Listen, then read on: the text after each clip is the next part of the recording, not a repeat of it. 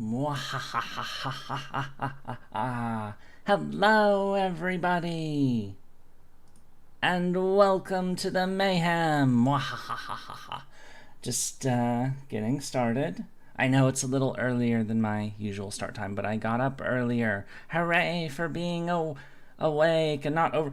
I haven't. Now that you're, I haven't overslept in a while. That's good. That's really good, actually. I should try to keep it that way. But anyway, let me. Hi. I'm still here. I'm still crazy, as you all know. Okay, chat is ready. Twitch is activated. YouTube is active. YouTube's a little behind Twitch. Oh, that's actually... I've actually noticed that. That, not just for me, but, like, I know some other people that do multi-streaming. Well, I don't know them, but I know of them. And I noticed that whenever I look at their... if I have both open, that the one on Twitch is actually slightly ahead of the one on YouTube. So... Anyway, but it looks like we're up and running. Excellent. Let me get rid of this. Save some memory. Because, you know. Okay. So, we were playing Cyberpunk. And we will play more Cyberpunk in just a moment. Full screen game. Let me... move myself. Well, first let me. No, I'll move myself here. As we do, and then I'll hang on. Lock in place. Go away. And then let's boot up the game so that we are ready to go. So the last thing we did in Cyberpunk was we. What did we do? Honestly, we did a ton of side quests. We did. A lot of gigs, a lot of, there's the game. Or, well, so OBS picking, yep, there we go. Okay, we're good. We largely cleared out Rancho Coronado and did a number of side quests in the area. We did, we started Claire's quest line for the races. We did 2 of the races. She was taking her sweet time getting back to us. But, here, let's get going. Hey, everyone, welcome to Info Flash. Say, did y'all lose power yesterday, too? Yeah? Alright, here we are. So, what did we...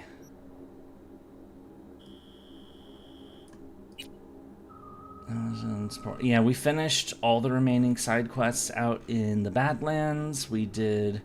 Okay, looking through this whole thing is gonna be... Let's just look at the map. So, did a lot of stuff in this area in particular. Rancho Coronado. Didn't do everything. There's still that quest, which, I'm not sure how people want me to approach it. Oh yeah, we got the Edge Runner's jacket, which we are currently wearing. Mwahahahaha. No more remaining quests in the Badlands, or no, you know, and almost none in Rancho Coronado as well. And I want to take care of that, actually. Maybe as like a warm-up, because I know I started a little early, so it's going to take a little time for people to pile in. I said that we'd be doing Pacifica, so, you know, I don't want them to miss Pacifica. Okie dokie. Well, let's go ahead and... Where's the other...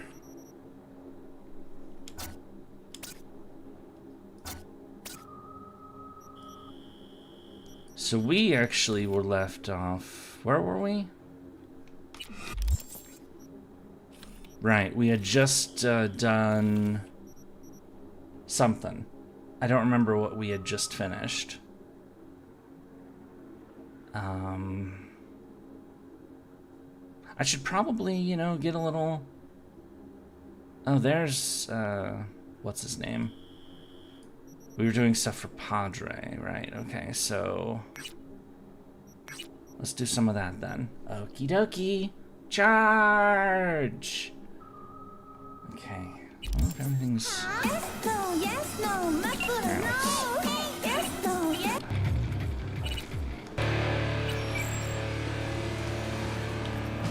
Lost another day.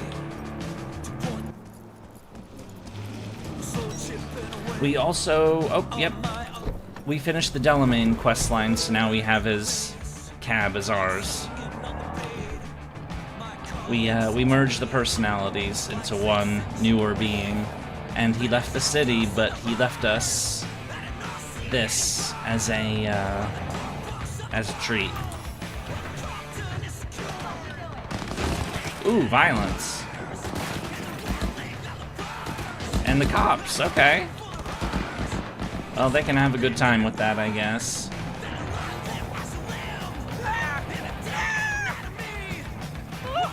Is that the police station? There's a lot of cops outside, that's why I'm... or is it the mayor? It doesn't matter. We can't go in, so... Vroom, vroom, vroom, vroom, vroom, vroom, vroom, vroom, vroom, vroom, vroom, vroom.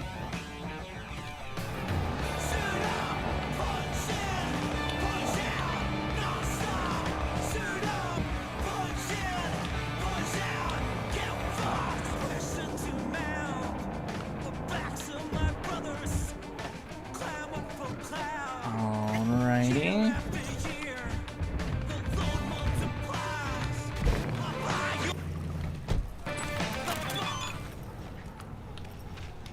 On APB for suspect organized crime. Denzel Cryer, aka The Brain. Animals who do supplement juice. Alright, so it's the animals. Let me check something real quick. I want to make sure that things are working properly. Again.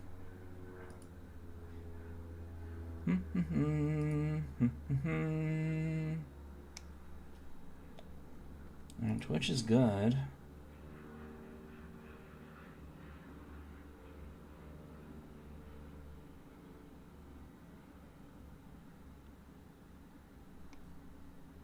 YouTube's good too. Okay. Alright. Well, it is what it is. Okay. There we go. Okay. Charge!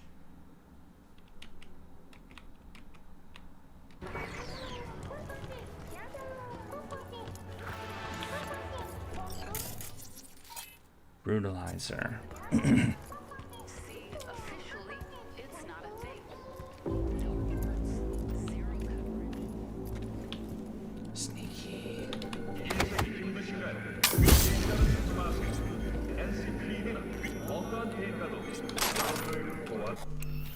I really do want to check this. This is not normal. Did I set this to private or what are we doing?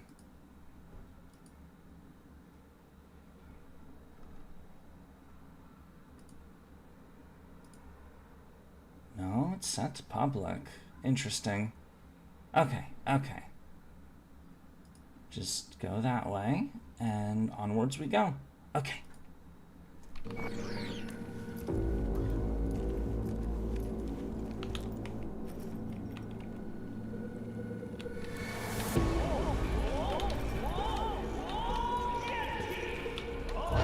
Hey, don't be scared now.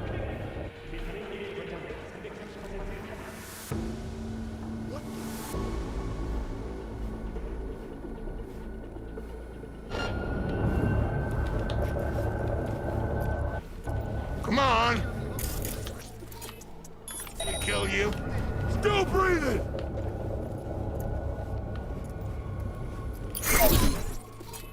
Jackhammer.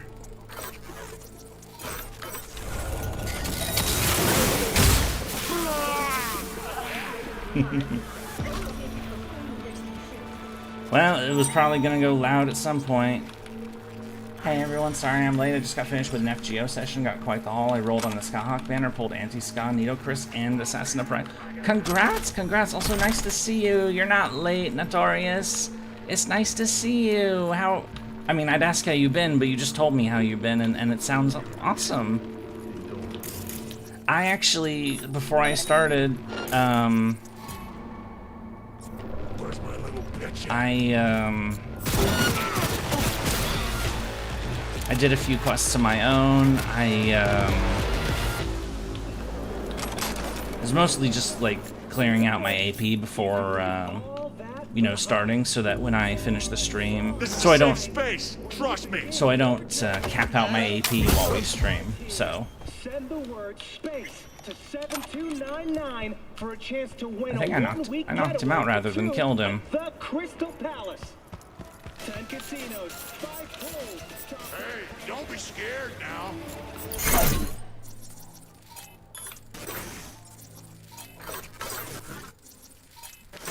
the Undertaker.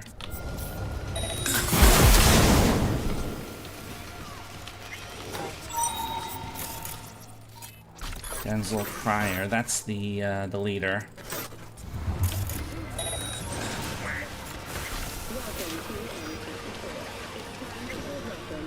Okay. A little hacking for us.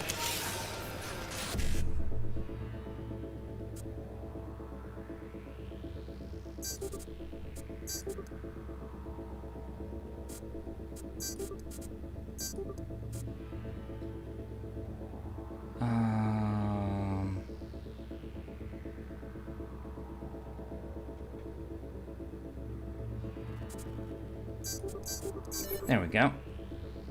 Trying to figure out the best way to do that one, or you know, to get as much goodies as we can. You know.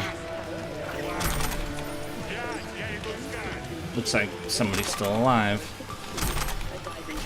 After we exploded everyone. Nice, now I intend to save all. I intend to save Bill at Court's tickets for BB Dubai. I still need a support because I've been working Hans and Summer Da Vinci like crazy. Yeah, Summer Da Vinci's really good though. So I think she's like Estrella levels of good as far as like single target rulers go, but she's a very good one. If you don't have Estrella, Summer Da Vinci is definitely a solid choice.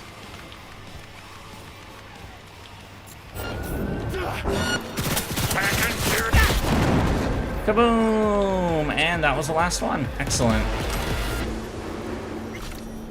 Alright. Some local crime lords taken care of.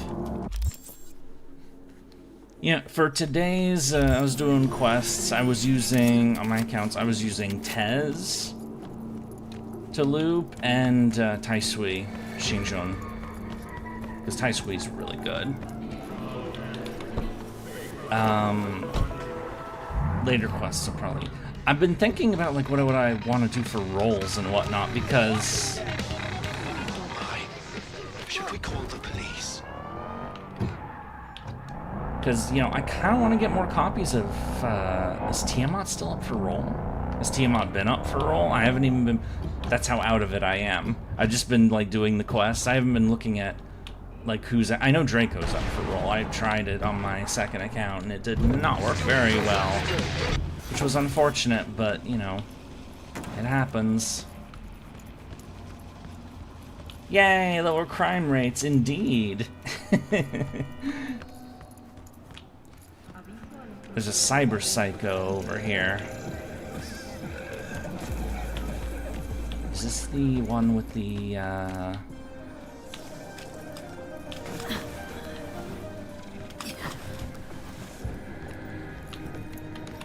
Let's hack it up. Let's see. Wow.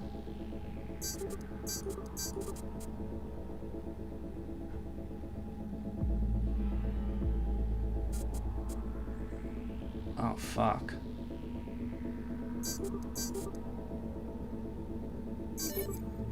Ah. Hello? Hello, Uncle Ruckus. How are you? Welcome to the mayhem, the madness, the insanity, the usual shenanigans. Kaboom, indeed.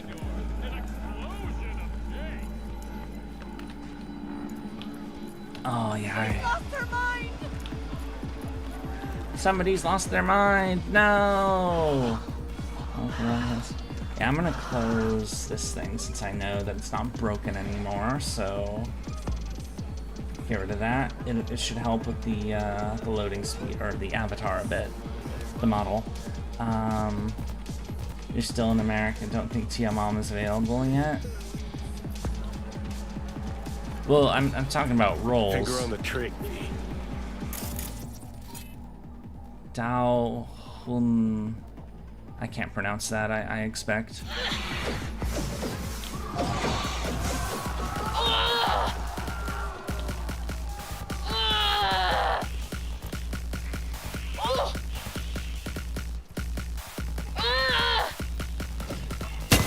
Ooh. Oh, she's detected me. Okay. Cripple, short circuit.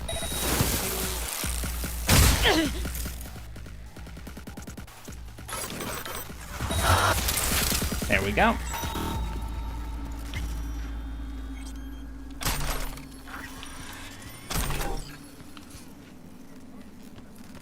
Alright, let's see what this was all about. Dear sister, time of revenge has come when you wake. Remember how you humiliated me? How I became the laughingstock, a night thanks to you. Hope you enjoy my revenge. Hideous implants from Jig's nastiest ripper docs. To make some...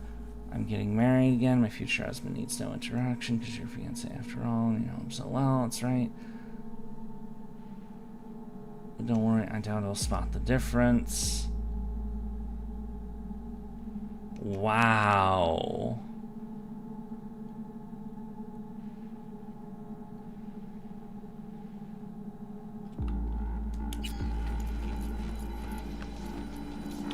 Well, that's horrible. If she's the one who went crazy, I mean, it only makes sense, though. I'm guessing that she did some murder.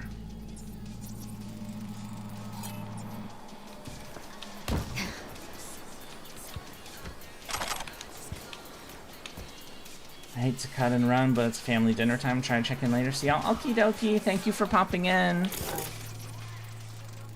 A buff banshee. There was likely... It's a movie set? Oh, fuck.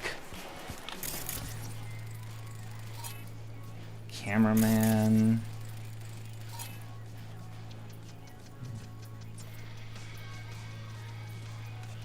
Possible crime of passion. Is it possible that this is somebody who, like, was doing a movie and accidentally thought it was real? Right, we have to go down. Are you the director? Probably.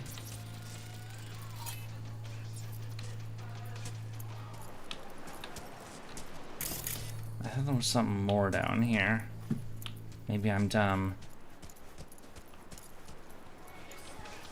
After the latest Google I/O, Cyberpunk unit might become canon in the near future. Wait, what? What Google I/O? What are you talking about? I've been almost absurdly out of the loop lately when it comes to current events, which is bad for me because I'm usually pretty good about that. All right, what else am I looking for here?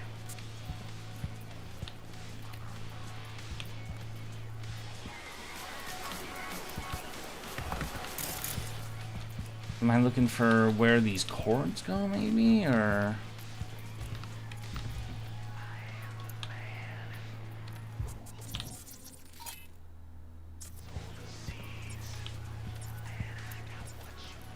I forgot what the, Oh, maybe it's search... Oh! Search the bodies, right. Of course. You know, it would be smart if I just, you know, actually... Saigon Sisters treatment. Been worrying about our security. You'll put it out of your mind. As for what you know, they come from pieces. Let your sister ruin your big day. See to it. No matter what. As a coma, only.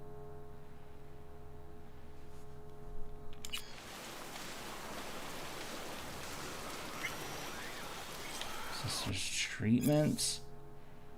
Posing for the wedding. It's a fucking movie scene that turned into a nightmare.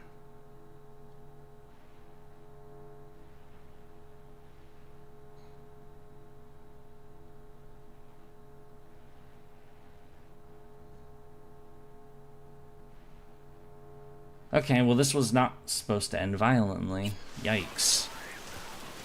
But it sure as hell did this time.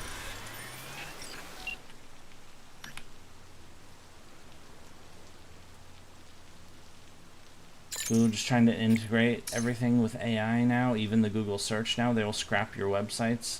Won't even keep your blogs on search, they'll just show AI. What?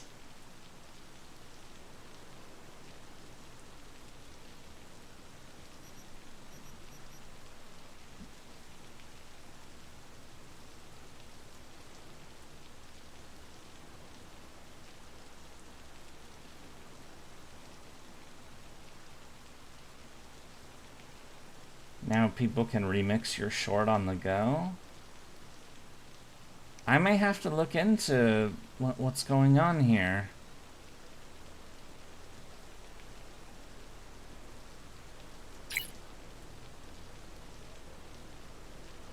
Man, this quest is fucked up. But looks like we finished it, so... Damn. Got another one right here. These cyberpsycho ones are usually, you know, like, something really sad happened. You know, to make them go nuts, and...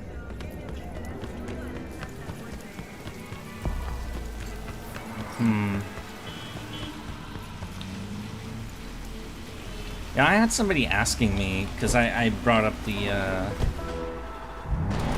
shorts thing to somebody yesterday. That I've been figuring out. I think I've got a better handle on what I'm going to do with that now.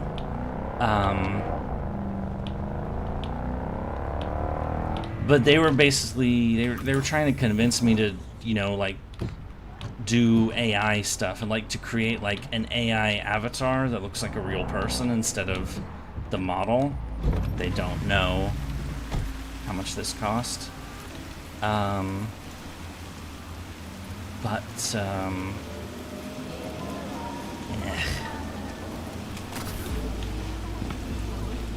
Oh. I really hope the AI bubble pops. I really want to buy an RTX 5070. I imagine there's gonna be... So I'm old enough to remember the .com bubble. And how, you know, there were tons and tons of, like, different search engines and companies. Like, you know, there was Netscape and AOL and... it's a whole bunch of, you know, Google was, you know, popped in later on and you know, kind of stood out because it was better than the rest, but then a lot of them just kind of faded away.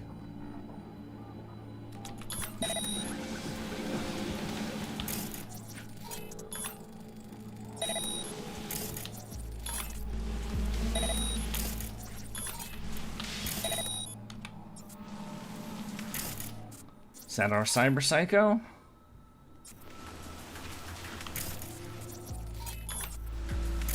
Yeah, I haven't had to worry about like getting a new graphics card for a little bit, but oh shit. It is our psycho.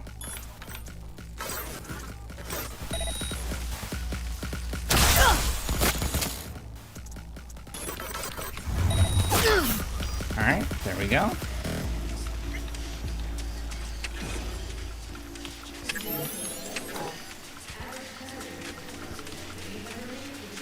Messages, license, whatnot. Hey, I got a cease and desist to say I'm using that lift in my shop without a license. I bought the whole shop.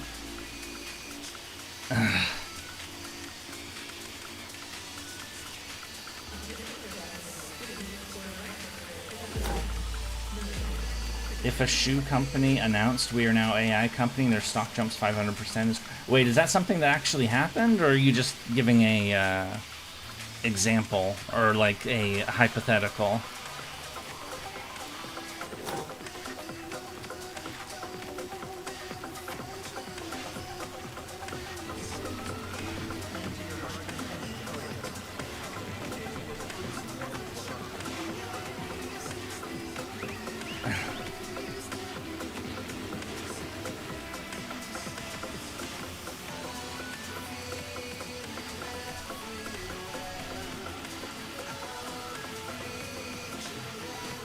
Shop without equipment. Man, that's annoying. And then these are... That happened... Wait, that's a real thing that happened? What the hell? I don't really usually aim much at... Oh, looks like the corpos came to show up to, like, do their business deal, but it went wrong. Honestly, they probably deserved it. Foreclosure notice? What? Failure to uphold. There's a demand.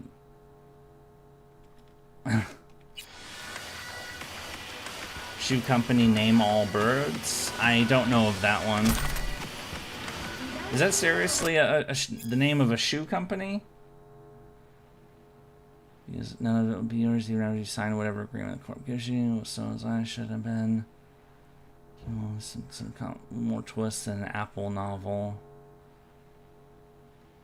Didn't bother doing. I also would have found out the shop changed hands 3 times already this year. Dealt with my fair share of gangs. Is there a point like this? So I've got one answer: a wrench to the face and a vice. Okay. Well, that only makes sense that he, you know, went on a rampage.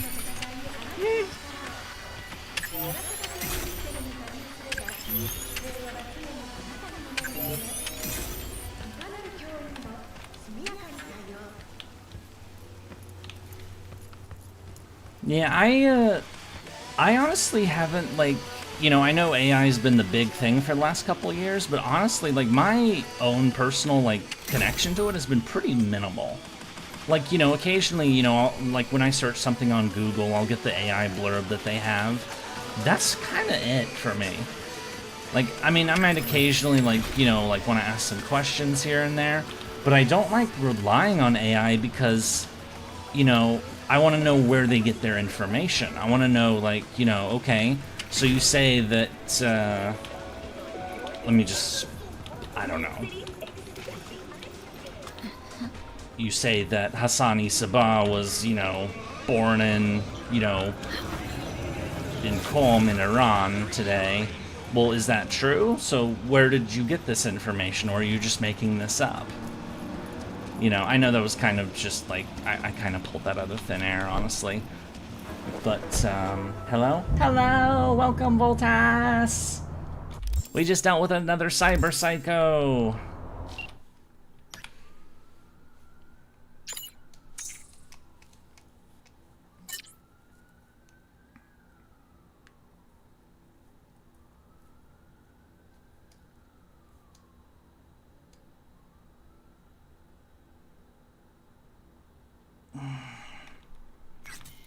This is a depressing one. You cooked, though all my work can be done by AI. Oh no.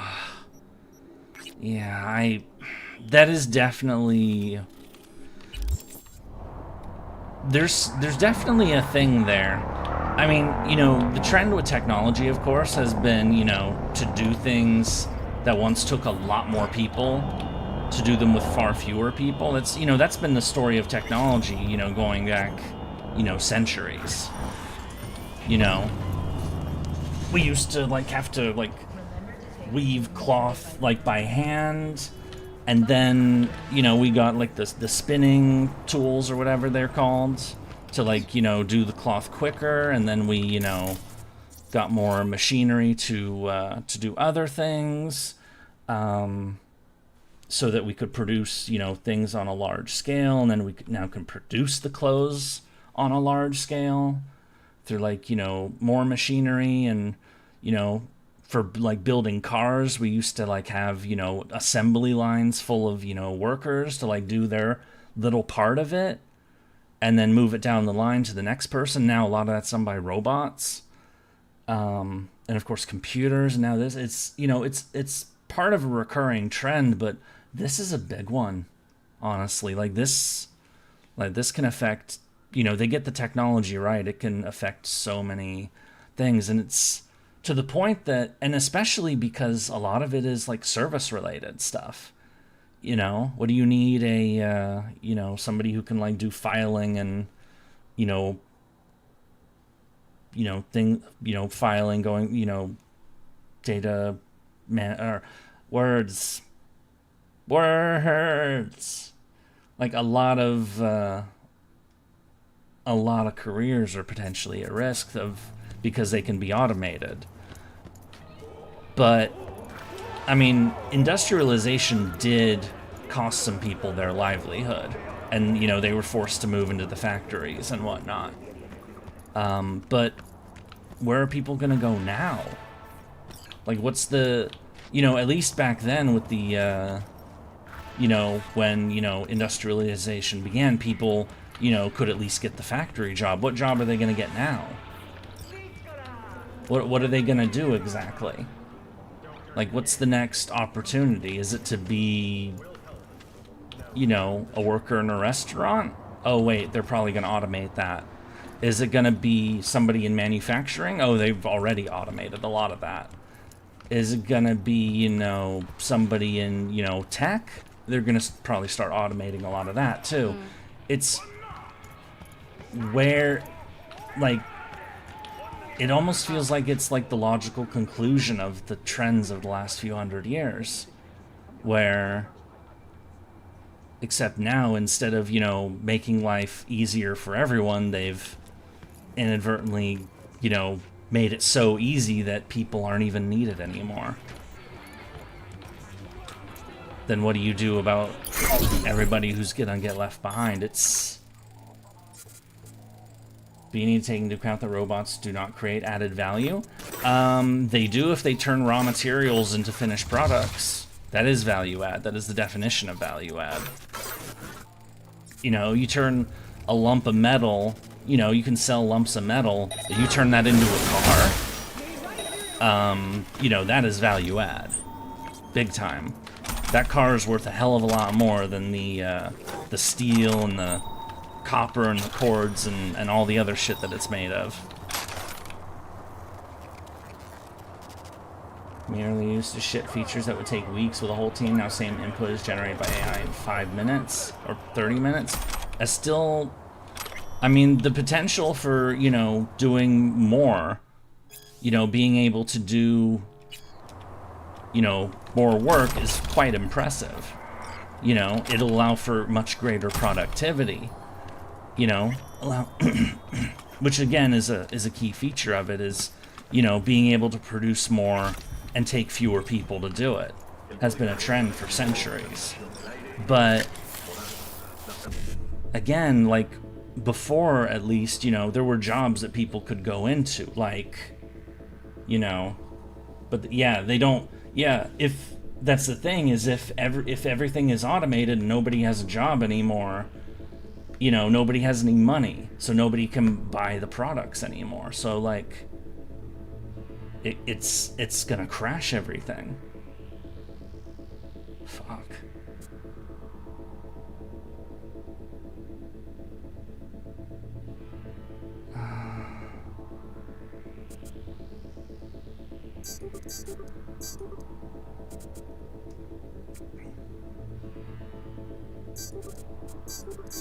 There we go. Yeah, not sure what you would do with the people that are left behind, because as I said before, when people were left behind, there was always something more for them to do. There was another career. I mean, there may be new careers that open up. Maybe it's like, you know, maybe we just haven't seen the new jobs of the future that have appeared. But right now, it looks a little shaky. Like, and then what? Is it just gonna be like, is society just gonna be a bunch of, you know, corpo owners with their robot factories, and everyone else is living in Night City, essentially. Conclusion is that ideological system must be changed. This isn't ideology. This is technology. This has nothing to do with ideology. I mean, you may want to change some ideologies in regards to, you know, perhaps, I mean...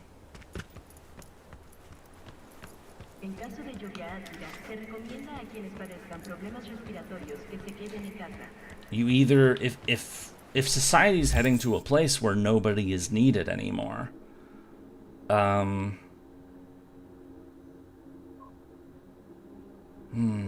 then what are people for? Yeah, it might lead to some ideological changes, but it's technology in and of itself is not ideological. You know, technology is technology, and the fact is that this technology leap was going to happen at some point anyway.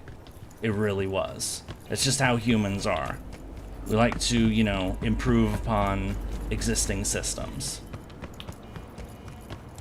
But not everybody's gonna fit with the, you just mentioned all... If all robots take jobs from people.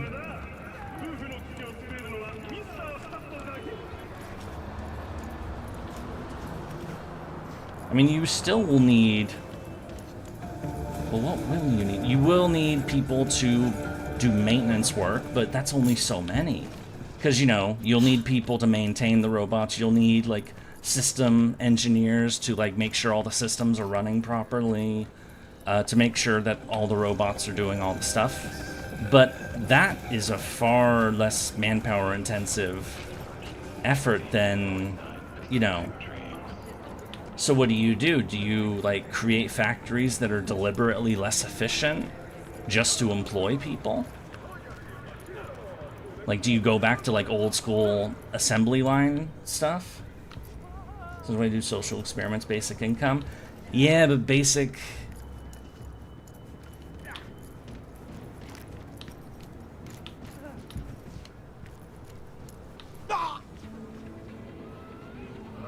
What's going on with this guy? Oh, he's in a brain dance thing. He's seeing something. I can't tell what he might be doing. The thing about the basic income thing is that that's just keeping people alive. That's not allowing people to prosper. You know? If you just, you know, give everybody, hey, you know, we're sorry that nobody has a job anymore. Here's, you know, $3,000 a month or whatever. We go back to blue-collar jobs. Those will probably eventually get automated as well. Well, again, you're going to need some of them. You're going to need, you know, maintenance people. You're going to need electricians. You're going to need, you know, people to maintain the tech that exists. Those jobs aren't going anywhere. Those aren't going anywhere.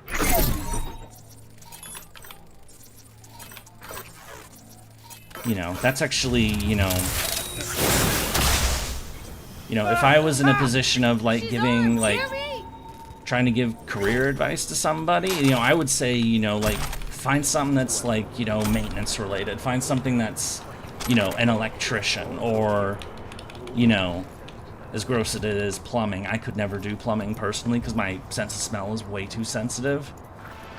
But, like, you know, electrician, you know, maintenance, you know, like maintaining systems, you know, like things of that nature.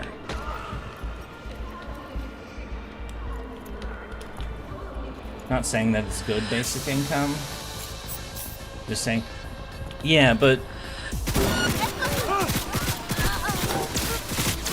you can, like, set up basic income systems for, like, you know, like, if people are too poor, you know, here's enough money to live. But again, as I said, that's only just keeping people alive.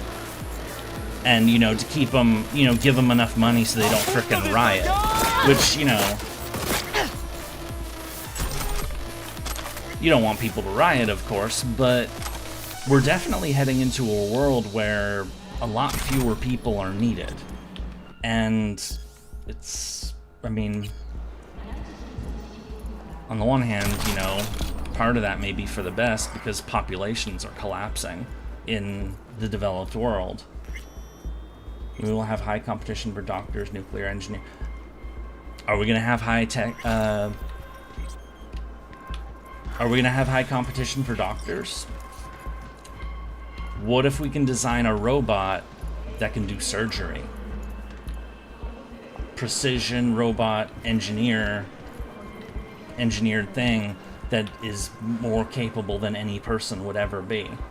We're not at that level of tech yet, but and of course, yeah, eventually we might have robots who could do the maintenance jobs, you know, robots fixing other robots, but, you know, we're probably going to see that in, you know, down the line. I obviously can't say when. I'm not the designer of any of this stuff, but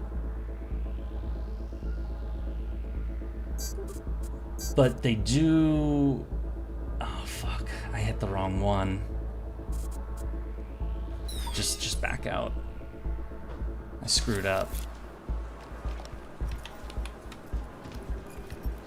There's such robots, but not much. Yeah, not yet. Not yet.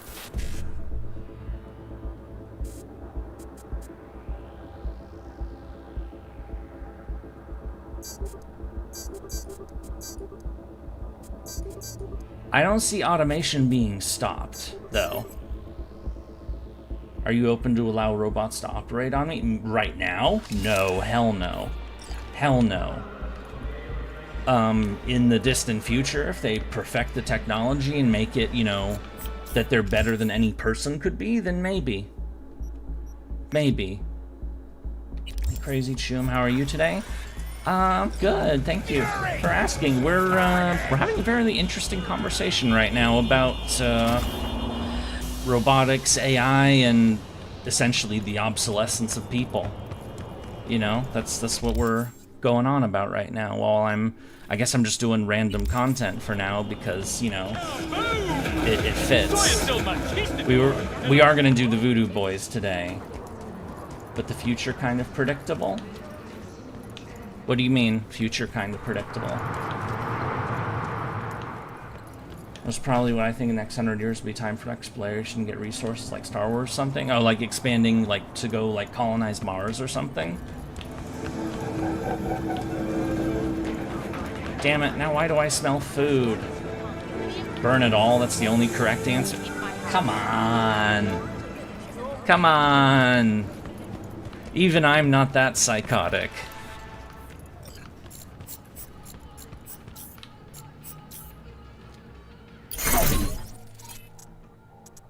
Snaps burnout.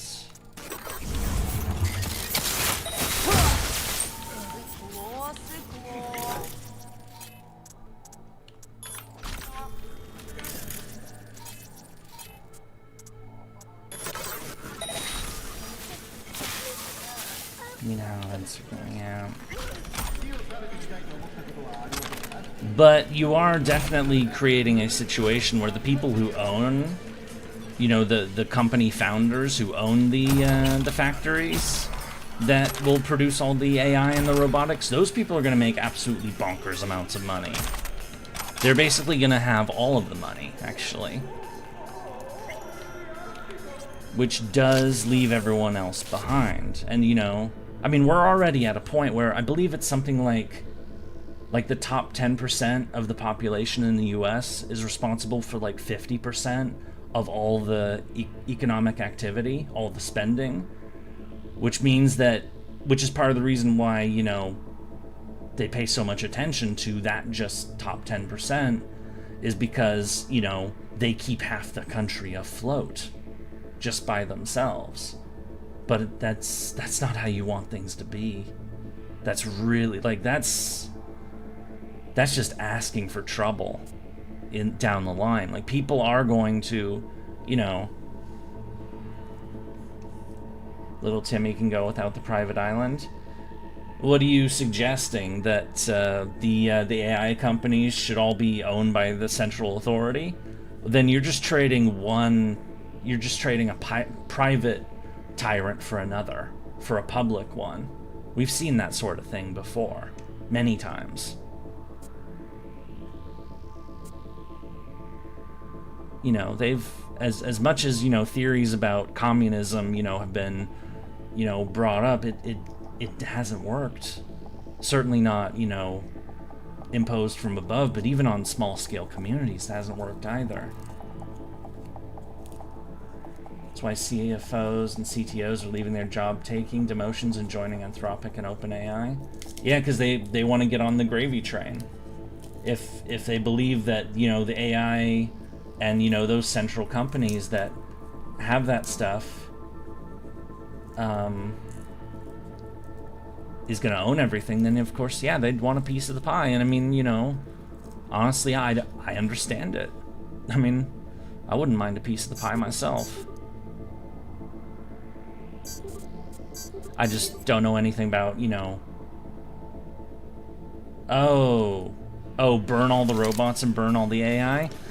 I mean, yeah, but then you're basically looking at Warhammer 40k, you know? Or a futuristic setting like that, where it's like, yeah, okay, AI is banned, robotics are banned, we have to do everything by hand. So now, you know, the mass of humans is our resource. So yeah, we're just gonna, you know, force people to, like, you know, that's a regression. That's a significant tech regression, and that's hard to sell. That's really hard to sell to people. To, like, let's accept a lower quality of life. Alright, let's start making our way down into Pacifica, so... Anthropic valuation 1.2 trillion, OpenAI is 1. Wait, what? You're kidding. No. Oh, Claire! Claire has the next race. Alright, we'll get back to that. We'll do it after we deal with Pacifica.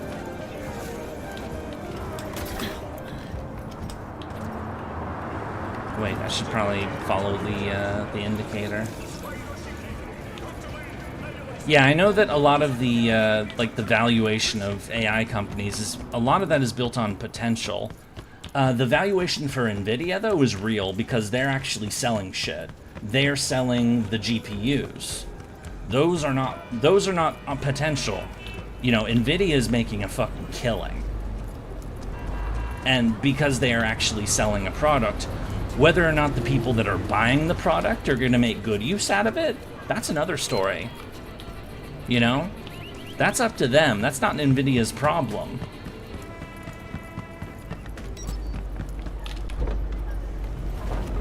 AI offers no value? You sure about that? Down a bit.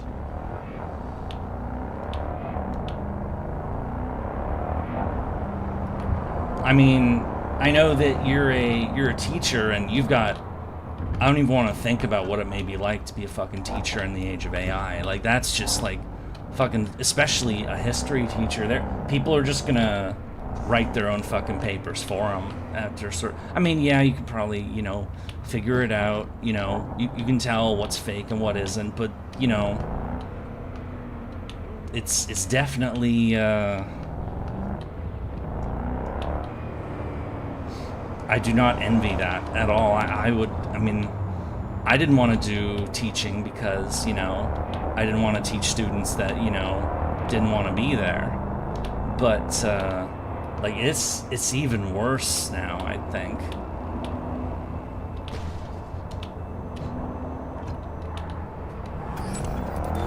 Just thinking you bought NVIDIA shares instead of GPU. You have 10K. Oh, hi.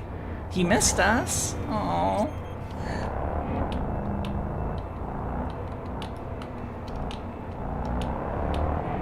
The human mind is more than enough.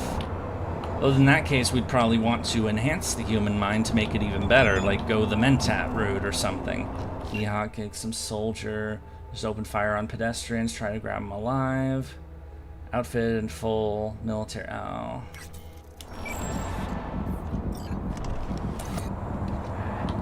Yeah, that should be support and so rudimentary and not be allowed to advance. Somebody's...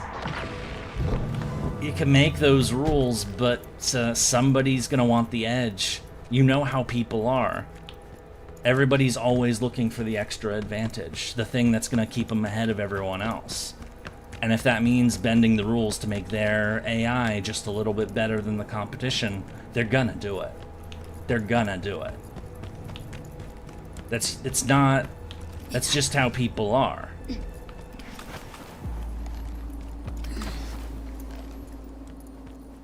Genetic advancement is much more useful. You mean like enhancing people, like, you know, curing conditions, longevity, like, you know, allowing people to live for much longer and to allow, you know, keep people healthier? Like, what do you mean by genetic advancement exactly? We're having a very in-depth conversation today. It's nice. It's different, but I'm into it.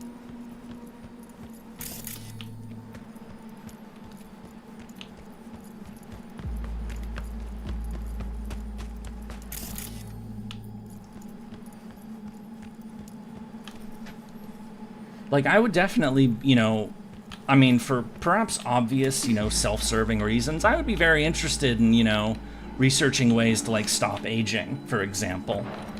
Or, ooh, gunshots. Is that our guy? That's our guy.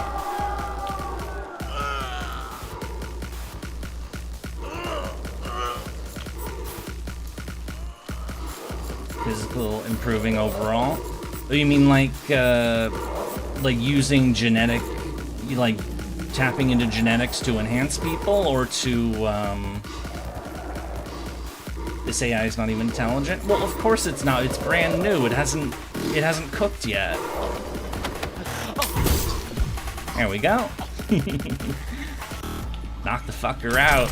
Don't even have to fight him. I mean, fighting is relative anyway, but ooh yeah, he shot a lot of people. Truce want my daughter and get her with her without me. Trace want pure and Pacifica be that. Oh, somebody kidnapped his daughter and used. So some gangers kidnapped his daughter, and he ended up losing it and shot not only the gangbangers that he was after, but a bunch of other people too. Damn.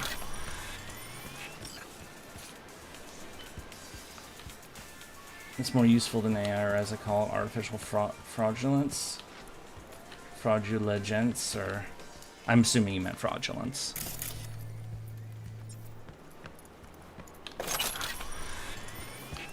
What are we looking for? I don't remember. Washing a should or would. Well, as I said, it is in people's nature to want to advance, to want to, you know, make improvements on what they already have. You know?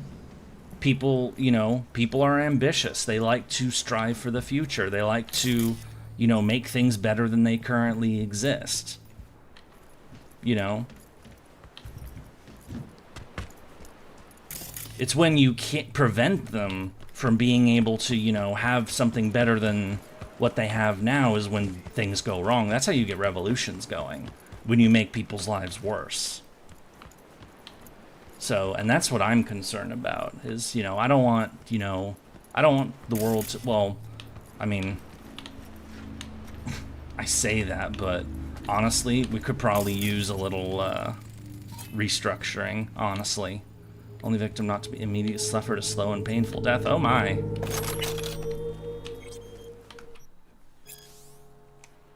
He's hunting us 2-3 hours, 2-3 business down that can't even see him, hold up like a rat.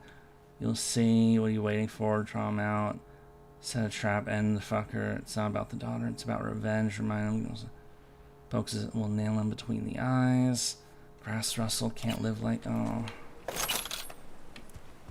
So they tried to screw this guy. Fuck. Even U.S. military used cloud in Venezuela. I actually didn't know that. I know they used some like. I heard about some kind of like weird, like buzzy tech that basically incapacitated all of the defenders. Some kind of like crazy new tech that helped with that operation. That operation, whatever you want to say about, you know, whether it was right or wrong, and there are definitely things you can say about whether or not it was right or wrong, that was brilliantly carried out. Guys who pulled that off knew what they were doing. Those same people probably should have been called when asked to about what to do with Iran, though, because they sure as shit don't know what they're doing now. Idiots. Idiots. But I could have told them that. Jesus Christ.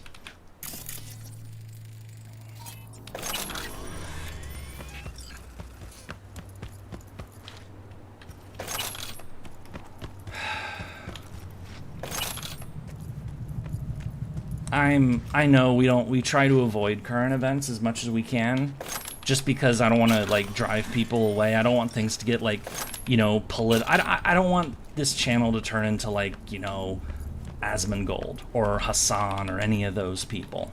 Like, I don't want to be a fucking, you know, one of those people. I could if I wanted to, but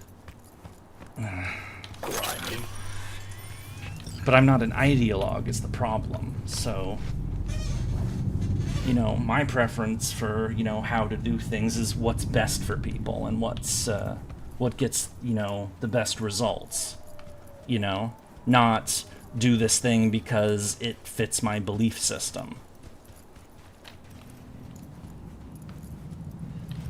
Well, yeah, we got distracted by things.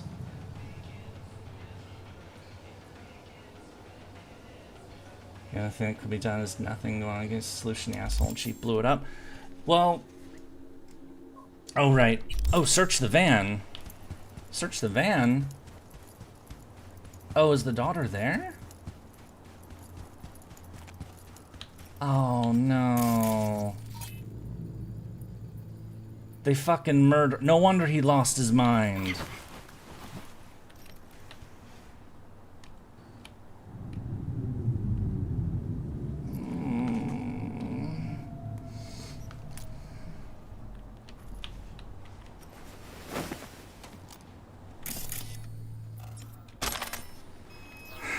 That's depressing.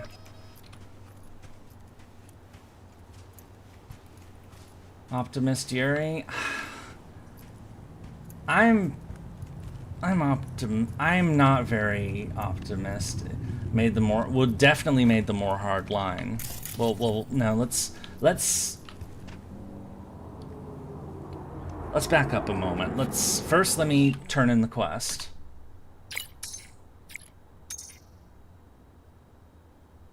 Probably has to get out of their way this time. Decided to turn her into a doll, let her know her daddy was ex-special forces, started hunting them down. Yeah, they brought this one on. Iran is backed by China, the only winning due to this conflict is China? No, they're not. No, they're not.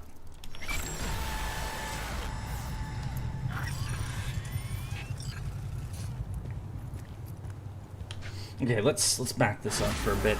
Are we actually going to talk about Iran right now? Because that's, like, beware. Like, holy shit, I might scare people. Or, well, we could have an interesting conversation, I suppose, but... So... I think it's pretty obvious to anybody that whatever the US was attempting to do with Iran didn't work out as planned. And probably because it didn't seem like there was a plan. And whatever they were, all 7 of us, yeah, I know, there aren't very many of us here to begin with, and maybe we should take advantage of that fact, and because... honestly, if we're being perfectly honest, these streams of Cyberpunk have been doing not very well. So that maybe I have, you know, unfortunately chosen a game that people are just not interested in. Which is really depressing because I really like this game. But it is what it is. That implies the... No, there was no... So... what is... So let me, like, go back to, like, beginning first principles kind of thing. So what is Iran? It's a big country, what, 90 plus million people? Substantial, you know, but it's run by a theocracy, you know, a very, very unpopular theocracy. I mean, they murdered 30,000 of their own people, estimated, earlier this year after they went to the streets and protest because of how life is getting more difficult there. You know, and they have, you know, there are big uprisings in Iran every couple years. I mean, the one before was, you know, after they murdered that woman for not wearing her head thing properly because of their psychotic, you know, religious police. You're very interested in the game? A lot of people are interested in Cyberpunk. Well, maybe they're not interested in me playing Cyberpunk. I don't know. You know, if you wanted to, like, you know, their big concern with Iran is, you know, their government is a theocracy that loves to, you know, pay money to organizations like Hamas and Hezbollah and the Houthis, which are all troublemakers and, you know, not good people. Let's get that clear out of the way, you know. Whatever you want to say about whatever, you know, elements of their cause you might like, whether it's, you know, I don't know what the Houthis, well, they have death to Jews written on their flag, so...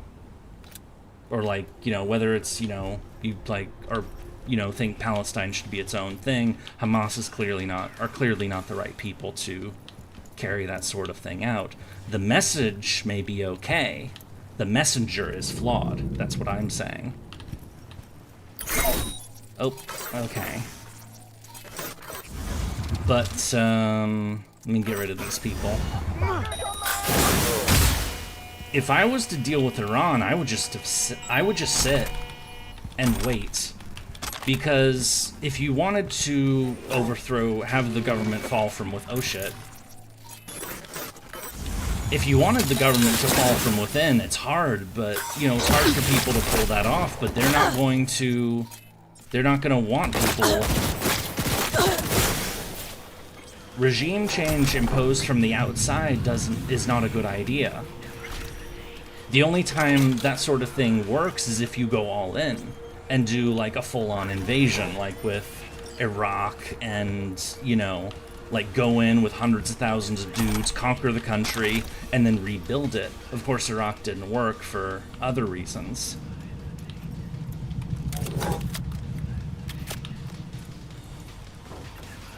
And so, just kind of looking for extra loot.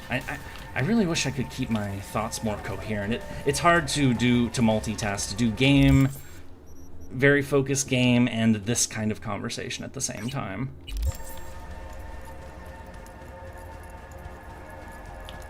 Now it's just Tia Larva left. Oh!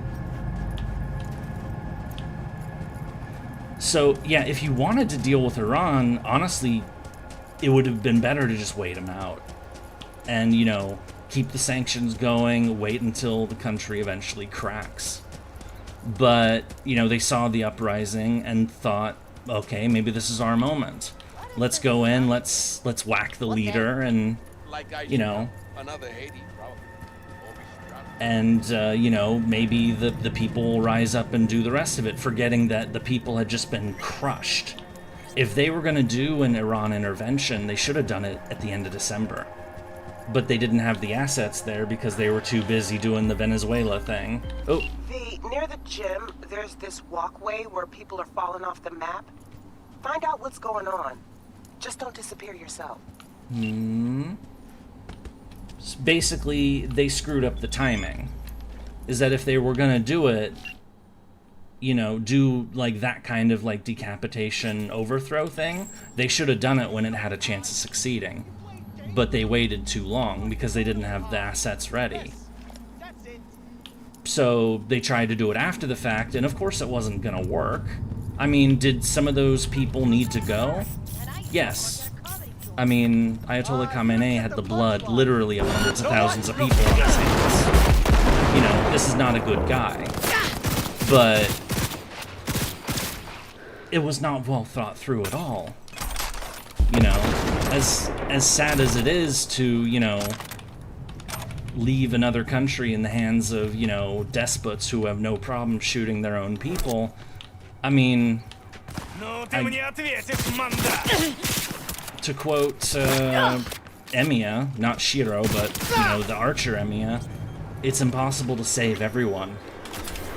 You can't do it, not unless you're willing to spend way more resources than you might be willing to spend. If you want to be the savior of everybody, I mean, okay, but it's gonna cost you. It's gonna cost you a lot. And just because you save them doesn't mean they appreciate it or like you. I mean, remember, Emiya ended up finding himself at the end of a noose at the end of the day. That's not unusual for people, you know, because people are fucked up.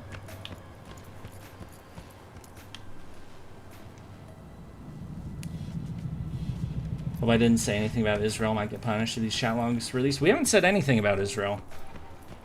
Nothing whatsoever. Hello, Yurie. How are you today? Hello, Kyle Long. Welcome. We're having a very weird conversation because it's been all like current eventy and AI and how the world is changing and all that. So, and sometimes the innocents you save grow to become villains themselves. Yeah. Oh.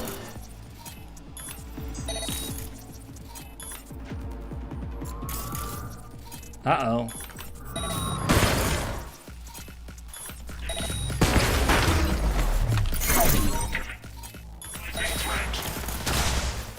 Alright, what are we up against?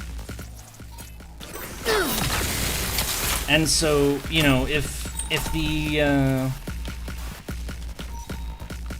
situation, if the conflicts in Iraq and Afghanistan should have taught the US anything, it's what I just said.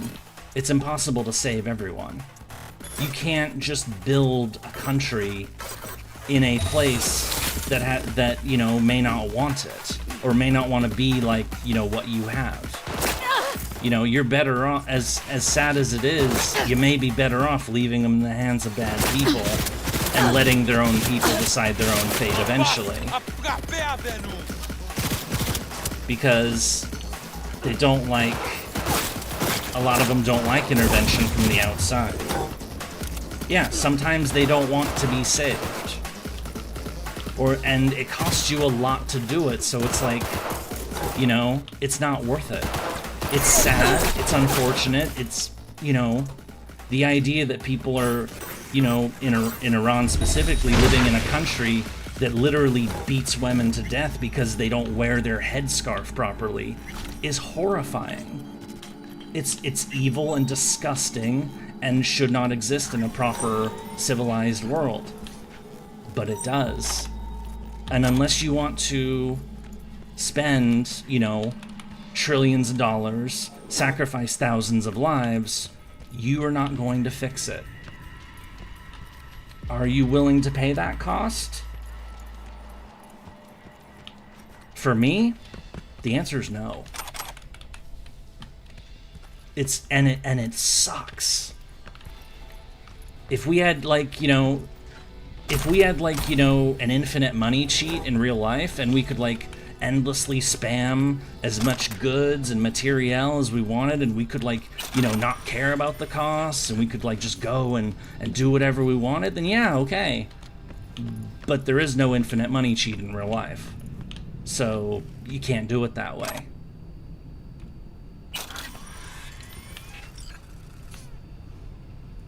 And also not to underestimate the locals, even if they have less tech. Well, yeah, they should have learned that one in Vietnam. You know, people will fight for their homelands. People will fight to protect the place that they live. You know, if you are a foreign invader coming to, you know, kill somebody else's people, burn their homes down, then yeah, they will fight. You know? Again, it's why, you know, it's why I'm much more pro-Ukraine than, you know, other things. Helping Ukraine is a worthy cause. They're defending their home. They're defending their people from a foreign invader who wants to kill them. That's a worthy cause. That's like the most worthy cause, as far as I'm concerned. Now, whether or not you know, how much you want to actually give them to help their fight when it's not your fight, that is a conversation. I would say, you know, give them what you can. But, you know, endless money equals inflation, yeah. Same shit is happening in Sudan, but no sympathy for those guys. I'm aware that things in Sudan are particularly horrifying, but Sudan's been a horror show for decades. It's just gotten worse, but of course you don't see it much on the news. So, yo, I fucked up, wanted to fry this gunk, trying to leave no witnesses, or pay the fucking fortune. He wanted to kill a guy that he hired, and then he got counter hit. It's a voodoo boy. What an asshole.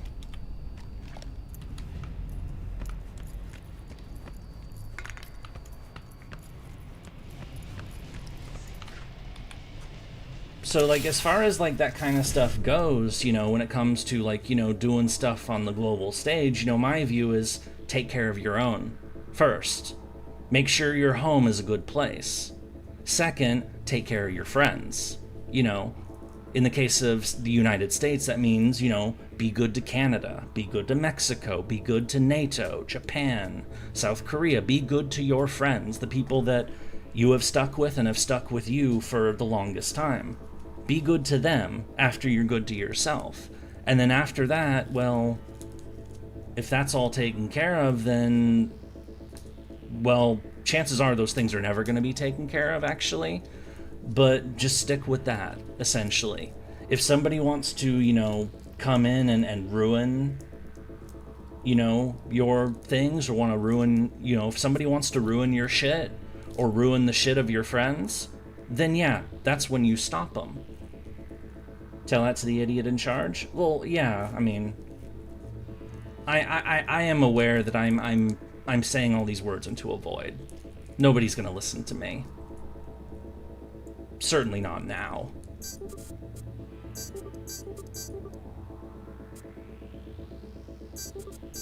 I mean, nobody ever, I mean...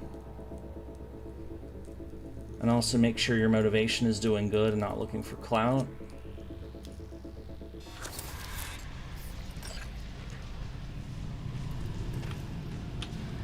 Yeah. Well, that's why I was saying, you know, take care of your friends. You know, people that you already get along with, that have shared values, you know, you believe this, roughly the same things, more or less. You know, those are your friends. You know. As far as I'm concerned, like, when it comes to the Middle East and, you know, that whole region, you know, my thinking would be, okay, we can trade with you. We can, you know, we can buy some of your oil. You can buy some of our stuff. That's as far as the relationship should go. Like, otherwise, you do your own thing. If you want to, like, you know, kill thousands of your own people because of some, like, religious difference or whatever, that's your business. I don't want anything to do with this crap. You know? Because that's never going to end. The only way that those kind of disputes are gonna, like, fully 100% resolve themselves is they either make peace or they kill each other to the last. Basically, you know, make a truce like what the Christians did in Europe, you know, with, you know, because we don't have the wars of religion anymore. Catholics and Protestants aren't butchering each other like crazy anymore. Okay, yeah, we had Northern Ireland a couple decades back as the most recent flare-up of that, so there's still some issues here and there, but, you know, all of Europe is not descending into religious war anymore. Not anymore. Europe did that and realized it was horrifying and decided to not do it anymore. But some parts of the world just haven't quite gotten there yet, so, you know, and until they do, they're just gonna keep doing it.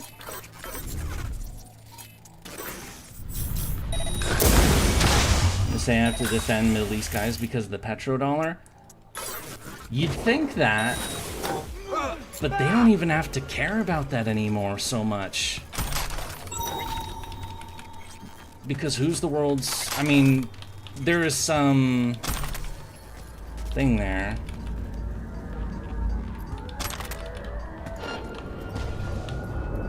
shit.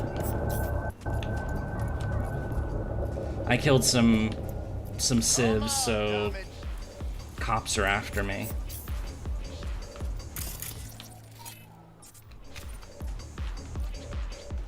I'm gonna hide until the cops leave me alone. Because religion lost its political power in the West? Yeah, religion lost its political power in the West because they saw where it was going. They saw... Alright, we're good.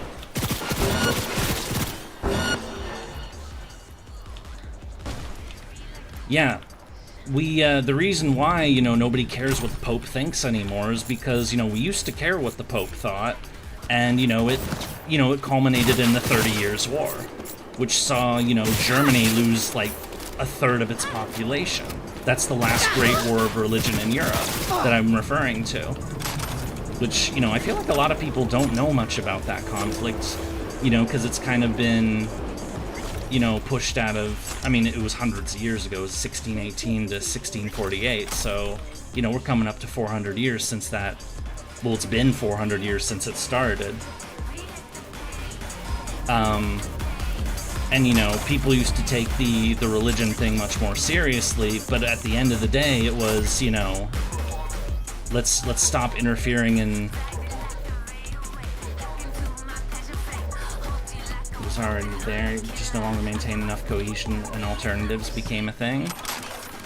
Am I about to get into the 30 Years' War? Is that what we're about to do? Are we about to delve into a history shenanigan line? Because that could be fun. That's probably more what people... current events, I can talk about current events quite a bit, but I know that turns some people off, so... But, history I can do better. That's probably better. Anyway. Oh, right. Voodoo Boys Netrunner. Taking over Gem. Her arc.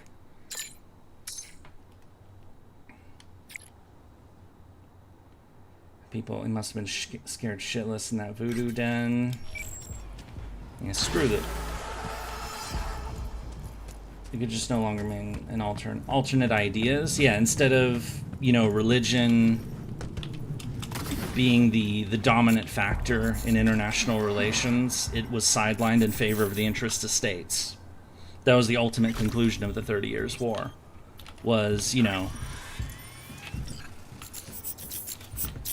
Actually, the 30 Years' War conversation would be best if I was playing a game like Europa, for example, because that actually is the right time period. Hang on, let me get this body out of the way, get the, Okay, let's drive the car so I can loot whatever's under the car. I'm glad I didn't blow up the car for once. So, man, I need a drink. Nom nom nom nom nom nom nom.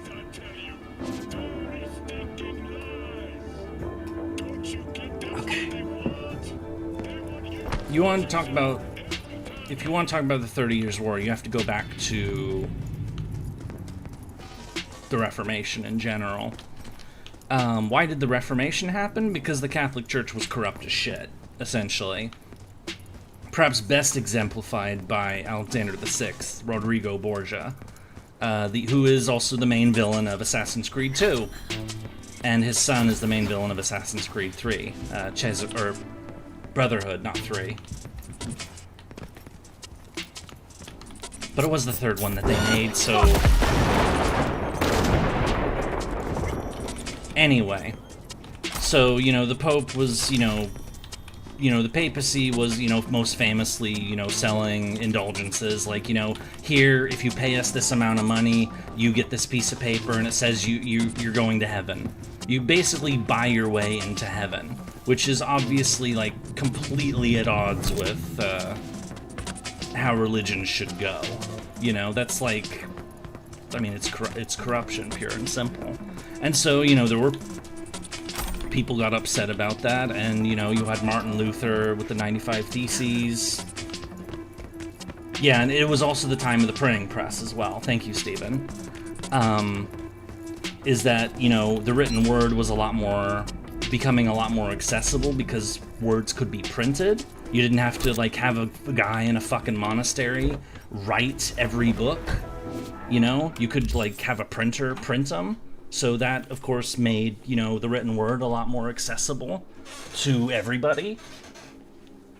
But anyway, it led to a split in the church, and that's where you got the Protestant Reformation, and, you know, the split between the Catholics and the Protestants. Later on, you had the, you know, the Calvinists and whatnot. I don't want to get into theological and the different things that they believe, because there's like 20 billion branches of Protestantism and all that, and I'm not a theologian. I don't know the little bitty difference between, like, Lutherans or Anglicans or Baptists or Methodists or Quakers or Mennonite or whatever the fuck all these different branches are. Don't ask me what the differences are, because I don't fucking know, and frankly I don't care. All what I do know is that, you know, they broke away from the Pope. And that led to divisions within Europe, particularly within Germany. That was the big one, because a lot of northern Germany went Protestant, went Lutheran specifically, and a lot of southern Germany remained Catholic. Now, the Pope, of course, is Catholic, and he crowns the Holy Roman Emperor, because Germany at this time is not a unified country. Going back to Charlemagne, yes, Charlie, he founded the Holy Roman Empire, but over centuries it became disunited, and what Germany was like, I really wish I had a map of, thanks for having me, need to sleep now. Okay, Uncle Ruckus, thank you for popping in, you have a good night, or good nap, or sleep, or whatever time of day it is, I hope it goes well. Because it's 3:36 p.m. for me right now. It's afternoon. So I'm not religious? No, I'm not religious. I don't hate religion, but I don't subscribe to any particular, you know, I'm kind of a live and let live person, so long as you're not hurting other people. You know, I've got a very big problem with religious extremists who want to hurt people for not believing their one true God. But, like, I don't have a one true God of my own, really. I don't, like, those are questions I feel like are kind of beyond me, honestly. Afterlife mercs. Anyway. So the Pope crowned the Holy Roman Emperor, who was the leader of Germany. The Emperor of Germany, the Holy Roman Empire. At this point, it was, in theory, it was an elective monarchy, where when the Emperor died, there were 7 elector states that would decide who the next emperor would be. What were the 7 electors? They were the three monastic states, they were bishop-run states: Trier, Mainz, Würzburg, and then the 3 duchies of Brandenburg, Saxony, and the Palatinate. How do you say that again? Hang on. Words. I'm gonna type it in chat for all. Palatinates. Yeah, something like that. Palatinate. Yeah, something. However you say that name was one of the electors. And then the 7th and final elector was the Kingdom of Bohemia, what is today Czechia, the Czech Republic. So it wasn't just Germany. I mean, the Holy Roman Empire was mostly what consisted of what is today Germany, but also had chunks of like Belgium and Czechia, Austria. It had parts of Italy, but it gradually lost parts of Italy. Anyway, so why am I talking about this? Well, the Pope had to approve who the Emperor was, because the Pope, well, they crowned the Holy Roman Emperor, and so because of that, the Holy Roman Emperor had to stay Catholic. And at this point, You know, so they basically had the Holy Roman Empire officially was a Catholic monarchy. But what do you do if your Catholic monarchy has half of its citizens not believing in Catholicism anymore? Are you a teacher of history? No, I'm not. I am not officially. I'm just a nerd. So what happens if, you know, half the population of your Catholic monarchy doesn't believe in Catholicism? Well, the result is, back then, you know, the ruler decides what his citizens believe. And, you know, to try to enforce that. And what you got were the religious wars of the 1500s, which were ultimately settled by, I believe it's 1555, the Peace of Augsburg, which basically said, okay, let's stop fighting for now. Yeah, Steven is a history teacher. He's a high school history teacher. I'm just a nerd who you know, is a major history enthusiast, but I chose not to get into teaching. I didn't want to get into teaching because I've talked about this before. My mom was a professor. I saw the kind of life that she lived, and I decided I didn't want that. I don't want to be a teacher for students who don't want to be taught. I'll skin you and make a... Like, that to me is misery. If the students want to be there, like you guys, you know, you volunteer to join this stream, that's another matter. You guys are here because you're interested. Shamshir, thank you for the follow. Oh, there we go. Shamshir, thank you for the follow. Thank you so much. So, they basically decided with the Peace of Augsburg that, okay, we can't purge all of Protestantism. You know, like, the Catholics can't destroy the Protestants. You know, there's too many of them, and the Protestants obviously can't destroy the Catholics. So they decided, okay, the states that are already Protestant, they're allowed to stay Protestant, but and the states that are Catholic, they stay Catholic. But then Calvinism appeared, and states started converting to Calvinism. Well, wait a minute, Calvinism wasn't covered in the Peace of Augsburg. What do we do if states want to convert to Calvinism? That means they're defying the treaty. That means lands, in Catholic eyes, you know, they saw the Protestants and the Reformists, the Calvinists, as basically the same thing. They were heresy. They were heresy! You know, insert your Warhammer 40k thing. So, you know, the Catholics saw them both as heretics. They all saw each other as heretics, really. You know, because that's what heresy is. It's, you know, a belief divergent from what is the acceptable standard of your religion, you know? And so the balance of power within Germany started to become a little wonky, and the states within Germany started to become concerned. So who nuked Japan then? Oh my fucking... We're talking about the 15 and 1600s. We're not talking about World War II, damn it. Ah!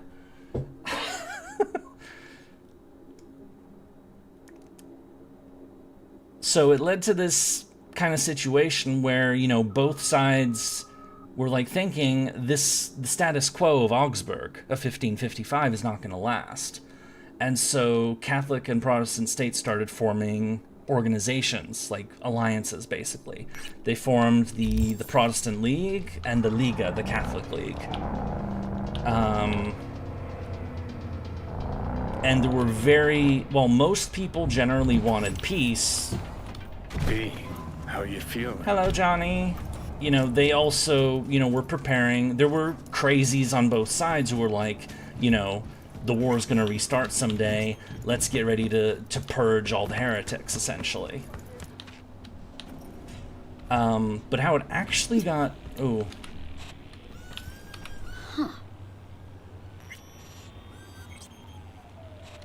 But how it actually got going was actually more of a... It had to do I mean, religion played a central part in how the next conflict broke out, the 30 Years' War. But it was ultimately also about power and politics and influence and whatnot. Because, you know, everybody, you know, wants to be secure in their own position, and if they're worried that their position is going to be lost or ruined, they're going to do something about it. I'm gonna hop on buildings. Yay! Actually, let's find another side quest I can do while, where Marvin Hilton's car. Let's just do more random stuff while I talk about all this, and then we can do main story quest when I'm not yakking your guys' ear off. So, to line up the sides, you had the Holy Roman Emperor, who was run by the Habsburgs of Austria. So, eating guys out the window in Prague, we're getting there. Don't worry, it's fun. One of the funniest ways to ever start an apocalyptic war. We're getting there. Don't worry. What is this? All right, package. Neat. So on the Catholic side, you had Austria, you had Bavaria, and Austria was the emperor, so nominally the ruler of all of Germany. But you know, it was a very loose confederation. You can almost think of it, to try to give like an America analogy, is that or a US analogy, is that you could say that the German states within the Holy Roman Empire had a very, very strong attachment to states' rights.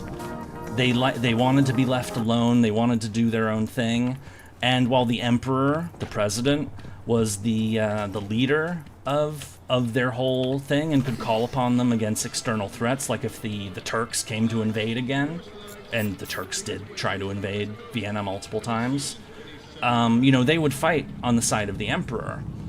But otherwise, leave the fuck alone, and don't tell me how to live. Don't tell me like how to do religion or, you know, whatnot. That was generally a lot of the attitude that they had, you know. Which is actually part of the reason why it's almost kind of like makes a lot of sense that, I mean, yeah, the modern German state, their system was kind of imposed upon them by the Allies after World War II, but Germany is a federal republic, and historically, Germany's been kind of a federal nation in that sense. This is not out of place for Germany, because it has a lot of individual states. It has Bavaria, it has Saxony, Westphalia, you know, the older city-states as well. Like, it's a country that's used to local government, you know, managing things instead of the federal government. And so, which also plays a role, because a lot of the states in Germany, you know, so the emperor's Catholic, and of course, you know, he would want other, you know, ultimately, even if he doesn't want to fight a war over it, he would prefer that his whole empire was Catholic too. He doesn't want the Protestants in his country. But, you know, on the one hand, of course, you know, there's Catholic states that would prefer, or Protestant states that would want to maintain their religion. There's other states in Germany that would say, well, okay, you know, I don't care about the religion thing, I just don't want the emperor to tell me what to do. You know? I don't, you know, the religion thing is important, but, you know, it's, you know, I don't want the emperor to be like a dictator over all of us. I want my local independence. So that played a factor as well. But then you had outside powers that had interests as well. You had Poland to the west, or to the east, Catholic dominated, tended to be more worried about the Turks. They ultimately didn't play much of a part in the 30 Years' War, not really. They had their own concerns. Actually, I think most of their immediate concerns before it started was actually a succession dispute, because it was they actually wanted the throne of Sweden, I believe. And they were fighting wars with the Swedes, with Gustavus Adolphus, who will come back later, to try to, you know, have the King of Poland also rule Sweden, essentially.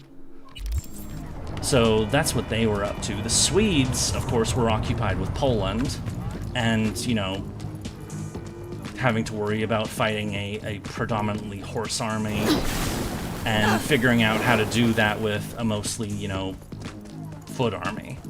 And they learned some valuable lessons that they would later use quite effectively. Oh, damn, that's a long run. There's my car. You had the Netherlands as well, the Dutch, the United Provinces, who had just broken away from Spain and was fighting the 80 Years' War, the Dutch War of Independence. So Spain was involved in, and the Netherlands had been part of the Holy Roman Empire, but it was Calvinist. And the Pope, the Habsburg Pope, no, not the Pope is not a fucking family, it's the Habsburg Austrians, I'm sorry, wanted to keep the Netherlands down because their relatives in Spain were also Habsburgs. Austria and Spain were ruled by the same family, the Habsburgs. So Austria and Spain were allies. And so Spain was trying to keep the Dutch down. The Dutch were trying to get their independence. They didn't like the fact that the Austrians were basically letting the Spanish just keep attacking them over and over again. Is this Polish-Lithuanian Commonwealth? Yes, it is. Yeah, this is also the time of the Polish-Lithuanian Commonwealth. But we're not really going to talk much about that right now. Or today, really. Uh-oh.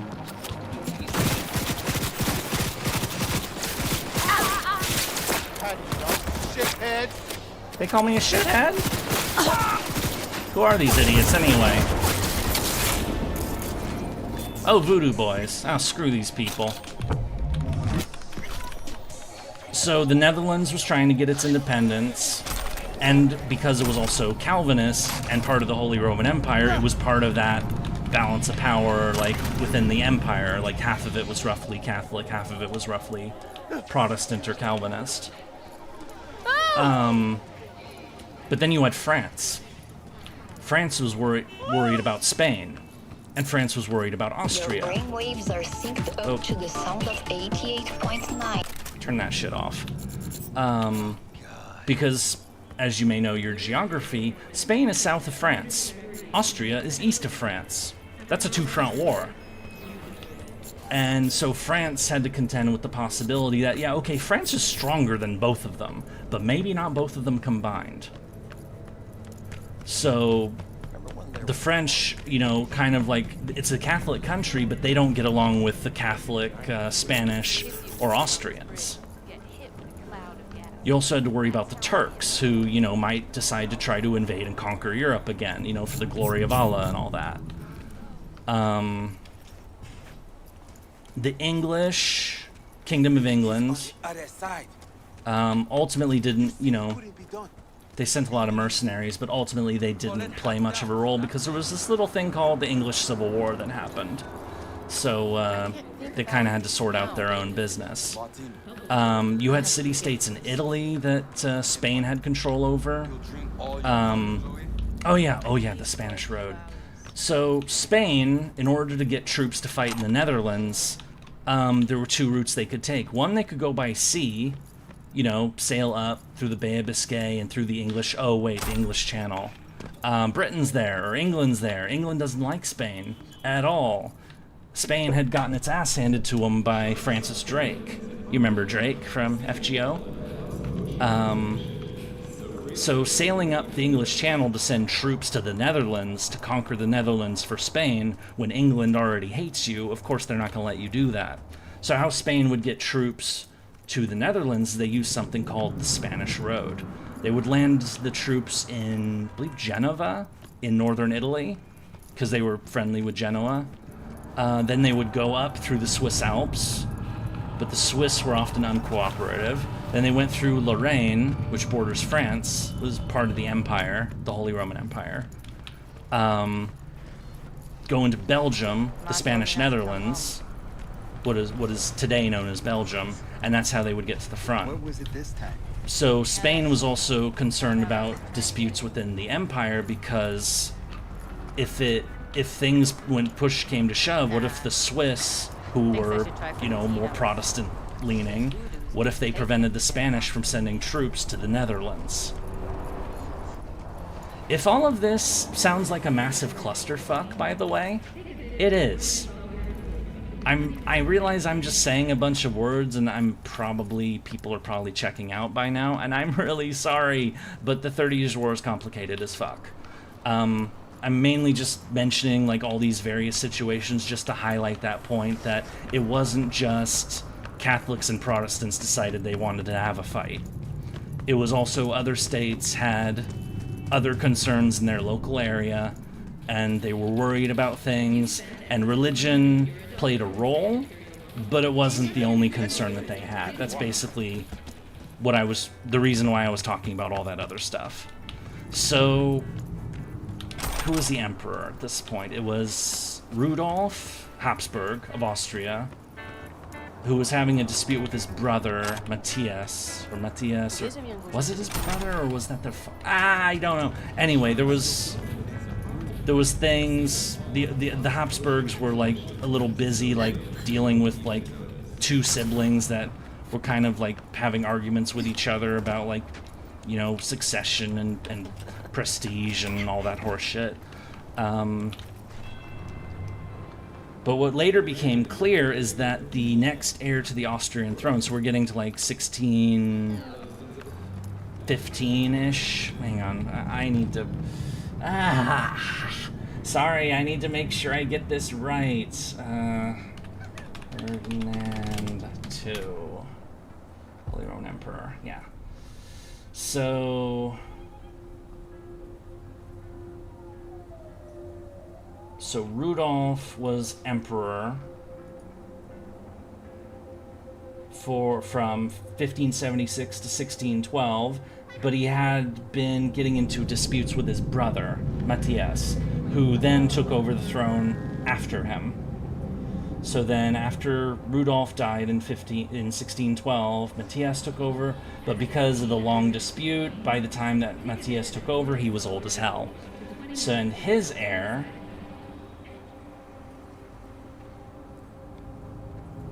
Wait, who was this guy's...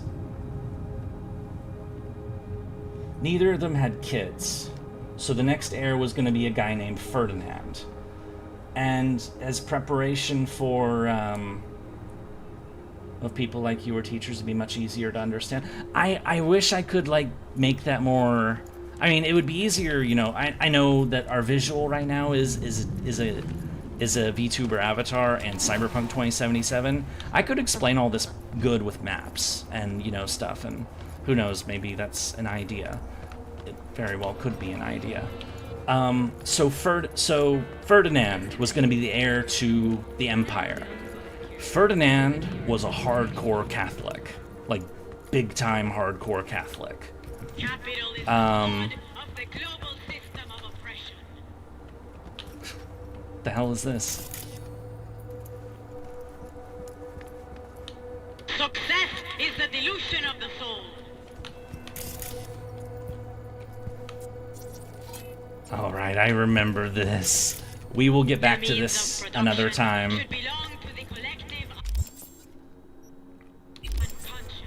How do we get up to... Oh, it's on the roof. Okay. No wonder I couldn't get up there.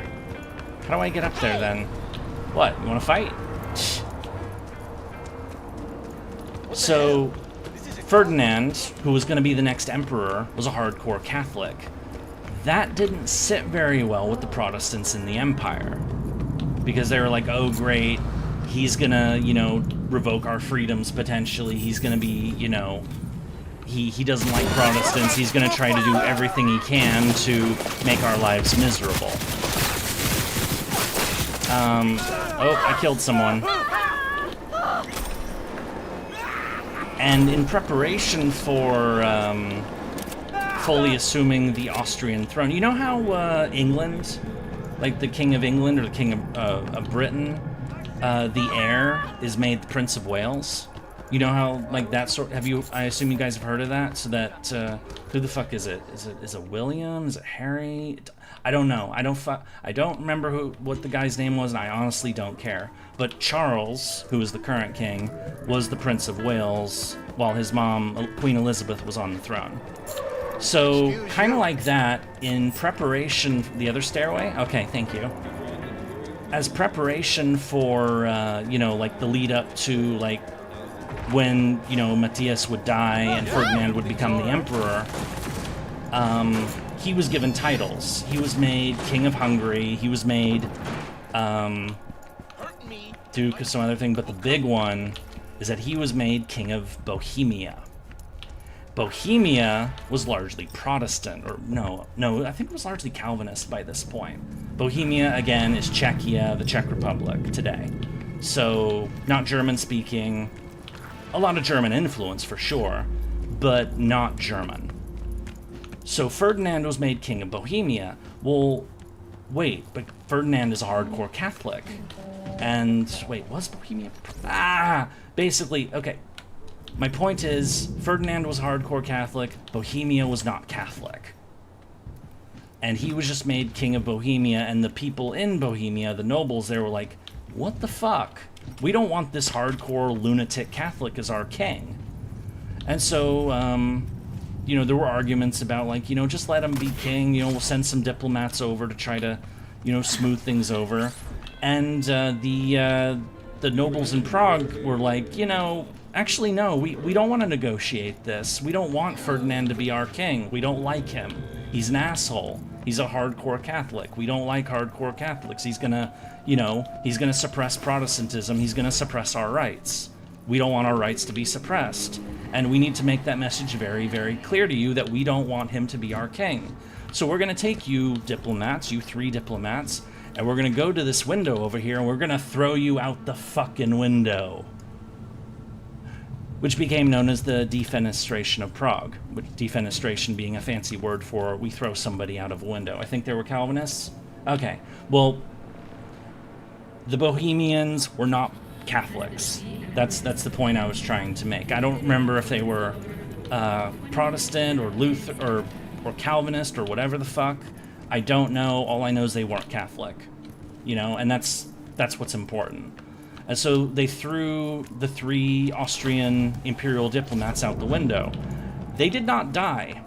They fell, like, I think like 40 plus feet or whatever. The second defenestration, yeah. Prague has a history of throwing people out of windows. It's a fine tradition. So they threw these guys out the window, but they didn't die. One of them did get badly hurt, and they had to haul him out of there. The Catholics said that they survived because the angels carried them down and made sure that they didn't hit the ground too hard enough to die. So the angels intervened to save them. That's what Catholics believed. The Protestants said that the emissaries survived because they landed in a giant pile of manure. So they survived, but they were covered in shit, essentially. Whoever you want to believe, I don't care. The point is they survived, and despite being shot at by the nobles from the upstairs windows, the 3 diplomats managed to escape. They got back to Vienna, and the Emperor Matthias still, because he didn't have much longer to live, but he was still alive, was like, this kingdom, which is part of my empire, just threw my diplomats out of a fucking window. They're revolting. We need to do something about this. Meanwhile, the Bohemians were like, we just threw the imperial diplomats out of a window. We're basically in revolt. We are screwed if Austria invades with all of its power. We need friends. And said, well, okay, if Ferdinand is not going to be our king, well, then who's going to be our king? Why don't we offer our crown, the crown of Bohemia, to a good Calvinist? Or, yeah, because it was a Calvinist. It was Frederick V of the Palatinates. And he accepted it. So this guy who was the Duke of a minor German state, one of the electors, he was one of the electors who elected the emperor, one of the 7 electors, chose to become king of Bohemia, which means he now had 2 elector titles. Which was a little, you know, screwy in itself, but by accepting this crown, he basically, what started as a local revolt in Bohemia, in Czechia, turned into a Catholic v Protestant showdown, essentially, because it was the Austrians and Bavaria joined them as part of the Catholic League. So the Catholic League that had been forming before the war decided to join Austria to suppress Bohemia. The Protestant League wasn't so united. and they were kind of like, I mean, yeah, we want to support Protestantism and against Catholics, but Ferdinand, why did you have to claim this? Or no, Frederick, why did you have to claim this fucking crown? You knew that was gonna start a fucking war and make you a rebel in the eyes of the emperor, so why are you doing this? So not only did not all the Protestants join Frederick and the Protestant side of the war, some of the Protestants joined the Catholics. Saxony, Protestant, joined the Catholic side, for example. Yurie, can't believe you're streaming today. How are you today? We're doing well. Thank you for asking. We're talking about the 30 Years' War. Ah! So the Catholics rallied their armies in Austria, fought off a Bohemian Protestant invasion, and then they invaded Bohemia. And there was a major battle at White Mountain in 1620. So the war started in 1618. I mean, the guys were thrown out the window in 1617. So 1618, the war starts. In 1620, they have the Battle of White Mountain, which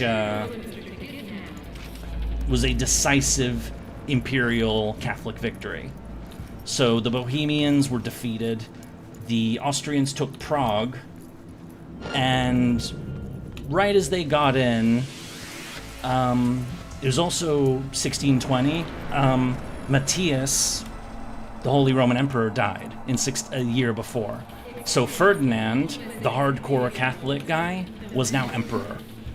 So the thing that the Bohemians had revolted against, that we don't want this guy to be our ruler, well, now he was. And not only was he pissed off about these guys having, rejected him as their king, they had also revolted against the emperor, and he was now the emperor. He was kind of pissed about this. So when the Catholics took Prague, they kind of did some purging. They did some murdering. They took nobles who had been part of the revolt, and, executing people in the streets and seizing their property and, giving it to loyalists, who were willing to side with the emperor. One of those people who had benefited from all the stuff that was taken from the Protestants of Bohemia is a guy named Wallenstein, who would later become probably one of, if not the most famous generals of the war, and somebody who I think is potential servant material, actually. There's a couple potential servants out of the 30 Years' War, actually. Wallenstein, Gustavus Adolphus, for sure. Not sure what he would be able to do, but Richelieu could be another good one. Turenne is another big one, but I'm getting ahead of myself. So basically, the Catholics took Bohemia and stomped their head in. Now that meant that Bohemia was conquered, but what about the Palatinate? So Frederick, the guy who took the crown of Bohemia, was king of Bohemia, and he was duke of the Palatinate. Bohemia was defeated. Okay, so now it's time to march in the Palatinate. So the Catholic side started marching on them, and Frederick had to go on the run. But the Protestants were getting a bit queasy about, all the purging that the Catholics had done to the Protestants in Bohemia. And they were like, okay, maybe we should try to, and it basically led to more Protestant states joining the war to fight against the Catholics, essentially. So Ferdinand's brutality, because, again, hardcore Catholic, hates Protestants, him killing a bunch of Protestants after he took Prague encouraged more Protestants to fight against him. And so, yeah, the imperial armies, were progressing in the Palatinate, which is in southwestern Germany. Heidelberg, I believe, was the capital. So it's south of Frankfurt, but north of Stuttgart. It's on the Rhine.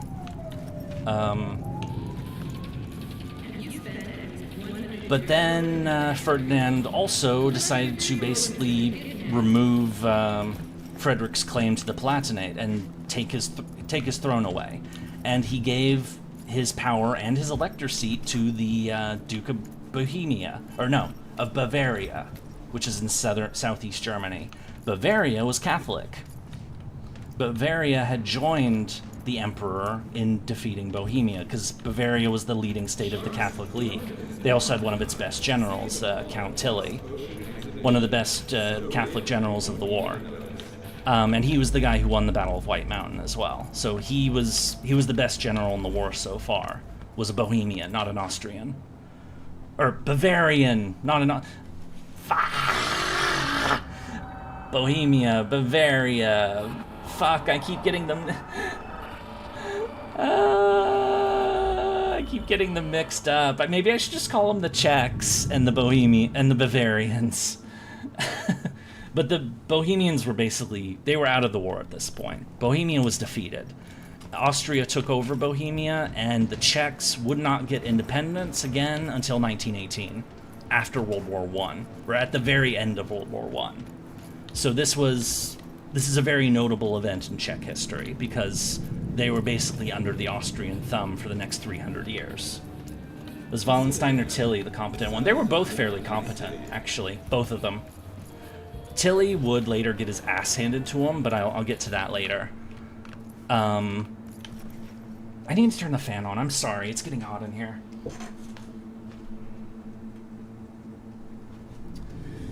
So, the Protestants were on the back foot here, because the Catholic side had Austria and Bavaria on their side, and a bunch of, Czechs and Germans. So Austria, Bavaria, and Saxony and a couple other states were on the Catholic side. Again, remember, Saxony's Protestant on the Catholic side.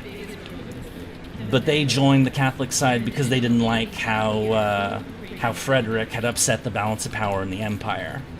But now that Frederick's elector seat had gone to Bavaria, a Protestant Calvinist elector seat had gone to the Catholics. That also upset the balance of power within the empire. And so it led to, like, more dissent, more mercenaries were hired, more like little German states started contributing to the Protestant side. Basically, the gist of this, and it's a recurring theme, actually, is that Frederick II, the Holy Roman Emperor, the hardcore Catholic, he had a really, really, really good talent for making enemies. And for unnecessarily making enemies. I'll get to France, don't worry. France is a critical part of this story, but they're not a big part of it yet. At the same time, the 12-year truce in the Netherlands ends. The Spanish and the Dutch, remember the Dutch are fighting for their independence from Spain. They had a truce for 12 years. The truce ends. Spain is now trying to conquer the Netherlands again. Spain is Catholic and Habsburg. Austria, the emperor, is Catholic and Habsburg. They're both two different branches of the same family. The Netherlands is Calvinist and not Habsburg. They're under...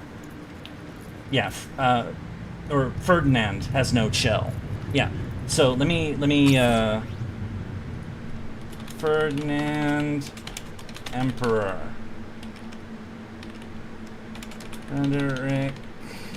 Ferdinand II Emperor. Frederick V, Duke of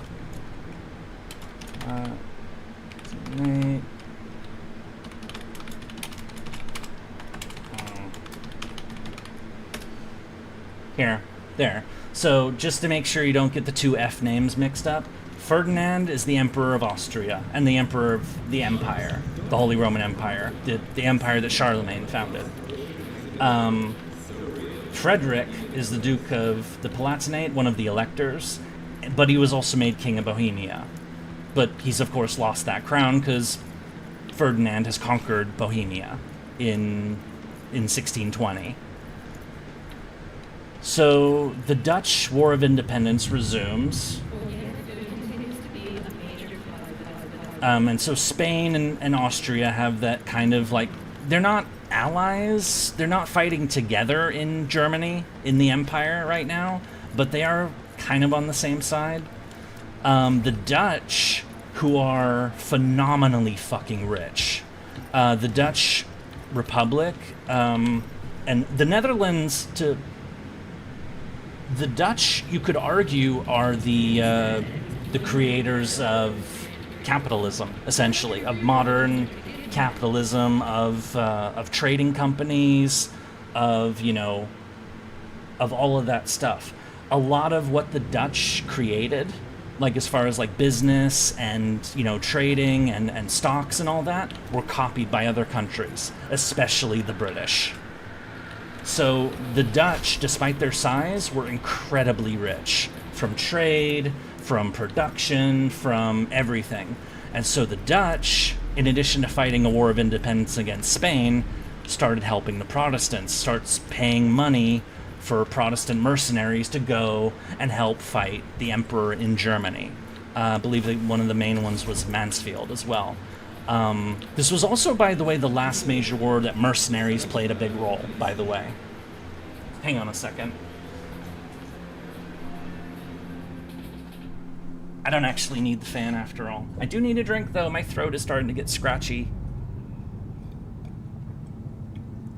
Now we know who to blame. Hey, they only came up with the starting idea. Adam Smith, you know, the guy who wrote The Wealth of Nations, he was Scottish. But that's over a century after this, so leave that alone. Let's not make this like a rar. Let's hate on the Dutch because they invented capitalism, basically. Let's not do that. So Bohemia was conquered. The Palatinate was also overrun by the Catholics. But with Dutch help funding mercenaries, it kept the Protestants in the war. Because they still had armies in the field, they still could fight. Yeah, I know the tulip thing, but I'm not going to talk about the tulip thing.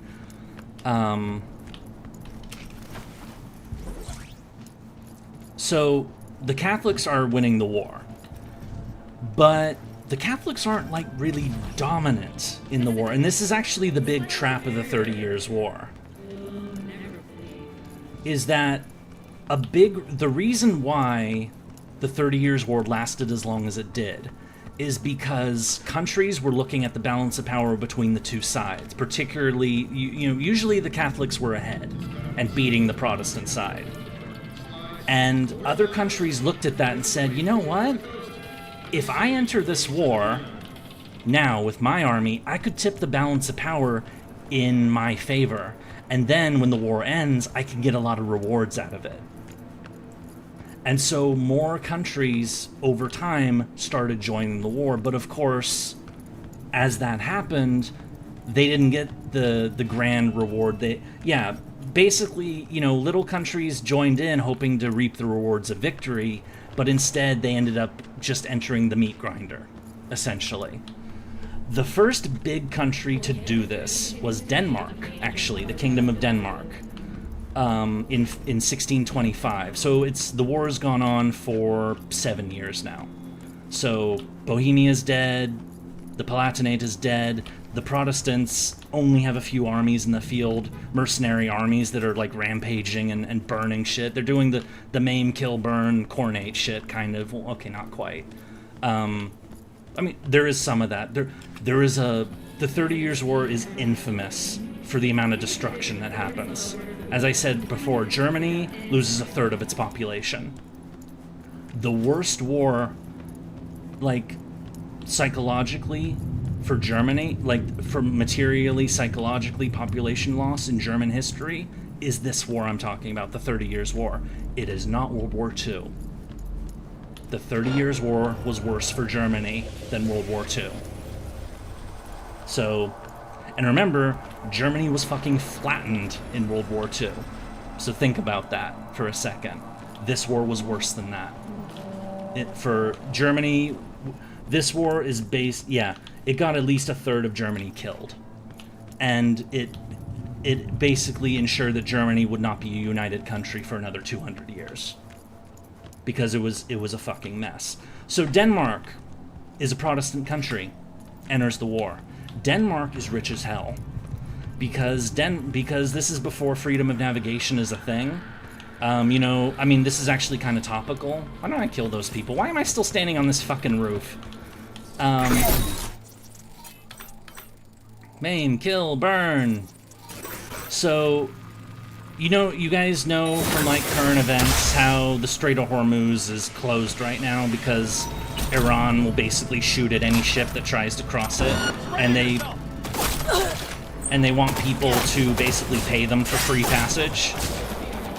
That goes against freedom of navigation laws of the sea that have been in place for, a good century or so. Before that, though, countries could do that kind of shit however they wanted. If you controlled... Yeah. And yeah, the Geneva Conventions didn't exist. If people wanted to, rape, pillage, and burn, they did a lot of it, unfortunately. The 30 Years' War was very brutal. And of course, the religious element only made that worse. I'll talk more about the mercenary thing in a moment. BD, FF, E9, 7A... Oh, fuck me. No! I fucked up.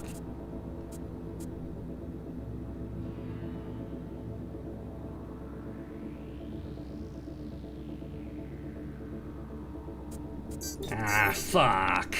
Never mind. Alright, where are we headed next? Actually, there's that. We should go there first. So, Denmark control... If you know where Denmark is, I assume you know where Denmark is. If not, just open a map. It's a small country north of Germany, so directly north of Germany. It is not part of the Empire, but of course it borders the Empire. So, it has some interest in what's going on within the Empire. When I say the Empire, by the way, I'm talking about Germany, essentially. The Holy Roman Empire, the precursor to Germany. Because Germany as a united country didn't exist yet, and wouldn't exist until 1871. Yeah, 30 Years' War, Warhammer Fantasy, the Empire in Warhammer Fantasy, looks a lot like what armies in the 30 Years' War might have, minus obvious fantasy elements. Alright, let's get in this car. Nobody's in the car anyway. So Denmark is the gateway to the Baltic. So the Baltic Sea, trade into the Baltic. The Baltic Sea has a very narrow entry point, and Denmark controls it because Copenhagen is right there. You cannot enter or exit the Baltic without Danish approval, or if you have a freak load of guns and are willing to fight the Danes. And the Danes had a powerful navy at this point. There weren't very many states that could fight the Danes in their home turf at this time. There was one, but we'll get back to them. So Denmark decided, okay, we're Protestant, we have interests in northern Germany. We look at the sides, the Catholics are strong, but they're not strong enough. What if we use all of our massive pile of money and, our strength and enter the war, help the Protestants beat the Emperor, or at least, get the Emperor weakened, and then we can, negotiate better terms for us so that we can make some profit at the Emperor's expense if we help the Protestants right now. That was what Denmark was thinking. What they discovered, though, is that unfortunately,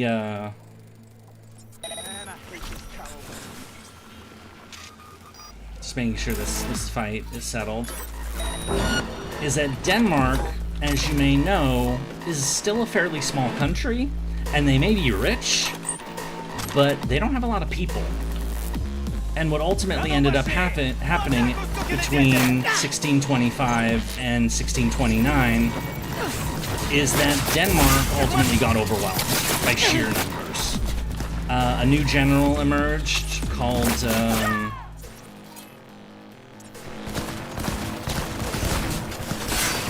There's a lot of enemies here. No!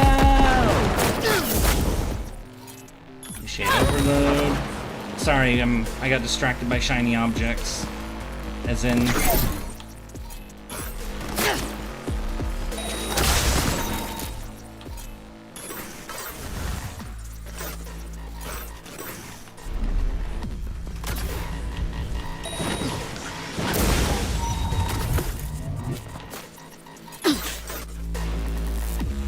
Sorry, I'll get back to... Yeah, the Danes get overwhelmed, essentially, because the Austrians get a new general, Wallenstein, who is a Bohemian, by the way. He's Czech. He is one of the Czech Catholic nobles who benefited a lot from when Ferdinand came in and purged all the Czech Protestants. Well, that meant that all the Czech Protestant property had to go to somebody, and Wallenstein got a lot of it. So he was like a newly rich noble who benefited from Austria conquering his homeland, essentially. But, you know, nationalism isn't really a thing, so it's all about, you know... Anyway, so Wallenstein builds a colossal fuck-off army and a colossal fuck-off navy, and basically, ultimately invades Denmark and takes the Jutland Peninsula, which causes the Danes to quit the war, because our homeland's being invaded. This is not what we signed on for. I thought we were going to, you know, just get like a quick and easy win. It turned out not to be a quick and easy win. We're out. So, 1525, Denmark entered the war. 1529, 4 years later, Denmark's out.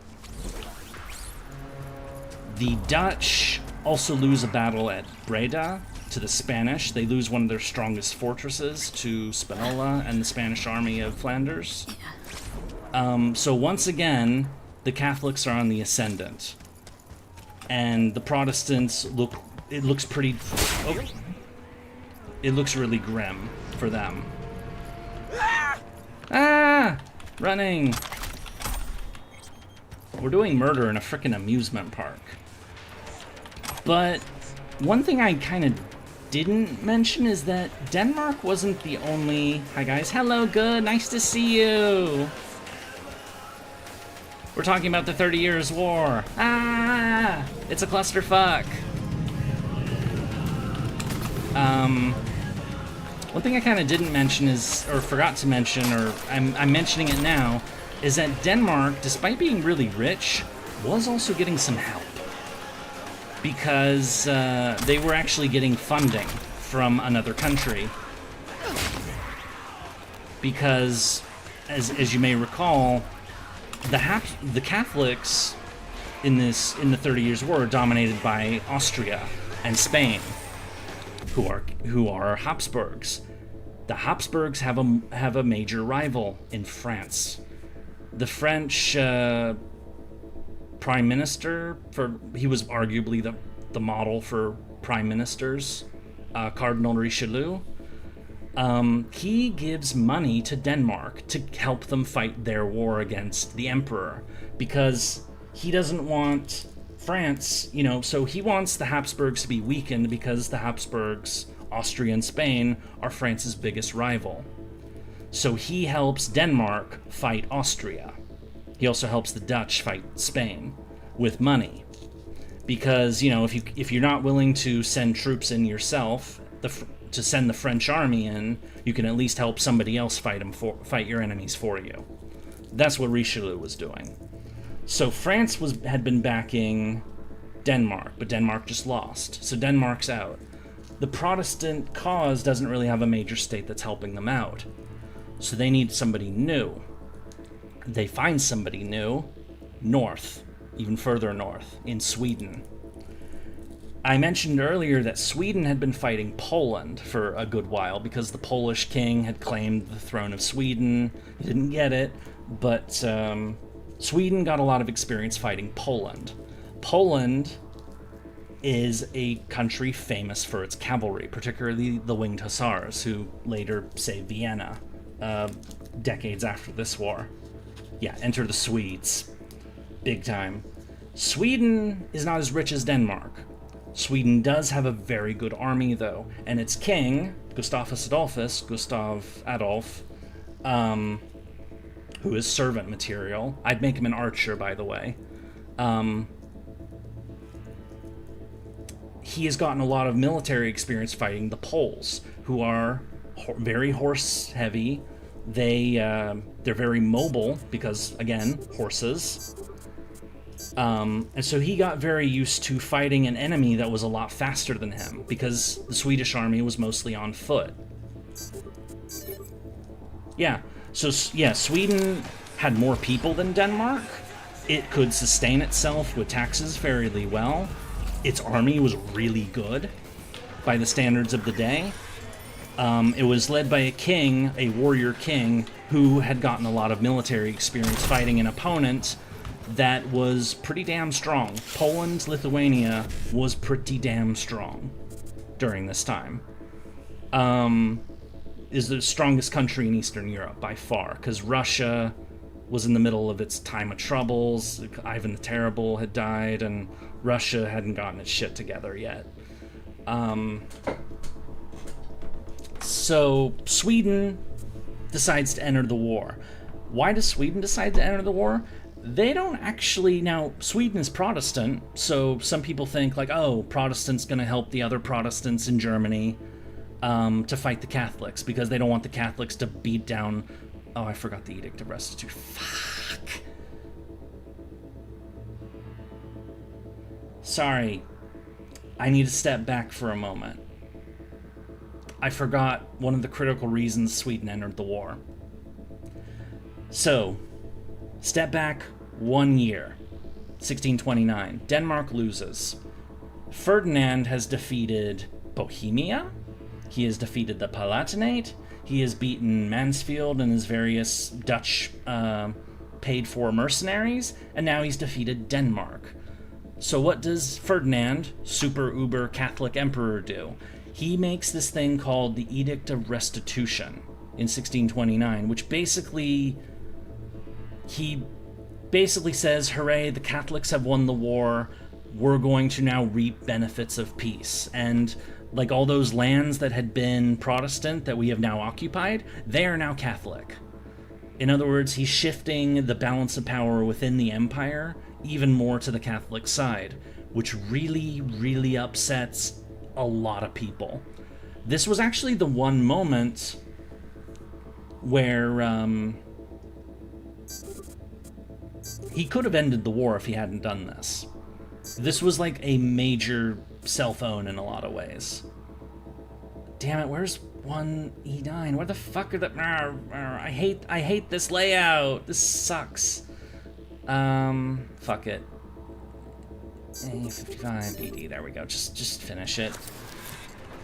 So it ends up making enemies out of even more Protestant states. Saxony, which again had fought on the Catholic side despite being Protestant, is really turned off by this in particular.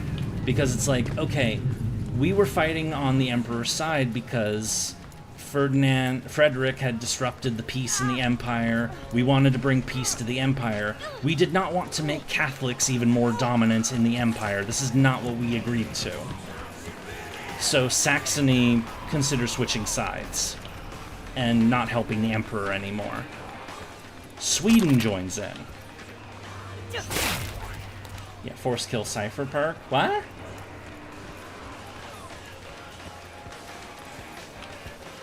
Sweden wants to build an empire. This is actually like the beginning of the golden age of what would become the Swedish Empire. I know a lot of people don't think of Sweden, like, you know, usually a lot of people when they think of Swedish history, they think Vikings. Okay, Vikings were involved in Sweden's history. And then they think of those neutral guys who make IKEA furniture. You know, well, they were neutral, now they've joined NATO, but they were neutral for 200 years. There's a big gap there of time, though. What did Sweden do during early modern Europe? This is the answer to that. Sweden, at one point, became a great power, and this is the point when it starts. So, Sweden wants to take over pieces of northern Germany. They want ports in the Baltic, because Sweden is cold, and, you know, they want trade opportunities, and they want land in northern Germany. They land in Stralsund in Pomerania, in northern Germany. It's just like a bit ways north of Berlin, where Berlin is today. Well, Berlin did exist back... why am I at another hacking point?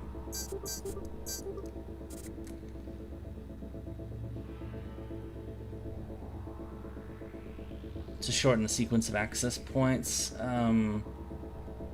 Force kill cipher perk. Oh, I don't think I have that perk. I'm stupid. No. Oh, fuck me. Oh, fuck off, game. Forget it. I hate it. I hate it. Die. So Sweden lands some troops in northern Germany to start building up for a bigger campaign in 1630. Meanwhile, the Catholics decide to rally and attack a Protestant city in northern Germany called Magdeburg. The Catholics under Tilly, who had won the victory at White Mountain against Bohemia a decade earlier, lay siege to Magdeburg. Things go wrong. The city catches fire, the city falls, and the troops storm in, and there's a massacre. It is the most infamous massacre of the 30 Years' War. I think the city had a population of like 18,000, no, like somewhere between like 15 to 25,000. I don't remember exactly how many people lived in Magdeburg, but it was around that range. It was in like the low tens of thousands is how many people lived in Magdeburg. By the end of the sack and the siege, there were about a couple of hundred left. Like, the city was destroyed. The people were butchered. It was an atrocity. A Catholic army butchered a Protestant city. This obviously got a lot of Protestants reinvested in the conflict, because it was like, what the fuck have you guys just done to, our fellow co-religionists? And then, so this happened in 1630. The Swedes could not intervene to help Magdeburg. They weren't ready yet. Shortly afterwards, though, the Swedes entered the war in earnest, and the army that had destroyed Magdeburg fights the Swedes at a place called Breitenfeld. This is the second major battle of the war, or like really, really like notable one. Prior to this point, nobody had really taken the Swedes too seriously. Like, they had landed an army in northern Germany. It's like, okay, so, but who are the Swedes? They're these mysterious Northmen that, they'd never been in the Empire before. Like, who are they? Like, we don't, like, do they even know how to fight? Do they know how to do anything? Like, who are these people? And do they even have numbers? Like, who gives a fuck if Sweden's entered the war? We beat Denmark. We can handle some more, Northmen.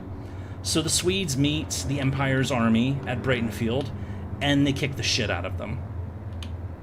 They absolutely kick the shit out of the Imperial army.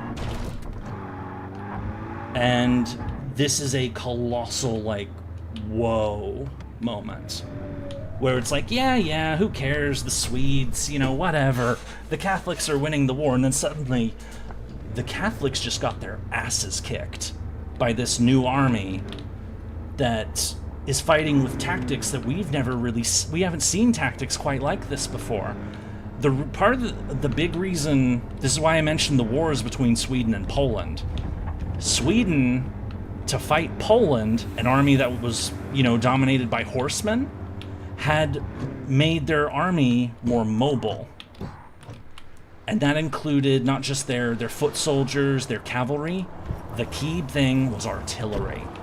The Swedes developed this concept of what they called leather cannons. Basically, cannons wrapped in leather. Horse-drawn cannons that they could bring onto the field.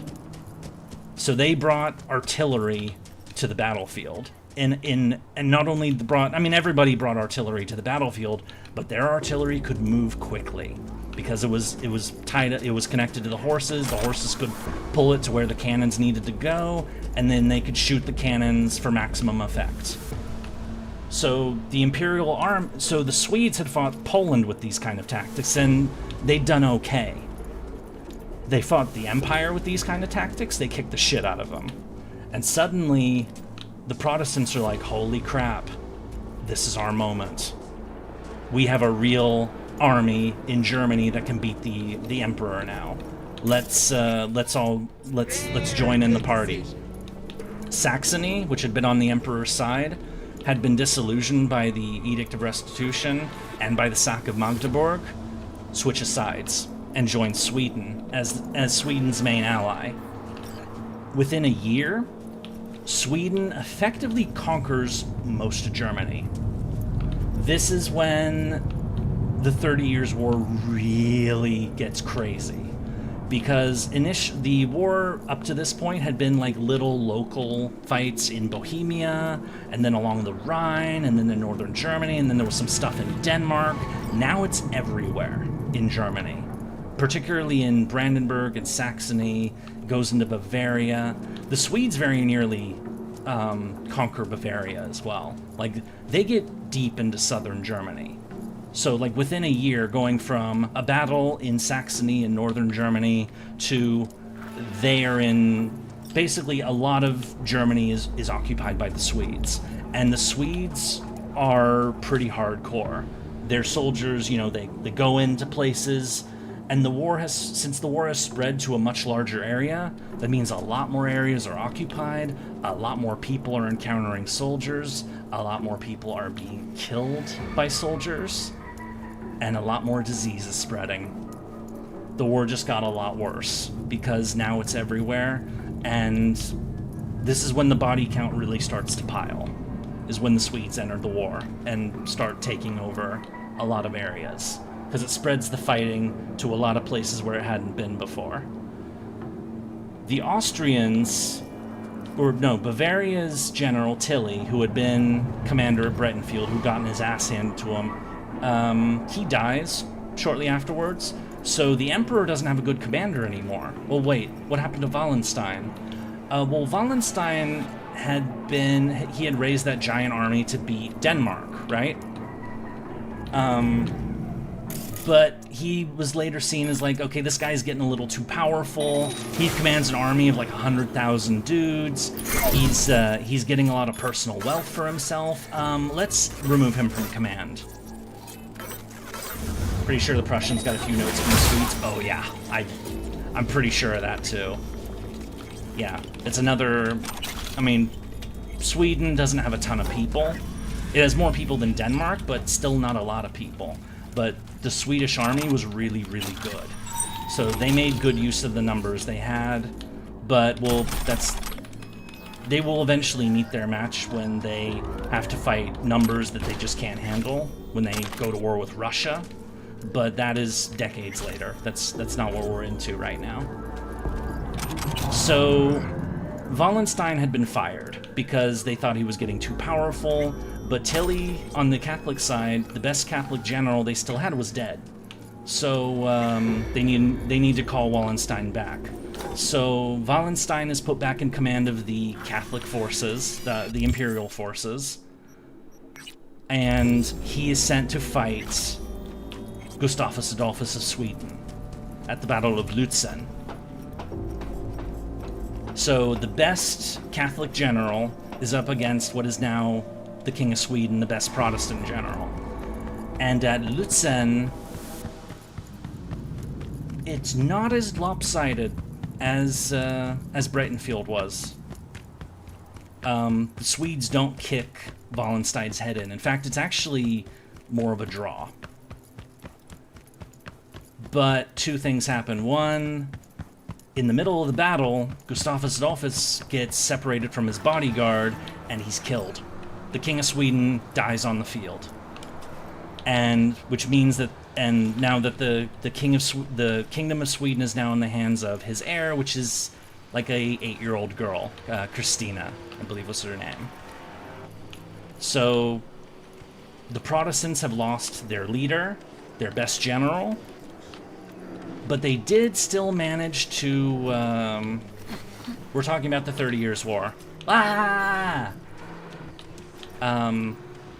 Wallenstein survives the battle, but he retreats from the field because of the losses that he took, so it's kind of like a weird thing where it's like, yeah, the Swedes took a grievous loss in losing their king, and I think their losses were actually slightly higher than the Catholic losses, but since Wallenstein retreated from the field, he left all his cannons behind, so when the Swedes came back the next day, they were able to take the Imperial cannons, and so it was like, you know, they took the field, essentially, so Sweden took the battlefield, which is, you know, Lutzen was basically a draw, but both sides took a beating.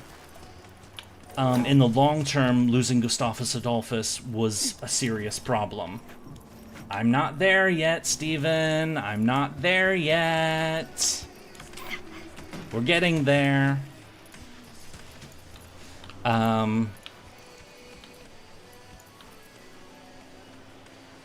Wallenstein is he's Gustavus is dead. The great danger has passed because Sweden doesn't have another general quite like him. I know I'm not very good at multitasking. But Wallenstein also retreated from the field, and he's not really keen to fight the Swedish army again. And also, you know, he left all his cannons behind on the field. He's a, you know, people believe he's like an opportunist who, you know, is self-serving and corrupt, and, you know, they don't entirely trust him because he's Czech, and he's, you know, he joined the Emperor after the Emperor conquered, you know, Czechia. Anyway, there's a conspiracy that comes up where they think, like, Wallenstein might defect and, you know, join the Protestants. And to prevent that, they assassinate him.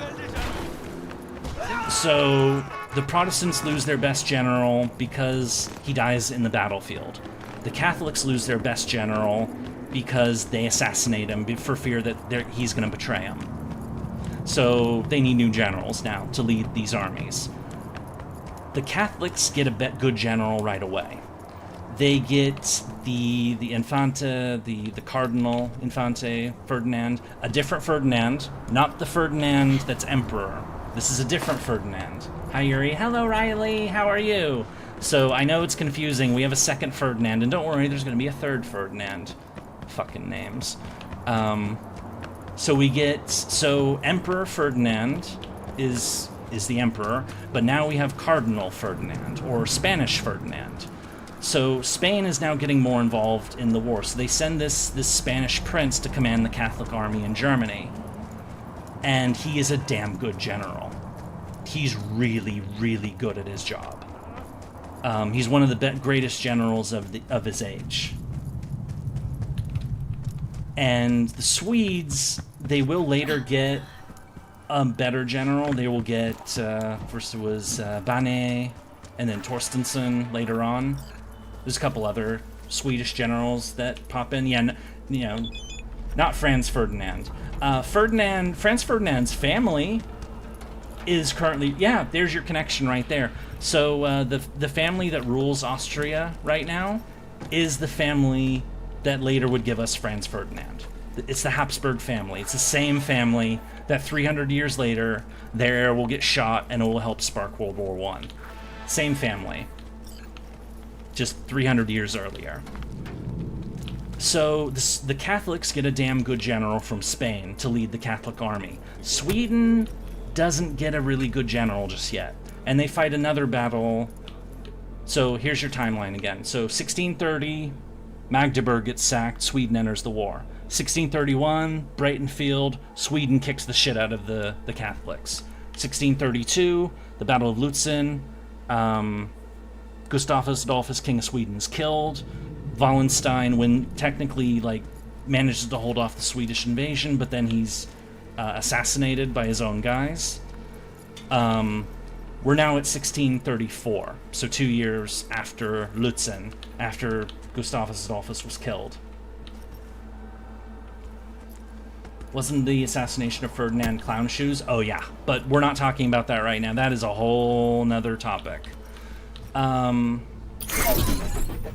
So the Swedes' Protestant army, the Swedish army and their allies, meet the Catholic, Austrian, Bavarian army at a place called Nordlingen. And the Spanish general, with some Spanish troops leading mostly German, Austrian troops, decisively defeat Sweden. Really, really badly defeat the Swedes. It's a defeat that's even worse for the Swedes than Breitenfield was for the Emperor. And it is a major moment where it's like, it looks like once and for all the Protestants have lost the war, once and for all, because Sweden doesn't have a good murder.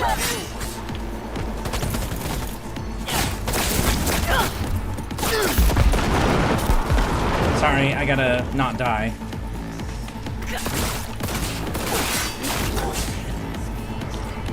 Alright. I think we're good. Okay. So Sweden has lost a major battle. Almost all of Sweden's conquests in Germany are reversed. Meanwhile, Korn is off to the side. Oh yeah, Yeah, the 30 Years' War, if you want to put it in Warhammer terms for the Chaos Gods, Korn loves the 30 Years' War. But do you know who else loves the 30 Years' War? I'd say Tzeentch does too, because of all the various different factions and plots and schemes. But the person who really falls in love with the 30 Years' War right now is Nurgle. Because all these armies moving around, you know, big, giant masses of unwashed dudes, moving through place after place. They're carrying diseases. These armies spread the plague, and they spread syphilis, and they spread every fucking horrific disease that you can imagine. And it spreads to the population, and this is actually where most of the death of the 30 Years' War comes from, is from all the disease that spreads because of all these armies moving around. And it doesn't help that the armies are also, you know, pillaging everywhere, because these armies don't have good supply systems. They need food. How are they going to get food? They're going to go to local villages, and they're going to take food from people. And if they don't get the food from the villages, they're going to kill people until they get what they want. And they might kill them anyway, because I'm bored, or maybe this village is Protestant and I'm Catholic, or I'm Catholic, or I'm Protestant and it's Catholic, so fuck these people. There's a lot of local atrocity and violence. And yes, some peasants, you know, locals do later become bandits or highwaymen, and they'll kill soldiers in retaliation. It's Germany is now like in a complete mess of like anarchic conflict. Everybody's killing each other. Disease is spreading everywhere. It's hell on earth, really. It is one of the worst wars in human history for good reason. And yeah, a lot of the troops as well, this is another part of it, a lot of the troops are mercenaries, or individually mercenaries. Like, they may not be like mercenary, some are mercenary companies that are hired, like Scottish troops that are hired to fight for the Swedes. There's some of that. But a lot of them are just like individuals that are like, hey, you want to join the army? Here's a fee, we'll pay you. But these states aren't very good with money. So payments get delayed, payments get pushed back, payments are late. The soldiers need money to survive. How are they going to get money? By plundering people. So that makes it even worse as well. The soldiers plunder villages and towns for food, for money, just to survive, and it just makes everything a hellhole.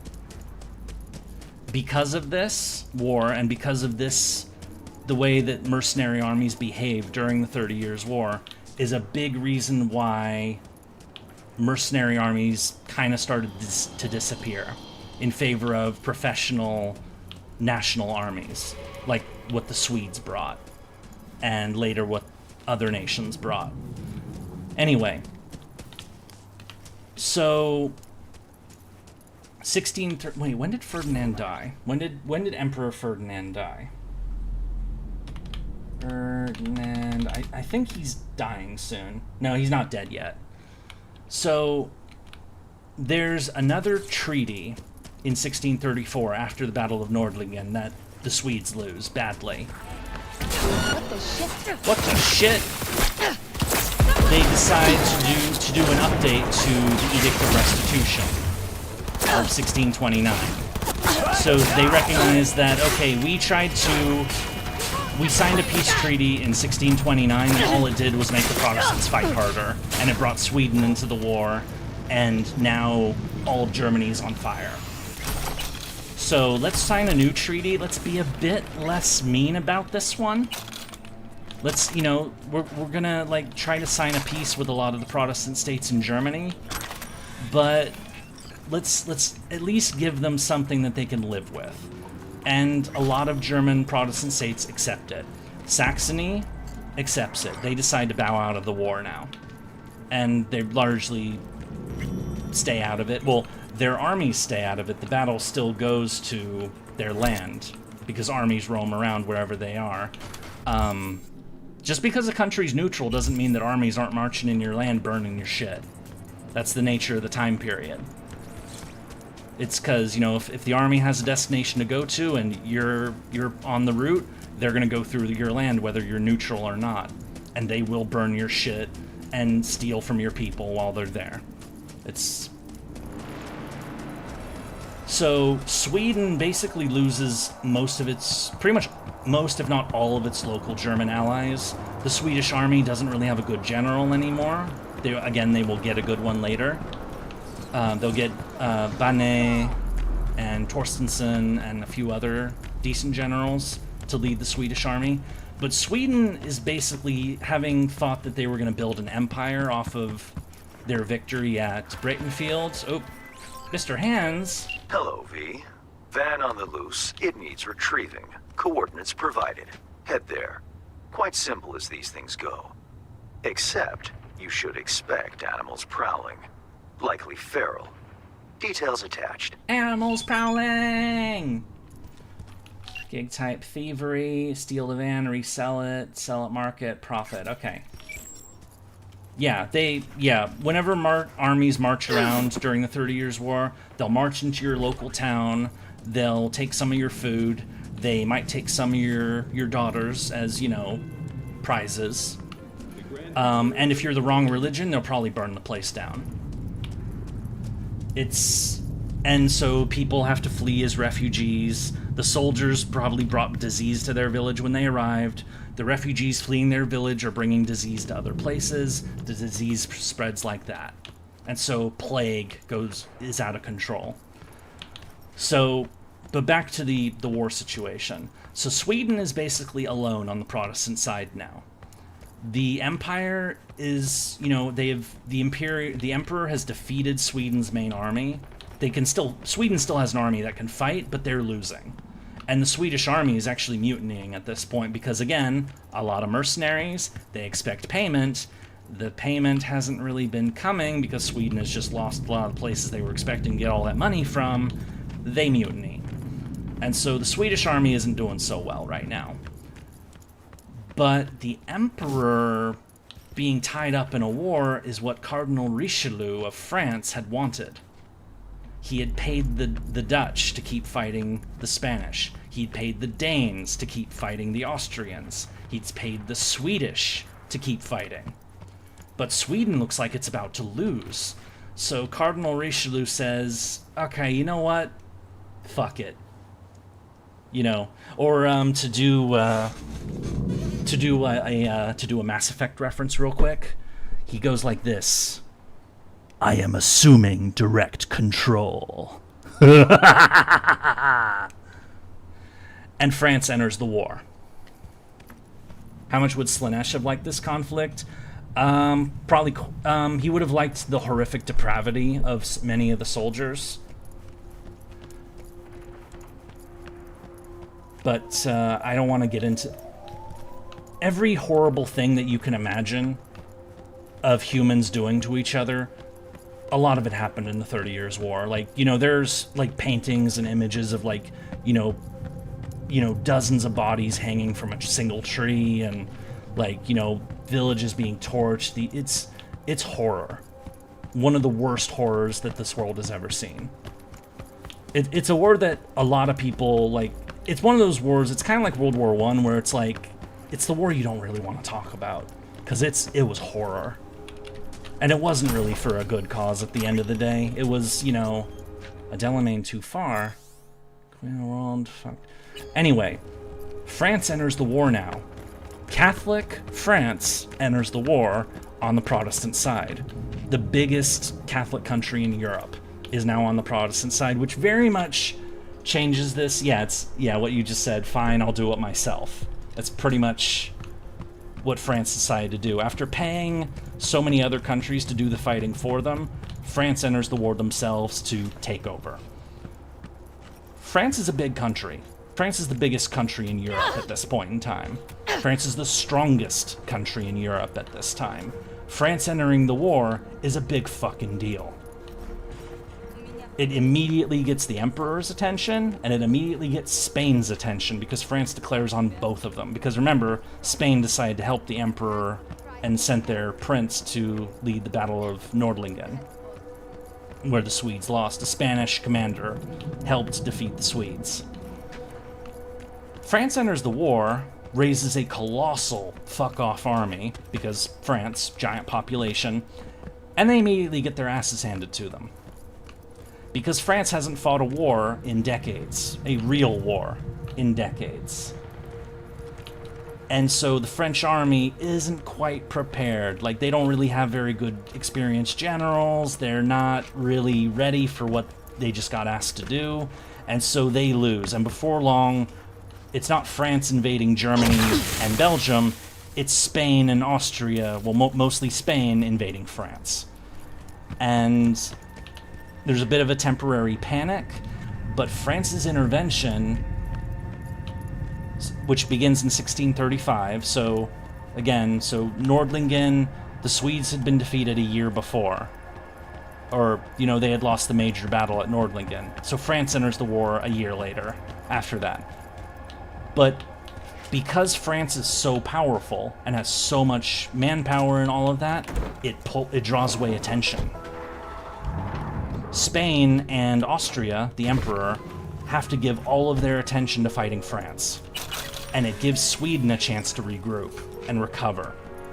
It gives Sweden very, very precious time to pull back, rebuild its forces, find a good general that actually knows what the fuck they're doing, and then Sweden, bit by bit, re-enters the war in Germany as well, and causes problems for the Austrians. What the hell is that? Oh. So, this is the final... So, the 30 Years' War is traditionally broken up into 4 phases. The Bohemian phase from 1618 to 1625. The Bohemian Palatinate phase. Then the Danish phase, 1625 to 1629. The Swedish phase, 1630 to 1635. Now we're in the French phase. 1635 to its final conclusion in 1648. Yeah, we still have 13 years of war to fight. But so France has to get a decent commander to lead its armies. They find one in Turenne, or the Count of Turenne, who was one of the greatest French generals in military history. He ends up eventually taking control of the French armies. They also get the Count of, or Duke of England, I forget how you say that fucking name, but France gets decent commanders after their initial fuck up. They gradually push the Spanish out of France. The Swedes, bit by bit, start reclaiming some bits in northern Germany, and the war takes on a much more attritional, messy phase at this point, because, as you may have figured out by now, this war started in 1618. It is now 1637, 1638. This war has been going on for 20 fucking years now. The soldiers that had marched at the beginning of the war, their kids are now in the armies. And in fact, it's often a literal case, because a lot of these armies had the families following them. So you literally had, soldiers, their wife was with the army as well. They would have a kid. The kid would be raised with the army as it was constantly marching everywhere. So that kid would grow up living the military life. And then, of course, when he came of age, he joined the army. That was one of the interesting features of the 30 Years' War as well, is that, the army, of these, literal, military, their entire life was the war. Was, because, you know, they were born in a marching army, and soon, eventually, once they came of age, they became part of that marching army. But also, the casualty rate has been extremely high. You know, the armies that had fought at, you know, Wallenstein had raised 100,000 men for the emperor, for the Catholics. The Swedes had raised not quite that many, but a lot. The French raised huge numbers. The Spanish had raised huge numbers as well. But bit by bit, these armies are thinning out because a lot of people are dead. They're not having kids. Plague is spread everywhere. A lot of people are dead. There's not as many people to fight. So the armies get smaller. The armies also get more mobile. They become more cavalry-based. In the early days of the war, the armies would be like 20% horsemen. Late in the war, it'd be more like 50%. And a lot of the battles and contests that happened during this final phase of the war, to the last 13 years of the war, is a lot of sieges and a lot of fortress flipping. So like a little like army will like find an enemy fortress with like 500 dudes in it and will lay siege to it. I need to turn the fan back on. Hang on.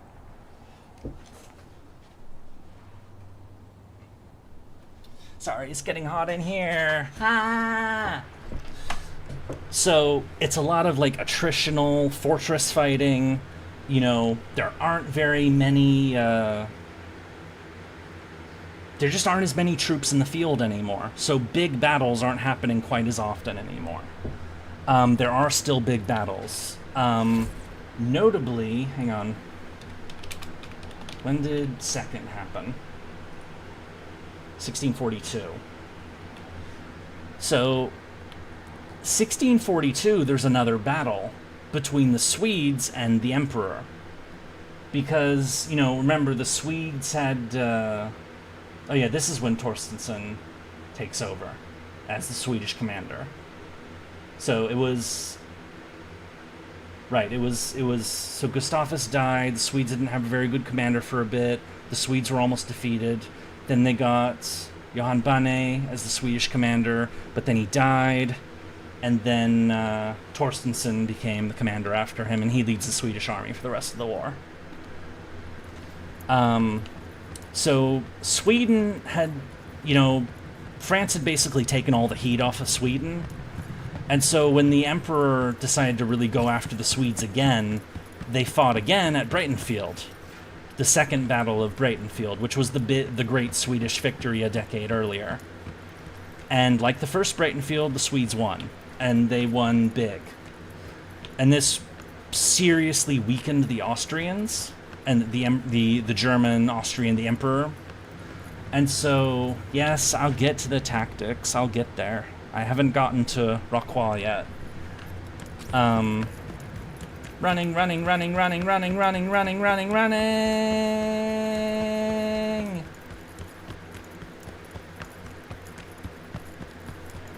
So that victory, Second Breitenfeld, allows the Swedes to become the dominant force in Germany again. It's still slow going. Again, the fighting has slowed down a lot. Sweden can't conquer most of Germany in a year. They have to go fort by fort by fort, grinding it down. But they have, you know, an advantage again. So Sweden, you know, had been super powerful, then they got their asses handed to them, and now they're strong again.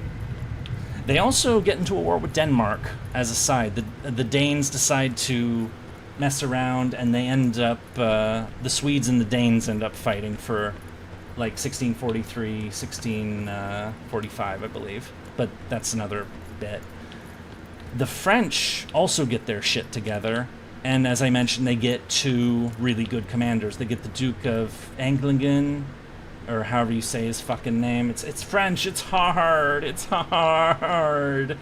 But the other one who ultimately has the better reputation is Turenne, the Count of Turenne, who is one of the best French commanders of all time.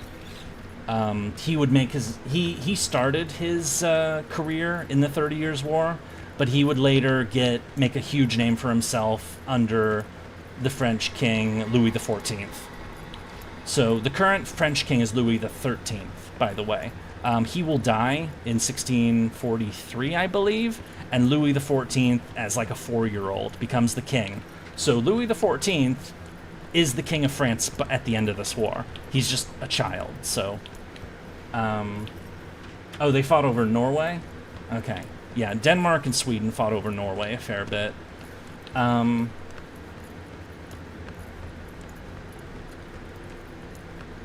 So the French army manages to rally and fight the Spanish in Belgium and in northern France, in Flanders. Yeah, the Sun King, Louis XIV. He's obviously, you know, the one who says, l'état c'est moi, I am the state. We're not at that point of his life. This is before that. He isn't the guy that does all that. He isn't like the guy who has Versailles and the glorious French court and all that. We're not there yet. We're getting to that point, though.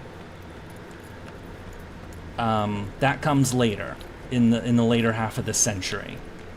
This is about 40K? No, this is real life. This is real history. This is the 30 Years' War.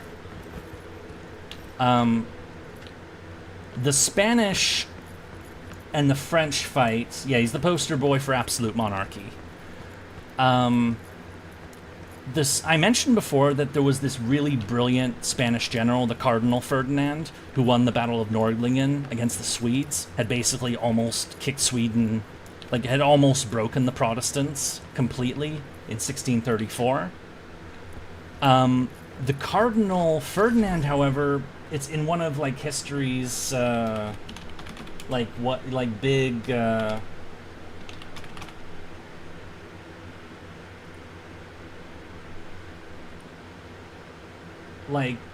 kind of like you wonder what would have happened if this didn't happen. The Cardinal Ferdinand died. He died young in 1641. So Spain lost not only its best, its top general who would help almost defeat Sweden completely.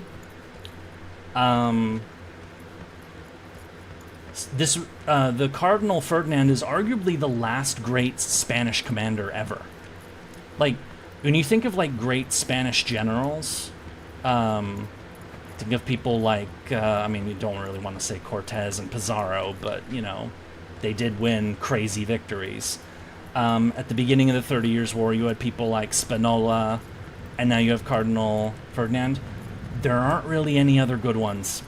And they're really, Spain just doesn't really have any good commanders anymore. And it doesn't help that Olivares is the prime minister in Spain, and he's, you know, getting all of his cronies in power instead of people who actually know what the fuck they're doing. And anyway, so this Spanish army meets the French army. How did Ferdinand die? He fell ill. He was sick.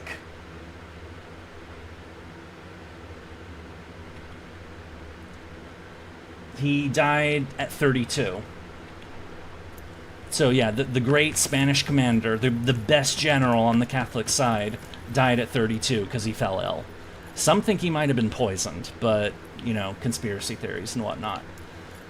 So he was leading the Spanish army in Belgium and in Flanders, in the Spanish Netherlands. It wasn't called Belgium back then. It was known as the Spanish Netherlands because it was owned by Spain. Later it would be owned by Austria, called the Austrian Netherlands. Then the Netherlands took it over. Then it broke away and became Belgium. I'm running in circles. So the French Count Anglingen, fucking motherfucker. Let me put his name in chat. See if.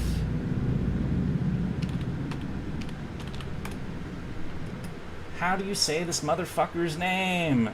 Or the Grand Cons, Louis de Bourbon, Prince of Cons, the Grand Cons. Maybe I should call him that. So he is a relative of the French. Yeah, he's a relative of the French king. Why do I keep calling him? What the? Ah! Hang on. That's that name. Nguyen, however the fuck you say that. That guy was a French commander, and he met the Spanish army in 1643 at a little place called Rocroi. This battle is famous as kind of like the last hurrah of the Spanish Empire. Or like the moment... Well, no, not the last hurrah, because the last hurrah was when they fought Theodore Roosevelt in Cuba. And lost badly. The Battle of Rocroi is considered the kind of like the end of Spanish dominance, basically. Now, the Spanish army did fairly well. They fought in the old pike and shot tercio formations, and they did better than most people give them credit for. It's generally considered to be the end of the pike and the dying moment of the pike and shot armies, where you have giant blocks of squares of pikemen, and you have gunners on the outside shooting at the enemy. And then when the enemy army is too close, the gunners retreat into the middle of the square, and then it becomes a pike fight. You know, everybody's got long pikes. They used to have swordsmen, but then they realized pikes are just as good at killing people as swords, and they had the pikes to fight off cavalry. The army tactics of this time period were, it was called the Age of Pike and Shot. I probably should have said this earlier. Like, how do these armies fight anyway? Like, how are the battles actually happening? I'm gonna kill these people.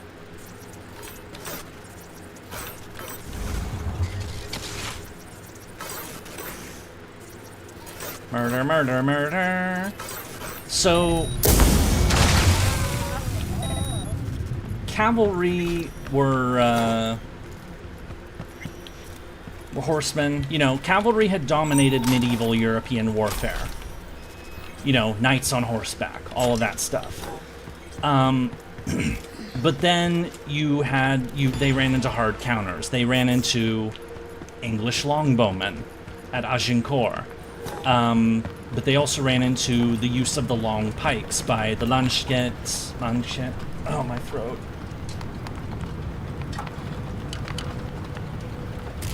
No bayonets yet.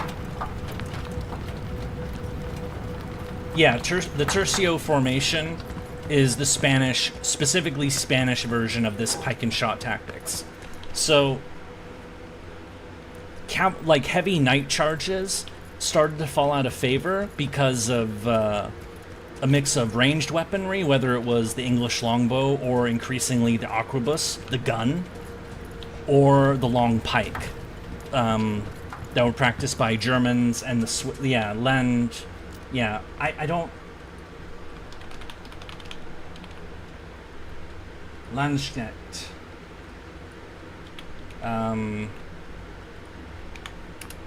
That word, I don't know how to pronounce it exactly, but so like those were German mercenaries that fought like in the late 1400s, early 1500s, and they used very, very long pikes. Obviously, horses do not like pikes, so the hard cavalry charges started to become a thing of the past for a time.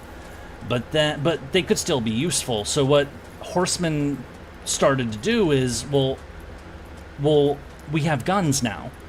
How about the horsemen carry pistols? And this is where you got what was called the caracol strategy. So a giant block of horsemen, instead of like charging straight into the enemy, what the horsemen would do is that they would charge, pull out pistols, and fire pistols at the enemy army, and then they would circle around to the rear of their cavalry square, and then the second line of horsemen would fire, retreat, the third line would fire. It was like a cycle. It's kind of like fire by ranks, like what they would later do in the 1800s, where, you know, one force would fire, retreat, and then reload.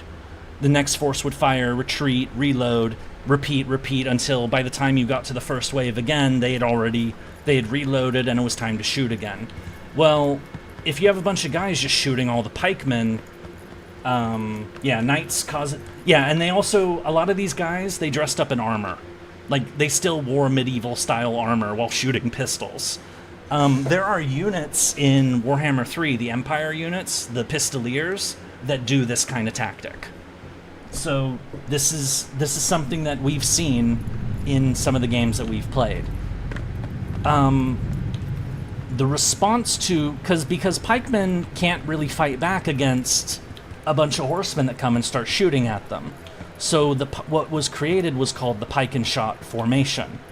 So these formations, originally it was about a third of it, about half of it was pikemen, so long pikes. A quarter of it was swordsmen to fight, to charge in and, to do melee stuff. And then the remaining quarter were gunners, were arquebus gunners. This before muskets, so older than muskets. The guns are so heavy they have to literally plant a stake in the ground, and the musket has to be balanced on the stake, and then they shoot. Like, these are really, really big, old, heavy guns. And so the formations, how it would work is that the gunmen would be on the outside, and they would shoot at anybody that came close, so this warded off the enemy cavalry. But enemy cavalry aren't scared of musketmen. So if enemy cavalry closed in, then the musketmen would retreat into the middle of the square, the tertios, or the pike and shot square, and so the horsemen would then have to face the pikes, and of course, horsemen don't like pikes. So it was basically like anti-cavalry. So the pikes were anti-cavalry, the guns were anti-cavalry, anti-everything, really. And the swordsmen were anti-infantry. Later on down the line, after time, they got rid of the swordsmen and added more gunners. That's how these formations worked. Turning the fan off again, sorry. What started to break this formation down is that, as you may know, a square is a giant mass of people in a really compact formation. You know what's a really, really juicy target for a really packed mass of dudes? Or what thinks of that as a juicy target? Cannons. So these squares started to become a problem, especially when, Gustavus Adolphus introduced the horse-drawn artillery cannons that could, rapidly position and fire a cannonball into the middle of these giant squares of dudes. Yeah, light artillery were really becoming a thing. He didn't create it, but he made it mainstream.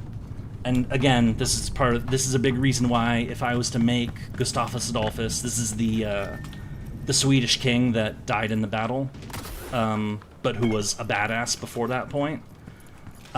This is a big reason why I'd make him an archer, is because of the kind of things that he did with cannons. But it wasn't just cannons, because he got another idea of, because guns were getting better at being used on the field.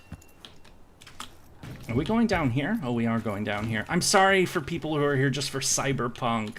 I've been going off for... How long have I been talking about this now? I don't even know anymore. I should post these as I should do shit like this and post them as videos, or maybe I should have a game like open Europa 5 or 4 or something and talk about this kind of shit, and just make it like a history lecture video or some shit. Maybe I should. What would you guys be interested in that kind of thing? It's an idea. It's a possible idea. Use the games to help teach history. That might be a good idea. I wouldn't really be able to play the game with it because, the games aren't simulations, really. I mean, not entirely. I wouldn't be able to reenact everything properly.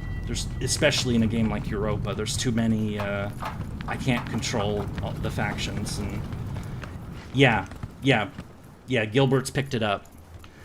So one of the things, because guns were becoming much better, they were becoming easier to use, they were becoming easier to load, one of the things that Gustavus Adolphus also brought was, why don't we stop doing these square formations of giant masses of pikes? We still need the pikes.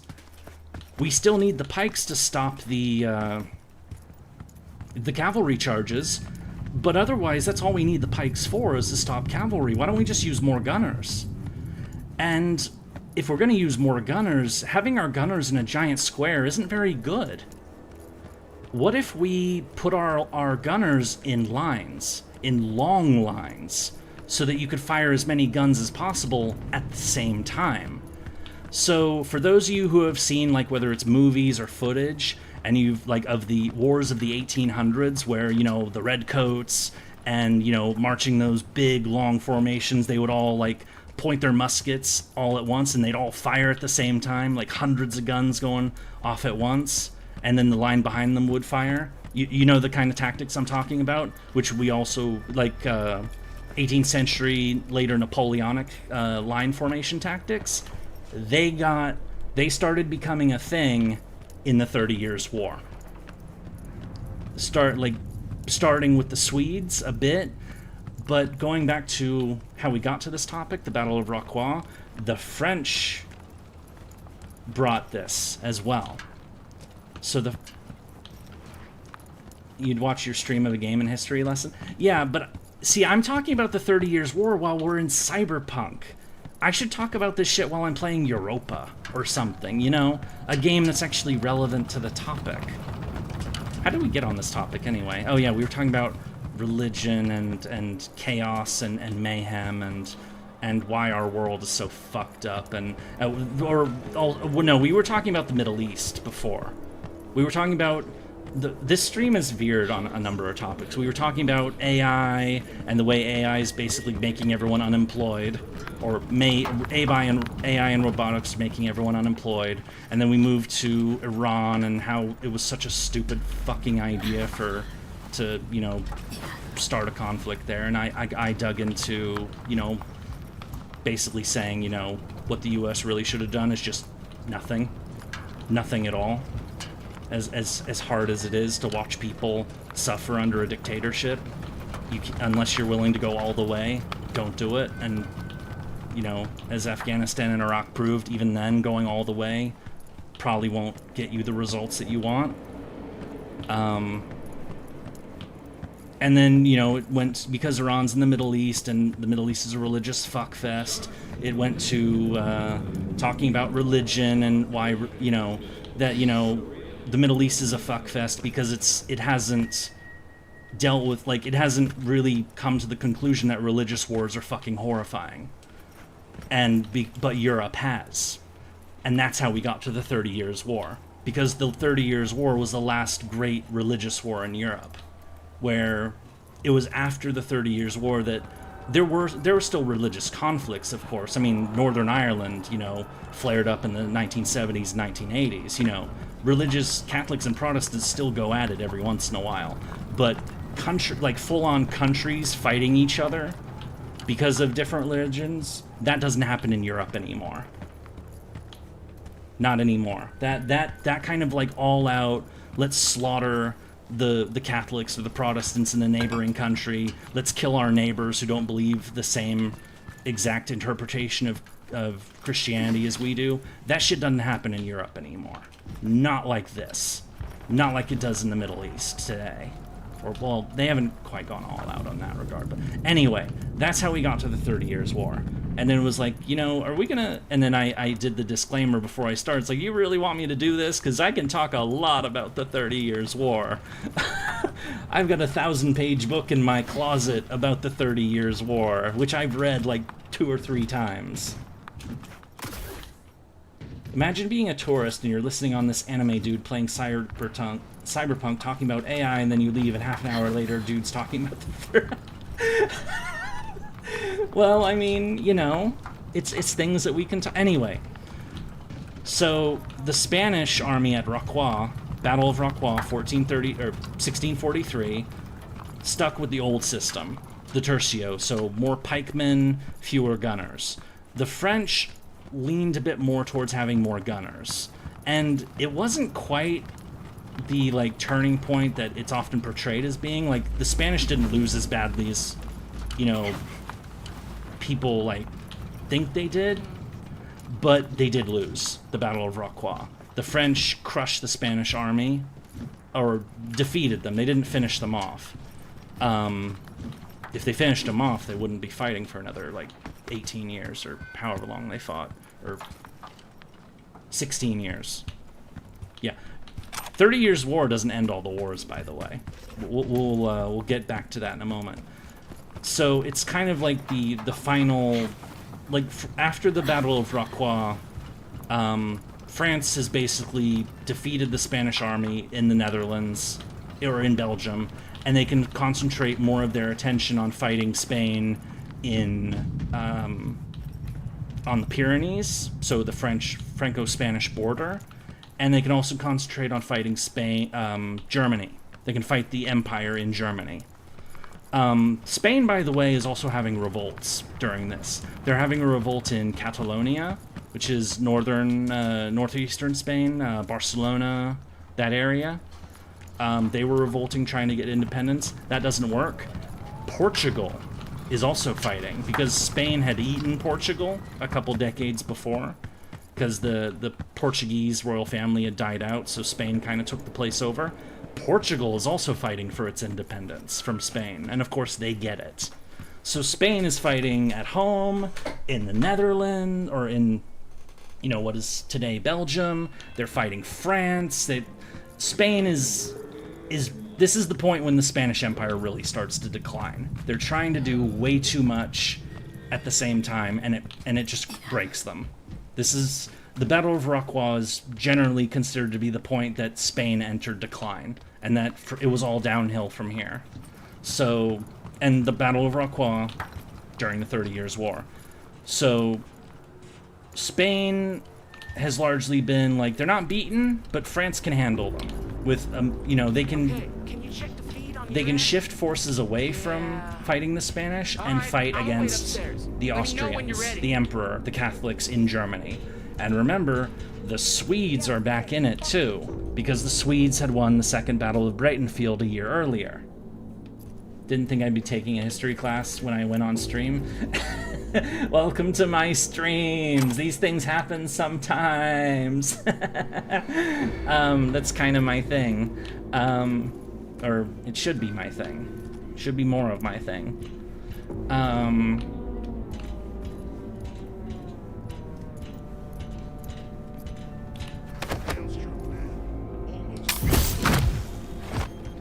Silly animals. So now the Emperor has to fight both the French and the Swedes at the same time. By the way, the original Emperor, Ferdinand II, the uber super Catholic guy, the hardcore Catholic, he's dead now. He died. He got old. This war's lasted a long time. His son, who is also named Ferdinand, is now the Emperor. So Ferdinand is dead. All hail Ferdinand.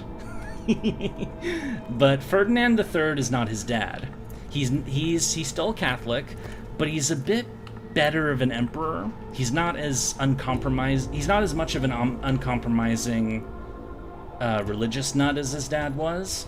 So he gradually realizes that this war has been going on for 26 years by now. Austria is basically borderline bankrupt. Germany's devastated. You know, Germany's in fucking ashes at this point. The fighting's all over the place. Sweden isn't gone. Sweden has the upper hand, and now they're fighting France too. We need to start working out how to end this war. And the Spanish are thinking about this too, because Spain is now fighting France, but they're also still fighting the Dutch. France is invading Belgium from the south. The Dutch are invading Belgium from the north. So Spain is trying to do too much, and Austria is fighting too much, and they start, bit by bit, negotiating for peace. And this is where they decide to meet up in neutral cities, Münster and Osnabrück in Westphalia. Later would be known as, when this war ends, it is later known as the Peace of Westphalia, the treaties of Münster and Osnabrück, or German names. If I mispronounced it, I'm sorry. I should... If I wasn't... By the way, for those of you who don't know, I have mentioned a few times when I've looked things up on here, like, you know, when Ferdinand lived, when how the Cardinal Ferdinand, the Spanish general, died young, how to spell, you know, some words that I've posted in chat. I've looked up those things. Everything else that I've been saying during this whole spiel about the 30 Years' War is off the top of my head. All of it. Every last drop of it is off the top of my head, except for those handful of times where I've said that I'm looking something up. So, you know, let that stew for a moment.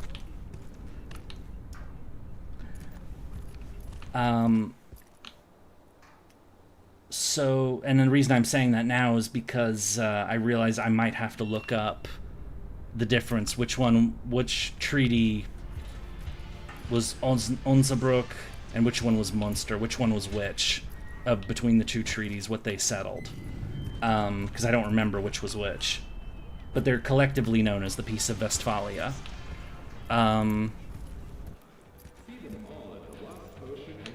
So, but the thing is, okay, they started negotiating, well, but the war's not over. And the war's still being fought. There's still fortresses being taken. There's still land to take. And so what you end up getting is a peace it's kind of like the Korean War in a sense, where, yeah, we're negotiating peace, but we're still fighting because we want to make it so that we have the strongest possible position for negotiating peace. So they start negotiating in 1644. They don't end negotiation for 4 years. It takes them 4 years to settle this.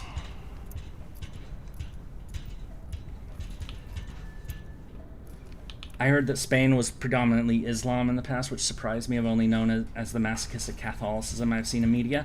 Oh, that's another story. That's another story. If you want to talk about Spanish history, we can go there. But, I mean, hell, we could do that after I'm done with it. We're almost done with the 30 Years' War, actually. Not quite. So both sides are, like, jockeying for position. They're trying to flip, you know, this fort or that fort. They're trying to make it so that when the final peace treaty is signed, you know, they're in the strongest possible position. But at the end of the day, the Catholic, the emperor, he's bankrupt. The Swedes are only still, you know, the Swedes are strong, but they're only really still in the war because the French are keeping them in the war with money and help. France, the only country that's really, like, still strong at this point is France. Everybody else is either bankrupt, bled out, or both. Usually both.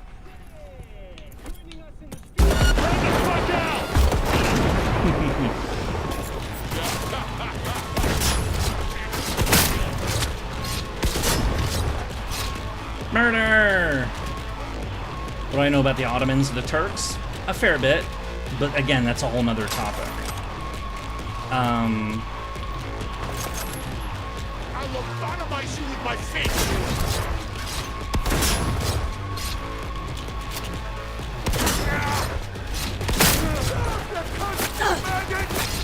Whoa. Bad words. Fuck! Fuck! Fuck!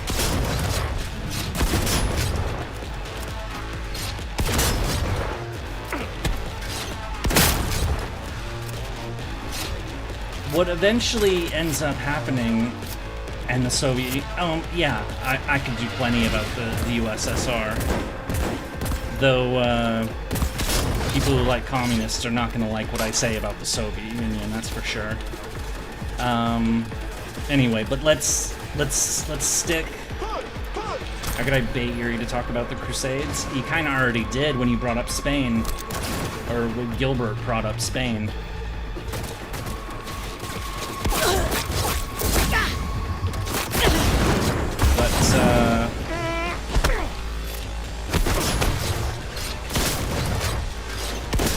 Hang on a second, please.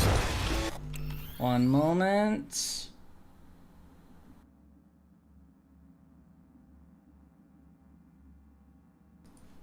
Okay, sorry about that. I ain't meant to die. Not now. Got it here. But ultimately, the final years of the 30 Years' War is just a lot of like little like fort battles.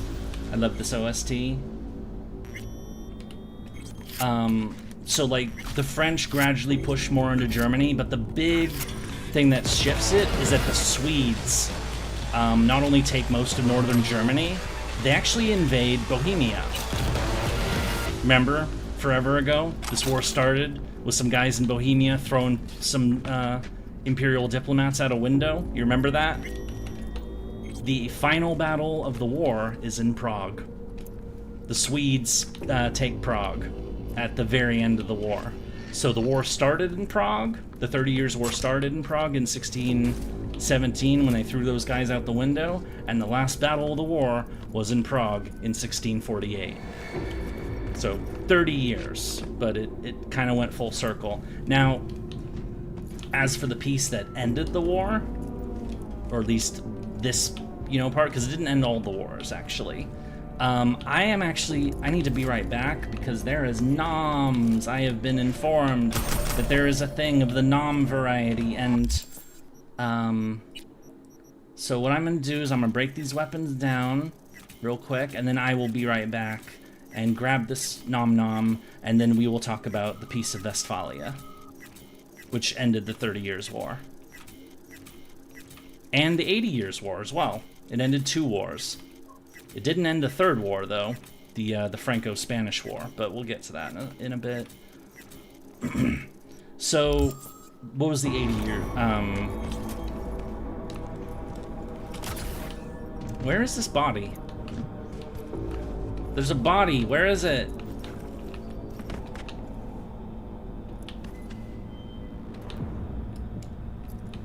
I'm a communist and I hate the USSR and everyone follows the Stalinist mouse path, etc. Okay, yeah, okay, fair enough. Okay, let me restate what I said. Marxist-Leninists will hate what I have to say about the Soviet Union. Let's put it that way. So if you're a Marxist-Leninist, well, one, what the fuck are you doing here? Don't you have, revolutions to plot?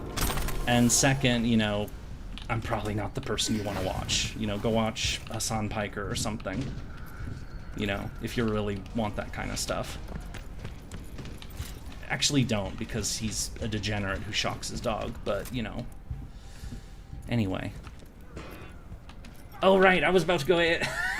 I will be right back. Anyway, I will be right back, and then we'll get to Westphalia. So, consider this like a pause for like 2 minutes or so, 2-3 minutes. So if you need to go to the bathroom, this is the perfect time to do it. I will see you all in just a moment.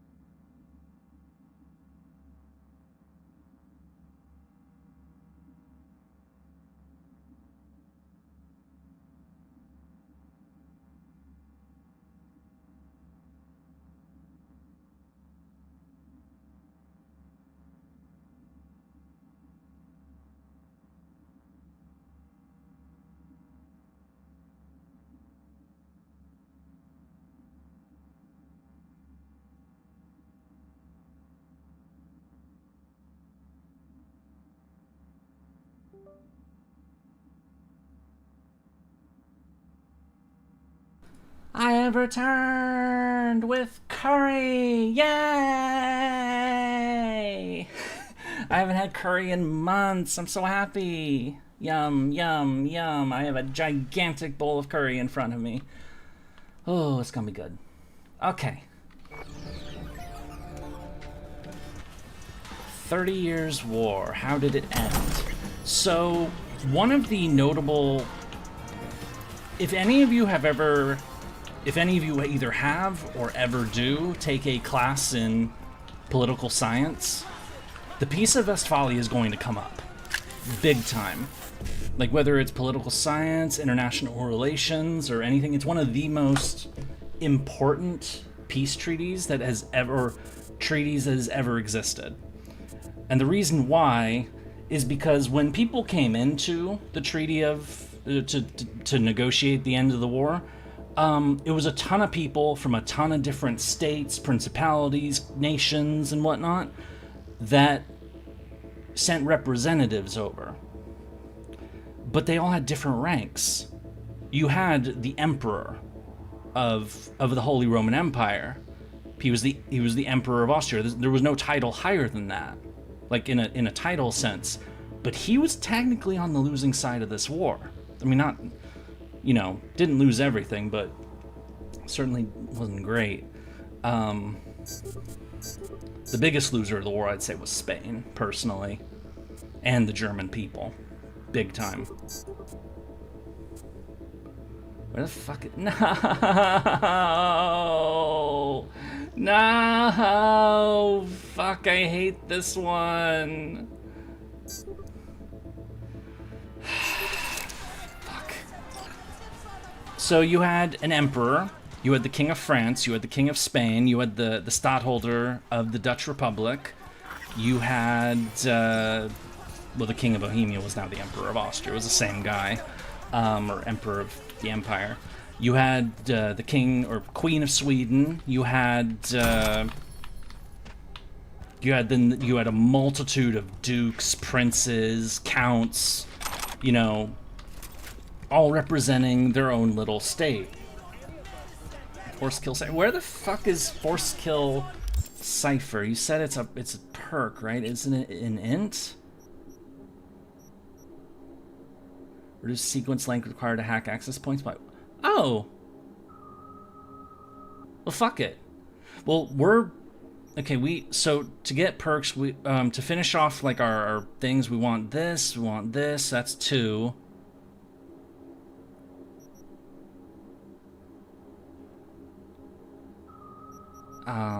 So we need 2, 3...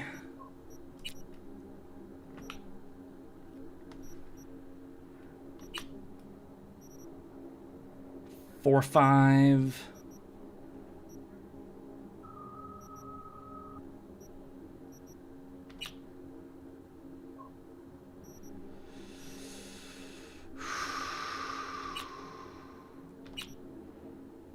Okay, we'll be fine. Okay, let's just do that, because it'll help us. Thank you for pointing that out, Voltes.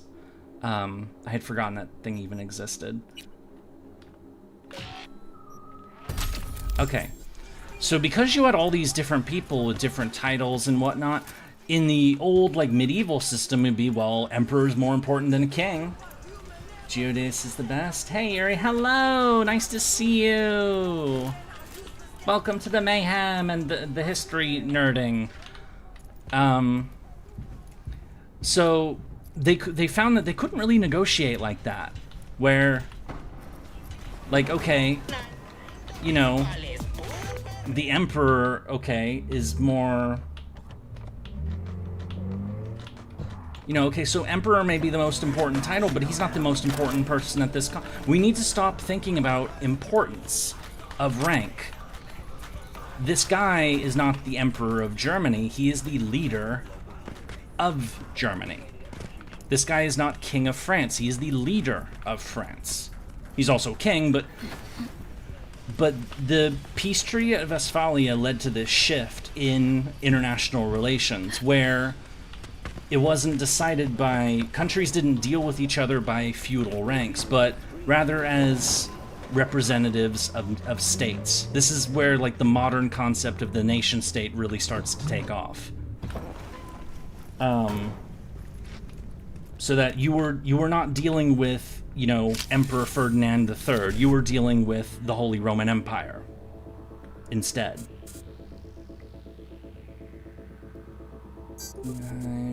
55, 55. Let's see, 7A. There we go. Yay! The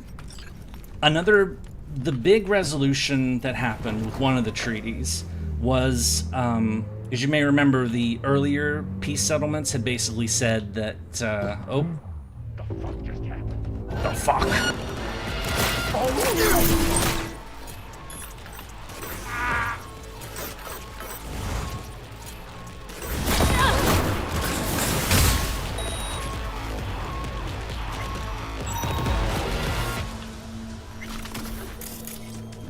Are we good? I think we're good. You have to tell me if you're dead. Anyway.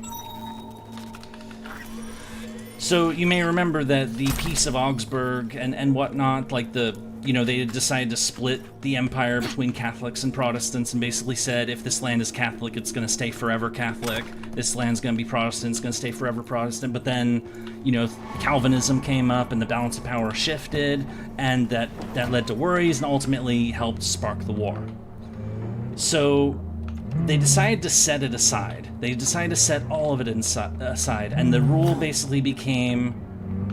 there's a Latin phrase for it that I don't know because I don't know Latin, but it's basically the translation is like his realm, his religion. Oh.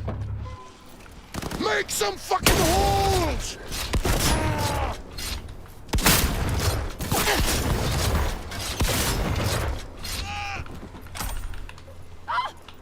And what that basically meant is that the leader of a country decides what the people in his or her country what religion they're supposed to follow. So if the leader of the country is Protestant and he decides that it's Protestant, then that's what it's going to be. If it's a Catholic, then he's going to decide that it's going to be Catholic. And that other people, and the critical thing is, other countries, other states, don't have a say in this. It's the leader of the land, the person who rules the land who decides. Luis Reggio. Yeah, that sounds about right. And this became a formal principle of international relations that, you know, other nations deal with each other, but you don't interfere in how they do things inside their borders. This became a critical component of international relations, as well as the, you know, so that, like, everybody, like, treat all states formally equally, like, officially equally, and also don't interfere in the internal affairs of other countries. This became known as the Westphalian system, and it would hold in international relations pretty much unchallenged until 1945. And the reason that shifted in 1945 is because some countries came to the conclusion that, you know what, some of the things that countries do within their own borders kind of need to be stopped or interfered with if it's bad enough. And they were specifically thinking of what Nazi Germany did during the Holocaust. And, you know, T4, euthanasia program, and all of that. So it probably shouldn't surprise you that countries that tend to do atrocities to their own people, like the Westphalian peace settlement system as it was, whereas, you know, more Western-aligned countries tend to lean more towards the more modern change where, you know, if a country treats its own people bad enough, then outside intervention is okay. So these settlements, you know, treat each state formally equally. You made me a wealthier man, V. You raised the animals' hackles, too. Kudos. I respect those who make an impression. In the event of more letting him work, talk. I'll know the number to call. Contract closed. So treat all countries separately as, you know, equal, and don't interfere with their local affairs. That pretty much, like, settled the religious disputes, because One, because, there wasn't a balance of power between Catholics and Protestants to really worry about, because they weren't really teaming up as big blocks anymore. Because remember, the end of the war is Catholic Austria and Catholic Spain are the main antagonists of the war at the end are Catholic Austria and Catholic Spain against Protestant Sweden and Catholic France. It's not a Catholic-Protestant war anymore. It's just a big international war between countries that are fighting for, power, influence, politics, all of that sort of stuff. Let's get rid of these idiots. Bitch, you about to go! What did he just say? First, I'll take your eyes. Here.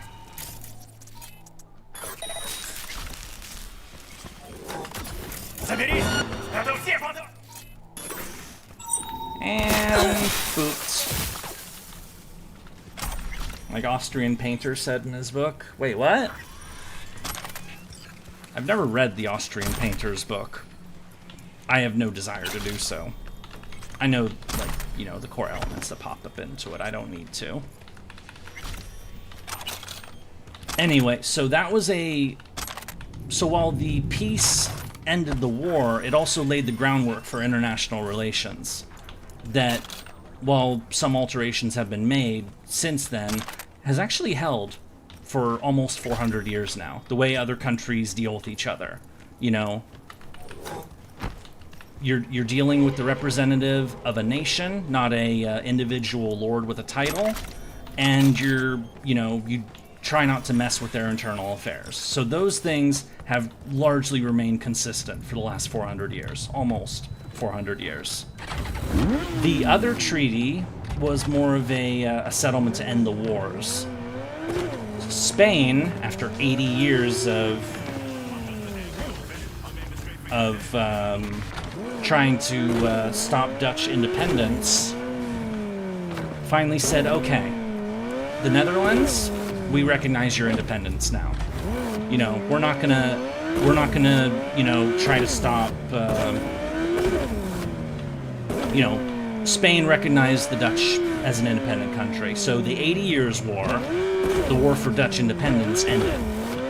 Nico's here, how are you doing? Hello, welcome! You got me doing history nerd things.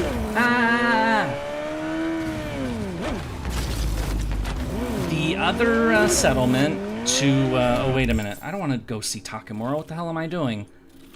Alright, we're doing Pacifica stuff. Yeah, we've been streaming for almost 4 hours. We still haven't started the Pacifica main quest. It's a damn we've been going on about the 30 Years' War and all this other shit. Hey Nico, it's your cousin. Want to go to a strip club?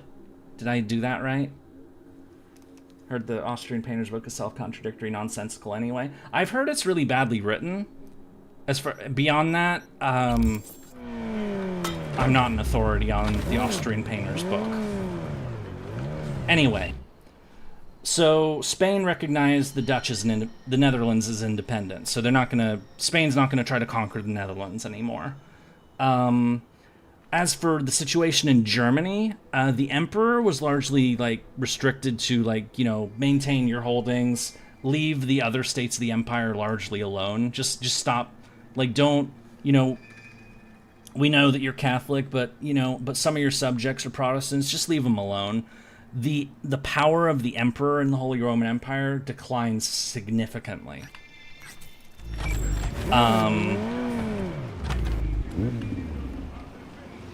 They had to deal with Sweden, because Sweden had a huge army in Germany, and they had some land in Germany that they were keeping.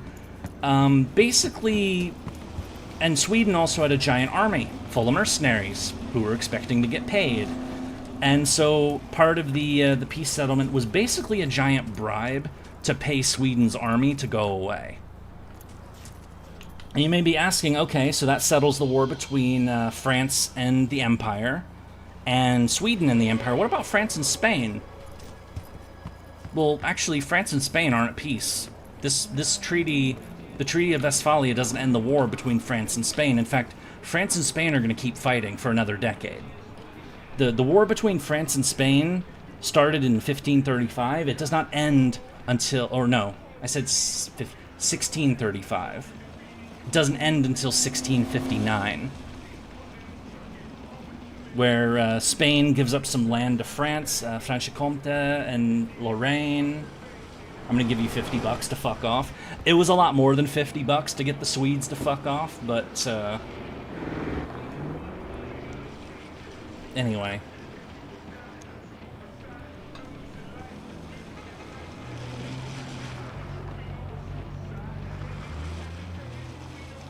I'm sorry, I need the fan. It's too hot in here.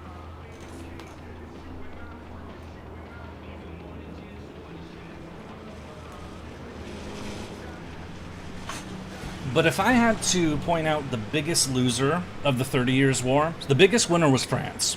Big time. At the start of the war, France was surrounded by Habsburg powers, the Emperor in Austria, and the King of Spain. That was still true. But at the end of the 30 Years' War, France was the strongest country in Europe by far, and they were pretty much, they became the arbiter of Europe, effectively. Where, if you wanted to do something in Europe, you better consider what the French think about it.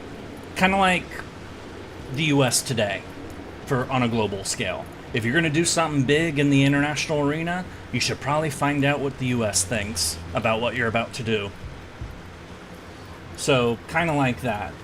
Except it was France back then. And that would not change until Napoleon was defeated, really. And even then, France is still, one of the great powers of Europe. So, to this very day. They're still not counting, Russia. And even then, may want to ask questions about that, well,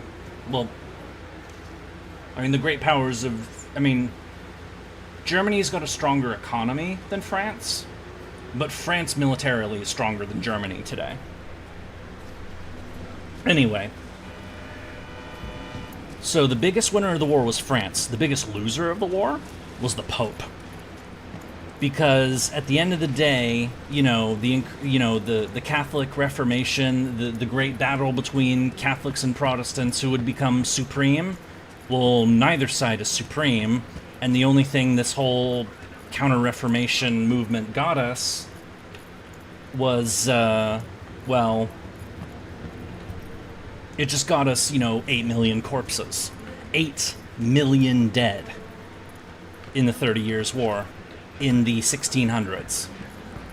Europe would not see... the Napoleonic Wars would be similarly messy, but Europe had way more people then.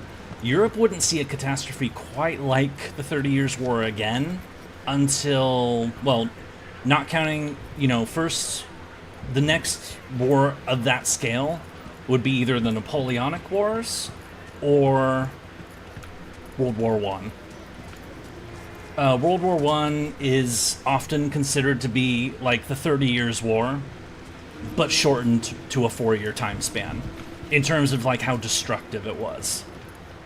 Not in terms of the number of people killed, not in terms of the percentage of the population it killed, because as I said, over a third of the population in Germany was killed during the 30 Years' War, either of murder or disease, mostly disease.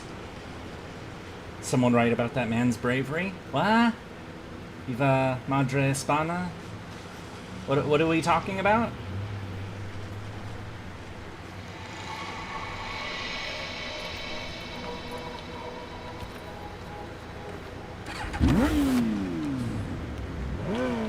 Yeah, the Peace of Westphalia, that countries dealt with each other on an individual basis, and, you're dealing with the, you're dealing with the French nation, which is led by the King of France. You're not just dealing with the King of France. And... well, if you're dealing with the King of France, you you might care that he's Catholic, but you don't... it's not as important anymore. And so, yeah, this is kind of like the rise of more secular international relations. The state, as a result of the 30 Years' War, the state is more important than the church. So when I say that the Pope was the biggest loser of the war, this is what I mean by it. that they just do not have, the Pope does not carry as much weight as he used to. And that rather than people paying attention to the Pope, they pay attention to their national leaders more. And the Pope is, you listen to him for like religious bits here and there maybe, but like his weight in like, you know, what states do doesn't matter anymore. Nobody cares what the Pope thinks anymore about that sort of stuff. So obviously Catholicism is still a big deal.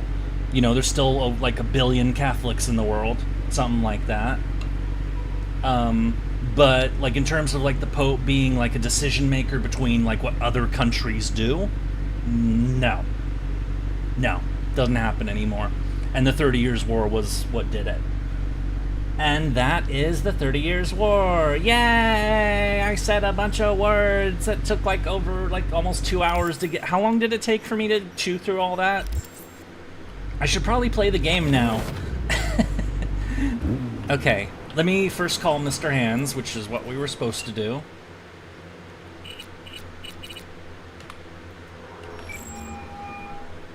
Also, I have food. Nom nom. V is calling. Ergo, V as well. Need to make contact with the Voodoo Boys chief, if he can swing it. Ah, straight to biz. Ultra heavy variety. The Voodoo Boys, led by one Maman Brigitte. It's no easy feat getting an audience with her. Maman Brigitte? That a nickname? Spooky cult alias? Alas, I've not had the pleasure of asking her over tea. But no. I'm maybe quiet while this conversation plays out, and obviously I have food. Nom nom nom nom nom. The Voodoos don't adhere to their cultural heritage. Rather, they loosely allude to it. Yeah. Didn't expect you could swing this anyway. V. Reverse psychology. On me. Surely you're better than that. Really not doing biz with the Voodoos? Surprised? I strive to avoid risk in my dealings. They pose much of it. Still, feelers I can extend. No harm in asking around. I just need information from you. A springboard, if you will. Sorry, private matter. Desirable as it may be, privacy won't help you here. Let's say there's something I got that they want. You've got something for the VDBs. Trust me, they don't want it. They don't need it. An insular bunch all round. Tech, networks, what you will, all in-house. But if you insist, I'll poke around. I don't know where Floop is. Maybe he's busy today. You'll hear from me. Maybe he's lurking. It happens.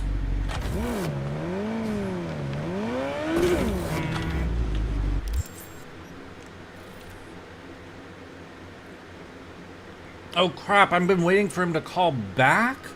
Oh, in that case, let's go do a race. Let's go do the next Claire race while we wait for Mr. Hands to get back to us. Nom nom nom nom nom nom nom nom nom nom nom nom nom nom nom.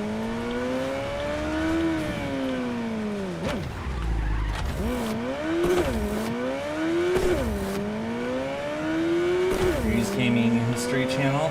Yep. Though again, I should probably do a better, like, if I'm gonna like talk about the 30 Years' War, I should probably play a game that has some connection to the 30 Years' War, you know? Rather than, you know, Cyberpunk 2077, which has basically no connection to it whatsoever. I mean, if I made a real stretch, I could probably say, like, you know, that the Westphalian system in Cyberpunk is probably broken down, that it's not nations that deal with each other anymore, it's corporations now, and that the system that the 30 Years' War peace settlement created is not relevant anymore in the world of Cyberpunk because the countries have basically become irrelevant. But, didn't finish the Claire races? No, I didn't. She took too long to call back. So here we are. This is number 3, I believe. Where? V, ready for the next race? Ready here. Ready and waiting. You want to use your own ride, or am I bringing Beast? Bring the beast. Beast. Time to unleash her. Can't Yes, keep a unleash spit-shined the animal beast. like that caged up in your garage. Well said. Meet there, yeah? Rancho? Be right there. See you then.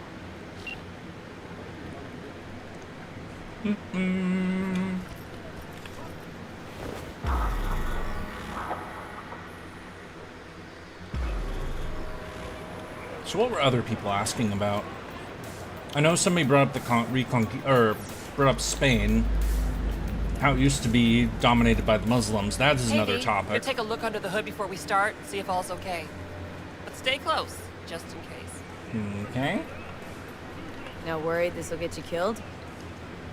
What, today? The race? Why? Not asking about just today. Could be. No, or next one.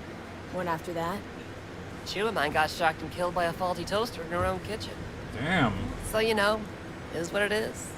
Que sera, sera. Has Yurie seen the Our chances. Shoe on How Head do you and see 'em? Smugglana collab? Well, it's gonna be tough to beat out Luigi. And he's got Margot riding Gunner today. Right. So. I know who both Girl of those loves people popping are. flats, but don't get I hung know up who on both it, of let it them mess are. with your head.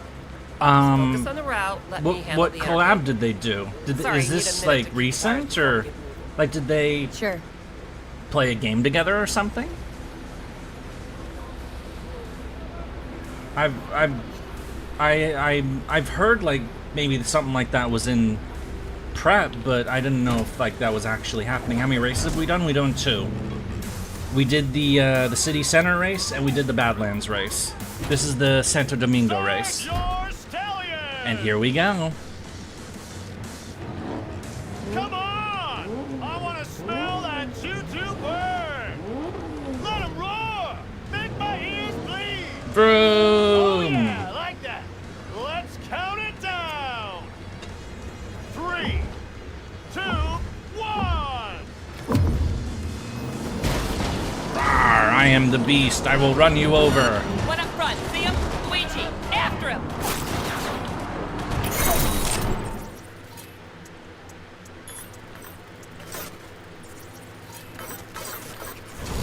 I'm gonna kill the competition.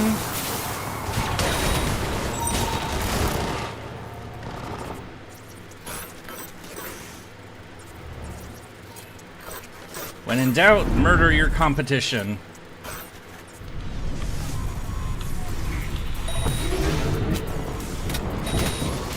It's not a race now, it's slaughter. Oh shit, I killed a civilian. We have an 8870 in Santo Domingo. Roger.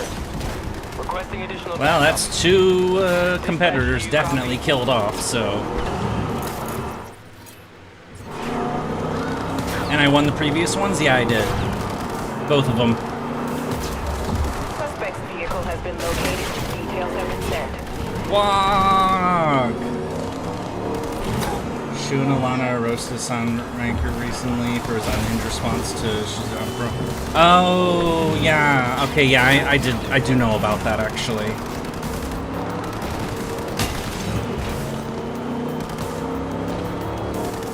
Watch our back, they're moving to pass! Dare him to try.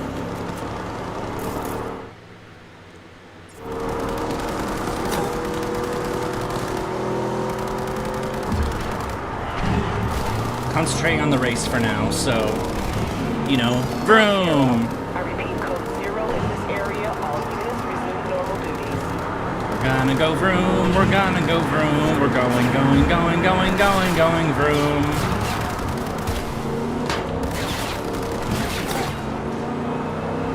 Yeah, I did see that follow-up, like a video. I mean, like as for that guy,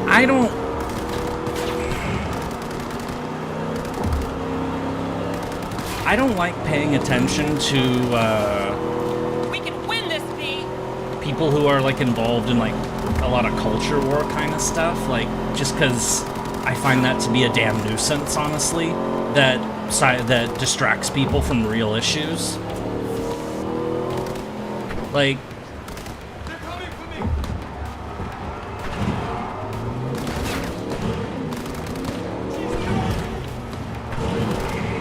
let me put it this way. If I... Do I have the car hacker perk? No, I do not. I'm thinking of getting it, but I don't have it yet. The perks I've been focused on are making myself as deadly in a normal fight as possible. But to get back to the statement I was about to make, which might be controversial, but...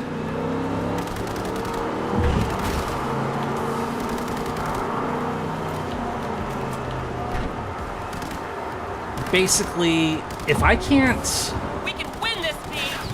afford a house, a place to live, if I can't get a job that, you know, pays well, if I have a government that, you know, is pretty much blatant in its, you know, self-serving corruption, or the fact that, you know, literal, like, PDFs are basically, you know, that we found out about in the Epstein files are literally just getting away, like nobody's gone to jail for any of that. If all that kind of stuff is going on, I don't care about abortion. I don't care about, you know, trans people in bathrooms.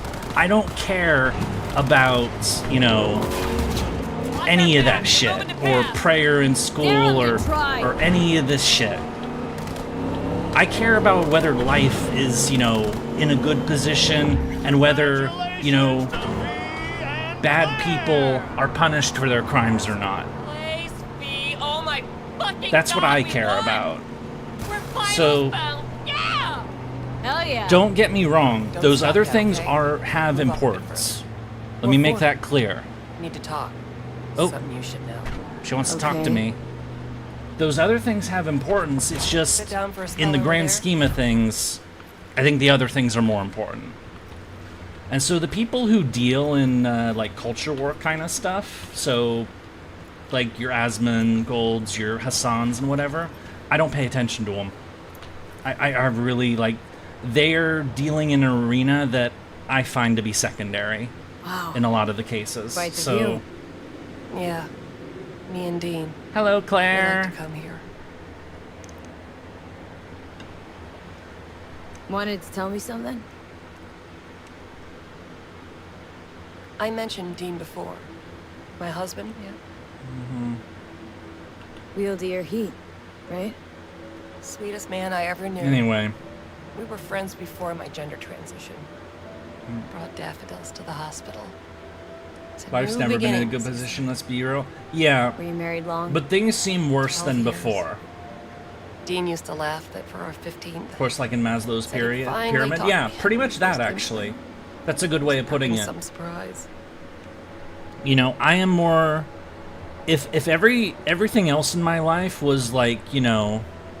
Like, if I had my own home, if I had a really good paying job that could allow me to afford everything, if I saw criminals being punished regardless of, you know, what position in power they were in, then if all of those things were taken care of, were fine, then maybe I would pay more attention to things like, you know, how much religion should be in public life, or, you know, cultural issues about, you know, that sort of thing. Maybe I'd pay more attention to those sorts of things. But things aren't good right now for most people. I'm not in the top 10% of, you know, income earners. Not even close. Like, I'm closer to the bottom than the top. So, you know, I don't focus on those other things, because those other things at the end of the day they don't matter to me personally. You died during a race last year. So, not your standard fatality, though. Uh-oh. Saying you feel at fault for his death? Sorry, I know that this is at fault? Why would you kind think of like that? an over It was flatlined topic, but Peter Sampson, exceptional walking rot.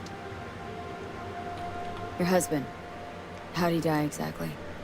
We'd just powered into the final straight. Samson peeling up the tarmac ahead of us.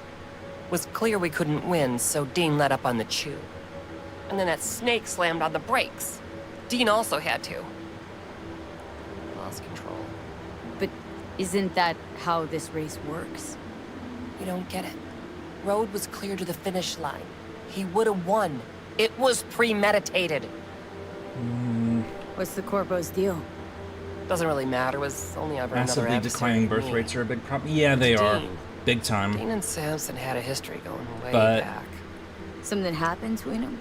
You know what the solution to declining birth rates is? Anything, but yeah. Allow people to live. There was some kind of Allow them to strife. believe that there is a future. Something personal. Allow to them their to believe rally there's something to look forward When to. Samson came Let first, them have a nice house. got Let them hot have a about it. decent job that pays well. They will have families.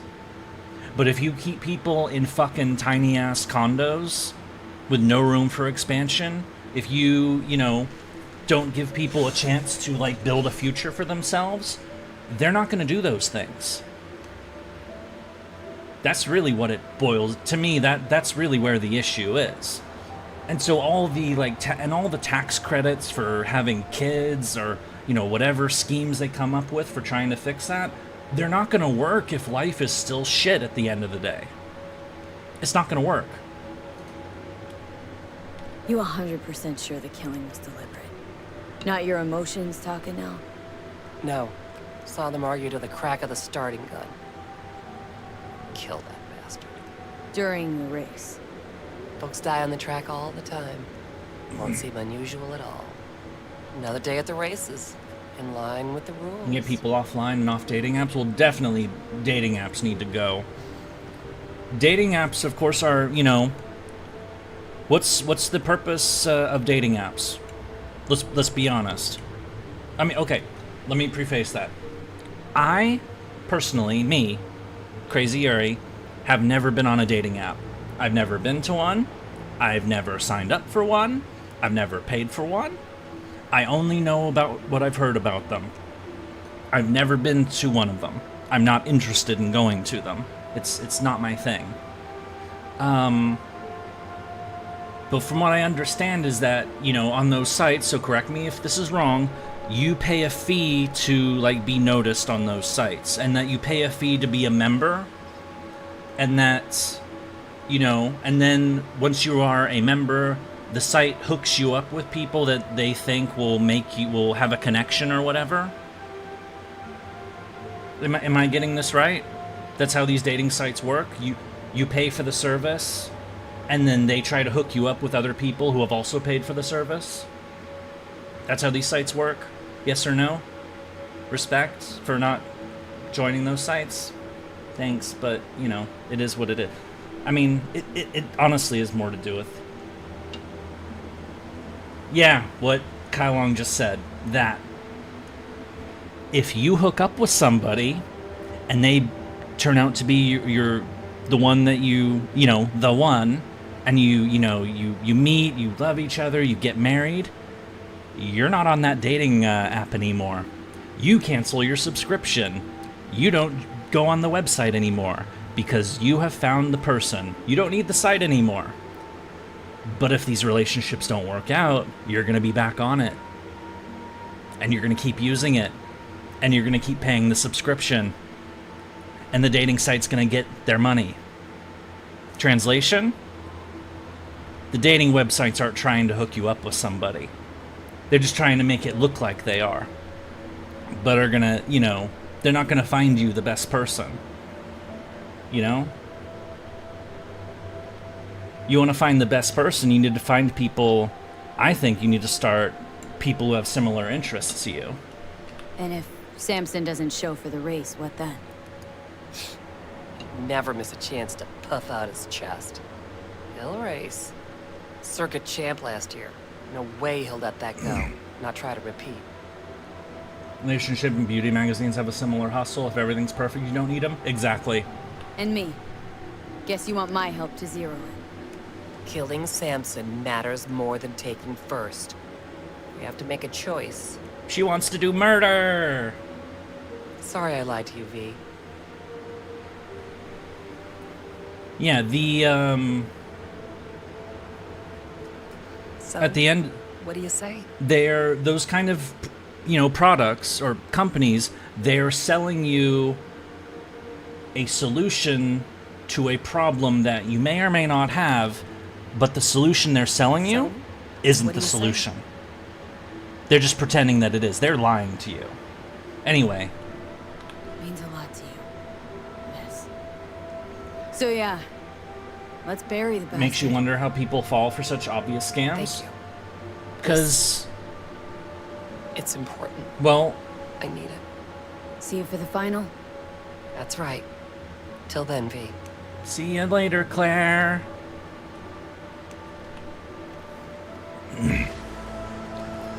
Well, let me put it in the to go to explore that thought, Steven. She's gonna leave in that car, so we're just gonna be left here. Let's go back to the dating example, for example. Being alone can really, really suck.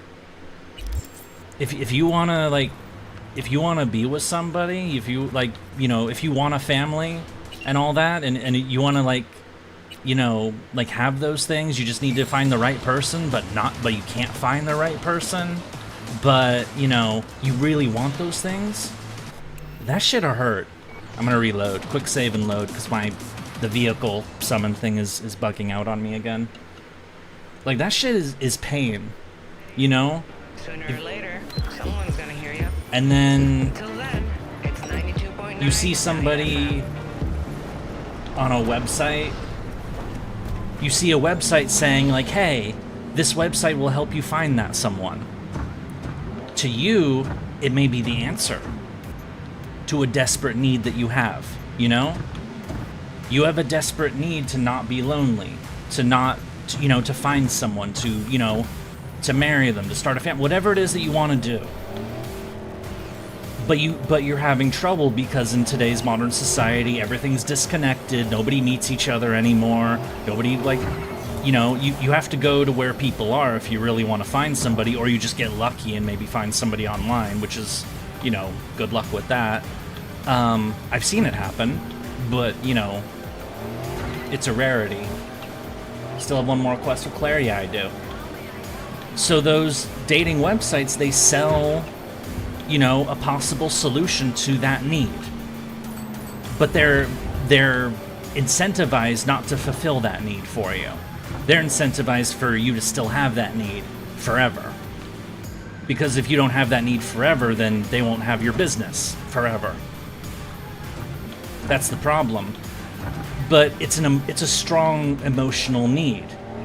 And people may not, you know, Steven, you said that, you know, people fall for such an obvious scam. I'm pausing real quick. People fall for such an obvious scam. Well, the heart hurts. You're sad. You want a solution to fix this horrible problem that you're having. You may not entirely think it through. It's emotion. It's, you know, if you sit back, step away, and really think about it, then you do what I just did and point out that, you know, well, these dating websites, they can't be, you know, they're not actually trying to hook me up with anybody. They're just trying to make some money. Like, this is not going to be the solution. If you step back and really think about it, that's the conclusion you come to.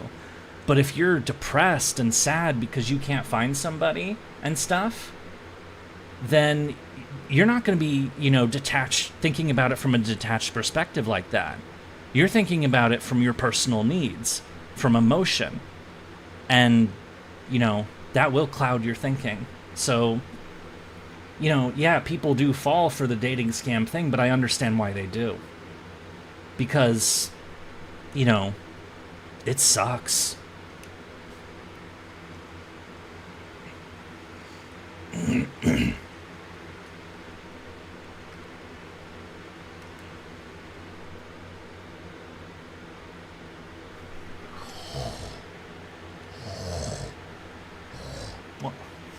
One moment, please.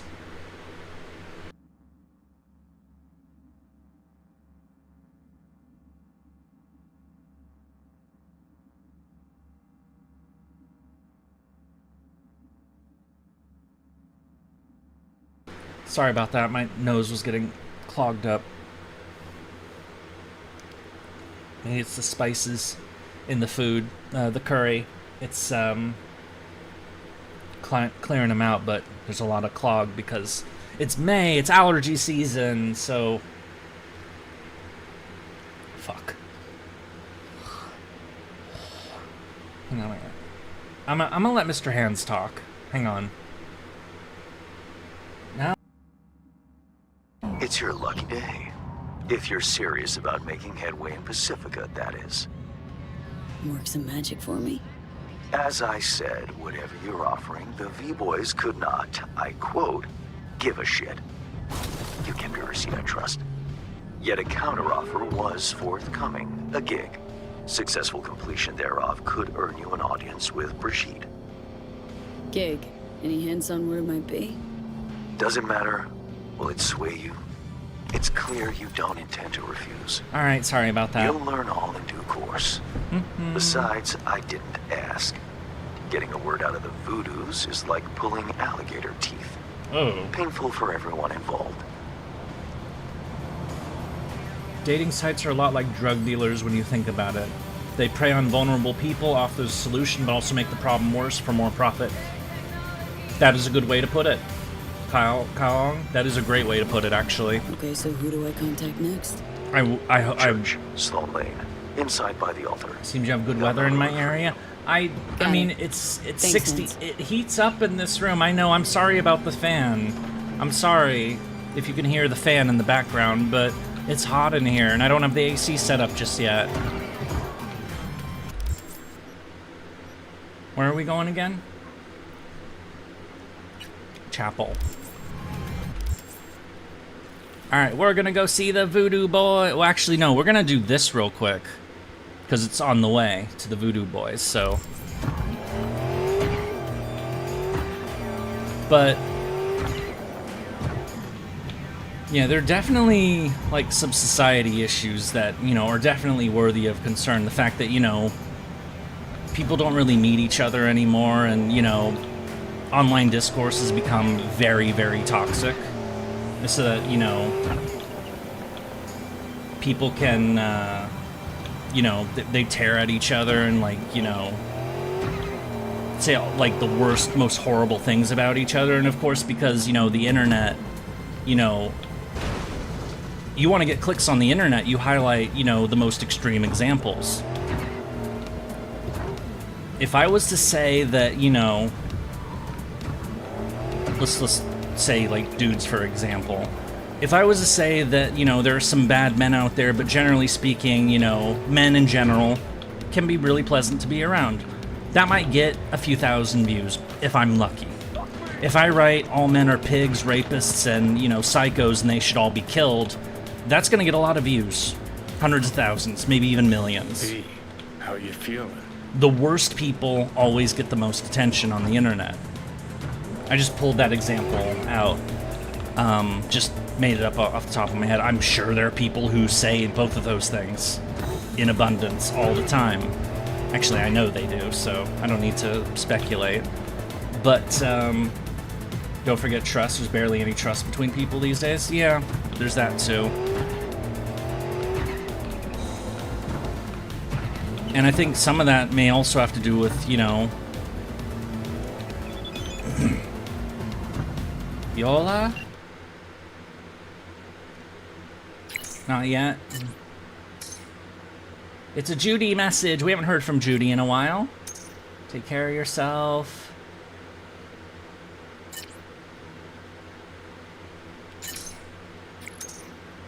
She's trapped deep in our brain.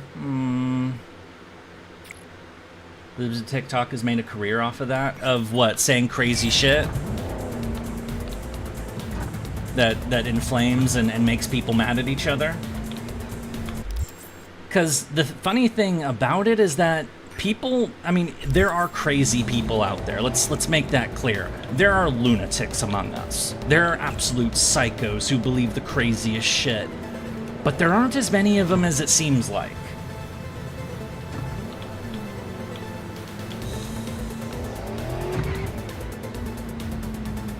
So, as I like to say, it's hard to find a good streamer. Well, I hope I can qualify for that.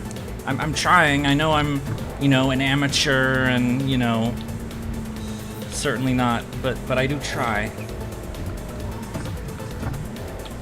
There can hardly be any trust when people want no accountability for their actions. Yeah. Yo, got a gig for you. Hang on a second. like to call it human asset liquidation. It means someone's gotta go bye-bye. Fee's attractive, but not without good reason. Target's an animal. Check out the deeds attached. Murder!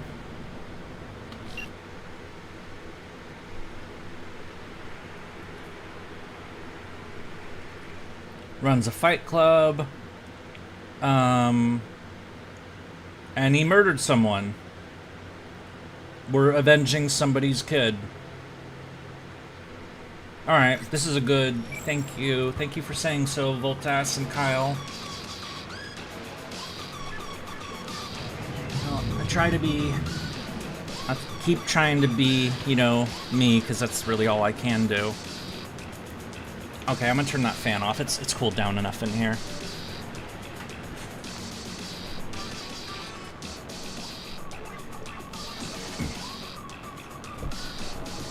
So,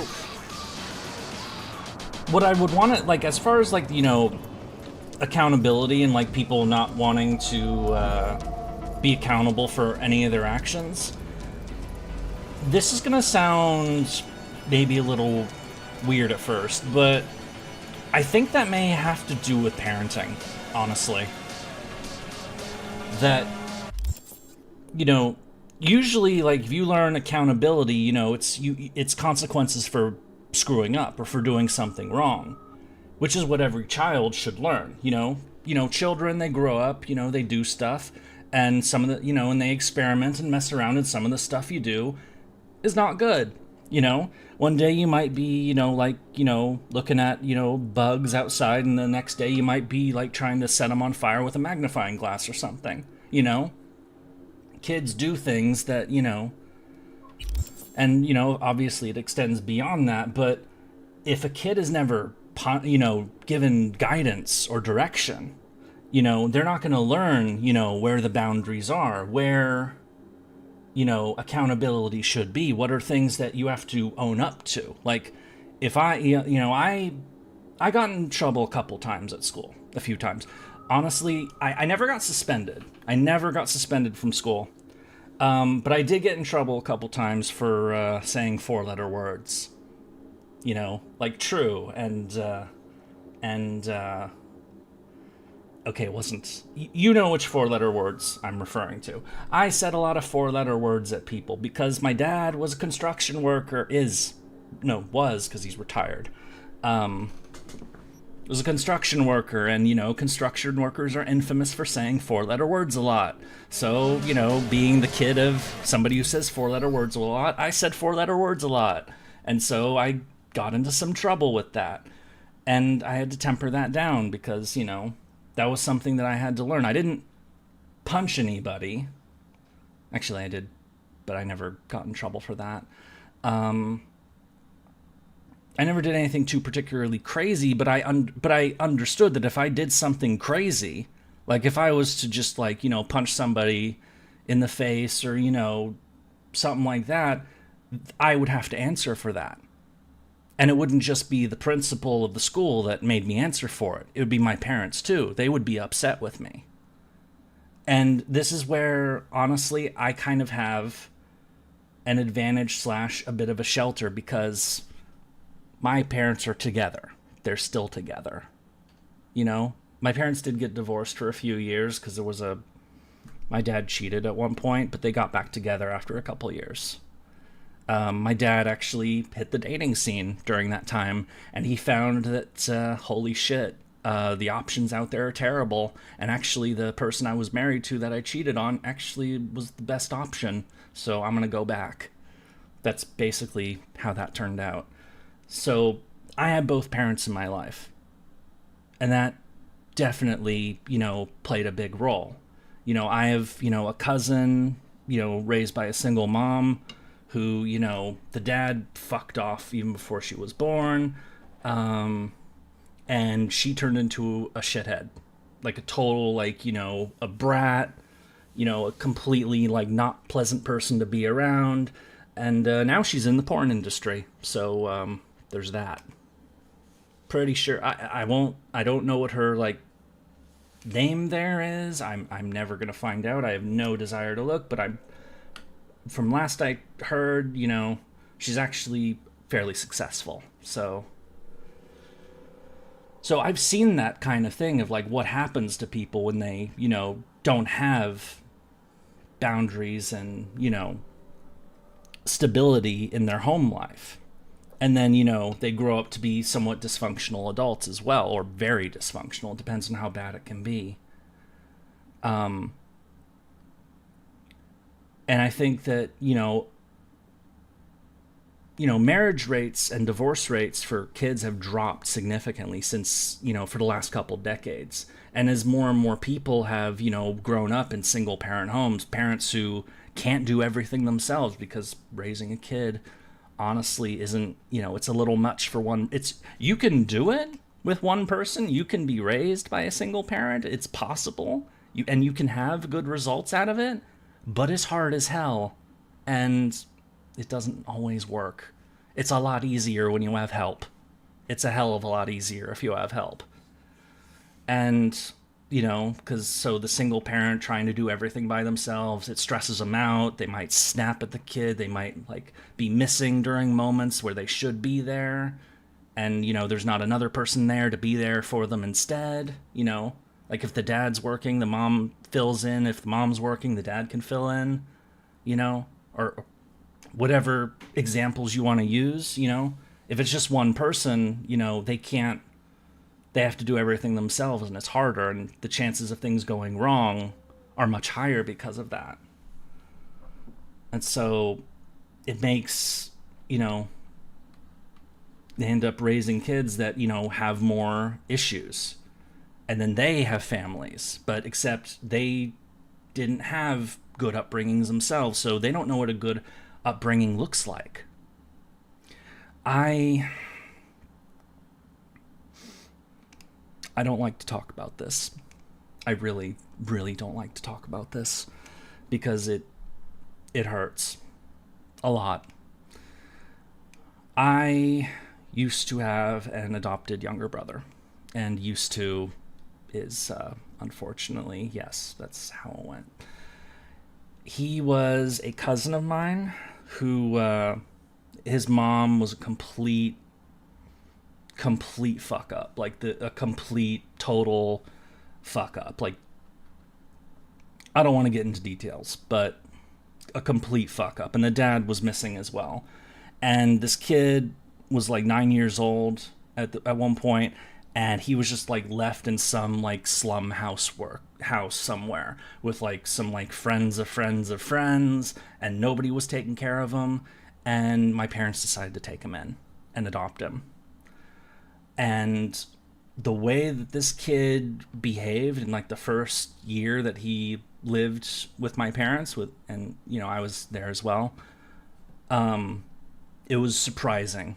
Like, it was a real eye-opener to how somebody can be, like how a kid is in a stable environment when they don't know when they've never known stability. Like, I'll give you an example that, so we went to Thanksgiving for, like, every year. We went to my uncle's house for Thanksgiving for, like, a big party, you know, like, maybe, like, 24 people would show up, like, you know, other family members, friends, etc., etc. And when my cousin found out that we were going to go to a Thanksgiving party, he was terrified. He was absolutely terrified. And of course, there was nothing to be terrified of. It was a normal family gathering, you know. But to him, a Thanksgiving gathering was somebody's going to get drunk. Somebody's going to start a fight. The cops are going to get called. Something bad is going to happen. If there's a lot of people gathered in one place, this is not going to end well.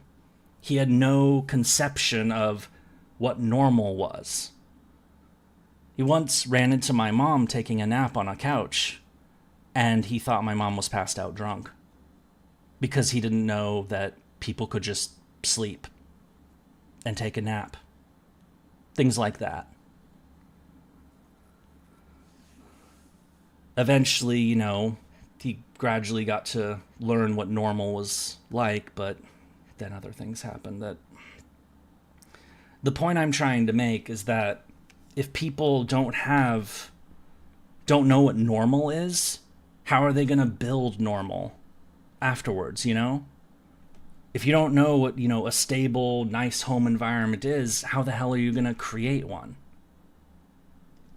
So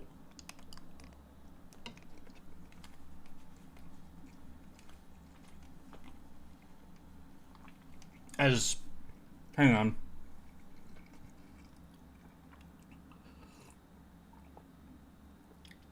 As normal, like, two-parent households become rarer and rarer, fewer and fewer kids are having normal home lives. And as that problem steadily gets worse and worse, the next generation of kids also don't have normal home lives. Because their parents don't know what a normal home life looks like. And the problem expands and expands. And before you know it, people who have a normal home life, like I did, suddenly feel a lot rarer than before. I didn't know what it was like to, you know, almost everybody I went to school with had two parents in their home. If I looked around at, you know, people today, though, it looks really rare. It really does. It looks strangely like, wow, you actually have two parents? That's, you know, you actually wonder about that. And so, because, you know, kids aren't brought up in a stable environment where they can learn, you know, both to explore their interests, but also, you know, to learn right from wrong, because, you know, somebody is there to make sure to, you know, hold them accountable for when they do bad stuff, because kids are going to explore. They're going to do bad stuff every once in a while. I did some bad things here and there myself. I'm sure everyone in chat at one point has done something a little questionable in their life. At least once. Not like illegal, like you haven't like killed anybody or anything, but done something that you probably shouldn't have been doing. But if nobody's there to hold them accountable, the end result is people grow up and they don't know what accountability is because they've never had somebody there to check them. And the end result is you just have a bunch of people who are, you know, essentially narcissists. You know, everything's about them, they get everything that they want, and they will not tolerate facing consequences for their actions. And that's where we are today. It's fucking awful. Anyway, I'm sorry about the me getting on the soapbox and all that. I've kind of been doing it a lot today, but if I was to try to fix that particular problem, I would want to try to do something that, like, makes family formation more, like, make it more normal, make it more, like try to reverse the trend of, you know, single parenthood kind of situations. Again, single parents can make it work, but it's less successful than two-parent homes. That's just reality. And it makes sense logically as well. You don't even need to pull out figures for that sort of thing. But I could if I wanted to. I'd have to dig them up. But, you know, the results, I would be genuinely shocked if the results didn't match, you know, this. So, anyway. I know, I try to keep things lighthearted and fun around here, and goofy, and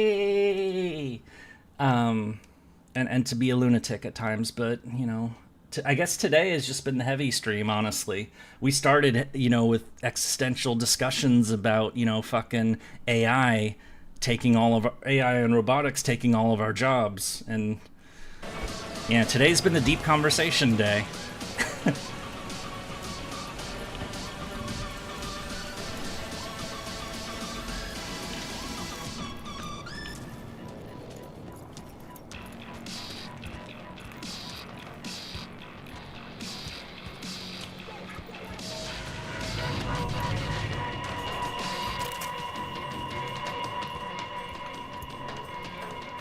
We're being sneaky. Wow, really? How do they not see me?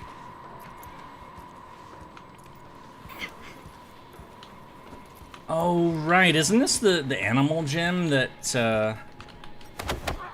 they let us in after we fought Rhino? I think it is.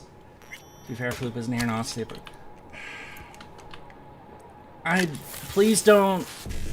Please don't slag off other chat members. Please don't do that.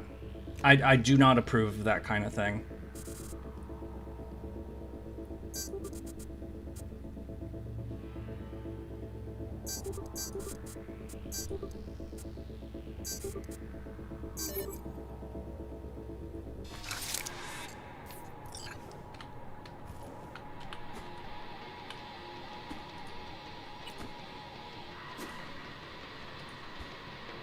And schedule, sponsor.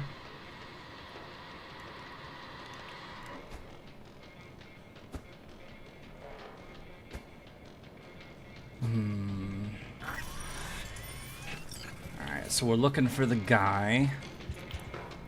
I guess the animals don't care very much that we're here, so...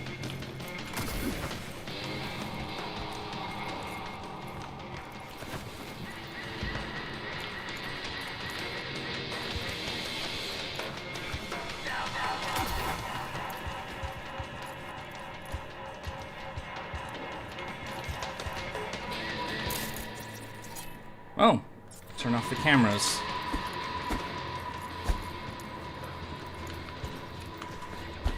You have a fight here, they will not be hostile. Yeah, we did the fight with Rhino, which took some doing. Eventually I figured out the answer is just to keep punching over and over and over again until they fall over. You know, like spam punch attack, you know? Can't hurt to look.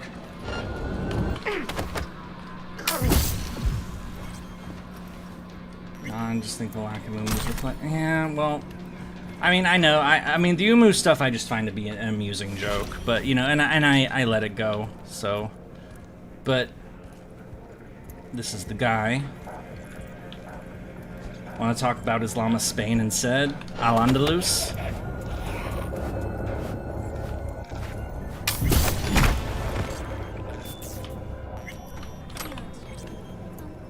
I just realized maybe I could have captured him and brought him to a van.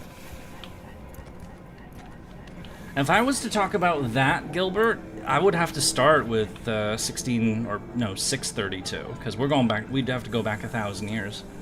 Steven needs to blow up with the Voodoo Boys instead of being his own. How the fuck am I going to find new people? Yeah. All right, mission complete, and he was, of course, the one guy we decided to murder, so...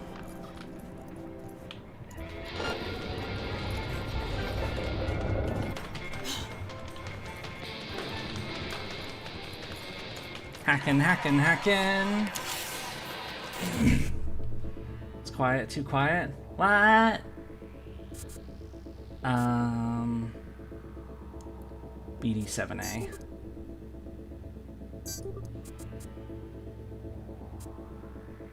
Oh, fuck me.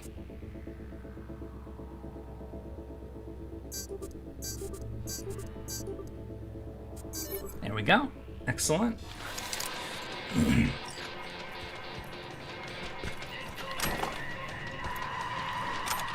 So if I was to talk about Islamic Spain... Hang on. Nom nom nom nom nom nom nom nom. I have a lot of food here.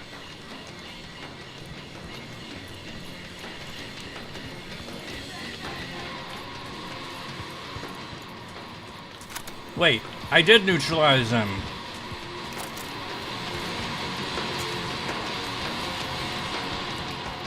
Did I kill the wrong guy?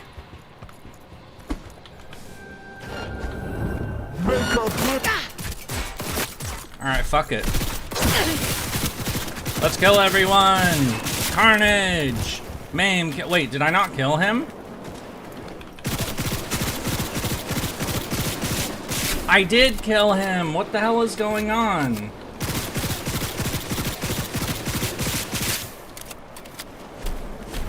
Is it bugged? He's dead! God damn it.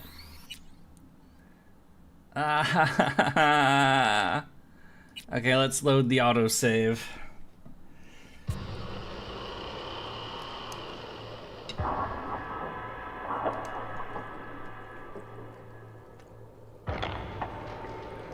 Did I do the ID vision?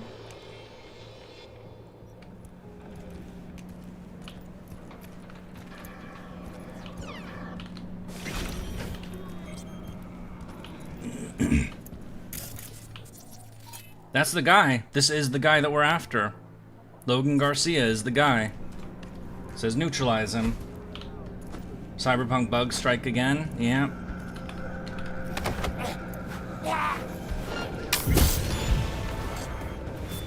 Alright, neutralized. Driver's almost there. I'm gonna take him with me. You know, maybe the mom wants to kill him herself, you know?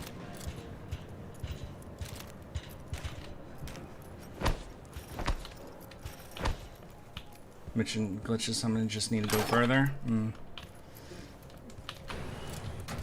So, oh, there it is. That's convenient, it's right there.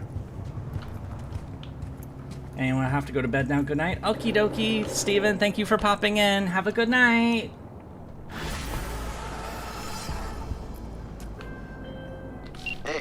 Just got intel that Logan Garcia's on his way to me now. Primest of the prim. Tied this gig up real nicely. Yay! So I delivered him to, So, he'll get murdered by the person that wants him. Or something, I don't know. Where's the last, captain contract? We have one more with him, but where the frick is it? Do we not have access to it yet, or... Oh, whatever. We're going back to... We're gonna go meet the Voodoo Boys now.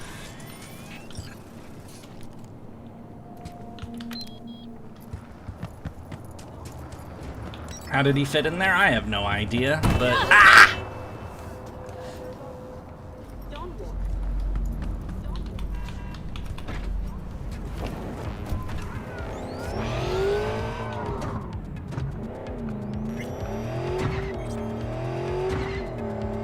I'm sure we made him fit, you know, if it, you know, if it was too difficult, maybe we can cut off a leg and that'll help him fit in the trunk better. Oh, I'm going to hell for that one. Dismemberment!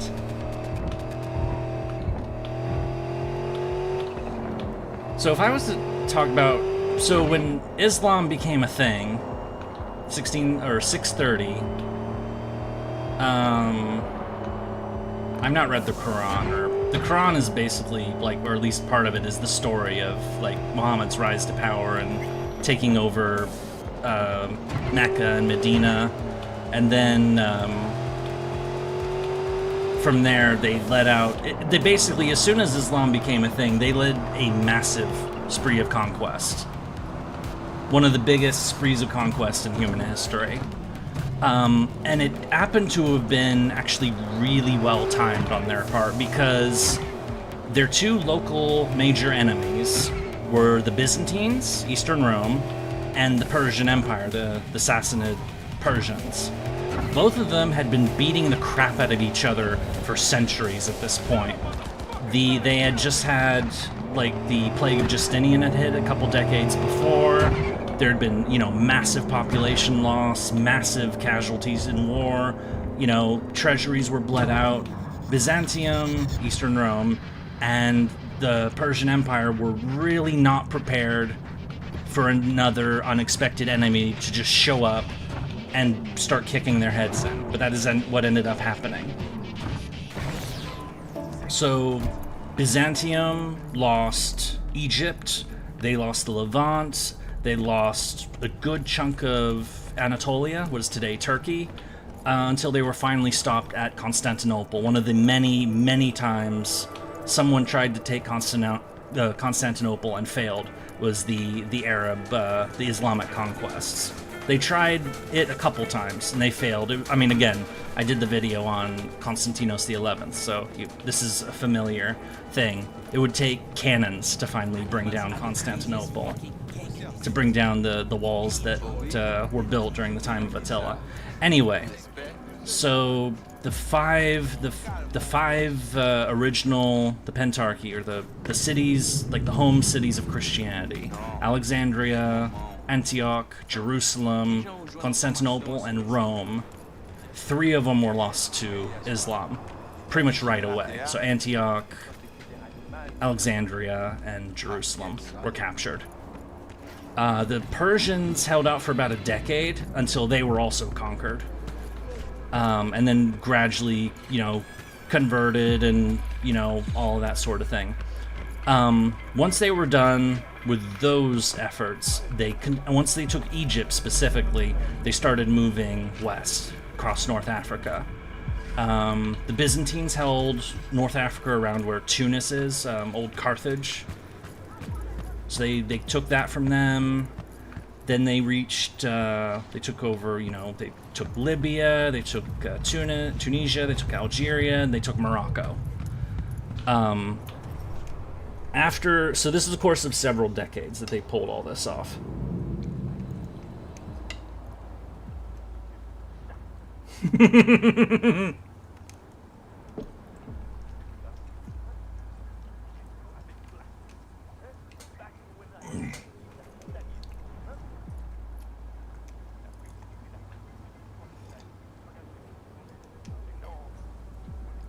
So, around 630, year 630, is when this starts. About by 710-ish. Keep in mind, I am less familiar with this history than I am with, for example, the 30 Years' War. So I'm doing the best I can with what I remember. So about 710 or so, after conquering all of North Africa, the Muslim caliphates crossed the Straits of Gibraltar and invades what is today Spain. Also Nom Nom. Yeah. So, Spain at this time had been ruled by the Visigoths, who were, one of the Germanic tribes that had migrated after the fall of during the fall of Western Rome. And they settled in the old Roman province area of Hispania, where you get the word Hispanic from. Which includes Spain, modern Spain, and Portugal. They set up their kingdoms there, but they were not prepared for what they were dealing with. They were not prepared for an army of religious fundamentalists, who were superb horsemen, excellently, speedy fighters, and, they didn't really have a good counter to it. So, and, pretty much, as I said, the Islamic conquests only really stopped in 2 places. It stopped at Constantinople because the walls were too damn strong, and because, the Byzantines pulled out Greek fire and burned the Islamic navy, or the Arab Islamic.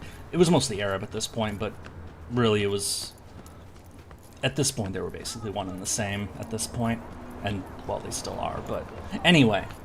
So they couldn't take the most fortified city on Earth. So they continued west and then north So they all but crushed the Visigoths. The Visigoths were pushed back to only the tiniest, most northwestern corner of the Iberian Peninsula.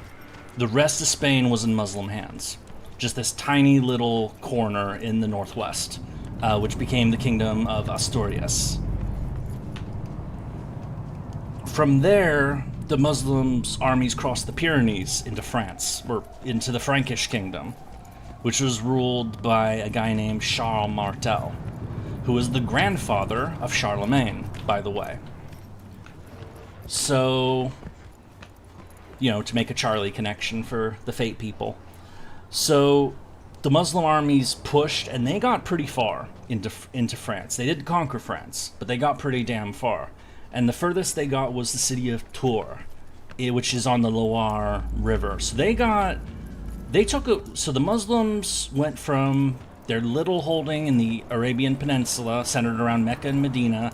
They conquered Egypt, the Levant, so Israel-Palestine today, Syria, a good chunk of Turkey, Iran, Egypt, or did I say Egypt already? Libya, Tunisia, Morocco, Algeria, most of Spain and Portugal, and about half of France. And I think they also took Sicily for a time as well. It's nice to be here, but I need to sleep. Good day for you. When you stream next? Saturday. Unless I am a glutton for punishment, decide to do something tomorrow after all, because the new Warhammer DLC is coming out. But that wouldn't be Cyberpunk, that would be Warhammer. I don't know if I'm gonna... I don't know. Like, I don't know how much people care about, you know, Tigerman and Bashiva and all that.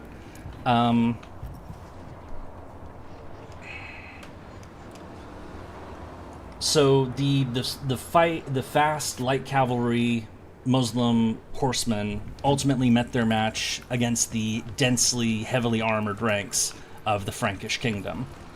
The Charles Martel kicked the Muslim armies out of France, what is today France. He died, then his son took over, and then his son died, and then you got Charlemagne.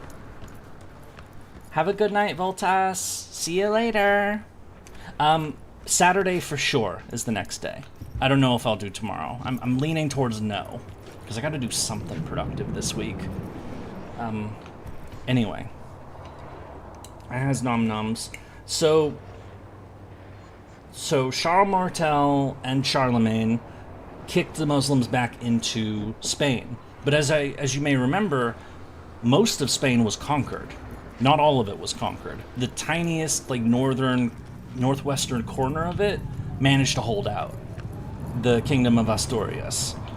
And from this point onward, so we're in, like, now the 7th... So they invaded Spain in, like, 710. The Battle of Tours was 732.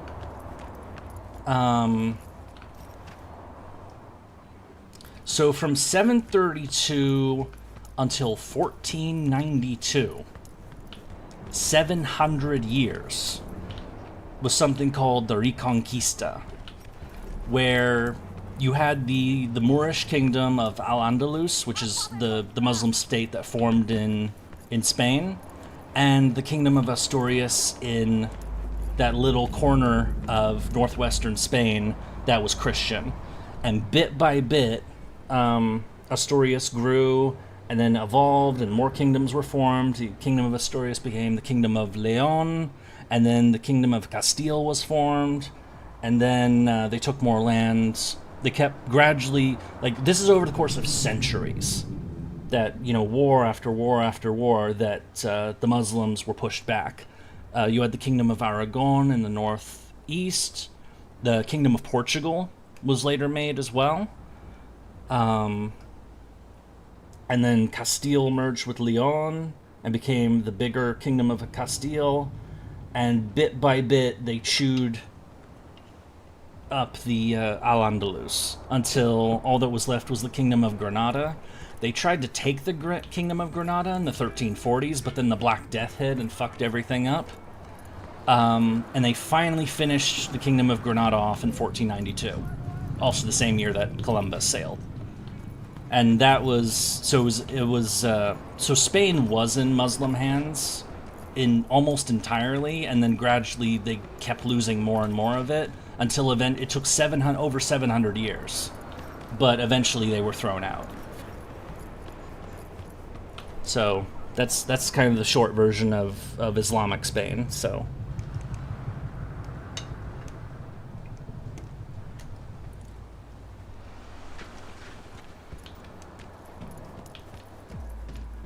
Okay, let's go meet the Voodoo Boys.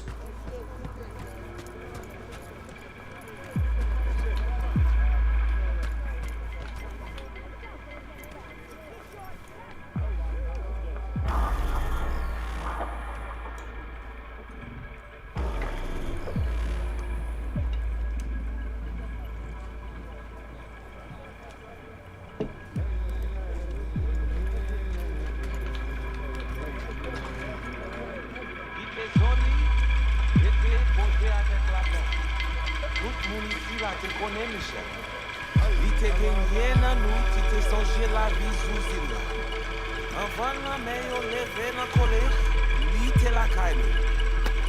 You are V? We have been waiting. You my contact? Someone finally gonna tell me about this job? I'm just a man in the middle. You will learn more.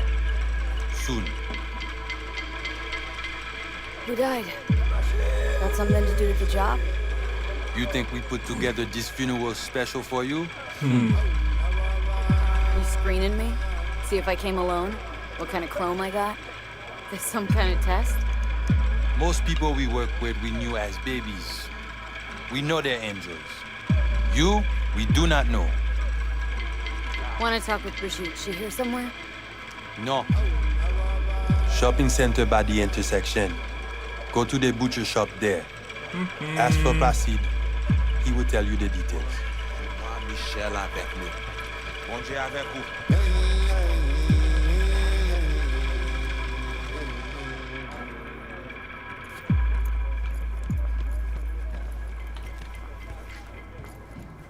All right, here we are.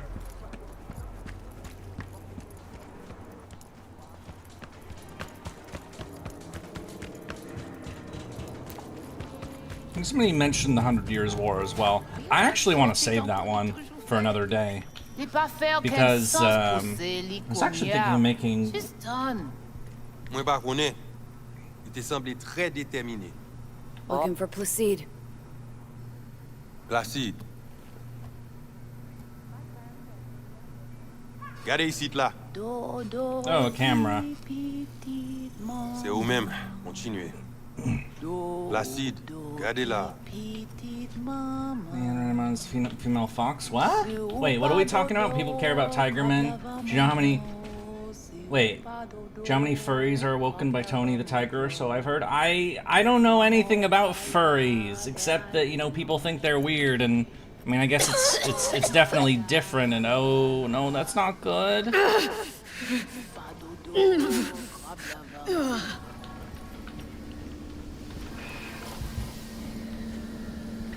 You Placide?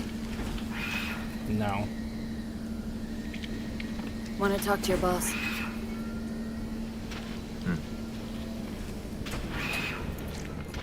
Little Bunny and Minerva may change it. I don't know who these people are. Here I thought selling domesticated fowl was still illegal. 6 years poultry supposedly had the plague. Now all of a sudden, poof, it's clean. It's not for sale. What you want? Told me at the chapel you're the one to talk to. Mr. Hands sent me. Said you got. Don't tell me we got TB again. No, we don't have TB. Oh. I know animal food and all that, but I don't like seeing murder. No here. Come with.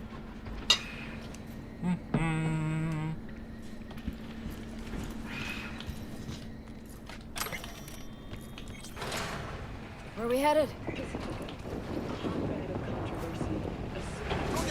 I don't think he wants to talk to us. Okay. What is this, fucking Somalia? Just like shoot guns into the air for fun, or what? You know, You gotta be careful with that. Those bullets are gonna come down and they might hit somebody. You guys aren't exactly great at rolling out the welcome mat for outsiders. Was to be its own city where suits would burn their eddies. A closed circle. The cops feed the sheep, they spit the cash back out. All the toys here are grown from corpo cash. Isn't everything else like that in this damn city? Our interest is now in the GIS. I think you just left it in the shop. Imperial Mall. Pacifica's biggest, ugliest temple to greed. But never finished. Until last week, it was deserted. Empty. But now? The animals crawled there, made a nest. Okay, so we're going after the animals. Hey, Placide! We can start a pilot! Okay, my pal Vini Peter.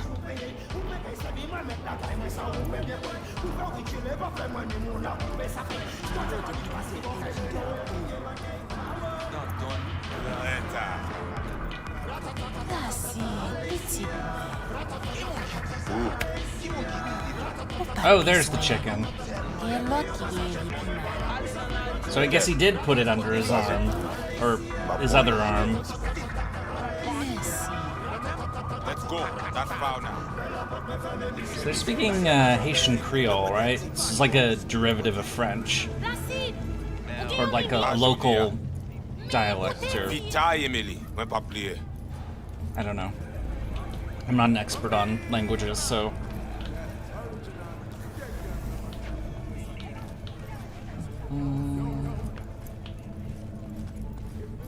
You deal with animal before? Yeah, a few times. Yum, armpit chicken, yeah. You want the animals out of the gym? Extinct? That why you hired me? You learn everything soon. Hello, Yurie and Chad, everyone's having a good day and fun will be inspired. Hello, Quartz, hi! Welcome to the mayhem. It makes no sense them being here. You came after the endless history backup, nerding, but, you know, nice to see you. Hell, even badges don't patrol around here.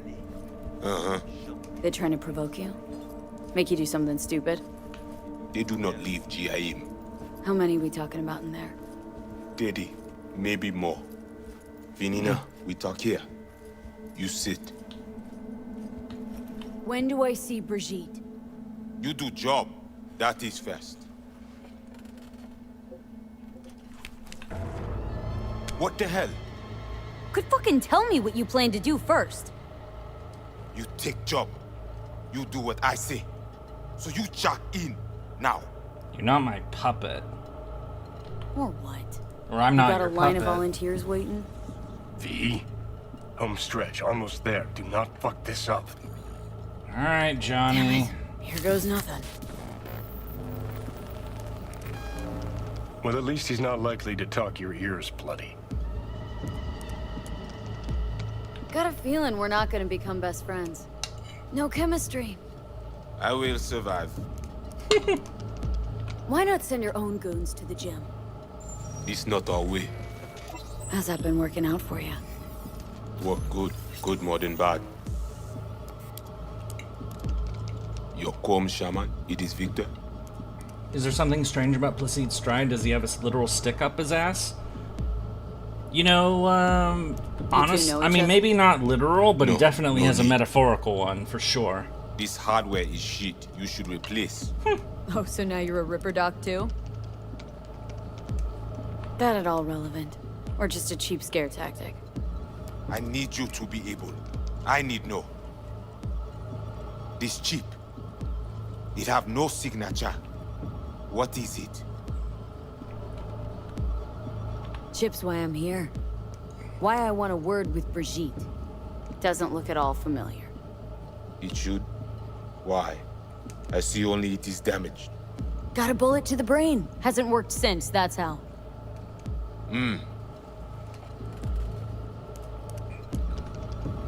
Huh. Haven't asked about my experience, what I can do. We are not cop. Do not offer career. You do for us only one simple thing. So, am I right for the job? Good to go? Mm-hmm. The camionette. Alright, what are you showing me? 35, 07. 3 seconds before, poof. What? Cloaking? We try to learn where the camionette come from. Van's definitely a custom job. I see you not know also. Hey, just trying to piece facts together. Tech looks pretty advanced. Doesn't scream meathead to me. They watch it very close. It is important, whatever it Placide. is. Batman Kelly have this encore. Fais-moi porte là. Time for a break? Think you might be needed. They will manage fine. You focus. Animals aren't the play here, are they?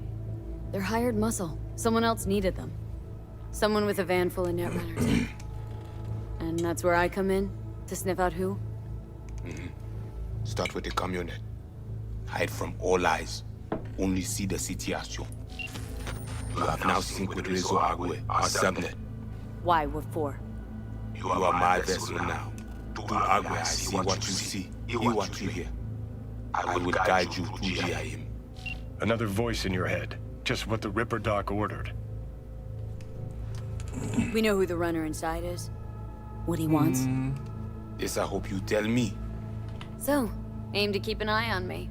Shows trust. Alright. Anything else I should know? Find our people, name all. They will show you how to get inside the beast. Got it. So I do this and you put me in front of Brigitte, right? Yes. Soti at end of the hall. Go down. My people will let you pass. All right. We are done.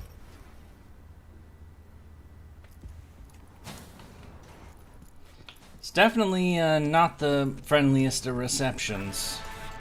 Don't think he likes us very much, but, you know, whatever. I don't have to like him. I just need to, you know, get some information out of his boss. All ears.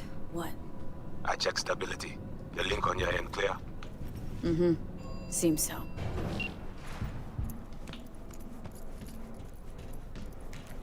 Hello, nerd.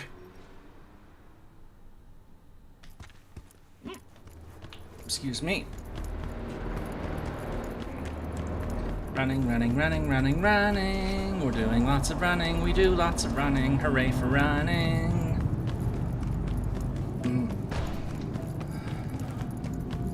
There's something I could do there.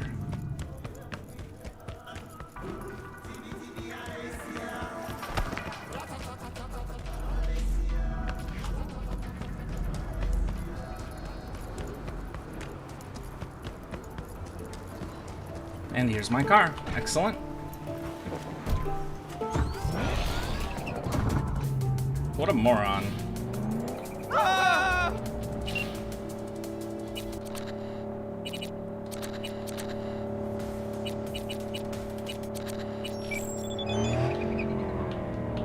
Clara, just wanted to say thanks for that last talk.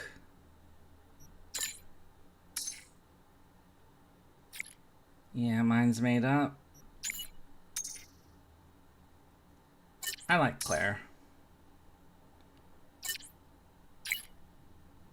But of course, we'll do that. We're going to take care of all this voodoo stuff before we finish that storyline off, so. You can burn and die on your own time, not on mine. The hell was that about? Is he upset that, you know, what even was it? Was he just saying, like, rawr, don't waste my time, rawr? Like, they are my people. Talk with them.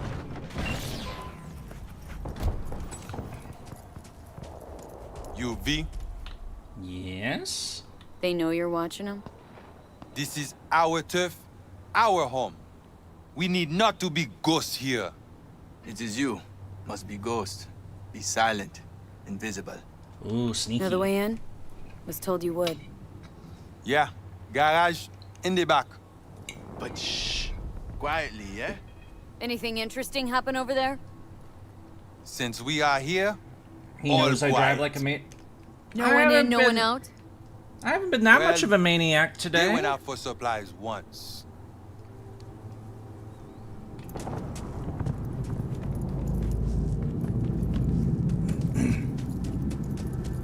Okie dokie.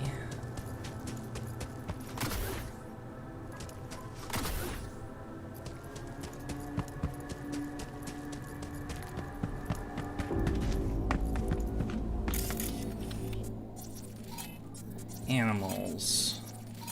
The big muscly steroid dudes. Or dudettes. It varies. No such thing as much chew. Just keep walking. Drink your juice and stick to the plate. Fuck you, but I'm all cheery and shit. Everything pisses me off. How many of the racers did I kill? Probably about half.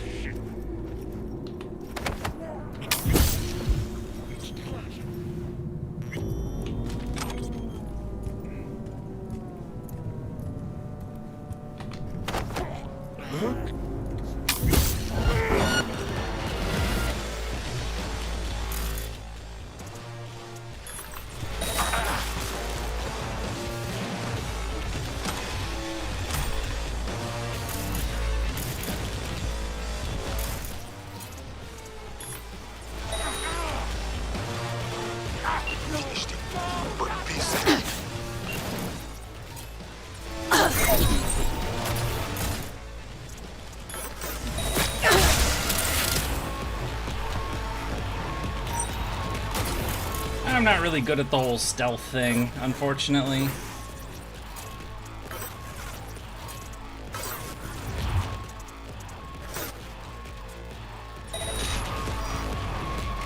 And there we are.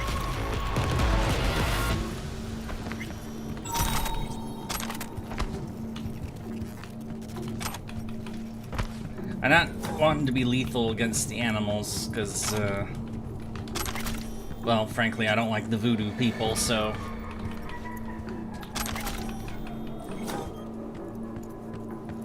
they were very rude.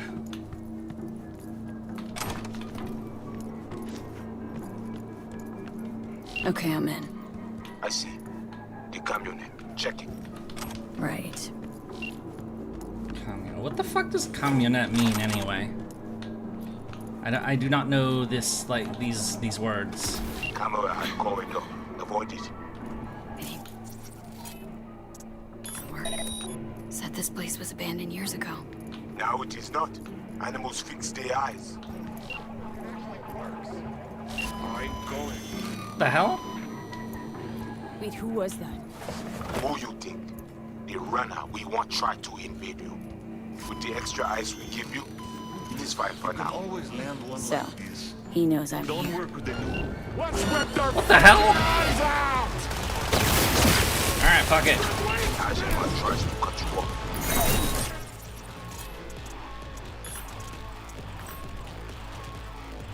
Now fuck it.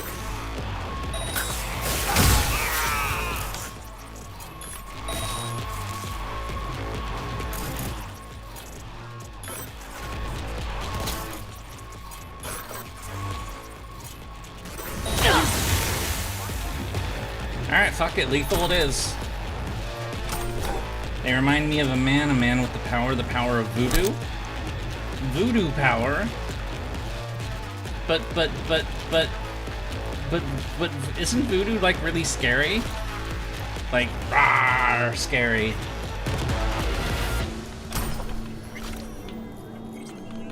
Also, whenever I think of voodoo, I can't help but think of like the Warcraft trolls. Trolls in World of Warcraft, or, you know, because they got the accents and the voodoo shit going on. I don't really know much about voodoo, to be perfectly honest, so I just know it's like, was it like a mix of like Catholicism and local African traditions or something? I as I said, I don't know what the fuck I'm talking about.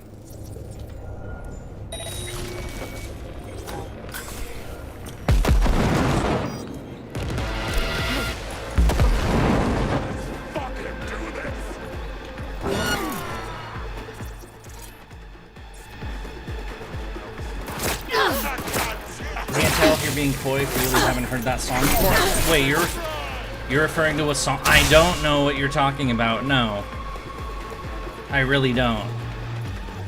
I know, it's shocking. I don't know things. It's amazing. How can somebody who can do like an hour and a half, 2 hour long, you know, spiel about the 30 Years War with only looking up like maybe like half a dozen things at most just to get exact dates and whatnot, you know, not know about, you know, various music or pieces of popular entertainment. I wonder where all their time went that they didn't spend, you know, watching all this popular entertainment stuff. Especially when they're able to, you know, just rattle off history like crazy like that. Where did all of your brain capacity go? I wonder where it could have gone. I'm answering my own question, obviously. I'm being a weirdo!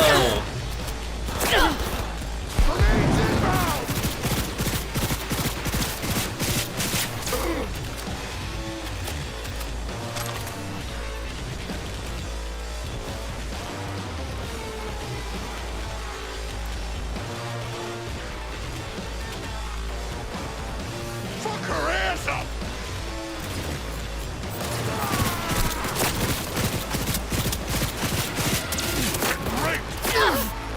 When I think voodoo, I think of the powers of Chucky or Let's Play, from Let's Play, or Voodoo Dolls.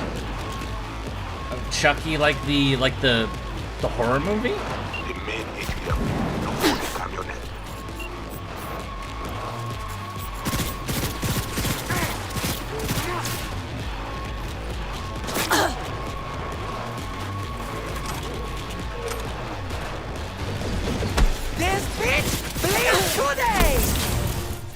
Oh, wow. Okay.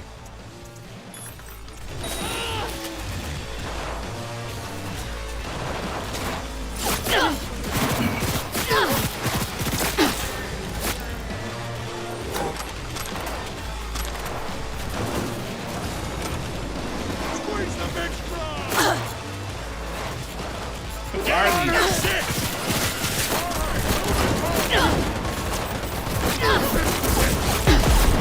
What the hell are they saying? Like, I'm gonna fuck your ass up, fist me?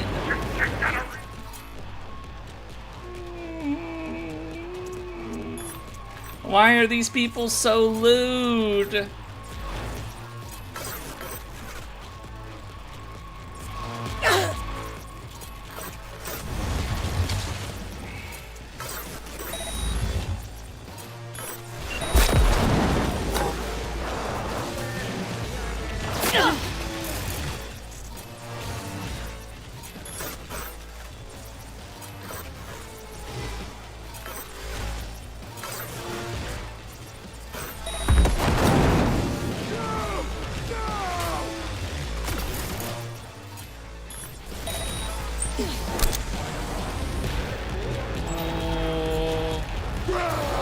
They are people, maybe.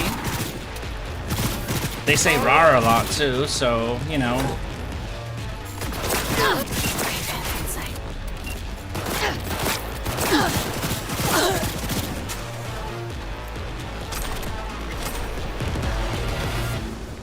Alright, let's clear. Alright, looks like we've cleared the area, so now we got a lot of bodies to loot. Hooray for loot! Hooray for loot! Also, hi everyone. Hello, Trey on the high seas. Welcome!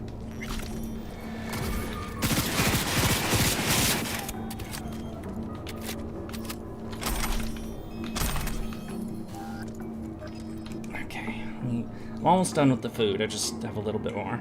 Nom nom. Nom nom nom nom nom nom nom nom nom nom.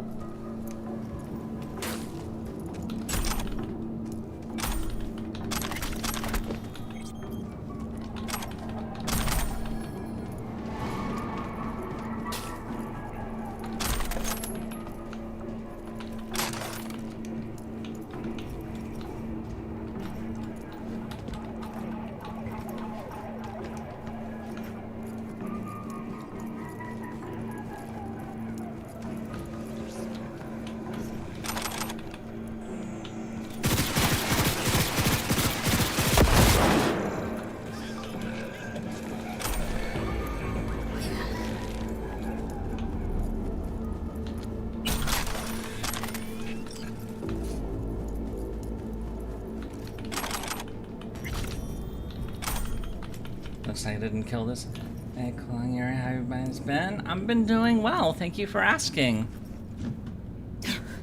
My throat's a little sore because I said a lot of words earlier, but oh, here we are.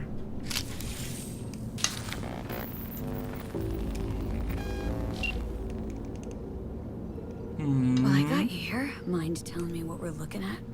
Data flow map of Pacifica. They hunt Agwe. Who is they? Netwatch. They always out to fuck us.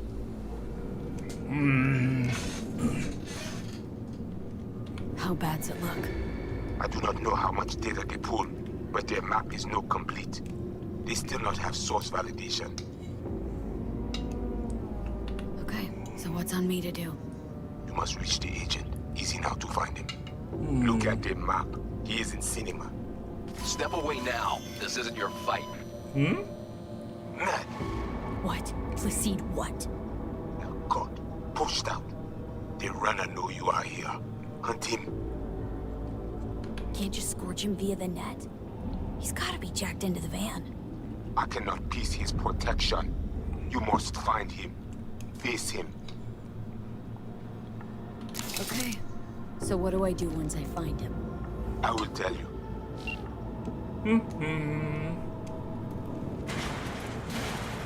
The agent man tries to cut you off.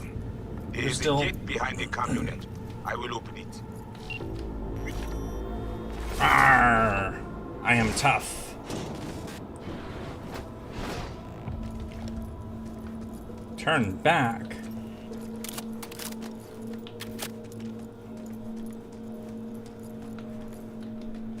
it's getting hot in here again.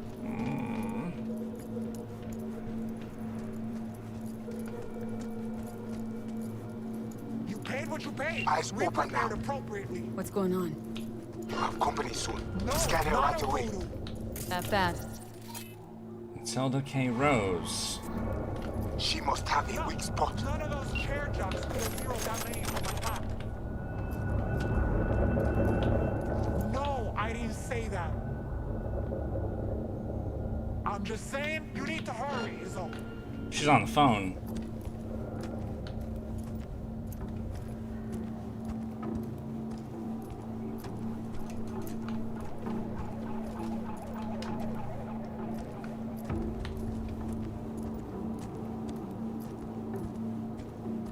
Sneaky, sneaky, sneaky. Come at me! Bring it! Punch attack!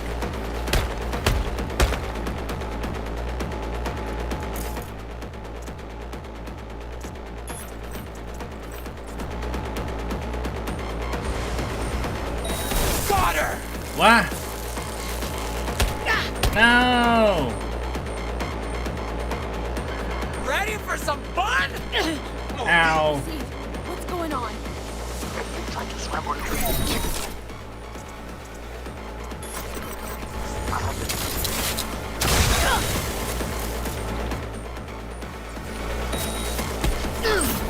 What I cannot hold you now. It seems somewhere with Alpha.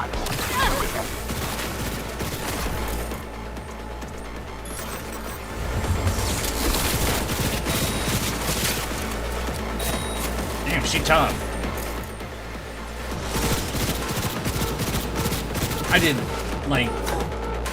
I did 6 short circuits and that's all it did to her?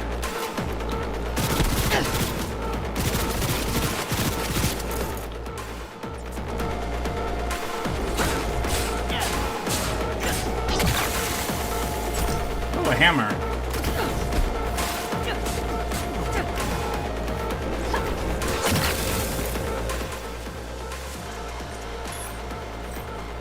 Oh, no, I did 2 of them. Shit, that's not what I meant to do.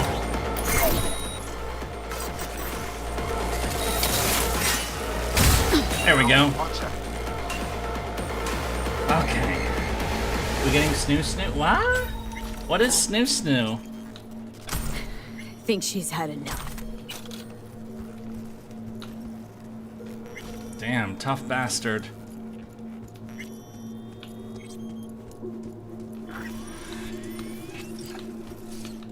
Ammunition.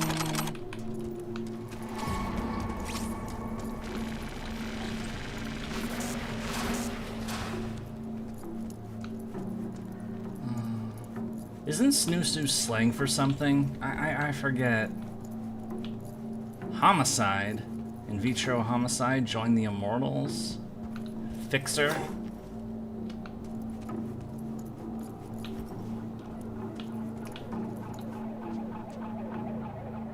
It's a Futurama reference. Giant Amazon women breed men to death. What? Ah!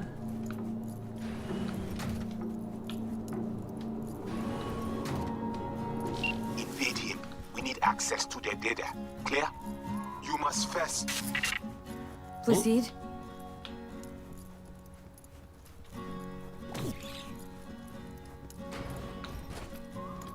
Looks some. Ah!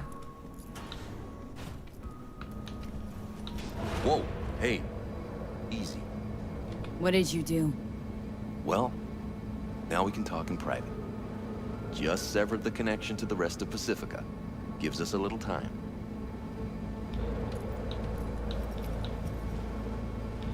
Let's... Didn't come all this way to talk. Had a specter on you, didn't you? Saw and heard all you did. You followed his orders. No idea what the Voodoo Boys are paying you, but our pockets are deeper. You trying to buy me out? Not at all. Consider it a counteroffer. Don't gamble your life on the boys. They aren't exactly known for their professional integrity.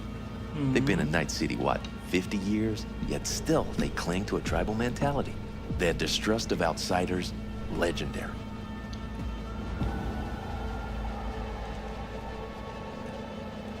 Not interested.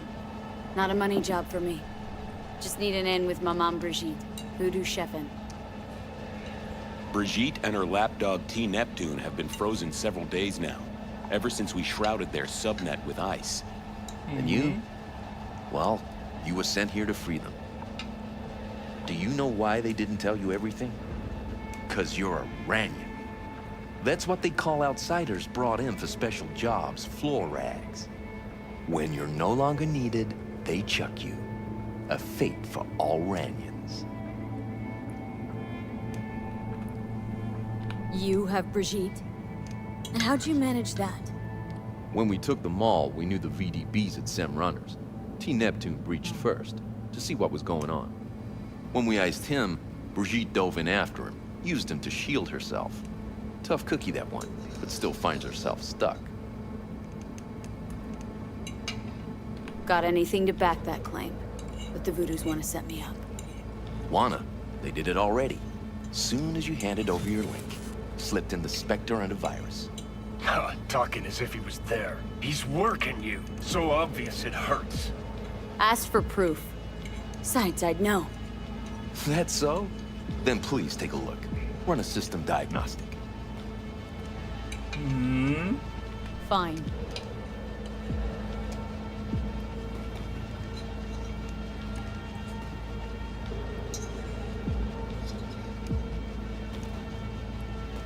And? Nothing out of place. No trace of... Do it again, then cross-check the result against the first.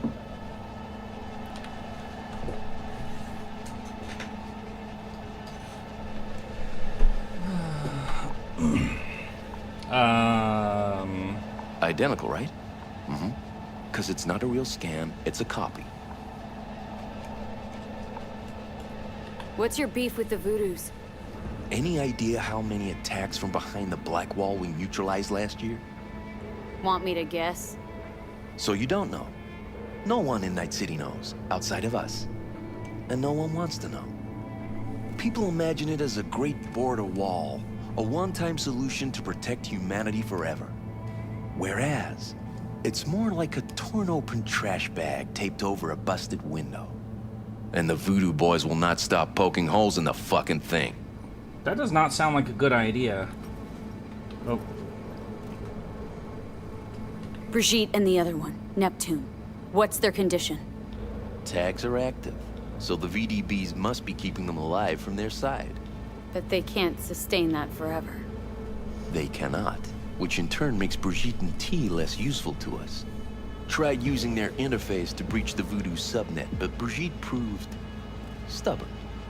She managed to take some bites out of our systems before we secured her. Little taste of your own medicine?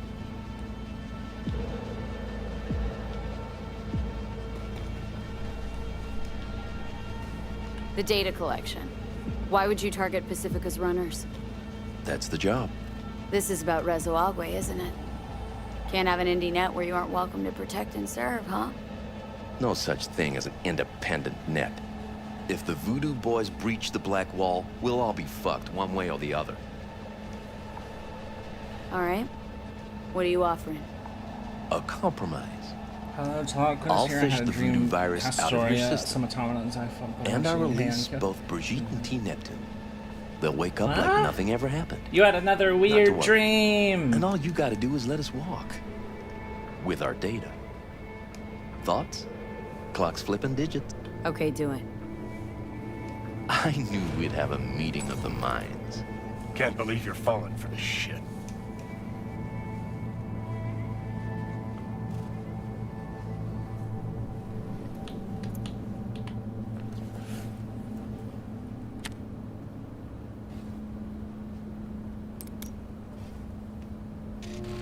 Oh, almost forgot.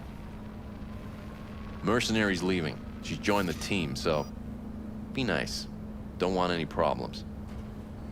Yeah, sorry I killed like good luck. Over half Got of your a feeling people. we'll be seeing each other.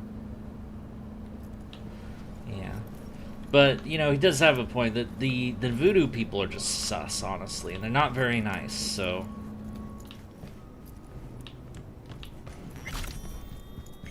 I know he's a fucking goat. That bitch. What? What the fuck? You are off net. I lose your eyes. Oh, they're alive. Brigitte and the other guy, are they back? Who told? Yes, Mama B is awake. Perfect. Because I gotta talk to her. And what of Net Watch? Taken care of. Look for my people out front.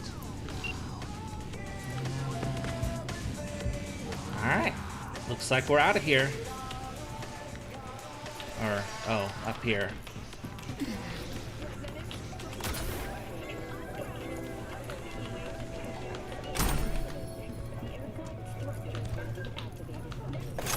Ah, the sun's glare is getting to onto my screen.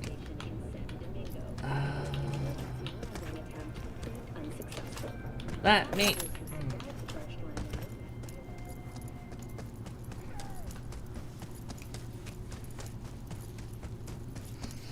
All right. Nom nom nom nom nom nom nom nom nom nom nom nom nom nom nom nom. Nom nom nom nom nom nom nom nom nom nom nom nom nom nom.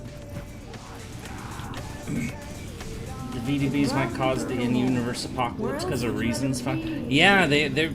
Yeah, it's. We ought to take you to Placide. Who's gonna get fucking burned? Let's go. Oh, and away we go.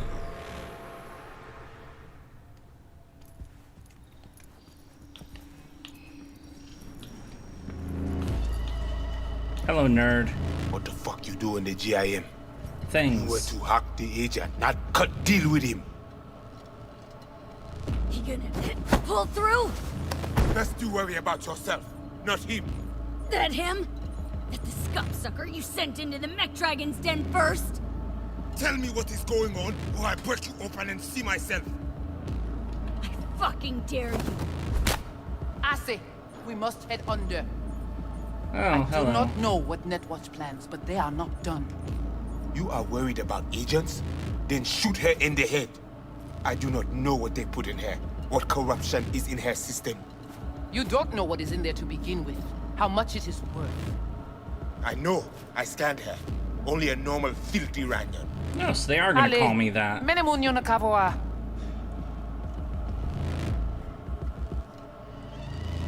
Yeah, I don't like you either. Now get the fuck out of here.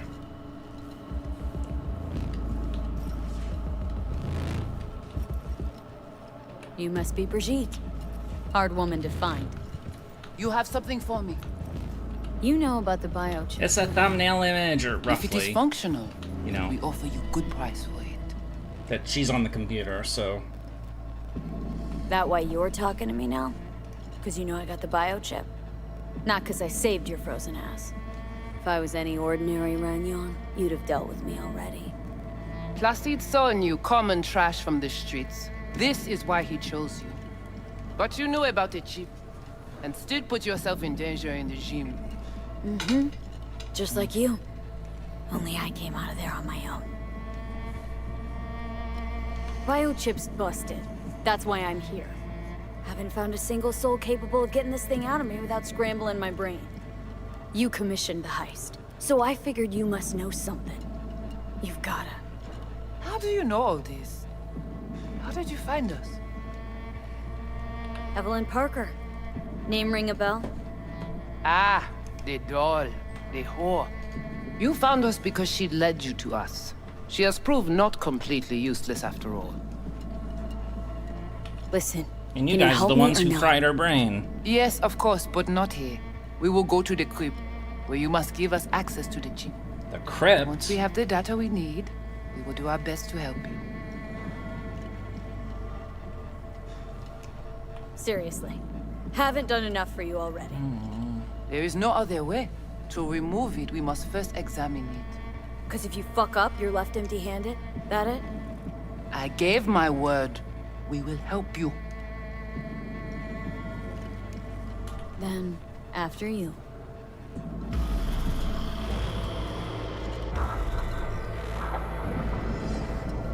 Alright. You guys sure seem to love this place.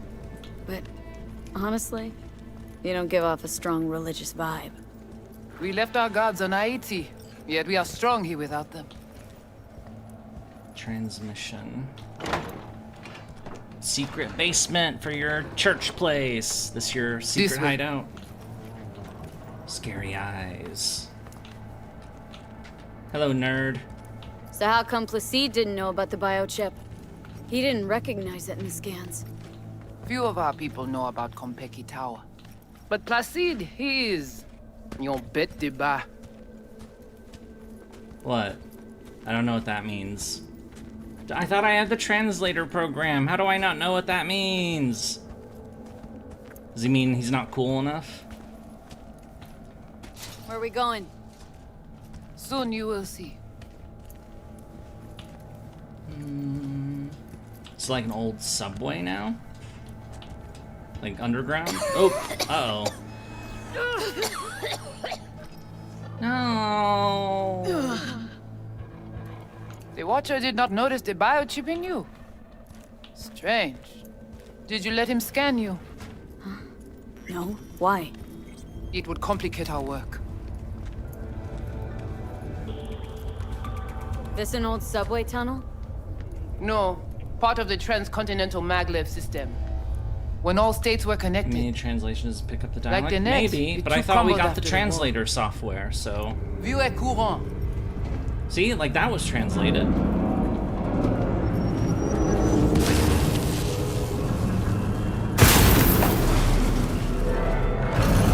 We're in Cyberden, or, you know. Bagay pare. Nou ka commencer. Bon. We take you into the cyberspace. No better place for you to this is interact the with the thumbnail. construct. Right, it's this place. Guess all this means you got your own synth tech interface. We have our own versions of all. We do not use anything from the city. How do I know I'll come back? Do I get some guarantee? You will be inside our data fortress. Under watch. Under your watch. If you knew what is out there in the cyberspace, you would not be so choosy. You turn it on and it explodes with sparks. That just fills me with confidence. How's all this any different from plain old net running? The interface show you the data layers direct from the net. Readable, of course. What the basic runners see is only a map. They cannot see beneath the surface. Their tech, it is too weak. Wait, they want Johnny? Okay, hang on. Want to know what you need Silverhand for first. We wish to contact Alt Cunningham. We know she and Silverhand were close. Alt? The relic which Arasaka held close. It is our only lead. Alt Cunningham. Heard of her. Oh. Where? From whom? What's your plan to contact Alt? We try to cut out a unique piece of Silverhand's engram from the biochip. Alt will know it. If something of the human is left after years beyond the Black Wall, she will answer. Whoa, what? Said nothing about breaking through the Black Wall. Well, now you know. Direction connectée. Connexion stable. Oh, come on. Not the tub. We must prepare you for the dive into cyberspace. You are not accustomed to the neural demand. Don't try and get out of this, V. Just do what she says. I'm not about to sizzle with you. We need to get into an ice bath to make sure we don't cook. Johnny, looks like you're the bait. You okay with that? Yeah, whatever. Just do what she says. Alright. I'm actually going to pause here real quick, and I'm going to get rid of this bowl and get a refill of this drink, because it is getting... my throat is kind of scratchy, because I was saying lots of words earlier. Words! So, I'm gonna be right back for 2 minutes. If you guys need to use the bathroom, this is a great time to do it. So I will be back in a moment.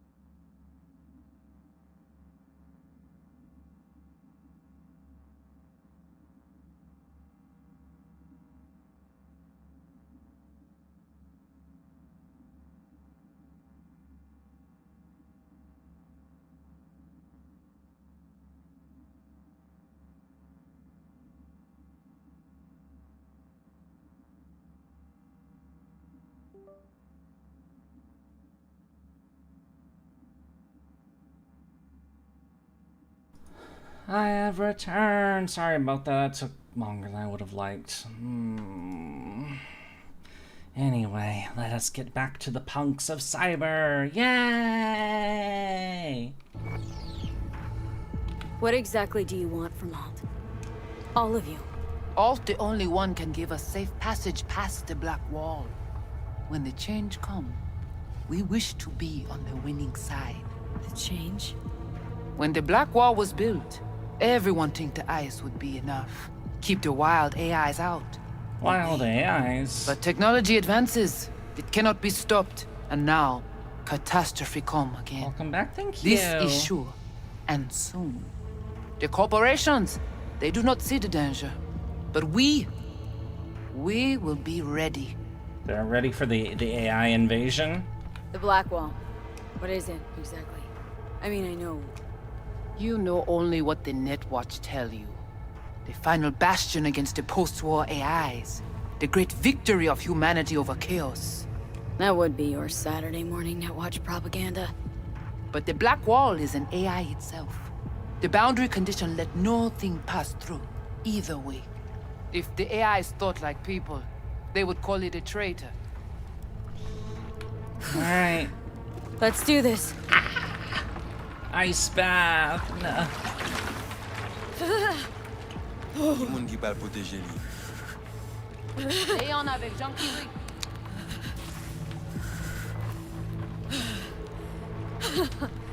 Okay. What now? Johnny? Paré. Paré plongé.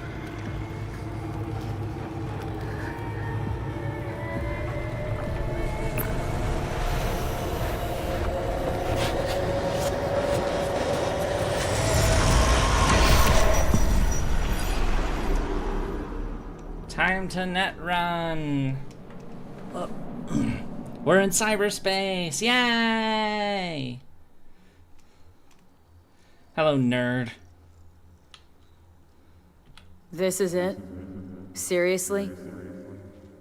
This is our BBS, Data Fortress. Bridge to the deep net.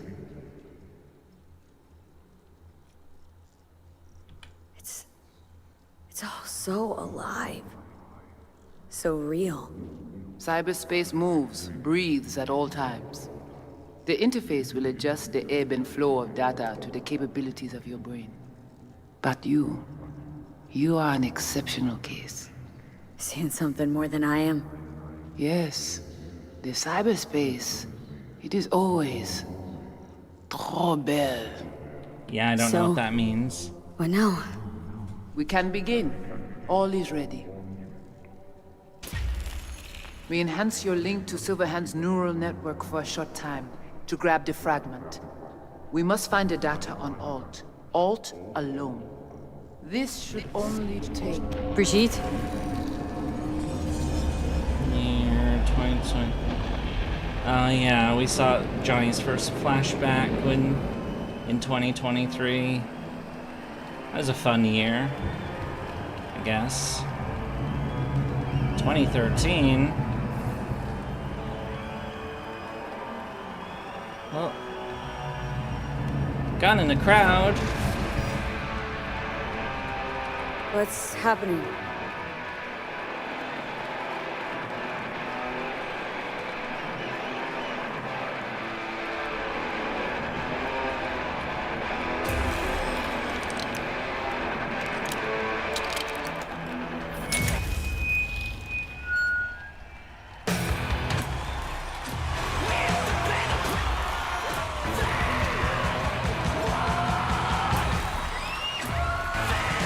Will never fade away! He's shooting guns. The fuck, Holmes? Out of line! Way out! What next? Where are you gonna take it? Gonna drag a corporal rat on stage, make him kneel, douse him with gas, then light him up? Fade away. Come here! Come on! Johnny! Johnny! Silverhead! It's not your band! You don't solo act! Gonna crash, man! Pull all of us down, too! Johnny! Johnny! Silverhand! Oh! Over here! You know exactly why I do it. No, nuh-uh. To piss Arasaka off enough so they'll give you a case of deep muscle lead poisoning? You kinda are, though. Only one to have a problem with me. 'Cause everyone else has had it up to here. They're done thinking they can get through to you. You're fucking whacked! Whacked! But I'm the only one with a vision. So unless you got a better one, like I said, go fuck yourself!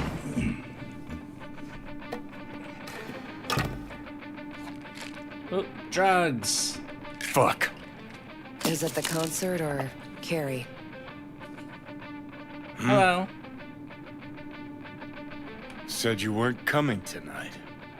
Not if I can help it. Changed my mind, lover. Look at you, all hot and bothered. What? Is there gonna be naughty? Ah! There's gonna be naughty things.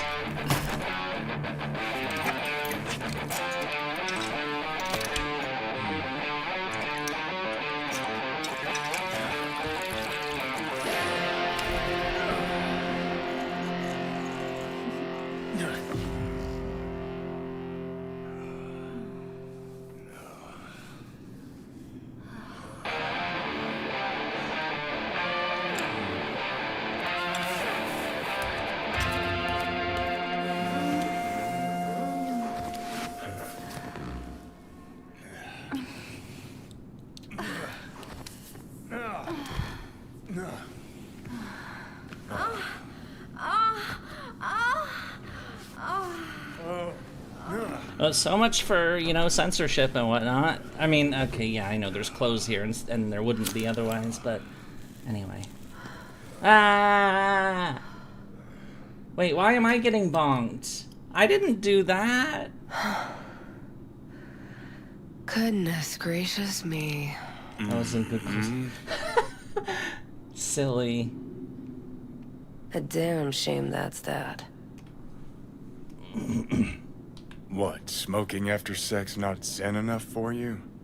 We gotta rewrite the art of war, too? We're done, Johnny.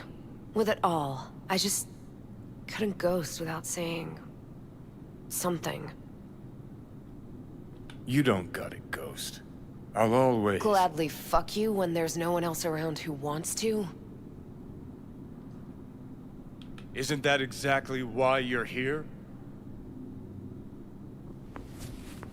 You can be such a bastard sometimes, Johnny. Things were swimming. What? Change your mind? Eats at my gut. 'Cause you knew what you were signing up for. Look, if you were just another charismatic, narcissistic douche canoe running around after his dream with his head up his ass, I couldn't care less. But? It's all a lie. That concert, Samurai, all of it. A ginormous fiction. You're not a rocker boy, Johnny, face it. Ought to join the wired wackos on the corners, frothing at the mouth as they scream death to Arasaka.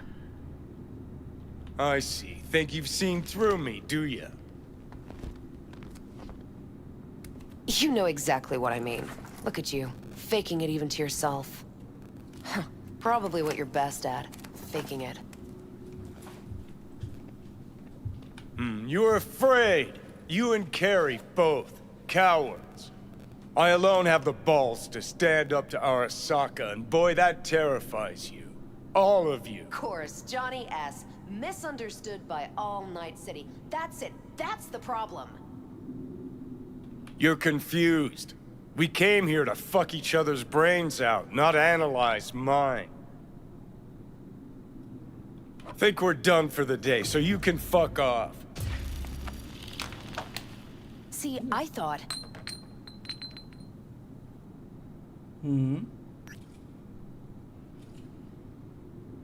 Not another goddamn word, okay? Just shut up, for once. Johnny, you're a fucking dickhead. hopeless. You don't know fuck all about me. This is all we have, all we are.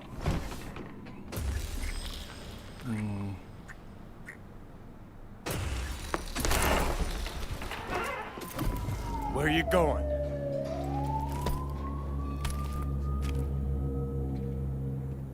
Got somewhere to be. Silverhand! Hey! Ran out of boosters. Typical. Can't kill because there's one. So how long you think you're gonna be mad? Who are these people? Down the rebel path. Last time. You just don't get it.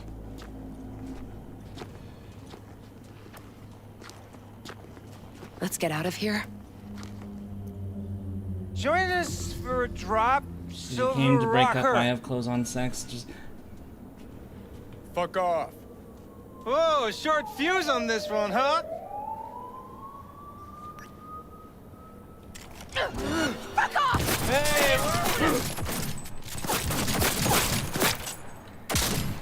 oh shit.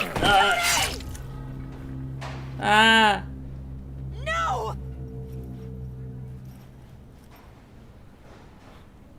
Or Floopy's not. I mean, maybe he's just lurking. He does that too. Fuck off! Let me alone! Johnny! Let go of me!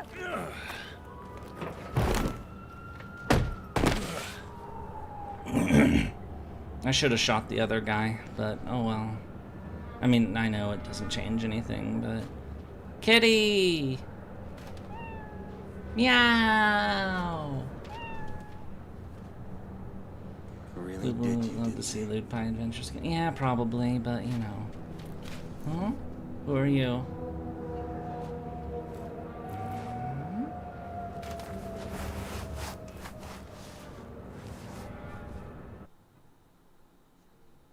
It's a guy with a big coat and shades?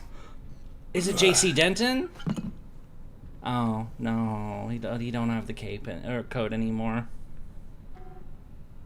Come on. Rise and shine. Rise and shine, Been a motherfucker. while, Johnny boy. How long did you say? 2 weeks since I last cobbled you up? Man, did I miss you. Ah! Bullshit, you gonk son of a bitch. Didn't even bother to call. You were supposed to be back for your follow-up. Kid's like a son to me. So I see. How's it look down there? Well, shoved so many tubes up your ass that you're about 2 mods off from pissing espresso and milk froth. I also tossed in a synthetic liver. Old one was looking worse than a paper bag full of shit. Great. Now I can live forever. Just as well. Yeah, because he drinks all the time. And Where's you know. Alt? Where's who? Woman who was with me. He brought you and you alone. Fuck, they grabbed her. Nobody saw it? Ask your savior. Said his name was Thompson. Arasaka, wasn't it? It's always Arasaka with you. 'Cause it always is Arasaka. We gotta talk. All right. It's spit and glue, but she's holding tight. Get some rest. Even a few hours, but the stitches set at least. Uh-huh. Johnny. Yeah, fuck it. You won't listen anyway. How much you see? Not much more than you. They wanted her. You was just home.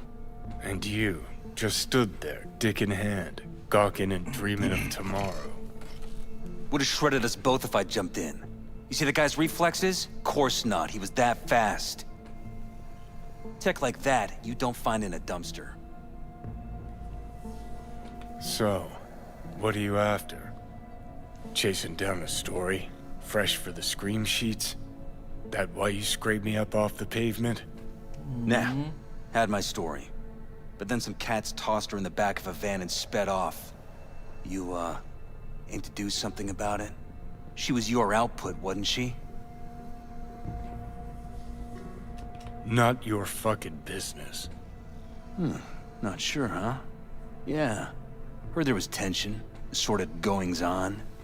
Honestly, could not care less about your fluttering hearts and loins. I want to know why Arasaka bagged her. Alt's kidnapping, it's collateral shit. They swiped her to get at me. You even know what she does for a living? Girl's one of the best runners around. So, one of how many? No. Only linked to Arasaka's the fact that Johnny Silverhand's boning her. Well, she's been working for ITS lately. Wrote some real smooth black ice for them. Not to be duped in either sense of the term. Black ice?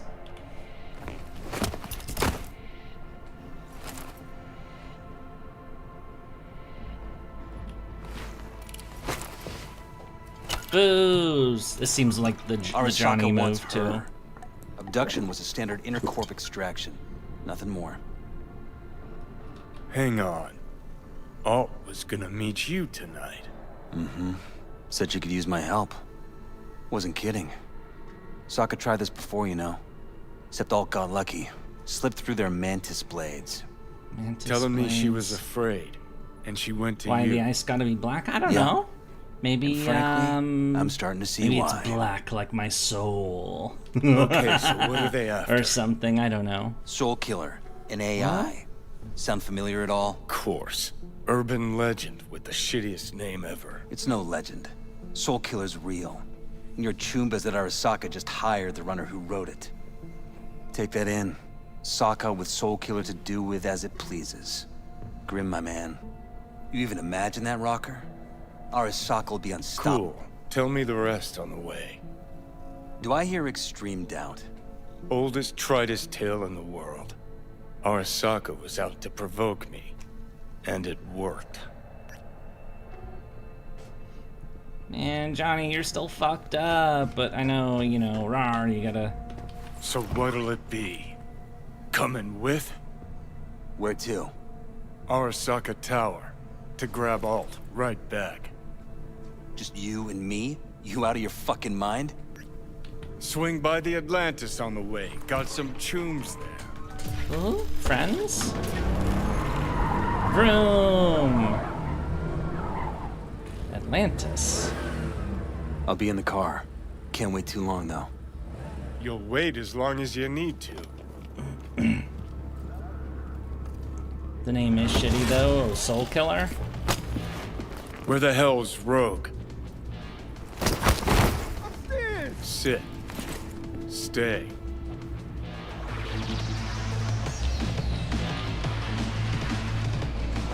Silverhand. What? Got an IOU here with your autograph on it. Guess it's your lucky day. Ah, much appreciated. Want a drink? The usual. Please. Johnny's been in a constant state of fucked up since he got out of the war. Yeah. You seen Rogue? She's upstairs. But I heard you two weren't, Well, you heard wrong. Booze.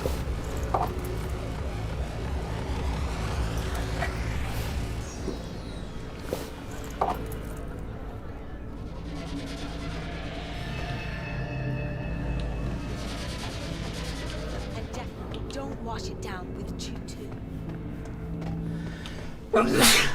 Excuse me. Fucking fuck. Fucking Johnny, fuck? give me a hand here.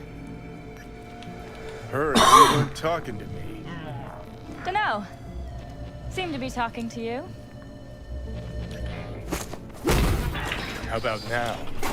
Now you can go fuck yourself. Oh, thanks. Johnny's real popular, isn't he?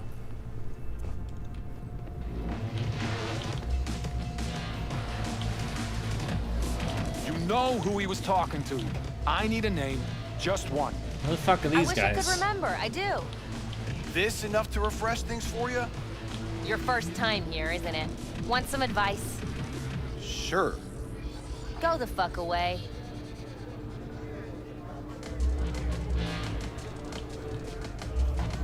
Johnny? Hello, nerd. How's things, Engels? Got a private meet going on in there. Rogue back there, too? Yeah, just... Yeah, private meet, so you said. Promise to be super unobtrusive. Which means he's gonna barge in and, like, you know, or maybe shoot his gun at the ceiling and, you know. God, I hate this fucking town. Hate these slimy Johnny. Don't know you. That's no problem. Just as long as everyone else knows Johnny Silverhand.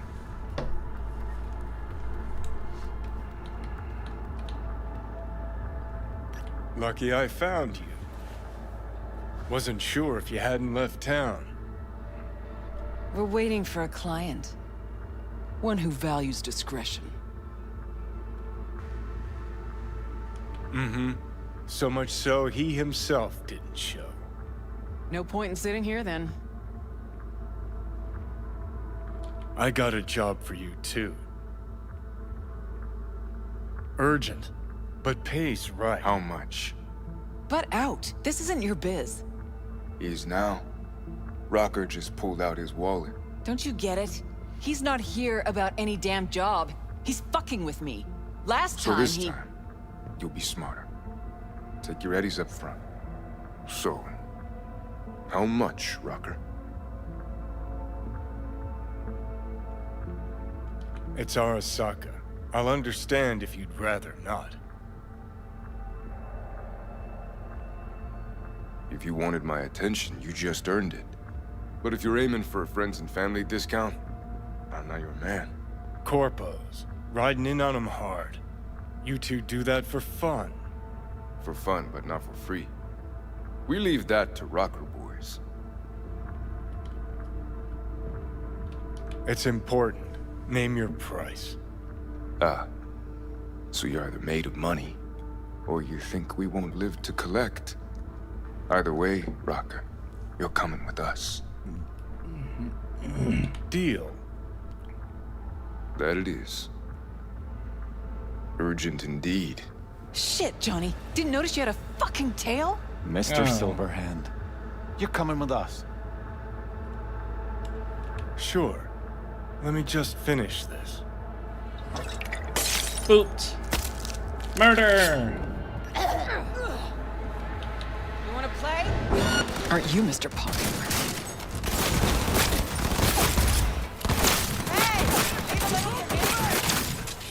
Motherfuckers. Together! On my way! A helo? Is this real? Who'd you piss off this time, Johnny?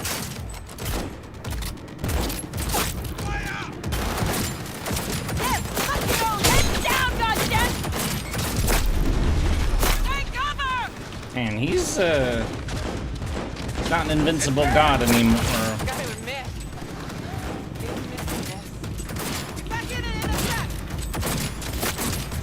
I am expert shot, as you can see. That went well. Let's get out of here. I'm impressed! Seriously! Get back!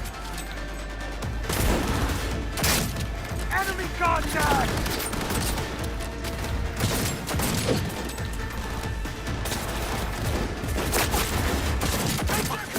Murder, murder, murder. Blow out of here, and quick! Sons of bitches. Still, it's a really powerful gun, so.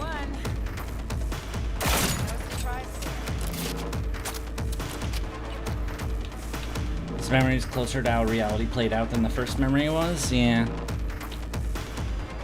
It's just like Johnny, like, you know, thinking of how awesome he might have been in the past, because, you know, he's got that trend. It's gonna take much longer. Got trouble There'll be more at the bottom. Bet your thou.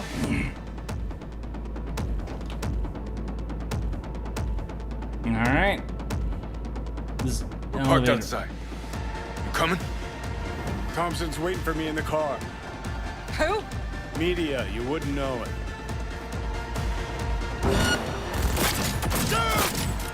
See that butt? They're mine!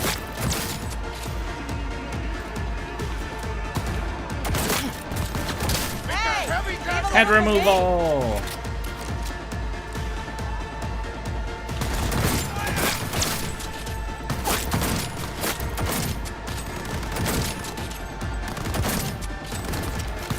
Do the actual gun have the same damage as the only fizz? The actual gun, like when you can get it later, it's pretty good.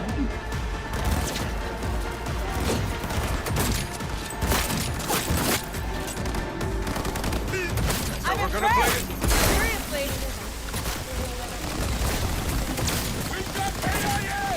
Get wrecked! They friggin' slapped contagion on me. That's my skill. Boom. That healer can come back. We'll be back. Is that our car? Hi there. Faster! Let's get the hell away. We'll be right behind you.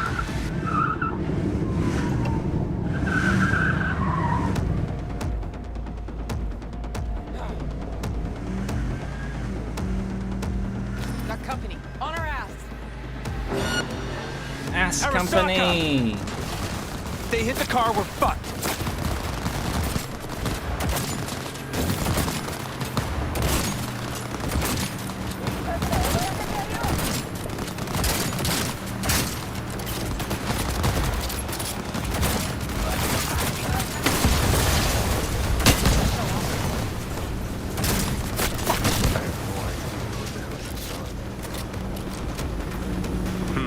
Not half bad, Dad. Now he's got the jacket in. I guess he doesn't quite look like JC Denton, but a little bit. Quick, next right, take it. You hanging in?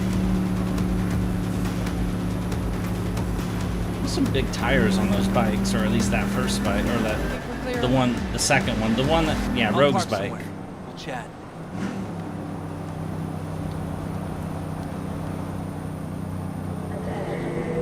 I like how the city looks in this. It's, you know, like all the, it's almost kind of, you know. All right, so who we gotta pull out of Arasaka? Alt Cunningham, netrunning from ITS. Oh. Yeah. The tower. What's it taking her there? This gets better by the minute. How you want to play this? Either of you gonks got a plan? Yep. Distract him. Make some noise. Nance. She'll know how to draw a crowd. Call on her. Set up right under Arasaka's windows and crank it loud. Blast the pains out. It'll be a gig to remember. And of course, more booze.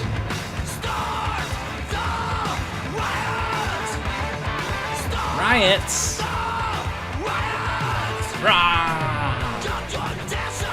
We do not as yet have word on the exact number of people hurt in the riots. But our reporters are on the scene at Arasaka Tower. And they all agree. A psychoactive agent has been dispersed at the site, affecting those in the crowd. All right.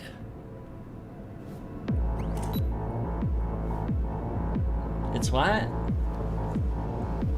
You recording this whole thing? Uh-huh. Why? Want to say a few words to the folks at home? Do what you gotta do. Just stay out of my way.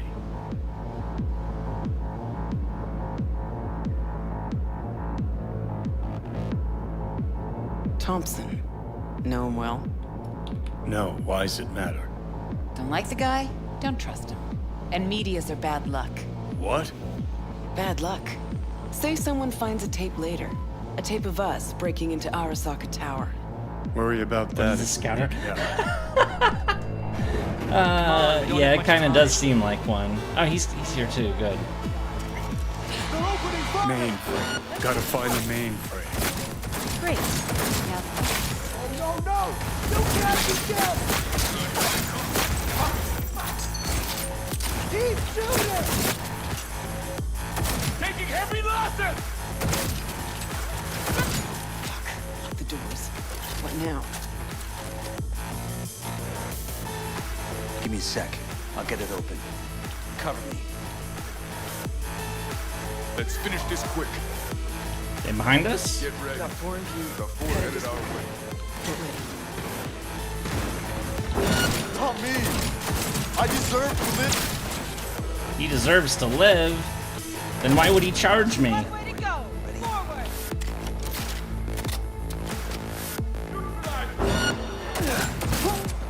Things are about to get messy. Control! Ready or not, here they come. That went well. Guess you are useful sometimes. Fire!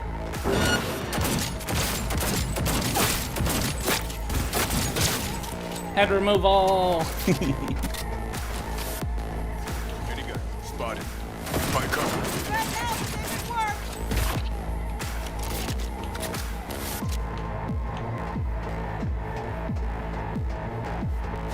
Gotta be around here somewhere. Turrets, watch out! Get wrecked!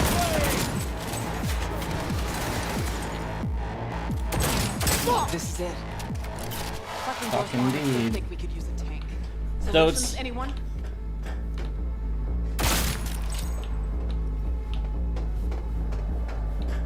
Let me try. Son of a bitch! Oh. Oh my. Try this.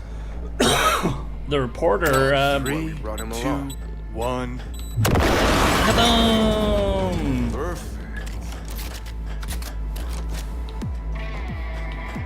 Oh, Things are about to get messy. Just warming up. Akira.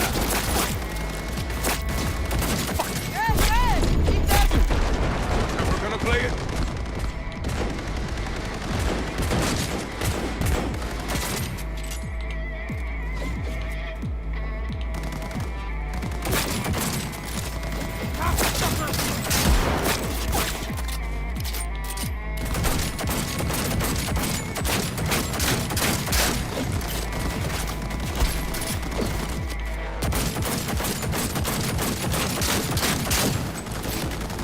One way to go! Forward!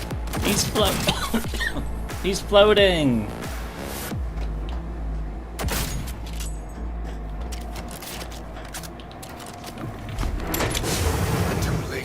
I would advise you not to disturb her. What'd you do to Alt? I put her to work on a project of a lifetime.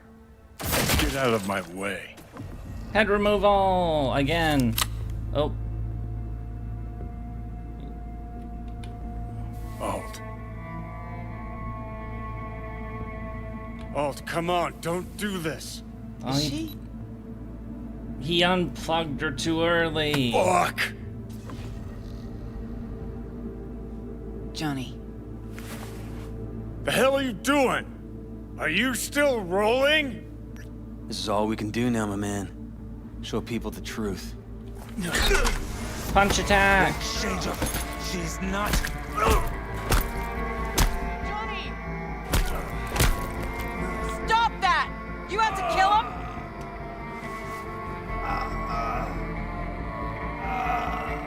We gotta go.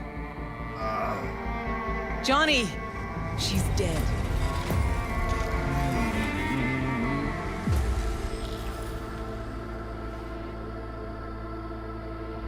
Well, spit it out before you burst. Thompson. What happened to him? Dunno, never worked together again. Maybe because you whooped his ass to make yourself feel better. Guy was a vulture, out to use Alt from the start. When Arasaka flatlined her, man, for him that was sprinkles, with the cherry on top. Fuck, he would have killed her himself if they hadn't, just for his cockrod story. Never even told me half that about Alt. Really? Any examples? I don't know. That you were a couple, that she rode Soul Killer, that she's dead. How the hell is she supposed to help us now? As a ghost? She's not dead. Managed to escape. I saw the body. Alt fled. Into the net. You're pushing bullshit. Heard more than my share of tales about runners who ran off to Never Never Netland. Just never thought you'd be the next to tell me one. Don't need you to believe me, long as you do exactly what I say. When'd you find out? When she made contact a little later. And? What did she say? That she was a captive in the Arasaka subnet. But they couldn't hurt her. And she told me not to come looking for her. What? Why? This one time, she wanted me to just let it go. 'Cause enough people had died for nothing already. So, what did you do? Got my hands on 2 thermonuclear charges. Then headed back to Arasaka Tower. And Rogue went with you. Again. I paid her well. Said it yourself, she was the best. Had her pick of contracts. But for some strange-ass reason, she took a job from a rocker with a death wish. A rocker, forever getting his ass beat by Arasaka. Different times, kid. Back then, mercs didn't normally sell out to corpse. All you had to do was yell, "Let's fuck up Arasaka," and every last one of them jizzed their pants. Rogue included. How do you know Alt's still around? It's been half a century, which you've spent cloistered in Mikoshi.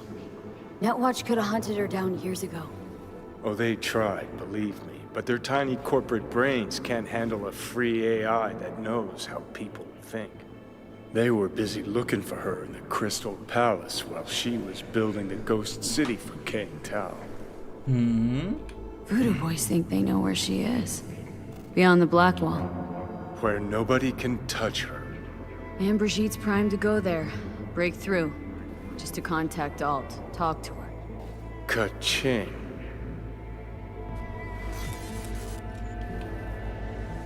Alright, we got at least that information.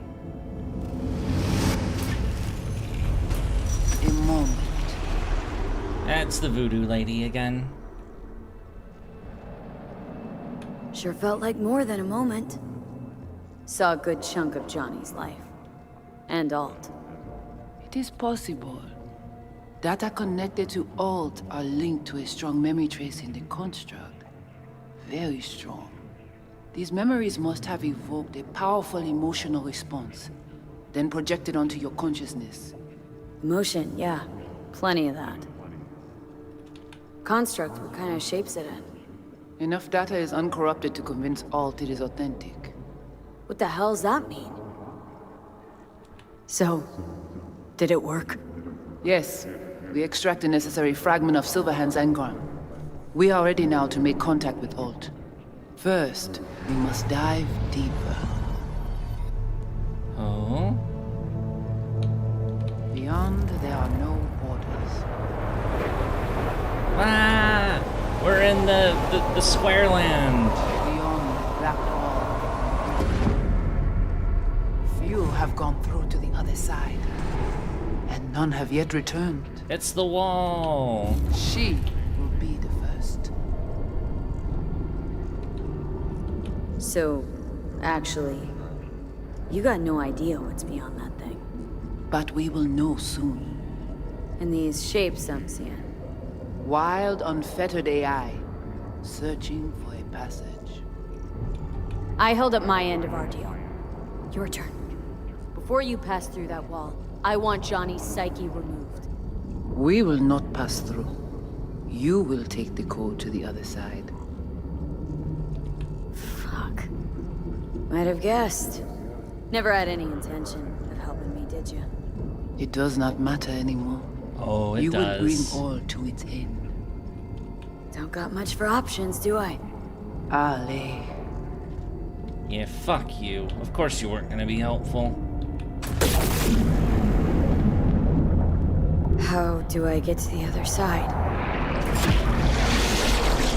Brigitte?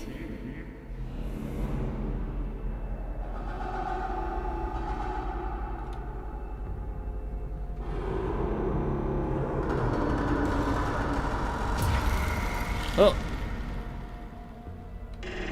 Hi. Alt?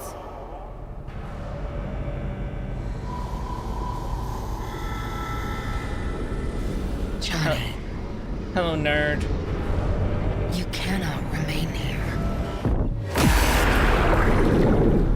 Old Cunningham. Joris, Yap attacking network lab. What the hell's going on? They breached our BBSs. We have nothing to do with this. Netwatch. What?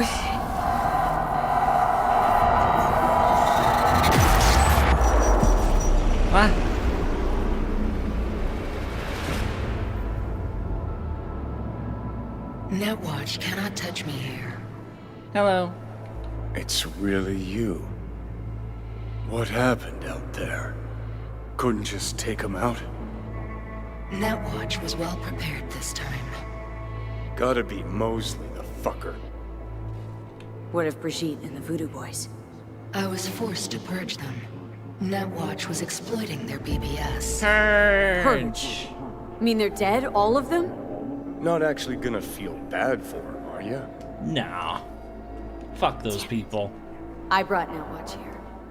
Agent I dealt with must have slipped me a tracker that let him right in.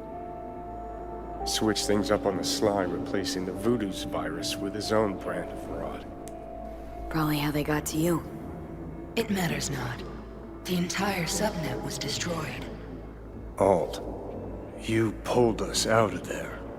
That mean you and us. Shit, like this is why Netwatch doesn't want the Voodoo Boys doing this? Yeah. Chill. I have recognized your engram code, but I do not know why you are here. So you can pay me back for getting you out of Arasaka Tower. V, this is Alt. Best netrunner Night City's ever seen. Alt, this is V. You need to save her life. The chip, the relic. It's killing me. Construct on it's worming its way through my neural system. I see this, but why is it my problem? Why the fuck isn't it? You created Soul Killer.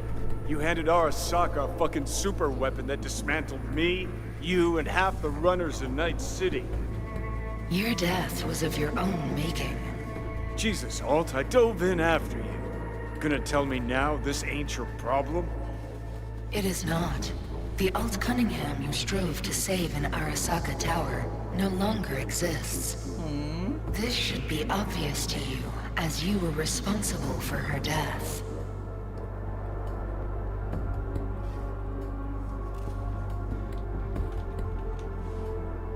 Your death wasn't Johnny's fault. How could you know?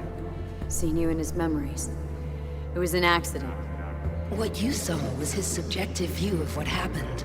A warped account of events he locked away in his subconscious and replayed time and again.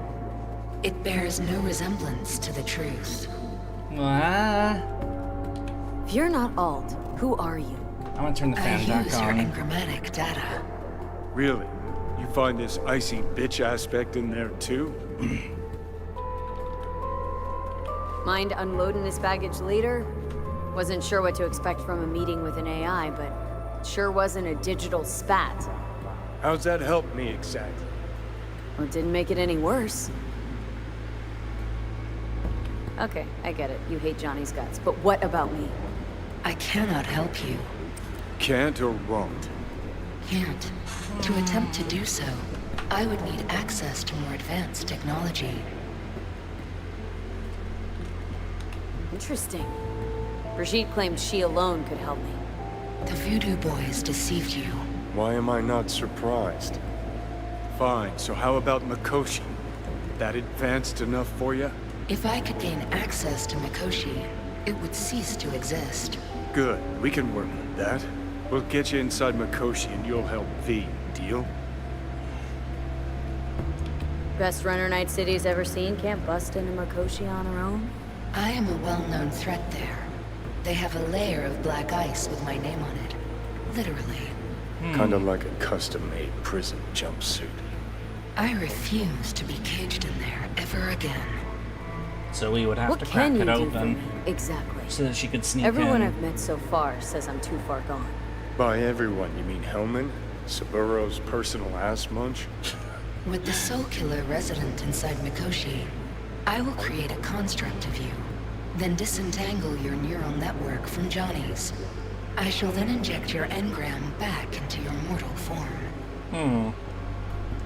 So, you'll save my life, but flatline me along the way. Your consciousness, neural engrams, will be recorded as data. The rest will cease to exist. The rest? The soul. I did not grant the program its name, but Soul Killer does precisely what it promises to do. Yay, I'm gonna lose my I don't soul. want to listen to this bullshit. V just Oh, well, hops I don't back have into one her of those body, anyway. right? Nothing I think changes. apparently. Everything changes. You know this well. Great, so we got a plan. But how will you reach Mikoshi? I've created armies that failed to breach it. They were children of the net. There's your problem. We're banking on the human factor. V's got a big, dusty nomad family, and they'll do anything for her. We'll crack a window, slip you into Mikoshi. Johnny embellishes, in case you hadn't noticed. You don't trust him, which is fine.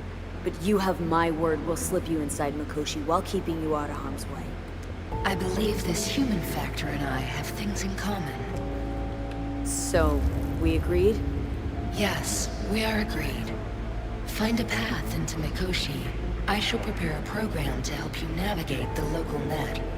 How will I contact you once I'm ready? This is a BBS address. It will be our secure communication channel. Alt, before you leave, we gotta talk. Just you and me.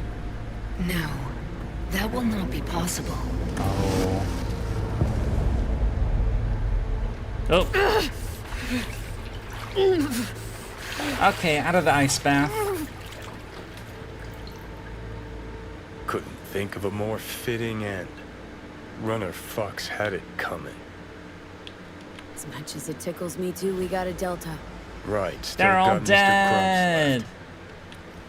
Oh yeah, the other guy, the guy who gave us the virus in the first place, he wasn't jacked into this. Let's loot all the bodies. Let's loot all the bodies.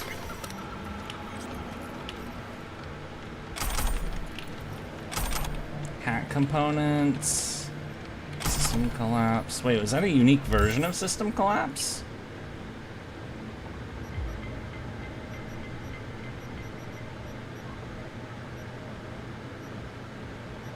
No, it's not.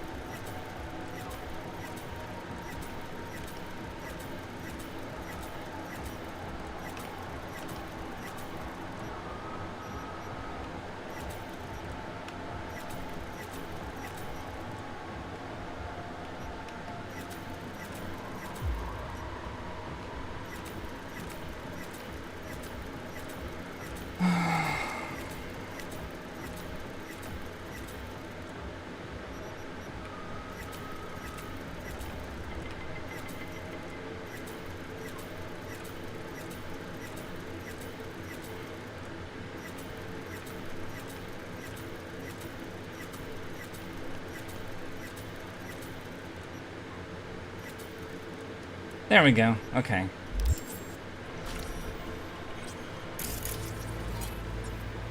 Stupid voodoo people.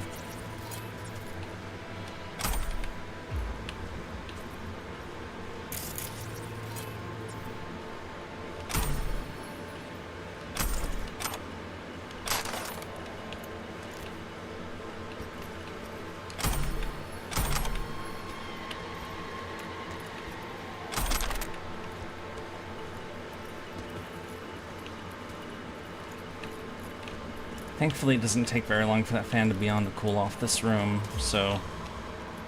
Nope, hacking time.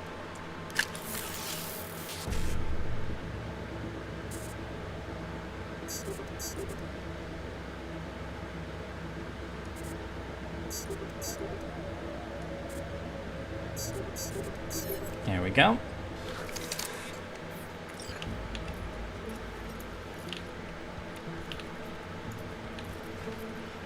Oh yeah, they're gonna be mad at us.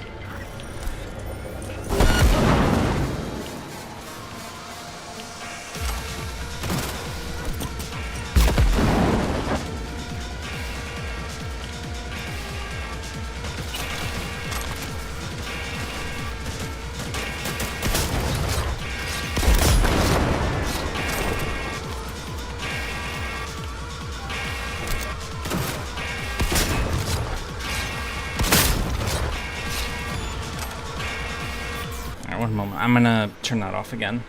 Ah!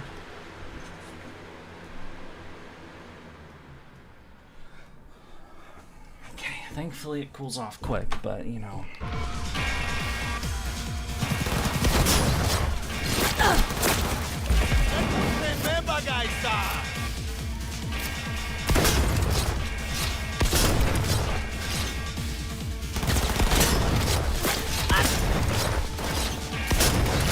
What did they just call me? That wasn't very nice.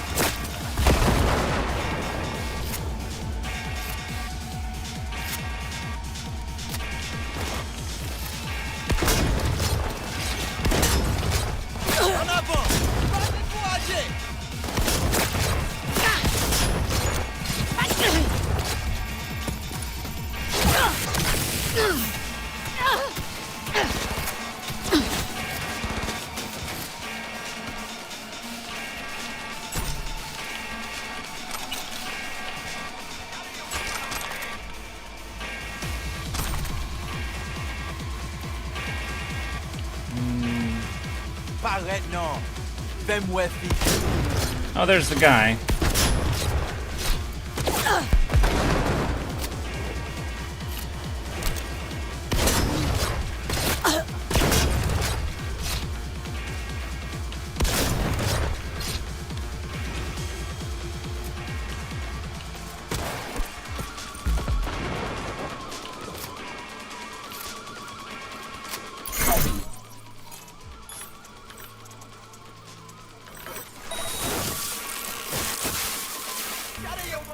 Damn, he tough.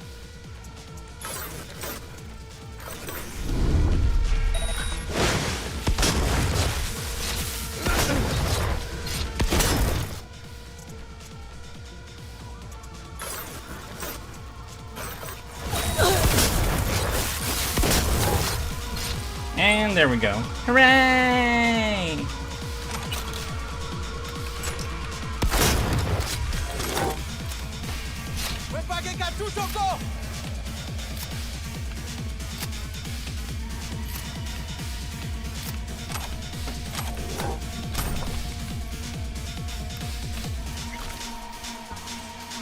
I guess there's one more of them left.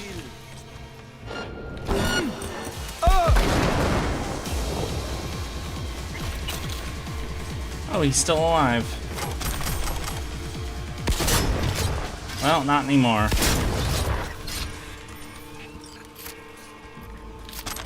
And it's already hot in here again. What the fuck?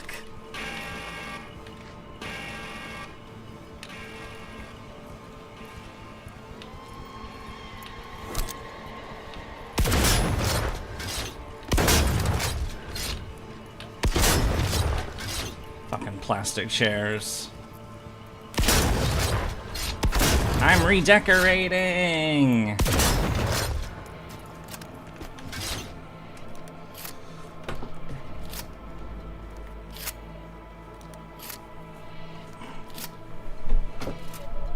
Alright. Out we go.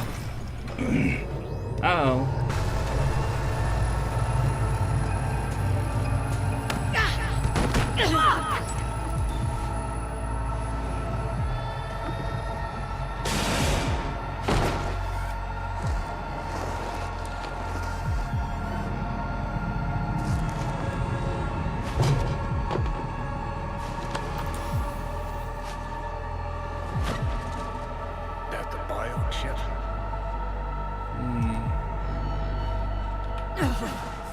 course it's the damn chip!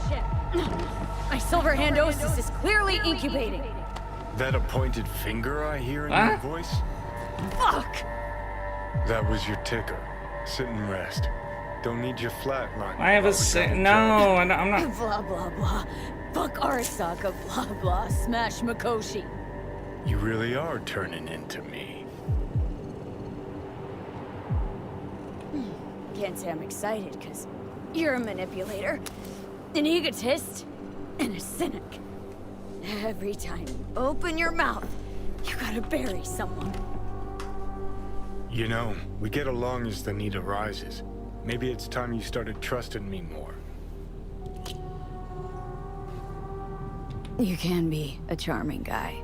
Just make the effort. Charisma flows. Then I remember that nuke that you detonated downtown without a second thought, and no hint of later remorse. It was Mikoshi I was after. Wanted to destroy it. Gave Sokka ample time to clear the building. You knew countless people would die. Don't kid yourself.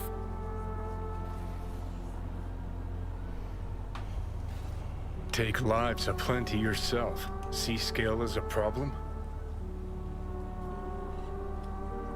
Whatever. Won't argue. All I'm saying is you're unpredictable. You pot, me kettle. Remember where you used to be, then think what you've done lately. Path clear. See where you're going? Got no idea where I'm going. Be a living legend. That's all I wanted. Feels like I'm barely surviving. Test of a person's true value? Death. Facing it. Staring it down. You still got a chance to be somebody. Yeah. Maybe. What was it like when you died? What's on top of the world? Failure not an option, not a thought. Till it happened. Death feels real now. It's only now I know it. Now. Had half a century to come to terms. Mikoshi felt, I don't know, like sleep? Lacked awareness, had no sense of passing time. Didn't mark it. Did what they wanted to me. I just remember cold, a black void, fear. Or was that your death? Mikoshi. Why did Arasaka even build it? If I could only see inside Saburo's head. Ha. People can be bought, brainwashed. But it's only in Mikoshi that you can peer inside a soul, pick it apart, reprogram it. They've amassed quite a collection. Scary, talented runners, soul-killed, packed away.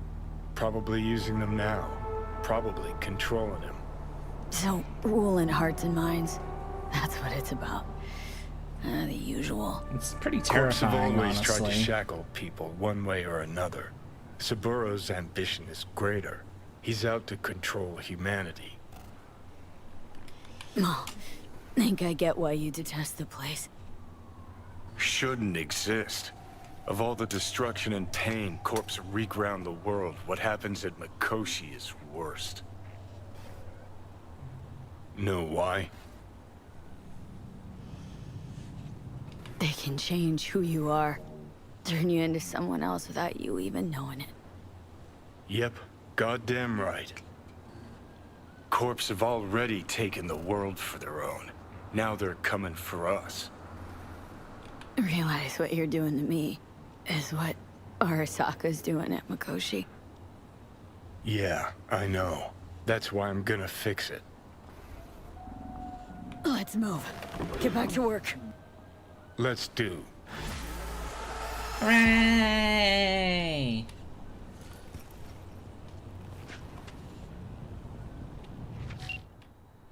Coach Fred.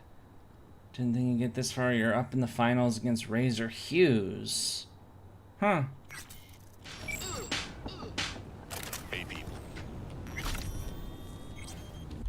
Alright, what do we got?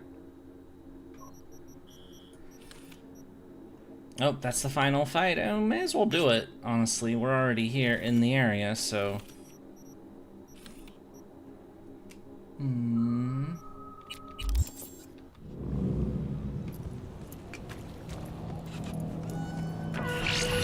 What?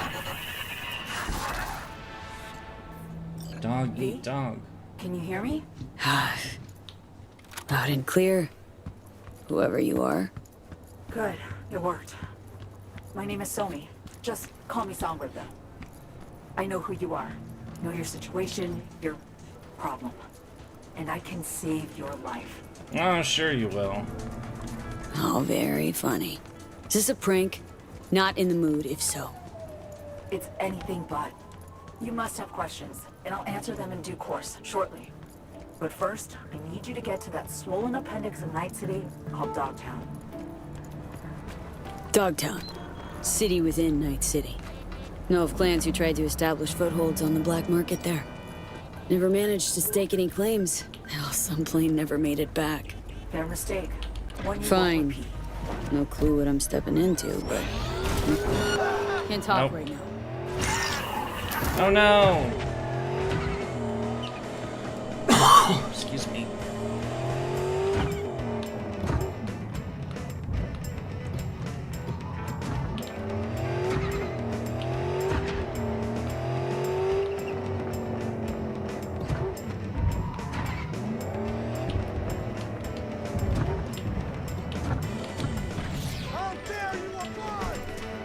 Do they really want to do this, whoever they are? We were talking about... Fine. Gotta go.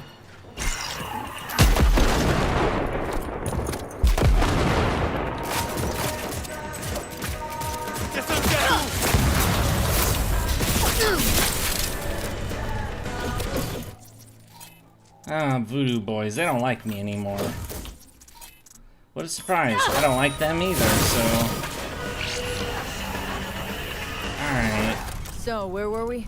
That's a pretty intense Fine. phone call. No clue what I'm stepping into, but... No risk, no... Thank you. I appreciate this, truly. Dogtown's main gate. Be there as soon as you can. I'll make contact again then. This is one elaborate haze. Or a fucking lifeline.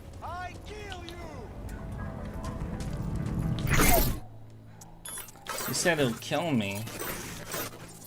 Maybe I should kill them and snap. Kaboom! This is the voice of Night City, Maximum Like. I'm coming at you from 107.3 Damn, glitchy. Rock Radio.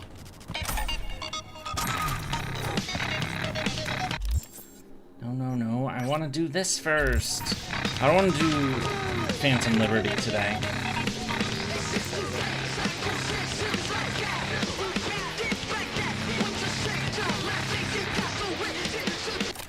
Alright, let us wait for our fight.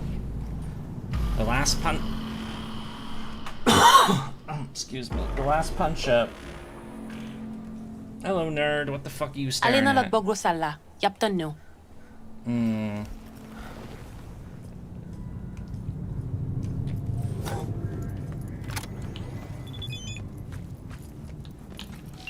Wake up and wake others, join our collective. Right. Killing in the name. Okay, in we go. Story told me by an old merc I used to know. He once took a job that had him fly over to Romania, looking for some corpo's missing brother. Search took him to an old village, and they set a camp for the night before searching the woods in the morning. That night, they got barking. Damn it, what's... Howls in the distance. I'm paying for all the words I said earlier now. No, it's this guy. Hail Cesar. Shouldn't you be putting up a cradle or something? 2 days tomorrow. I got time. Yo, Rhino. So you're keeping busy? Next time I'm wiping the floor with you, you'll see. Rawr.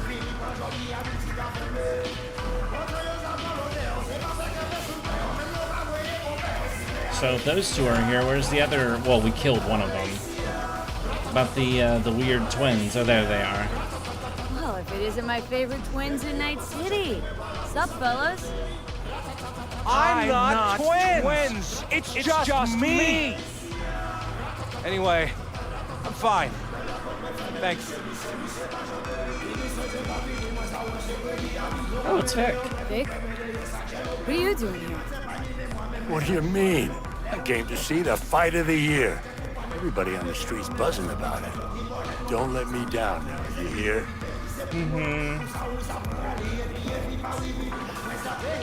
Aha! Star of the hour. Hello, Fred. So, what now? What now, she says. Ha! The title match. You go up against Razor Hughes. Heard of him, haven't you? He got a shaving cream sponsor? Very fucking fun. He's a 3-time heavyweight champion. Never thought I'd see him here. Because, you know, he's a star athlete with elite corporal status. But then his agent tells us it's a good PR move for him. Razor returning to his roots and all that. Prove he's still a kid from the streets. Do I even have a shot? A good question. You could be very good. This guy. Makes sense since Vic is a fighter. Yeah, and he's always watching that boxing match. Titanium bones, hydraulic joints. All optimized by Night City's best bioengineer. I don't know. Maybe Victor will have some tips and some tricks. But listen, I'll be honest. Don't look too good for you. But maybe that's better, you know? If Razor's winning anyway, maybe you're looking to earn a little something on it. He wants me to bet Hit me with it. on my own defeat. Not here. Too many ears around. Let's step aside.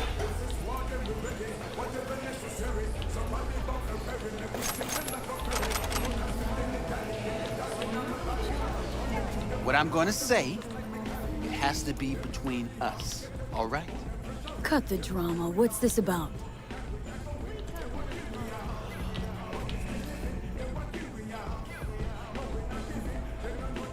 Well, V, I'll get right to it. I know sports ought to be fair, but life sure ain't. I'm not wrong, am I? Razor's manager wants his star to shine. He wants the whole city to hear about the hurt he put on this ring. My point. Pull some punches. Forget to put that guard up sometimes. And get comfortable on the ground. How much? A lot. More than you'd earn by winning. Everyone's got a price. You can't afford mine.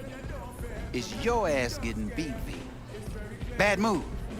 But it's your call. Come on, let's get back before people start to talk.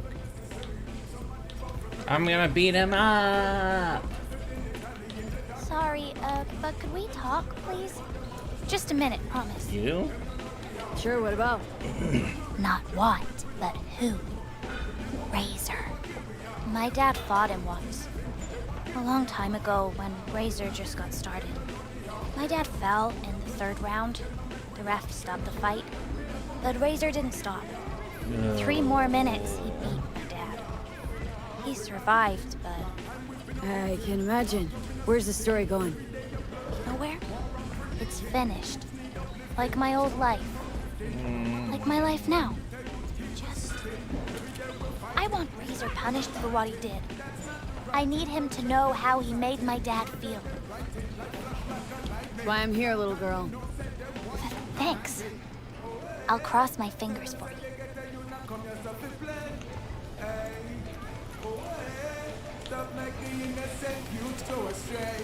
All right, so are you two ready to fight? Only 1 round. What? 1 round. All it's gonna take for you to kiss my feet, beg for mercy. Right, Shall we? I'm ready. Good. Ladies and gentlemen, Socks night and sandal ass citizens, child. What? it's time for our heavyweight bout. Fight time! We have Razor Hughes and On! To your corner!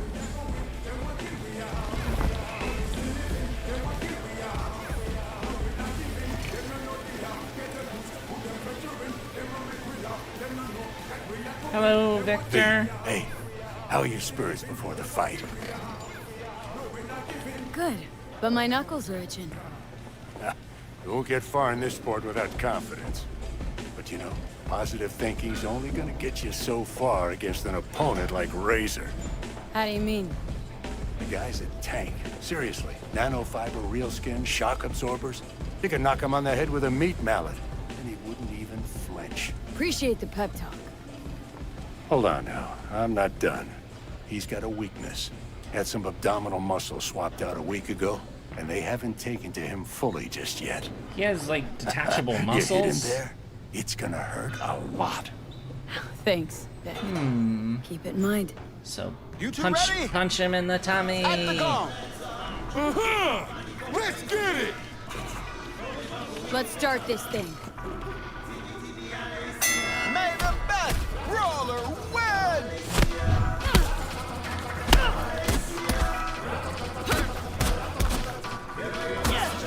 Punch, punch, punch. Hit him in the gut!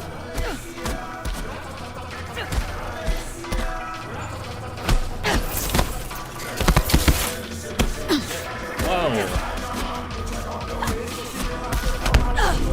Keep your guard up, or you'll hit the deck!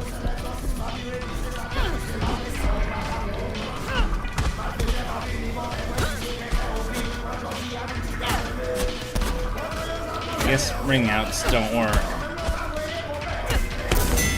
What? No, it is not. Ah! What the hell was that?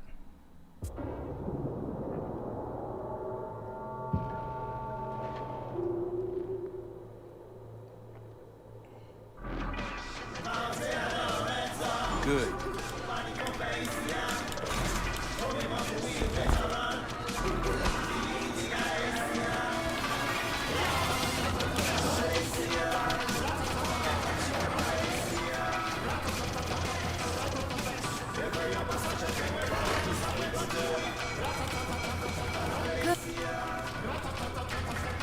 Appreciate. Let's start this thing.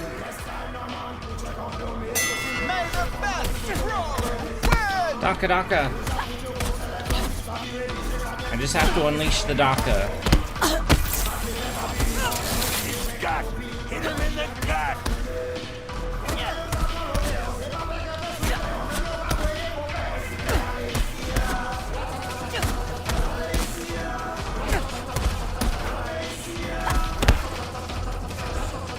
You missed me, bitch.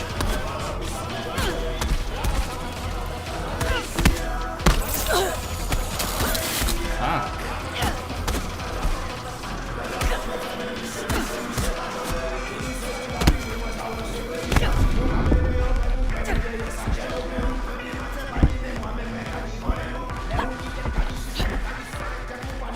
Keep your guard up, or you'll hit the deck!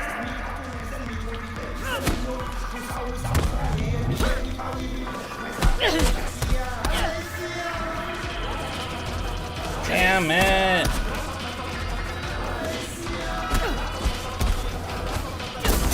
Damn it. Stupid, stupid, stupid. I mean, I don't have gorilla arms or anything like that. I'm a netrunner build, but I have 20 bodies, so...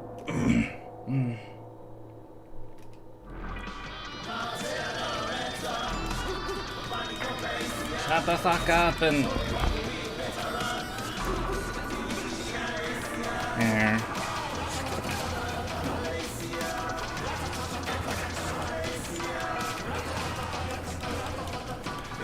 Honestly, Yeah, he's a tough matchup.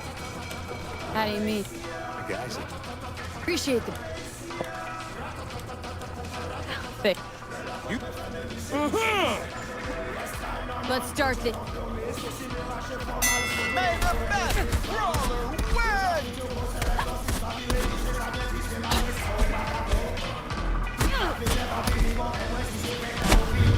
Gut! Hit him in the gut!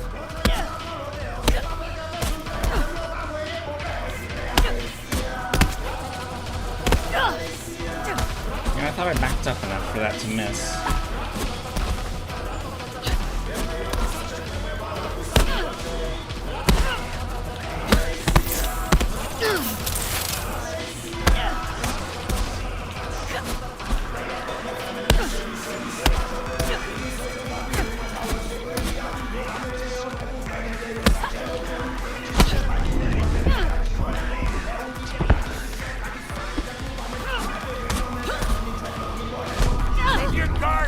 Or you'll hit the deck!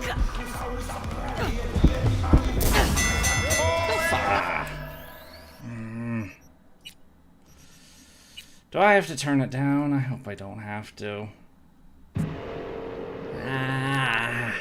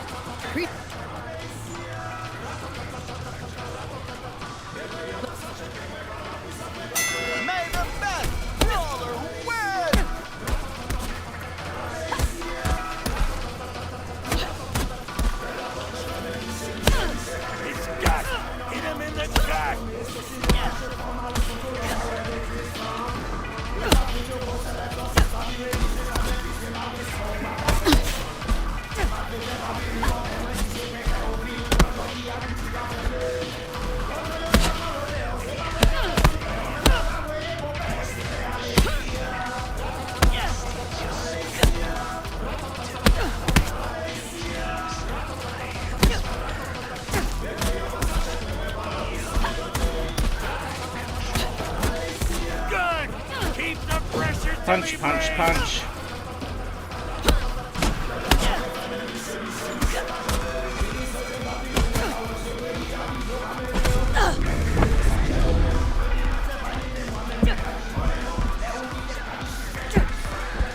Close.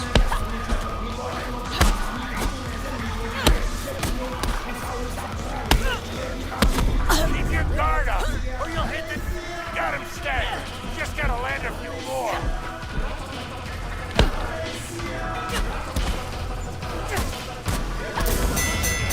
Yay! Victory and the prize belong to me, your champions. You think this is how it ends? Did I just let you out my grip? You'd be wise to. Don't think you could take another beating. This ain't over between us. We'll meet again. Tomorrow, next year. His mouth isn't moving. Definitely ain't the last. See you around then. I suggest you train in the meantime. Yay! Howdy, howdy, hello, welcome. How are you today? I knew this would happen. Only the best could be me. All right, we did it. You having a pleasant evening? Or wherever you might be? Whatever time it might be. Good, how am I? I'm doing fairly well. I'm currently... We just finished up the quests in Pacifica. So now I guess we'll have to find something else to do. That's Mr... Is this a Mr. Hansel? Whose quests are these? Because we have 11 from him. Let's go see what this is, and then we will continue on from there.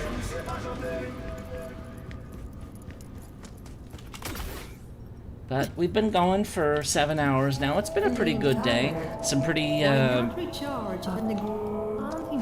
involved conversations earlier on, but so far now it's cooled off. I wish I could say the same for the weather where I am, but it's still warm in this room and I don't like it. What build are you doing? We are a net runner. I made a poll at the start of the first stream of Cyberpunk, asking what chat would be most interested in, and they ended up choosing Netrunner over a Sandevistan samurai build. So it was between those two options. Hello, Johnny. So at this point in time, we're not at max level just yet, but we are still quite overpowered at this point. So I still love the Sandy build a lot myself. Yeah, there's a lot of really good builds in this game. Like there's I mean, Netrunner is obviously insane. Sandy can be a lot of fun. I did a Sandy build with heavier weapons like light machine guns and shotguns. That was pretty powerful as well. Pretty much a walking tank, essentially.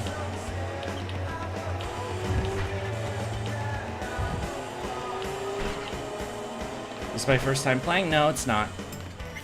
Just playing through because it is a really cool game. And I thought it would be a great game to play for my first stream with this avatar, this model. Alright, let's see what they would like us to do. Knock, knock. Ooh. Listen up. Got a corpo in dire need. Our boy, he got sick. Ended up in a wheelchair. Now he's reaching for his boss's through it myself right now. Awesome. Now that I can get down with. But what do you say? Not about to leave him hanging, are we? Deeds attached. Alright, let's see what are we doing? Theft. Know of a netrunner, coded for, he wants to clep from Zeta Tech. Corp doesn't give a shit about its employee. 2 years splashing. Pedro wants to tech a truck full of A-grade tech. Alright. So we're gonna do theft. Oh, Claire. Charter Hill. Oh, alright. So the final race for Claire is ready to go as well. Alright, let's see what this guy's got for us.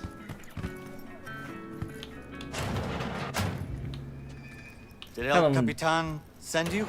Yep. I'm V. One moment, please. Sorry. Be right with you. Hell of a beast you got there. Oh, what?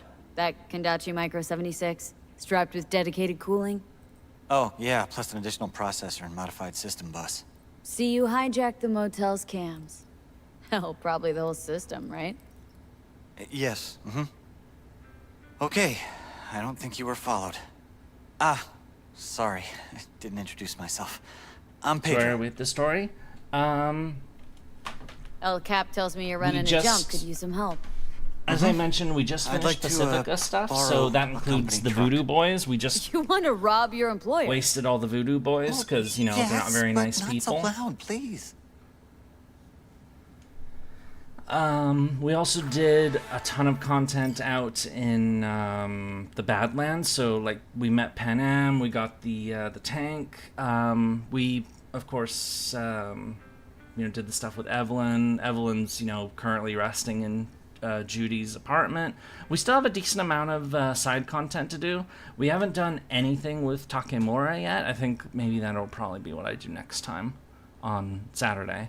But this is your first time, yeah, right? I'm gonna turn the jump light like on real this? quick and turn it down. Perfect. But I'm well prepared.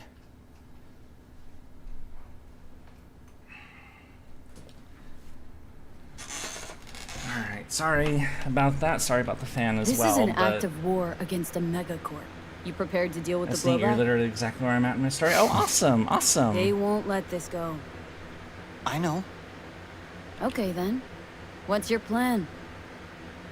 Right, the plan. Here's what I have so far. His amazing plan. Our target is an automated Zetatech transport hauling AV thrusters. Its route changes daily via a randomizer. So how do we track it? I refactored the randomizer. I know how it'll work. Sure, so you can predict its path. Then what? It's all good. The fan doesn't bother me none because I have an full blast near me. Where do I come Yeah, in? my fan is in the window over there, so you might be able to hear it a bit, but it shouldn't be too much louder than the game storms in the air. Been a while now, it's heating up again. Yeah, it's heating up where I am, unfortunately, and I have an AC to install in the window for when it's hot enough, but it's not quite there yet, so it's almost there. A place called Kenmore Cafe, up front. The truck should drive by around 5 p.m. every day for the next few days. I'll call once you're there. Easy enough. Talk to you then. That's it? You don't need to know anything else? Pedro, pal, this ain't my first dance at the prom. Right, of course. But remember, Kenmore Cafe, intersection, 5 o'clock. Don't worry, I'll remember. There's the shard. Alright. Let's go to the place and then just chill until it's time to do things.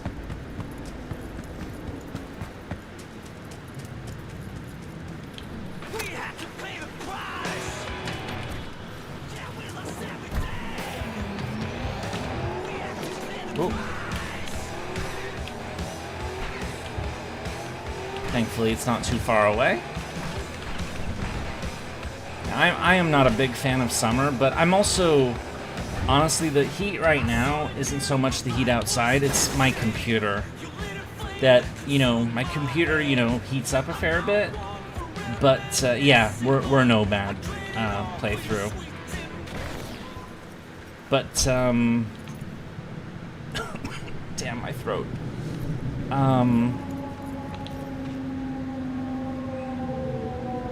What was I saying again?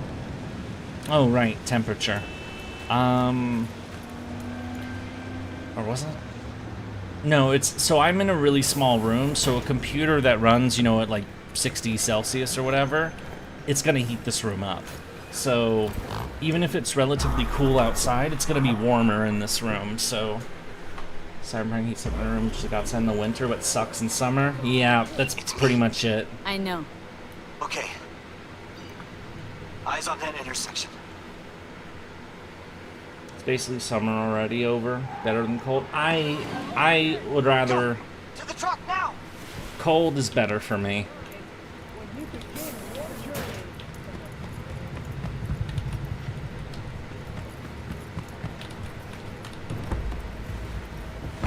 I'm in.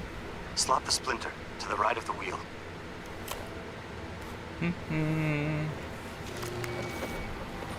Wait, I thought it was to the... Done. God damn it.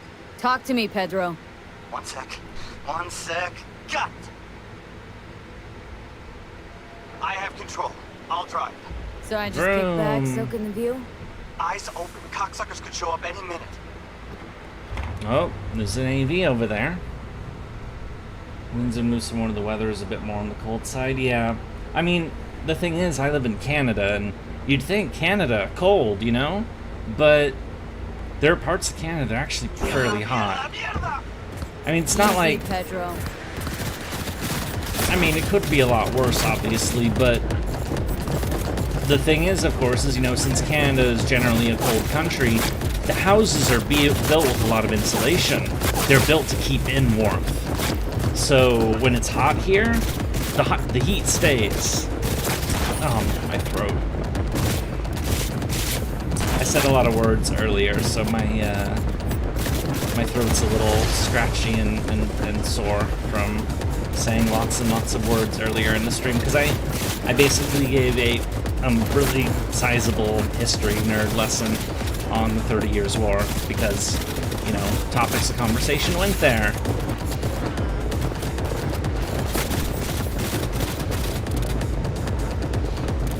Man, they're,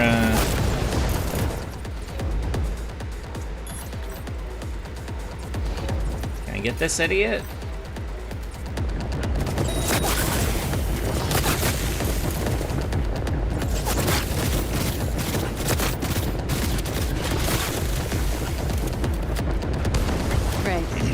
No need to think. That's amazing. Nice work.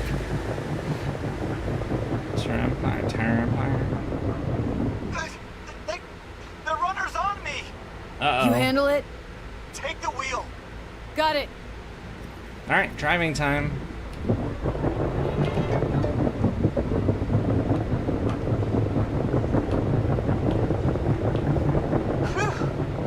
All right there?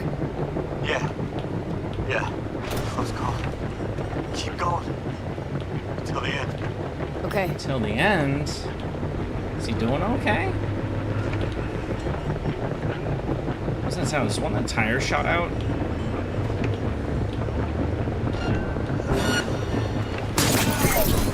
Don't mess with me, Valentinos. I will blow you up. Kaboom. Oh.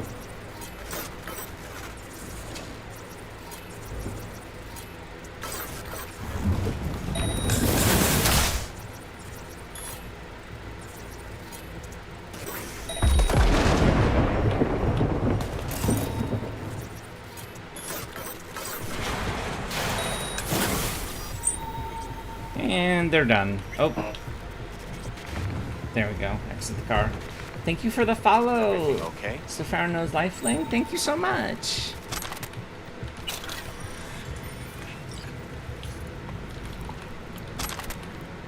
I guess they don't mind that we just killed all the guards, but you know, it is what it is, I suppose. Ooh. Some components, anything else around here? Some random junk. Leave the safe house, okay.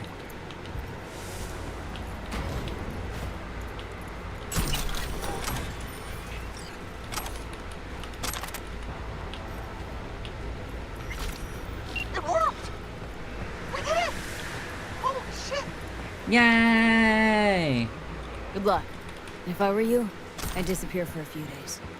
Thank you. Thank you. I think I'll be borrowing Head straight, this. eyes up. You hear? Yes, absolutely. Again, thank you. The longer we chit-chat, the easier it is for Zetatech to track us. Again. Of course. Over and out. Yeah, see ya. Excellent. Oh. Beautifully done, V.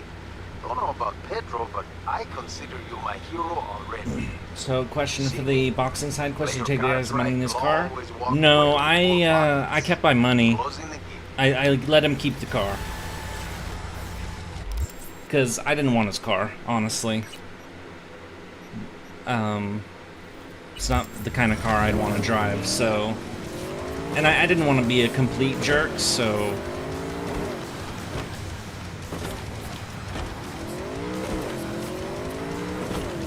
Other people I might be a little questionable with, but, well, it varies, I suppose. Amigo, it's been nice, nailed some gigs, cracked some jokes, we don't want things to get stale.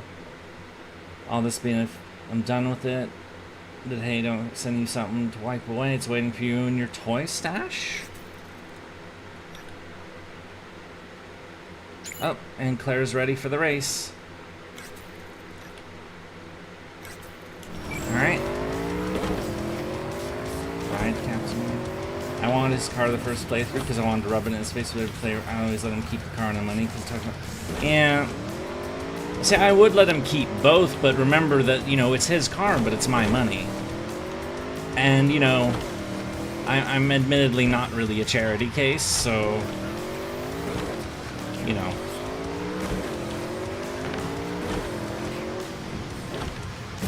So I figured, you know, he can at least keep his car, but, you know, I'm not going to totally screw him, but, you know, it's basically as if the fight didn't even happen, except, you know, he maybe got the lesson that, you know, making money with fights isn't such a... Oh, animals? Yep.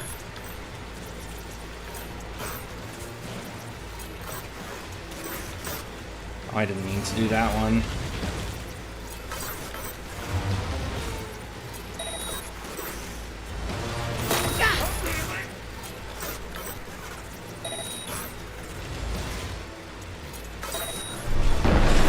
Kaboom!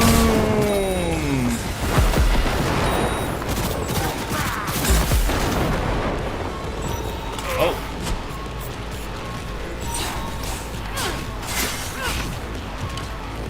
And that settles that.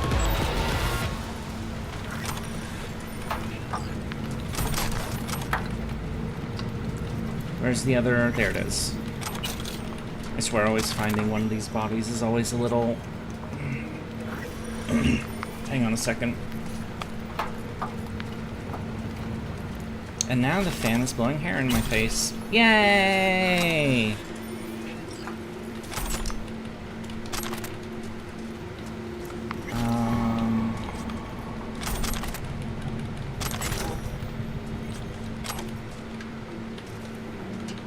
Here's the conversation. I don't know why the animals were here, and honestly, I don't. Alright, I'm gonna turn that fan off. I'm gonna need it on for a few minutes to cool the room a bit.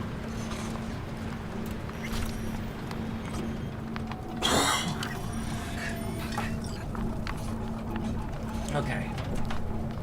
Honestly, still yet to ever pick monowire when I play. It's always Gorilla Arms Mantis. Yeah, I thought I would use the monowire as a supplement to the net running. It has its perks. The hell is this? Take part in a clash of musical universes. Live on Earth only happens once every million. Club Riot, Night City, and by invitation only? What? I don't remember this. But sure, what the hell? It's another quest. This quest was automatic. Oh, message was automatically generated. Okay.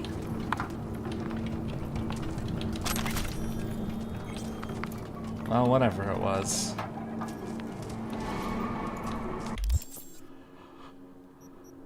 Don't eat dog. What am I gonna do? Prefer the projectile launch system? Yeah, I've used that before. It's pretty cool. So, El Capitan is done. Mr. Hands, of course, we'll have to unlock Dogtown. Dakota is done. Sebastian Pahara. I guess these are his missions, so away we go. So wait, there's the big, so here's what we'll do. We'll,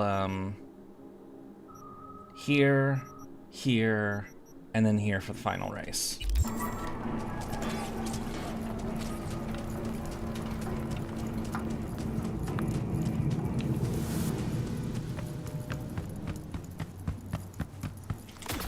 One with Gorilla Arms, because that's simple. Yeah, it's definitely, you can get a lot of effect out of Gorilla Arms. I just, you know, decided to go with the monowire instead. And because, you know, the monowire, if you get kills, if you do finishers with the monowire, it helps you get ram back. So, and as a net runner, that's, you know, quite nice. There's a lot of enemies over there. Well, I'm sorry, the added benefit of increasing your strength too. Yeah, I probably should have gotten Gorilla Arms before doing those fights. I mean, it took me a few tries to do that last one, but well.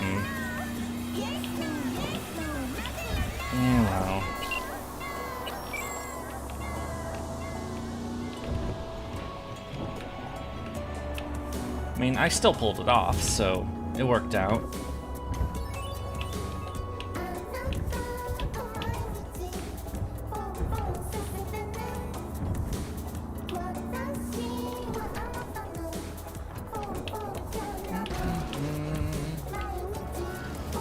If the wizard is in melee, something is wrong. If the netrunner is in melee, something is wrong. And yet we have monowire, and we have, you know, we did the punchy stuff. Alright, let's see what this is all about. There's one thing I'll never get about the Corpo psyche. They got it all. Power, prestige, Scrooge levels of eddies, and they still act like complete gonks. Take my client, for instance. Some hotshot from Kangtao went and got wasted in Arroyo. Then, well, Arroyo wasted him back. He's alive, but lost something valuable, whatever that means to these people. I need to find it before his overlords catch wind of it. Get to work. Details attached. It's that song that broke my mic last... Yeah, I hope it doesn't break my microphone this time. Search and recover...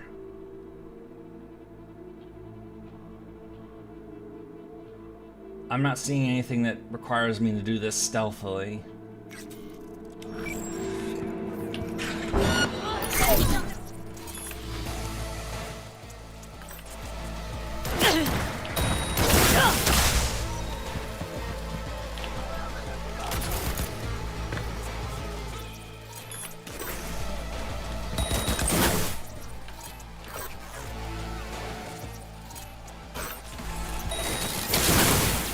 Kaboom!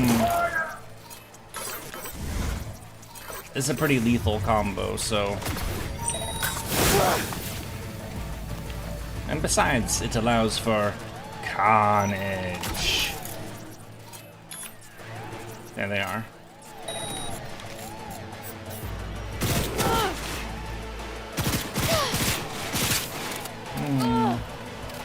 No stealth, cowabunga it is. Yeah, pretty much.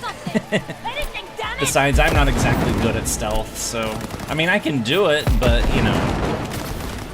It's not my preference. Upwards we go. Oh. There. That takes care of that. Let's see what other... what loot we can pick up from all these people.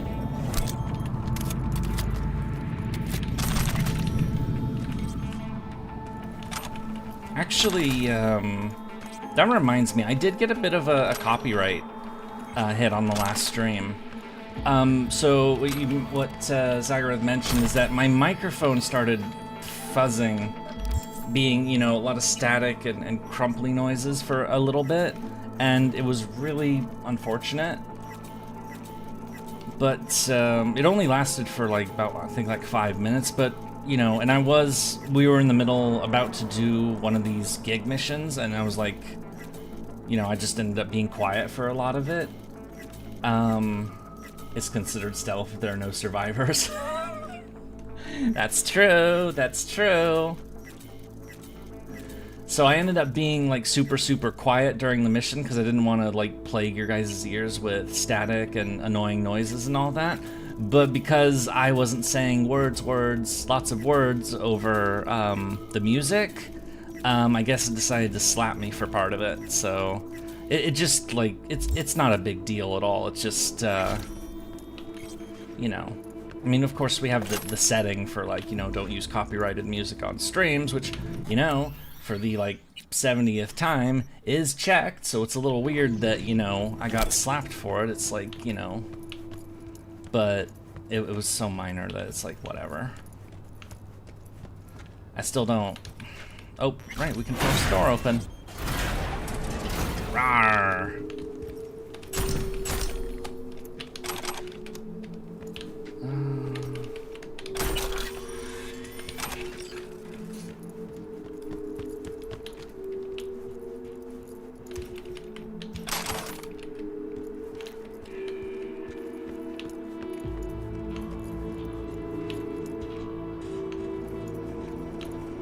Alright, she's up there. The last one. Oh, well. There's the thing.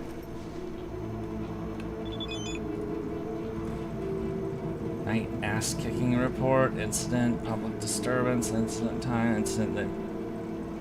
Not much to say, some drunk gunk was screaming in the middle of the night, so told him shut, called him... Oh my! And then he... What the hell? Okay, well, I feel like this guy was... Yeah, if he did that stuff, like, you know... And then, you know... Oh, oh shit. 2 million eddies, yeah. We break pretty much all the weapons that we have for components, but honestly, I don't think we even need to anymore, just because we have so many... I mean, we have a few cyber upgrades left, but... Move or die!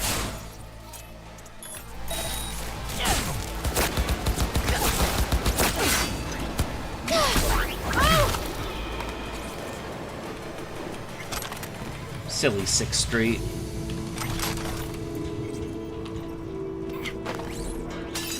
Alright, how do we get up there? It's a catwalk. Ladder.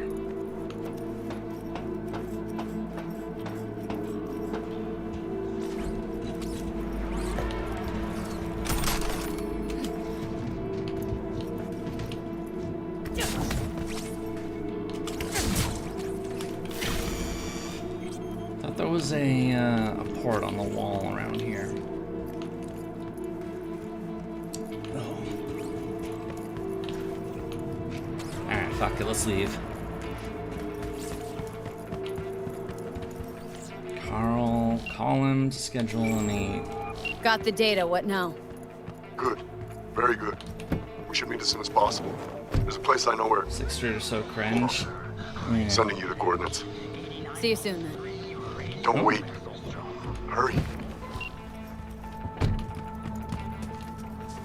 Well, you know, they put on the little, like, the patriotic flair, but, you know, they act like common gangsters, so yeah, it's pretty foul. Fuck. Oh, here.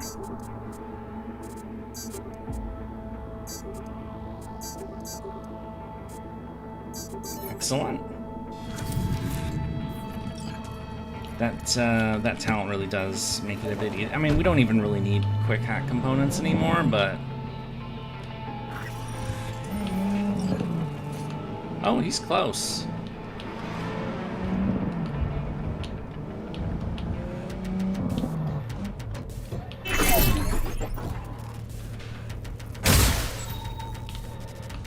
Wait, what's wrong with the car? No, screw the car.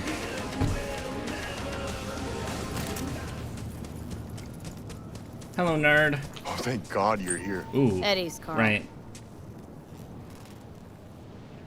Right. Here.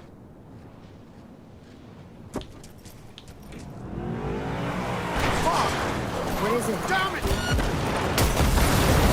Save me! Concentrate your mind!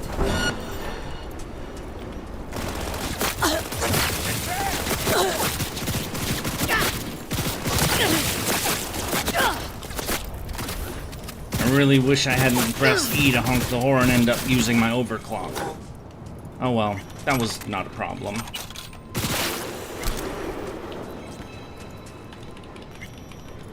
What else we got? Okay, let's get... What is that? Why is this being highlighted? I can't loot him! Damn it! What a jerk.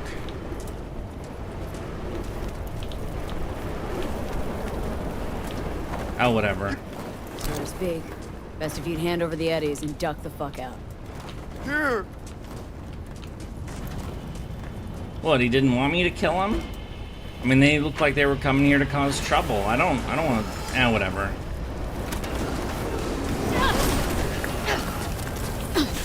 V, gotta admit, I'm impressed. Oh? Things got dicey at the end there. Could have gone tits up in a hurry. But hey, client's still breathing, and so are you. Oh, here's his body. Arrange a safe house for Carl to sit tight in. Oh, he's got a Guessing credit you'll chip. gladly Neat. fund the extra bill. Slick work, really. There's another credit chip.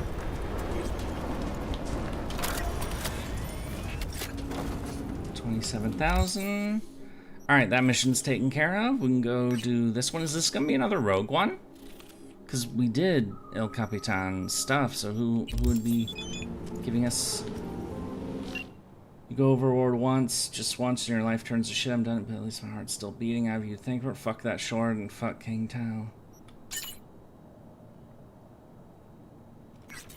Yeah. Wait.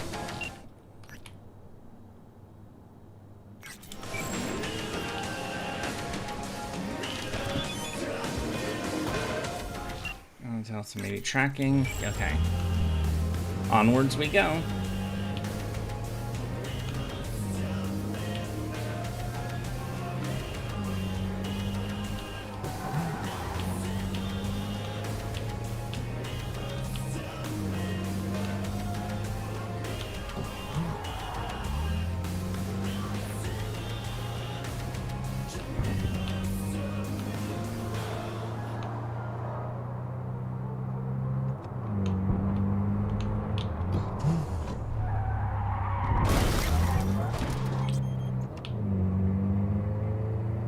Is that the...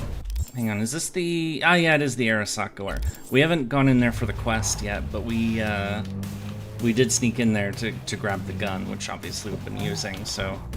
The Shingen submachine gun, which is really good, especially for this build. Yes, let's spread, you know, plague around on people that, you know, explodes if they get set on fire. And then use a gun that sets people on fire.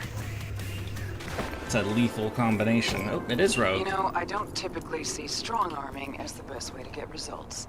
Still, sometimes you're left with no choice but force. There's this scuzzbag needs to be reined in. A sadist on a corporate leash. A real hemorrhoid on Night City's ass. Do us all a favor and handle this contract. Details are attached. Okay, gun for hire. Who we doing? First I thought it was just rumors, kind of drunken, but when you hear the same story from... Now it's... My informants confirm the accounts. Don't want to sound like some... But back in my day, workers knew how to stand up for themselves. Unions, they had... Instead of fixers, they had unions. I know anyway. Unions gone... unions... Can't afford to hire fixers on starvation level salaries. Like if they like to do some pro bono time. Onto the fine needs Vic Vega, the kind of stuff who writes cracking skulls in the hobby section of his CV. Not only that, but he's got the full backing of his execs who'd rather give their workers brain damage instead of a 2% raise. Gonna find him and end that psycho for good. Maybe then the corpse will realize they crossed the line. Alright, we're gonna murder a corpo. Excellent. Alright. So, how about you guys like us to handle this guy? You want to go like, maybe like a sneakier type, or do we want to like blow this place away?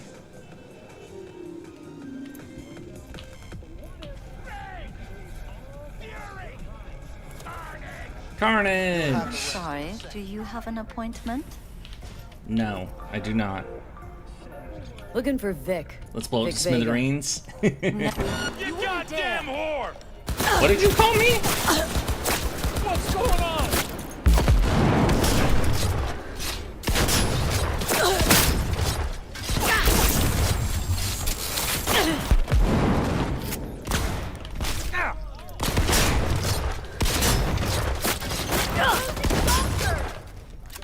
I probably didn't need to shoot the receptionist. That was a sign, go loud. Yeah, I don't want to... Let's redo that for a sec. Just go a minute back.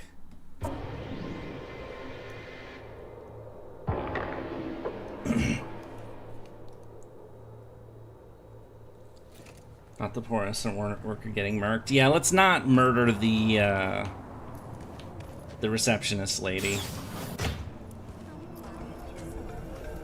I'm sorry, do you have an appointment? This is a hold up.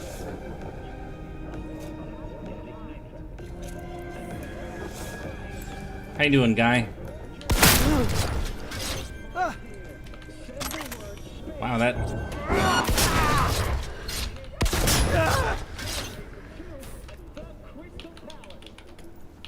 Yeah, I know. I heard him. He's, you know, these are very, not good people, or, you know, they need to, you know, not be so unpleasant to other people. Fuck, okay. Where's E9? Come on, okay. There.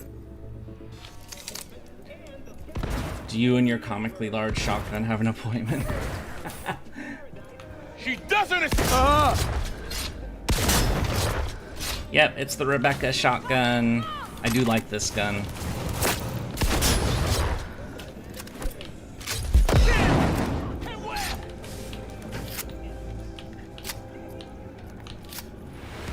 Surely all the noise will, you know, the civilians have, you know, probably noticed that it's time, excuse me, it's time to get the frick out of here.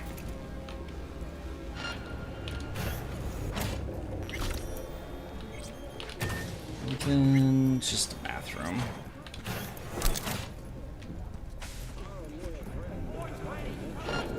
You really should run out of here. Seriously, did they...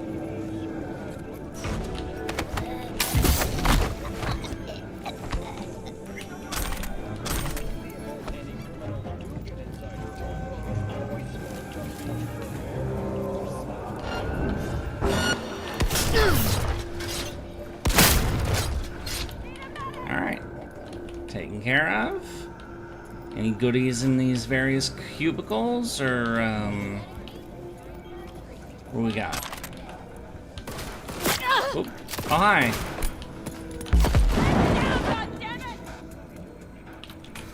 He's building before shift ends, her head explodes. Yeah, they probably, honestly, with the way that some of these corpos in this setting do things, I mean, they might go like full Father Elijah from New Vegas and like put frickin' bomb collars on their employees to keep them in. Like, that, I wouldn't put it past them.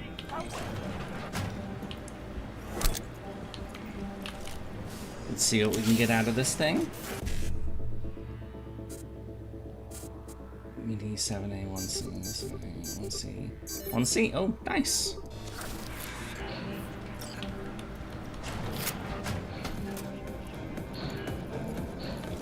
So it's Vic Vega we're after, not Vincent Vega, unfortunately.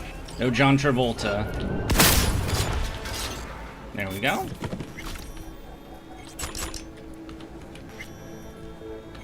It's not Vincent Vega. Hiding somewhere. What did you do? What the fuck is wrong with these people? Using that kind of language.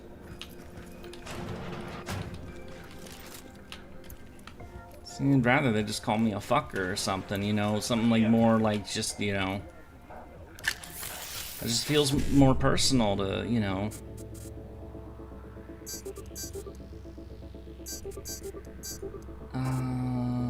Let's see, FF, there we go.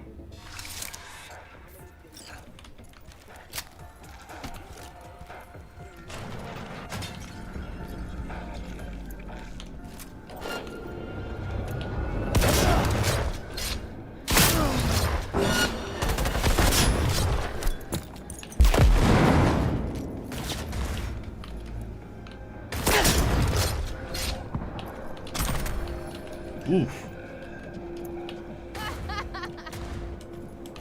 Laughing? What do you enjoy shooting people? They probably do, honestly. Did I just kill an employee? I mean, I guess they all are employees, but... Oh, that's the guy. Alright, fuck it.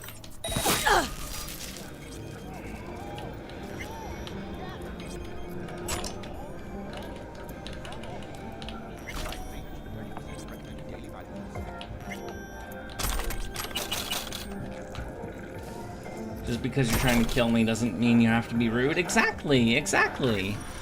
Murder and, you know, carnage is supposed to be, you know, fun for the whole family, not, you know, some, you know, like rude, crude, mean behavior.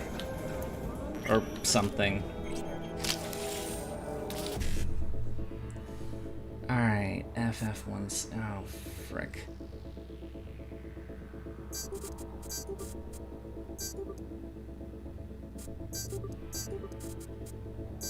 There we go.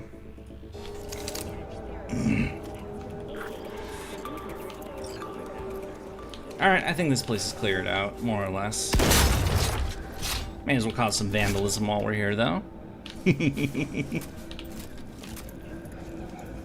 Vandalism, we like vandalism. You're coming with me, bitch.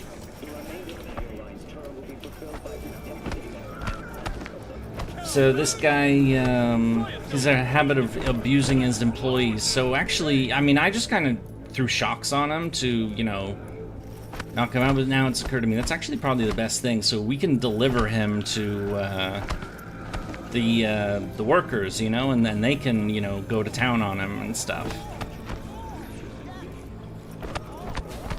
And then we can dump him at the bottom of the river or something. Cement shoes, you know. Good old Sicilian mafia stuff. The Sawyer family would agree. The Sawyer family. Which was the Sawyer family again? Or which one are you referring to specifically?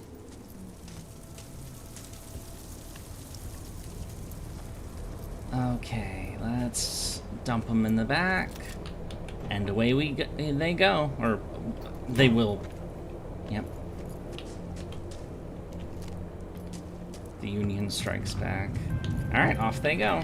Vega's taken a little Chainsaw nap Massacre? in the trunk. Oh, okay. No sips hit? Yep. Knew you were the right one for the job. Oh, there was a thing Very for soon not... Vega will learn his actions bear consequences.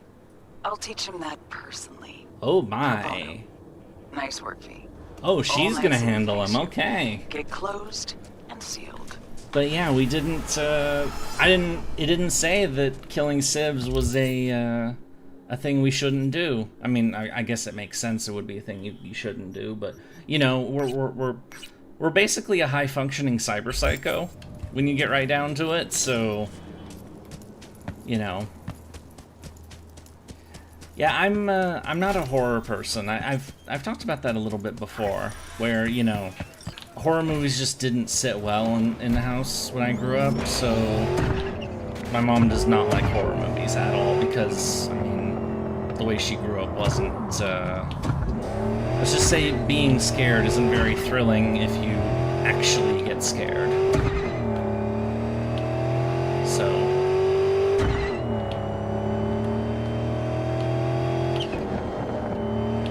Anyway.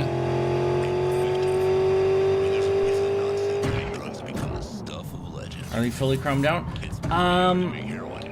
We're not like at maximum. We have a slot here. Oh, wrong button. So we have one slot down here that's unoccupied. We're gonna fill that in with a unique one that I believe it's in Dogtown somewhere. So we just don't have it yet.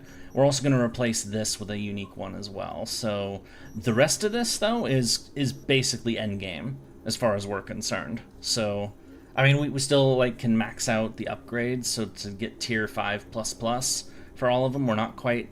I think we did everything on this side. It looks like. But there's still a few on this side that need to be fully upgraded. I can't do horror movies, but I can do horror games where you can fight back. Yeah. I don't really like horror games where you can't fight back. I like your amnesias, your, you know, moments like when you play as Sherry or, what was her name? The little girl in Resident Evil 2. Like those moments are like, at least give me a gun, you know? At least give me something, you know? I don't like being helpless and all that. That's the primary source of Chu-2, that stuff you put in your car.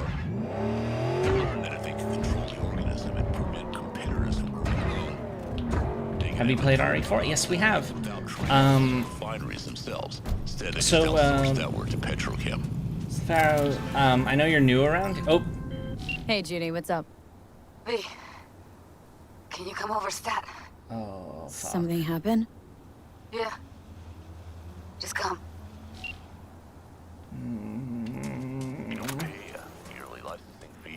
So, I multi-stream on YouTube and Twitch, so if you're wondering if I'm, like, talking to people that you don't see the messages for, they're probably on either YouTube or Twitch. I've got friends at Biotechnica. You put it up booze. So, we played on stream, we played the RE4 remake back in October, and we also played Requiem, the newer one, a couple months ago. We also played... No, were those the only Resident Evils I played on stream? Because They should do it like RE4. You can buy a suit armor for the non-combat character. Just makes them impervious to damage. Yeah. Alright. Let's waste these idiots. Anymore.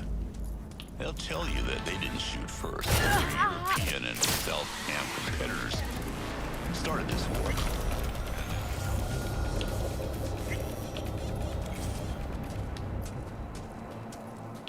Who are these idiots, anyway? They look like Sokka. Researching biological countermeasures to beat the competition than they do on growing crops or even on marketing. So you might want to think about that the next time you head down to your local All Foods to pick up your kibble and scop. Kibble and scop. Veteran guards, they're unaffiliated, okay.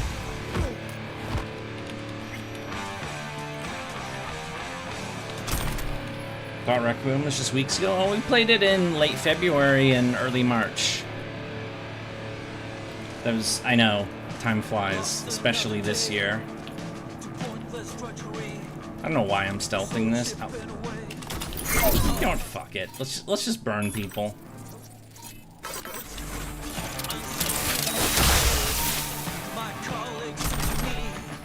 So what did these guys do? Massacre another homeless camp?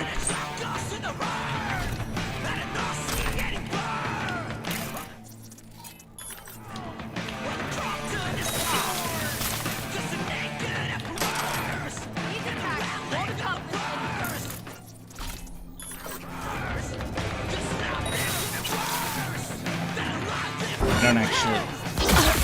Terrorist? You guys are massacring random civilians. You call me a terrorist? You gotta be kidding me. Of course you're... You know, I would ask you to use your brain more, but I currently burned it out, so, you know. We can't make that happen now, can we?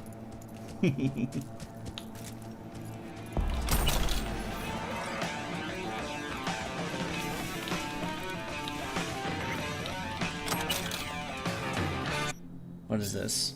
Took the bait, downloaded the photo, neutralize, eliminate enemy of Kuroshi. Oh.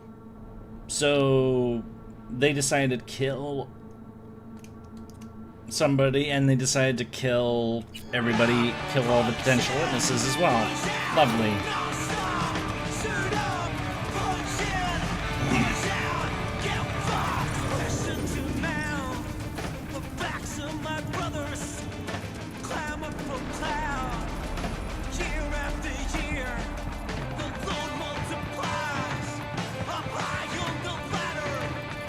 So, as far as the question goes, we're about to do the final race. What do you think about Claire's desire for vengeance? You want to, like, indulge in the vengeance, or, you know, what would you like to do? Mwahahaha. Just out of curiosity. Probably should give an answer before we have to make an actual decision. Hey. Finals upon us, V. Big day's here. Sure is. Want to meet up? I'm already here. Yep, but listen. This will be highway driving, so we'll want a machine that runs on lightning. Lightning! Your choice. Your rig or my beast? Your beast is fine. Beast's my choice. What do you say? Indulge in the violence? You won't be sorry. We meeting at the starting line? That's right. Wait for me there.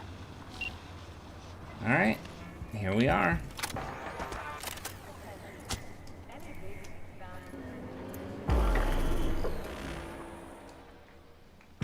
Be the Grand Avenger.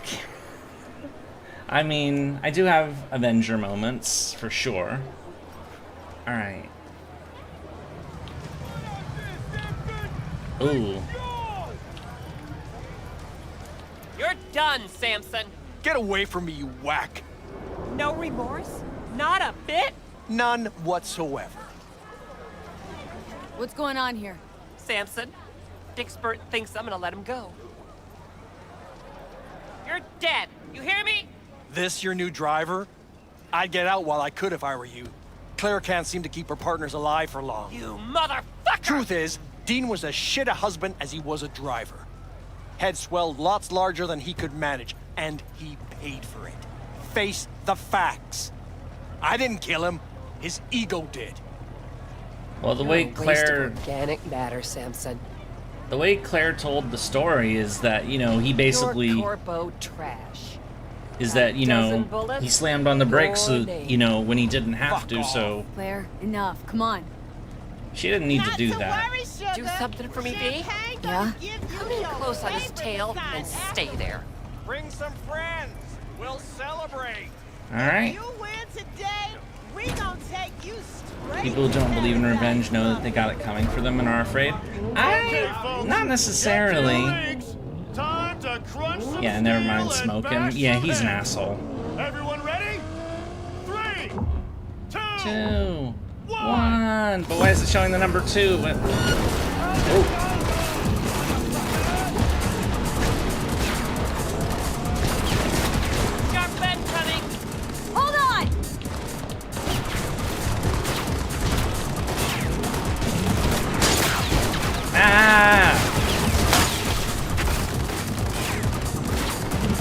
Get on his butt.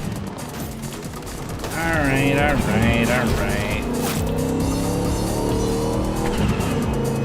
I mean, some people don't believe in that sort of thing, you know, for a matter of, like, you know, principle. Some people don't want to, you know, perpetuate a cycle. Well, you don't continue a cycle of revenge if you finish everyone off, but...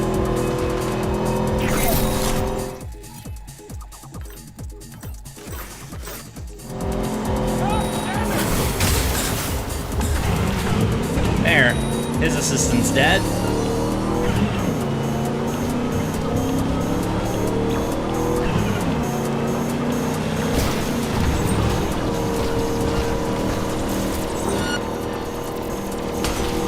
Wait, his car is called Cthulhu?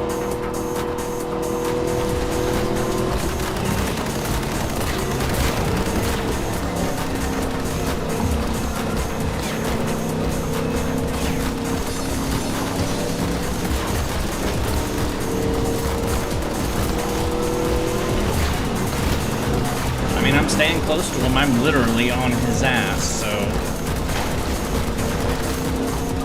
Claire, are you okay?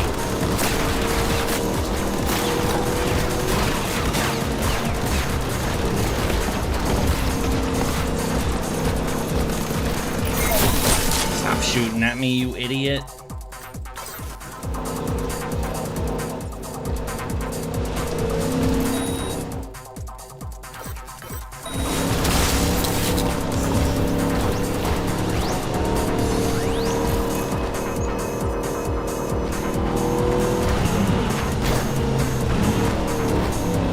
Real Lovecraft enthusiast then, yeah. And I guess like the real Lovecraft, he's a bit of an asshole. Ooh, shit. That car blew up.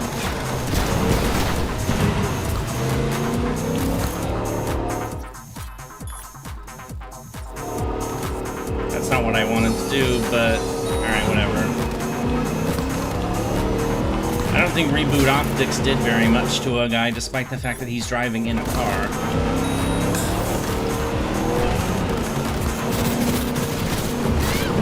Well, he's dead.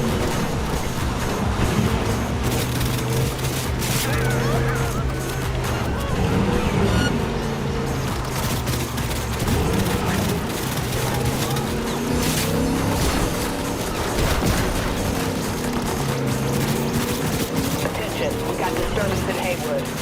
Kids causing trouble again? Okay. Doctor.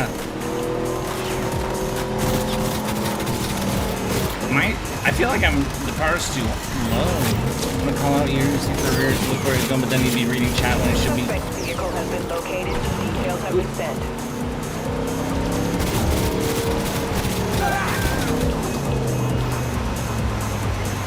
All units be advised.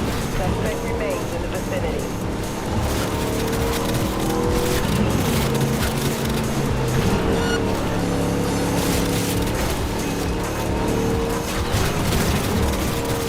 Wow, really? After him, Pete! They put us on our side, so...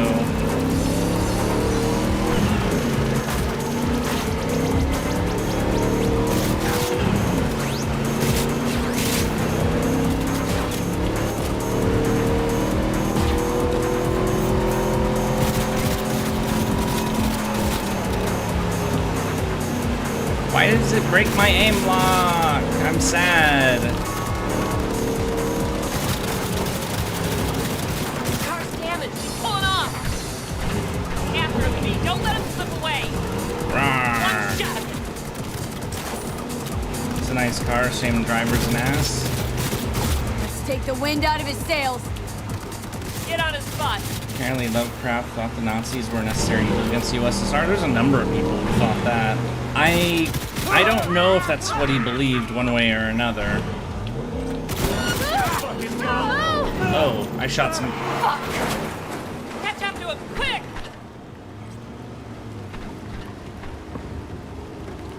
Ah, the cops. All units in Okay. the area, order has been restored. All units instructed to return to patrol. Who's shooting at me?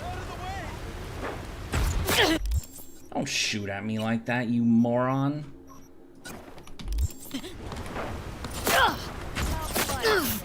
Oh. Please don't! I didn't do anything! You pathetic worm. Is that so? Hey, no, please! Don't let her do this! Claire, I beg you! Jesus, Claire, He's what much the nicer fuck now. I didn't kill Dean! Zip your trap! He got himself killed, for fuck's sakes! Please let me go! Talk your way out of this. What's he talking about? Does it matter? He's just trying to save his skin. No, please, don't let her! I didn't kill her husband. I said shut your hole. Yeah, I actually don't care.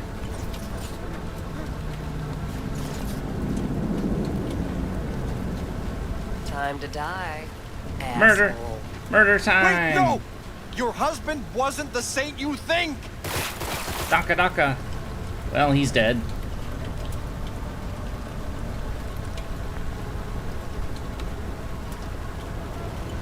Oh, they stopped shooting me in the back. That's good.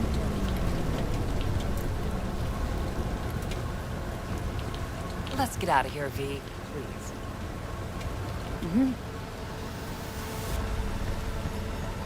And I even equipped the sniper rifle to shoot him in case you know.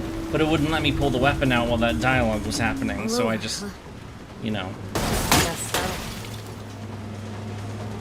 Your husband, what was he like? He'd like to sleep in. I understand that. I'm forgetting more and more.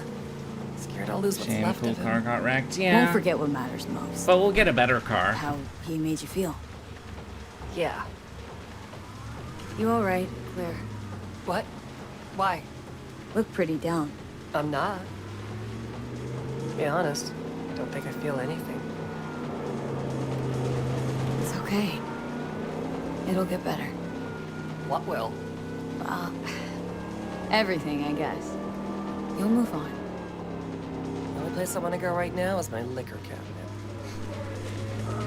Any desire to do it again? Team up? For a race, I mean. No, V. In fact, not gonna race ever again. Ever? Ever.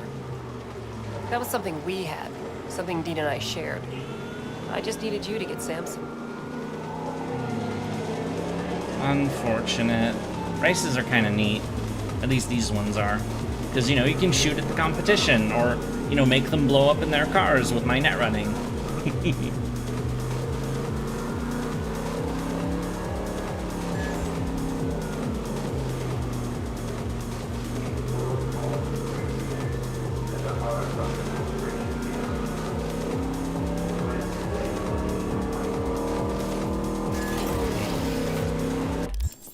We're going...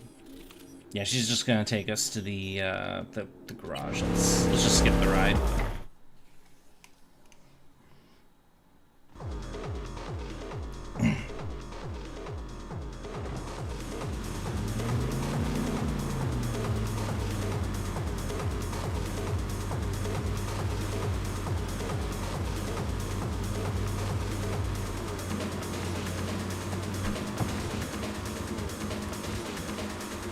East is yours.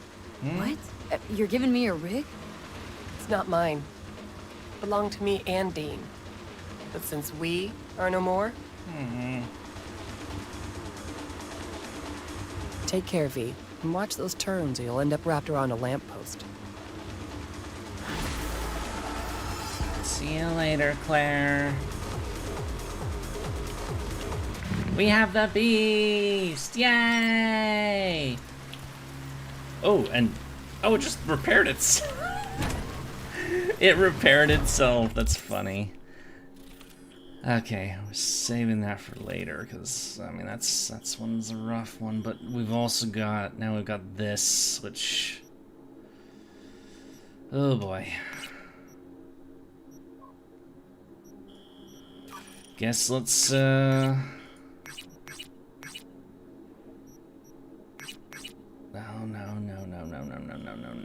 No. There. Let's go do this visit.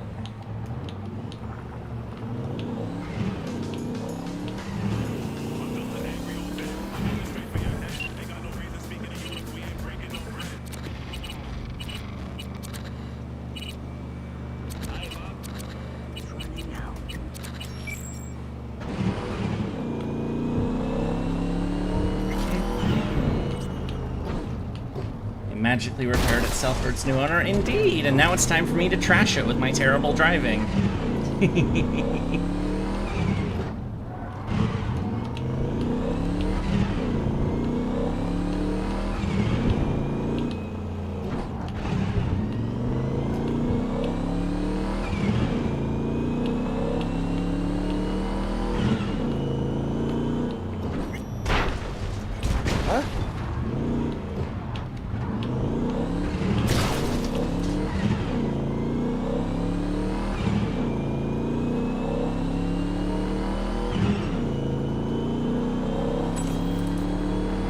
Johnny! Hello!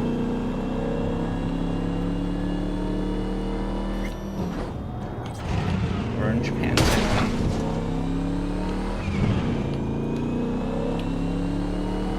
It was a dark and stormy night. Where is that from again? That line just popped into my head, but I don't remember where that's from. It's probably, you know, my brain must be malfunctioning. I feel like this game has too many sharp turns for how poorly every car I drove down. Yeah, the car handling is a little like, but you know, maybe I'm just used to it, so.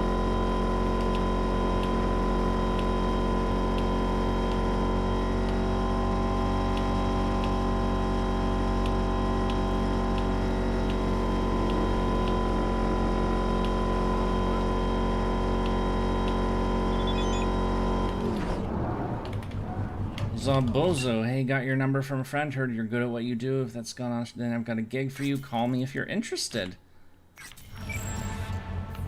Send in the clowns. I remember that guy. He's fun.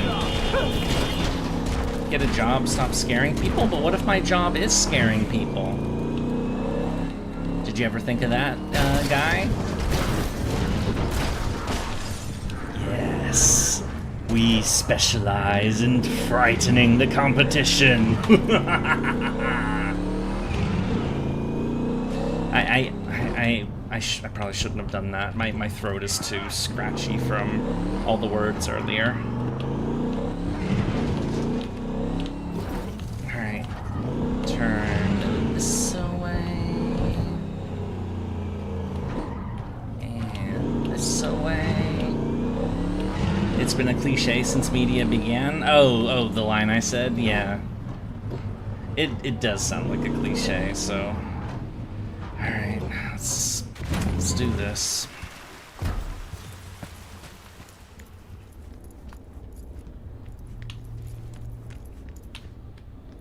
Hello, nerd. I need a nap. Just a short one. What's stopping you? I'm not sure if that'll help you. But okay.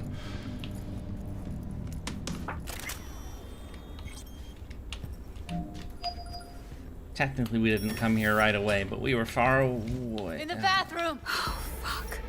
Yeah. Bird offs herself to express her undying gratitude to you for saving her Stop ass. talking. I was only gone an hour.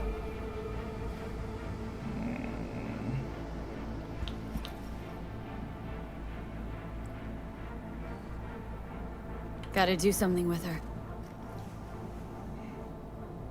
Don't want any trouble. I'm calling the badges. The scene never gets. Can you carry her to the bed? As if that'll change anything. Not sure we should move her before the badges get here. She's just another dead horde of them. Nobody will care. Least we can do is treat her with some dignity.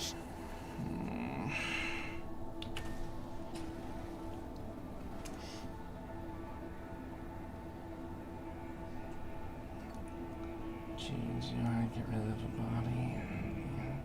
Yeah, I need to report an accidental death.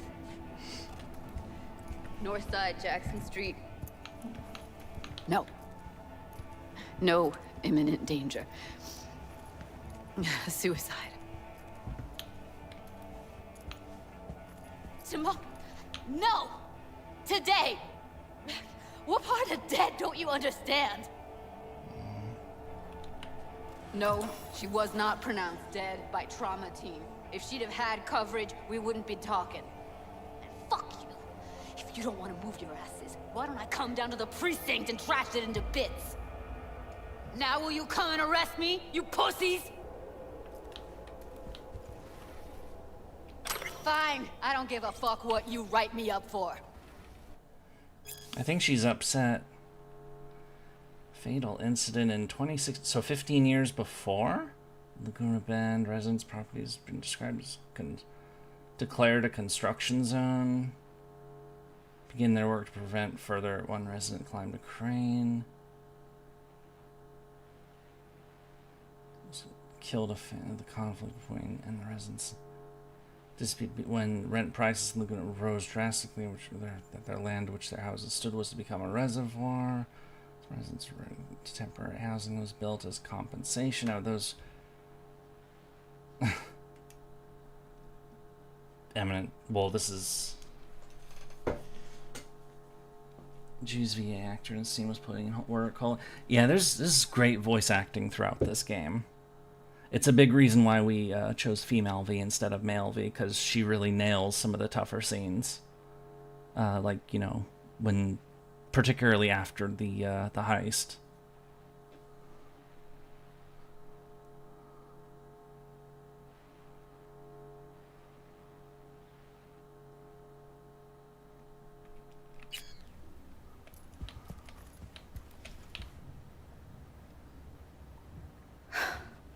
They'll be here soon.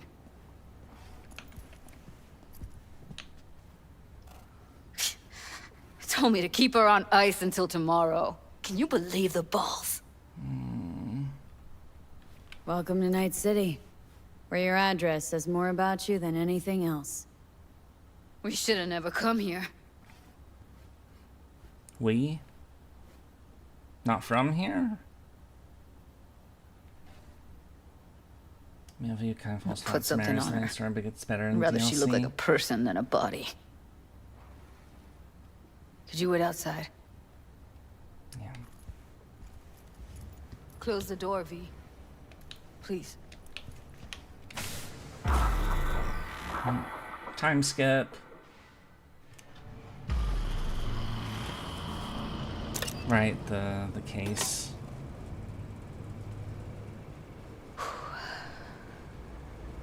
Bum a cig.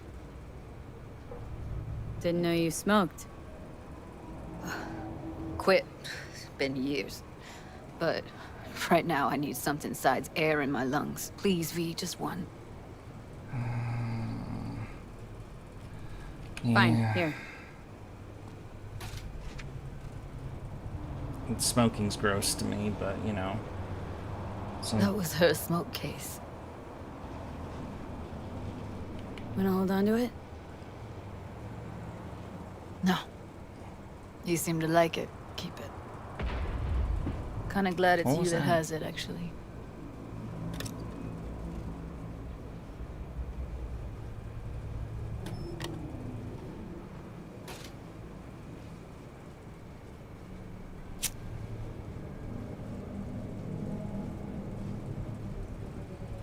Fuck, Evie. I let her down. I thought if I gave her some space or time, she'd get back on her feet.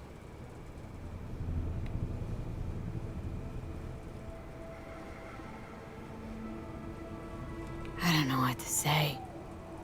Never was any good at this stuff. I've asthma, You so I don't can't need to afford smoke. talk. And I get an allergic More for her reaction. than anyone else. I had a because- motive to find her, Judy. You know Yeah, that. so I can't be It's what you near the bring that stuff. counts. It's just too You gave her foul the and freedom to makes me feel choose. sick. Yeah, maybe. So Just never imagined she'd choose this. honestly, it's not hard to Her imagine at condition. all. Couldn't think about anything else. Tech-wise, she was clean. Doll Shard was operational, uncorrupted. So, psychological trauma had to be that. Did some more digging in her virtues, found Woodman. He kept her. Had his way with her. The things he did. And once he got bored, he pawned her off. I guess it's good that I blew his head off. Yeah. Wait, so you found other recordings? Had another look at the corrupted ones. You know, lots of static. Hard to pick up anything, really. At some point, I stumbled on something like an echo of the spat we'd had. Last time we saw each other. But I know she wasn't scrolling. Why was it saved as a virtue? Got no explanation for it. Maybe she recalled it later, relived it, almost.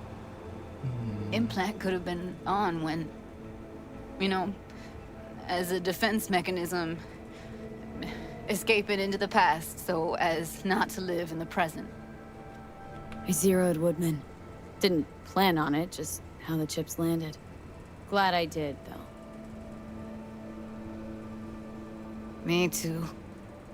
I can't even imagine. Still, it's not enough. There's so many more like him. Yeah, you want to go on a killing spree? I'm way up for that kind of killing spree. You know. Gotta be something I can do about it. Like what? Don't know yet. Think I'll call Suze.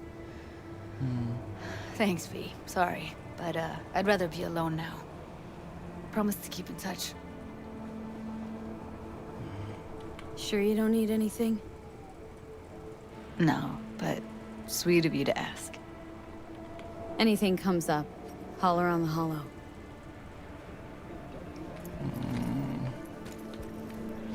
I didn't want to do this quest, but you know. It's just... fuck, you know.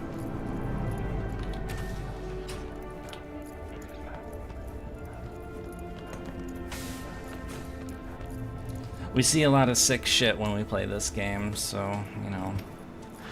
Could say what's one more, but, you know. Is it getting hot in here? It's 98.7 body heat. Cyberpunk really doesn't hold back? No, it doesn't. Oh yeah, right. We have another quest right here. Right, the guy asked us to like go to this container or whatever the hell it was. Though I'm not going all the way around. Screw that. I'm jumping.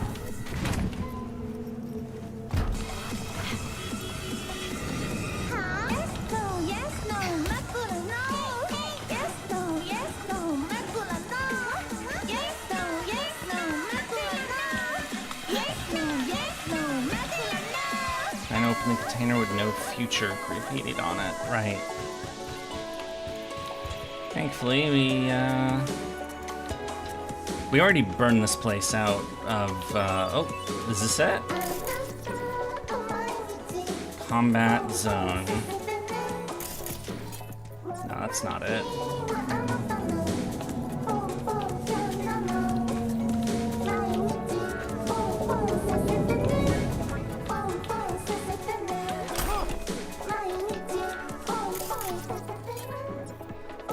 Not it, but may as well open it actually if we can open it. Nothing. Alright, I'm off to bed. Have a good night. Okie dokie, thank you for popping in. I hope to see you again. We'll be continuing on Saturday, by the way.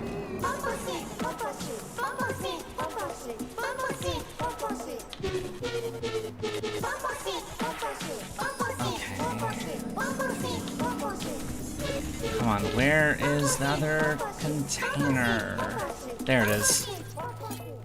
I'll be there? Awesome. Oh, shit. Oh, shit. Oh, yeah, indeed. He's in rough shape, but alive. What was this, people Let's smuggling? Hear what Dennis has to say. Yep. All right, let's make the call. Hey, got a status? Find the package? He's a little worse for wear, but no issues. What's next? I prepared a car for you. Put the man in the trunk and head to Northside. The address is in the GPS. Okay. Damn. One more thing. Watch for tigers. They've got their sights trained on your new companion. What? Asshole hung up. Damn. Well, okay, the tigers are after this guy. Well, I mean, I'm fine with that because that looks like a porta potty. Ah, fuck me.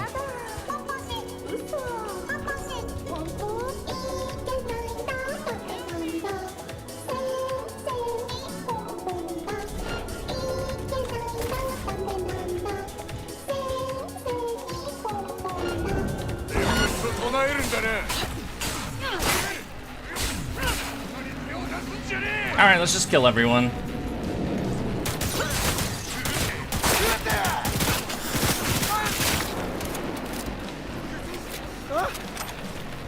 Murder, murder, murder!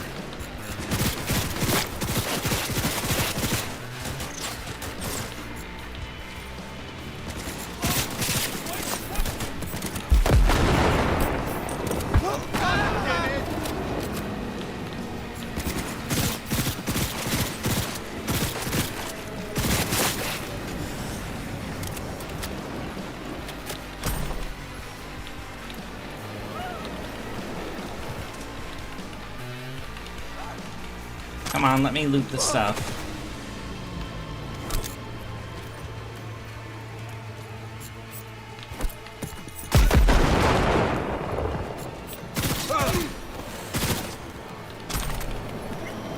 Alright, some more idiots over there. Or was...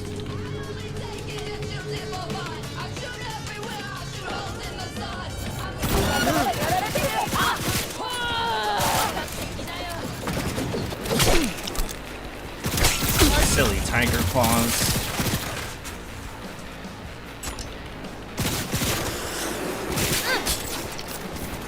Wow, really?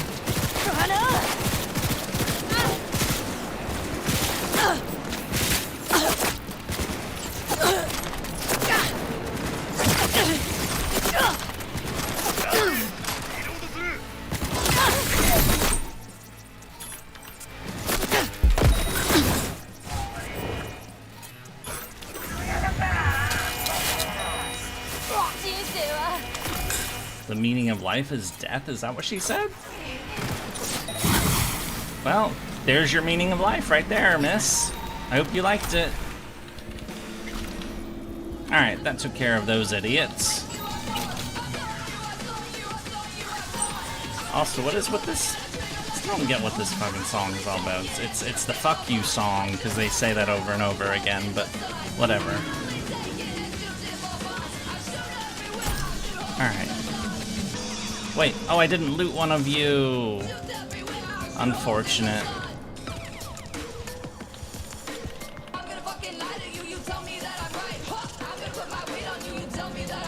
Wait. Oh, was it but?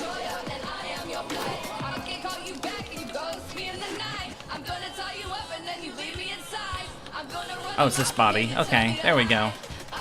Yay!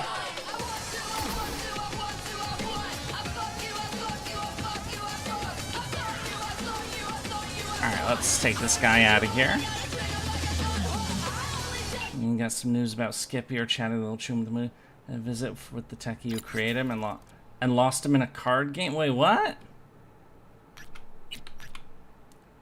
He's had a hot hand at the tables, so he came by with the cash to buy his, not the whole gun. I just, the gun, I mean, I get the feeling you can be the sentiment, so maybe you'll need to see. Okay.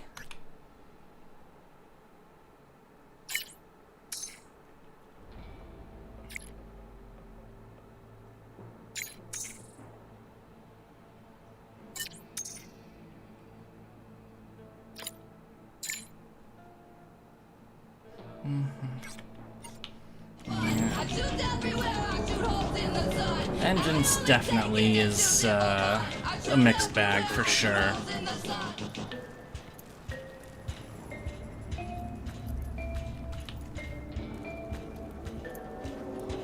You know, I've definitely had my share of pursuing such things.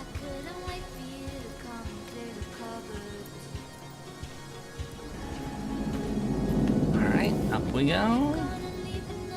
I forgot how many freaking staircases were in this area. Like, it's just a bunch of like walkways through like, you know, these slummy areas. Well, you want to run away? You never seen somebody carrying a body before? Come on, you'll get over it. Besides, he's not dead. I'm not carrying a dead person for once.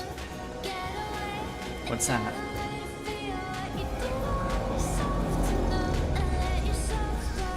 Disinfectant, alright, whatever.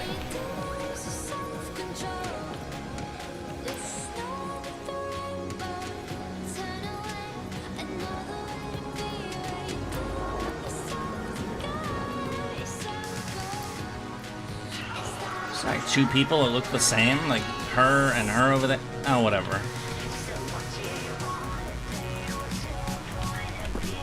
Alright, in the trunk you go. Why can't I put him in the back seat or something? Oh. Why would you reset the... jerks.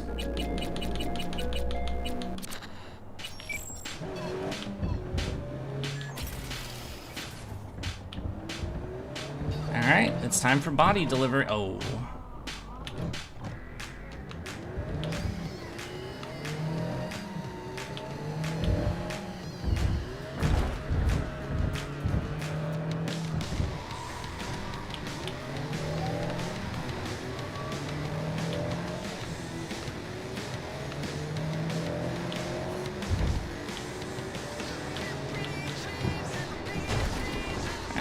we are.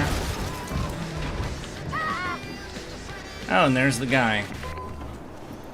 There's something shiny over there, too. Hello, guy who wanted me to deliver a oh, it's a sword. Job's done. I see that. Well done. Excellent work. Holding in there all right, Hariyoshi? Dennis gave me hope. Hope? Early warning about the tigers would have been nice. I had a hunch you'd manage this just fine. You're not wrong about that. Given that you're here now, I see I was right. This is all very heartwarming, but you haven't paid me yet. I know. Here. May this blade serve you well. What? Wait, did he say that, or? Scalpel. Send down, increase crit chat. Oh, well, unfortunately, we don't have a Sandy. Where are you from, exactly? Brain Sergeant, world best. Good instinct. Alright, so he's from Japan. He talks like that. Or, you know, with that accent. Or, I know words, you know. Takemura, killing in the Bart Moss Collective, Spellbound. Okay, so what would be our next steps?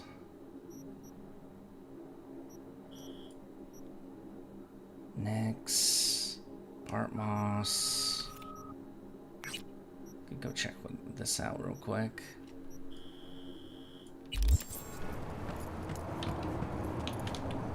Right, it's their car.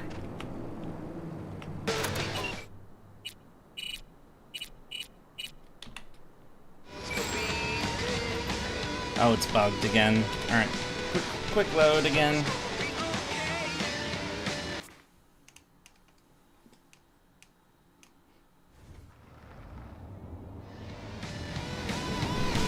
There we go. Okay.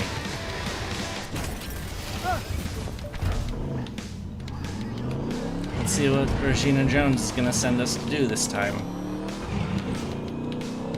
Hopefully murder. I could use a little bit of homicide right now. I'm going to hell.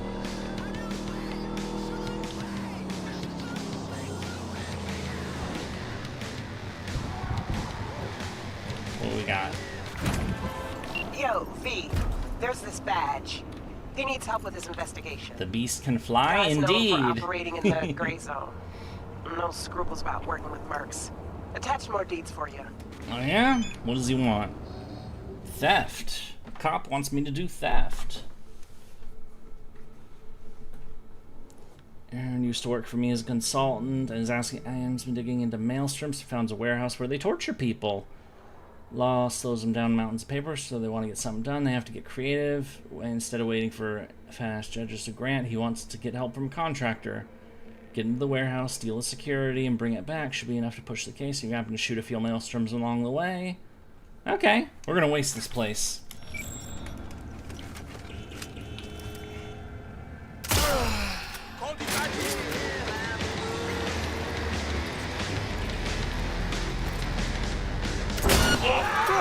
Wow, that didn't kill him outright.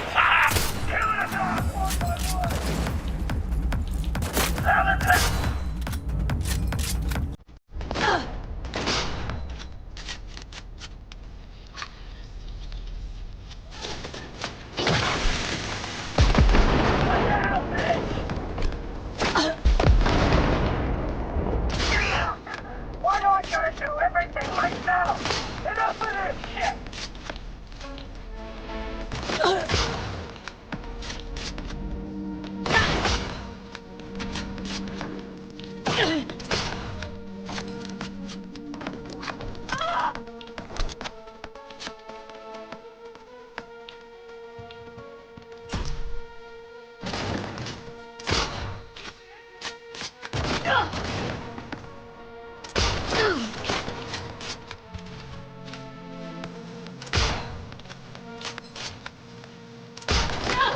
Me. There we go.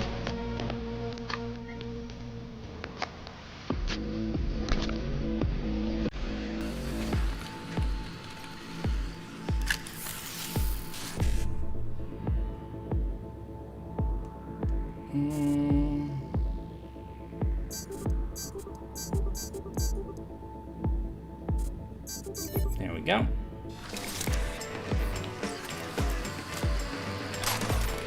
I should swap this out for guts, but you know. At least I got to snipe someone.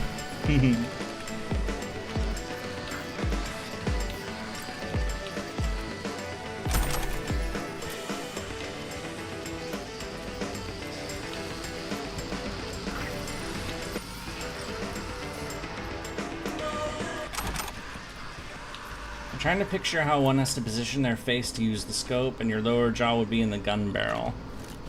Yeah, I mean, I've never like held a gun of that size before, so I wouldn't know. I'm not a gun person.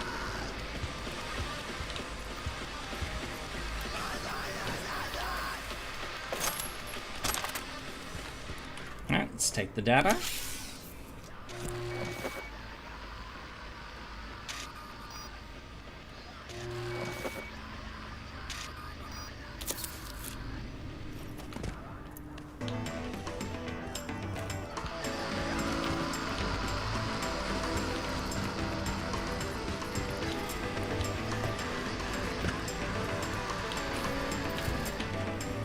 Outside. Okay.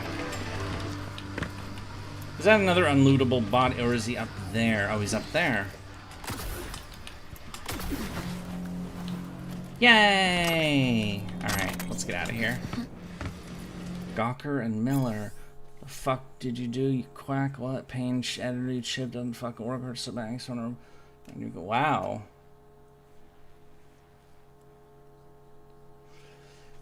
You're welcome. Oh, and your next procedure comes with a negative 100 discount. So make it cost double. I mean, you know, he did say he was going to rip his throat out, so, you know, I wouldn't be so inclined to be nice to someone who, excuse me, made threats of that nature.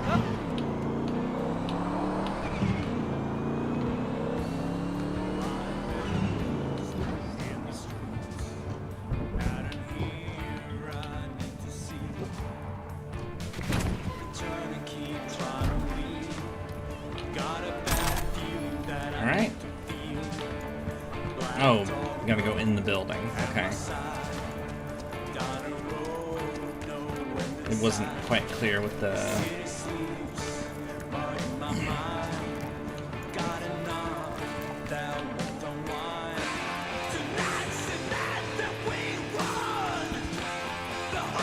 You're still going? Nope, we're not going up anymore. Is that the room, or... Wait, what is... Oh, is it... Oh, it's below. Well, whatever.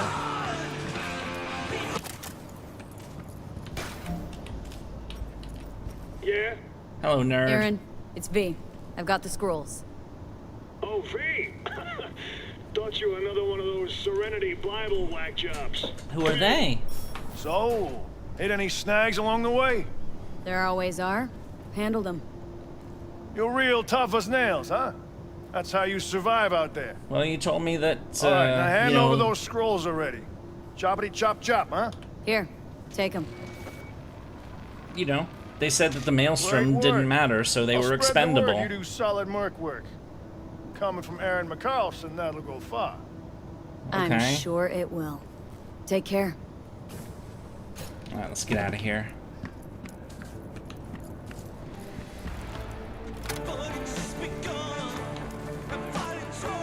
He better not be some self-important dickhead and that nobody knows who he is, but, you know. But then again, he's a cop, so... Aaron's happy, I'm happy. Always pays to be on good terms with badges, right? Gigs closed. I don't know, I've killed a lot of them. And they get really, you know, oversensitive about, you know, me shooting corpses. They really don't seem to like it when I shoot dead bodies.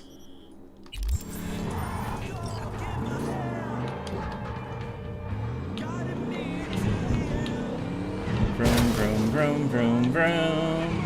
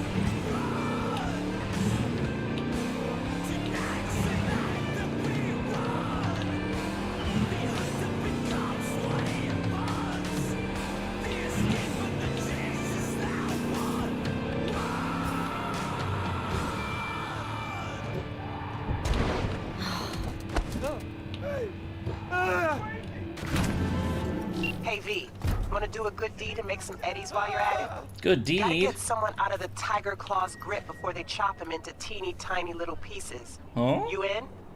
Deeds attached. Do not Don't raise make the me ask alarm. twice. Oh, it's a stealth mission. Matters urgent. My client is looking for someone to get his coach out from the tiger claws. Got himself into a debt hole. Got to deal with the tigers and go. Yeah, he goes to the bookie and he bets on his own win. Oh my.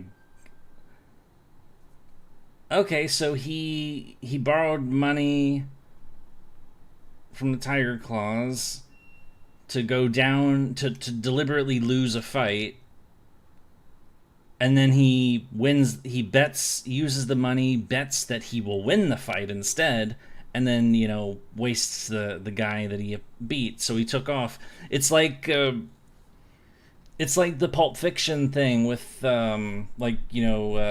Butch, you know, he was in the fifth, your ass goes down, you know? With that's my Ving Rhames impersonation.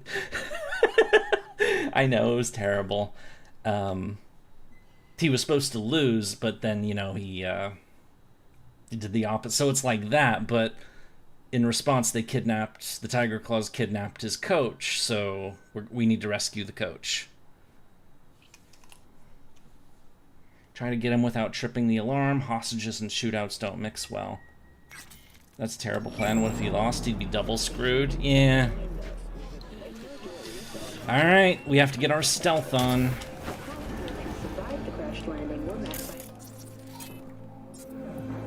Where's your cameras? Fortunately, Kang Tao's surviving security personnel managed to fend off the attack without suffering additional losses. Oh, if they're talking about the caravan, I mean, we kind of wasted that place, so...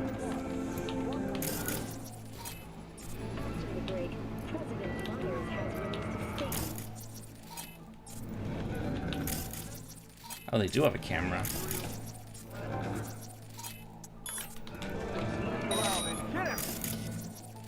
There's a lot of these assholes in here.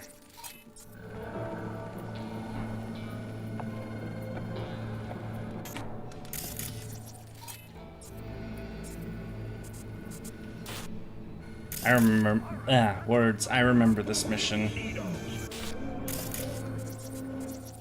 There's another tiger. Ah, they're smacking him around. What dickheads. Alright, that was all the cameras. Decent number of enemies. And if we want to do this stealthy, we need to sneak in without setting off alarms. And of course, you know, the one thing we're not built for is stealth, so we're built for mayhem. Mayhem!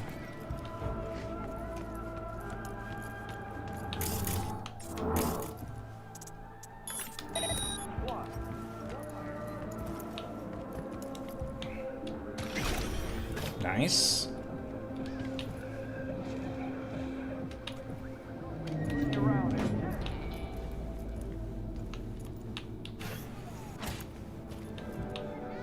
Easy exit.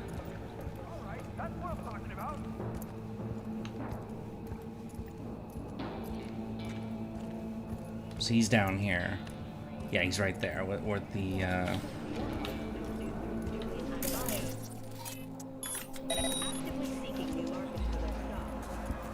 Hello, tiger. Bye, tiger.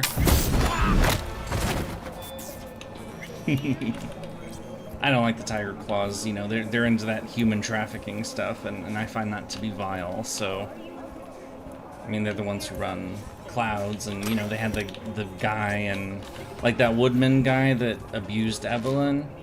Oh shit! Like he worked for the tiger claws.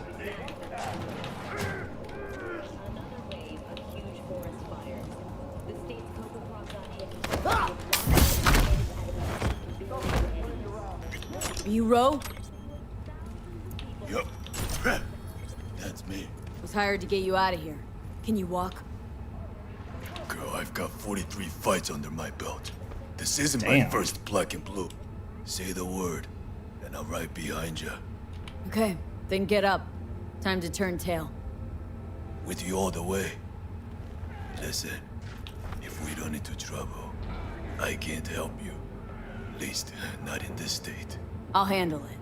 It's what I'm paid for. Alright, let's do it. Transport's outside.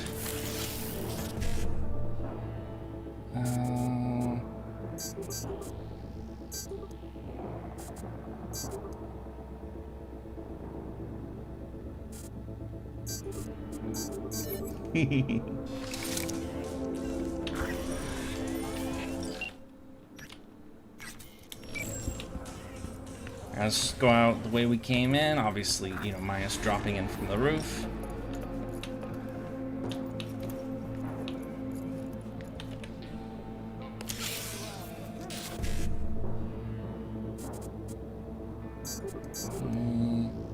Let's see. The FF1C. Excellent.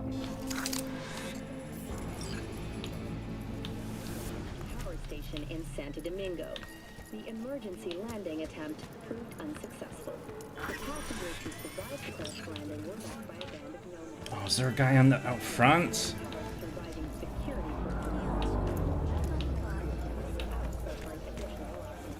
Nope, there we go. Worked out this time. Don't get used to it. Let's put this whole thing to rest. Yeah, poor guy. He didn't deserve to get beat up. His student did, perhaps, for, you know, pulling some bullshit on him. I mean, you know, but screw the tiger claws on the other hand. But, you know. Floop, hello! I can't, is that the flippy? Welcome to the mayhem! You missed more naughty things earlier because there was a scene. It was a Johnny flashback. Thanks. I think I can take it from here. Sure you will. Hey, listen. By the way, who threw down the eddies to bust me out? Masadu. Knew you'd be in a bit of a fix after the stunt he pulled. It's the Umu spam. The first Umu spam tonight. We've been streaming for almost 9 hours, and there it is. An almost Umu-less stream, but... Shake his hand when I see him now. Be better for both of you if you never saw each other again. Ever. You're on the level. Don't let this city swallow you up. And if it does, make sure it remembers you. Alright, we did it! Yay! Sig reached me that road's secured. Can't say I'm not impressed. You handled it like a real pro. Closing the gig. Sending the eds. Popped in a few times. You were talking about IRL stuff, so I thought I'd come back when it was done. Yeah, we did that for about the first half of the stream. Oh, and now that the mission is over, we can go in and slaughter everyone.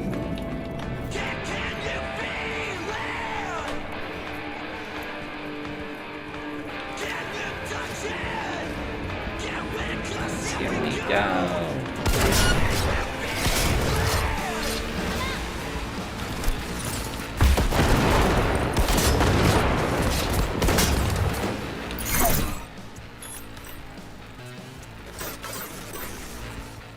Umu's inevitable around here. Oh, you got Draco to MP5? Awesome.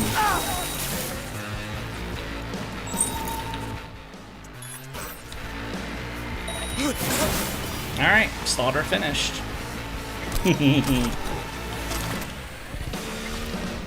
Silly tiger claws.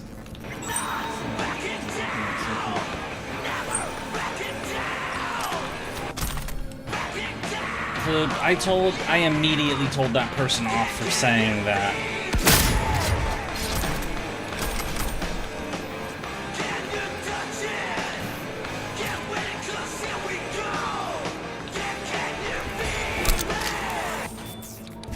I immediately told him not to talk like that. Because I don't want chat members bad-mouthing each other. I understand if people don't like each other. I mean, I don't like most people I come across, if we're being perfectly honest. But you know, not here, not in this chat channel. So, whoa.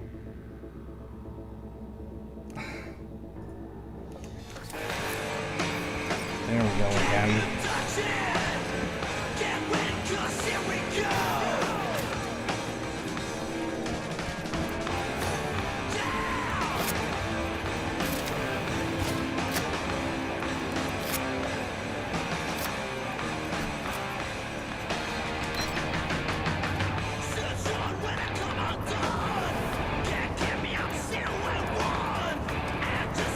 I'm gonna save the rest of that conversation for after stream.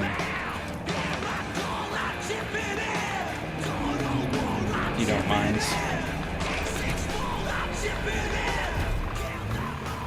Yep, she was MP1 at first, but rereading Clap reminded me of how much I love Draco. Awesome! Yeah, I've been pondering. I mean, the problem is I burned a lot of quartz doing those roles for who was the person I rolled for that drained me so much? Alco and Alice. It was freaking Alice. Somebody I didn't even really need though. You don't want to talk about it anymore? Yeah, well.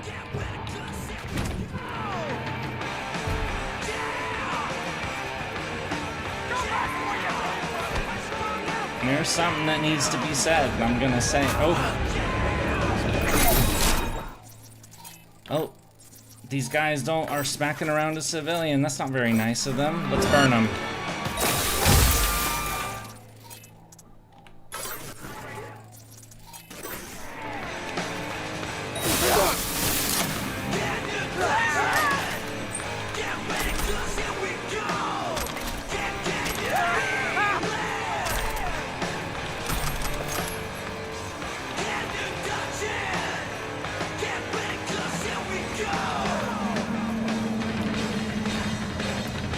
It's not available because oh, the cops want me because I guess I killed somebody who didn't deserve it. Damn it.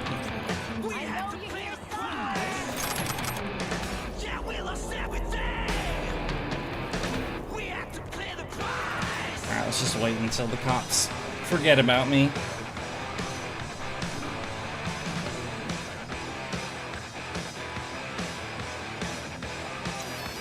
Alright.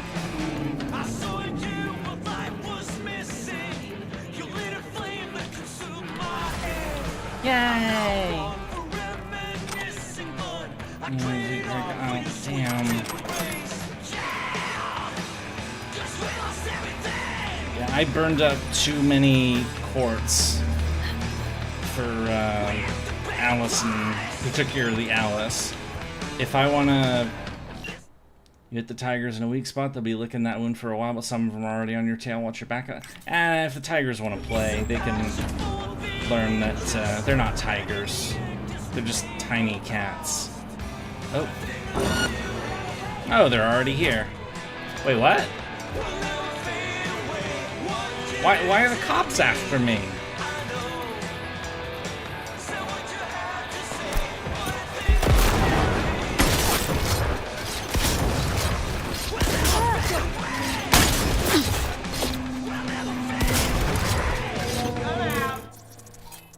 Go away.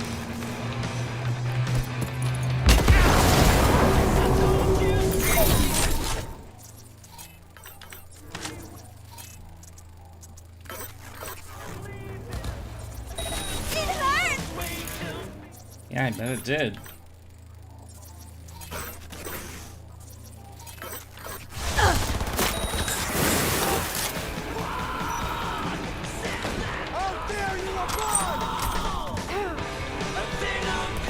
Seriously, cops, go away.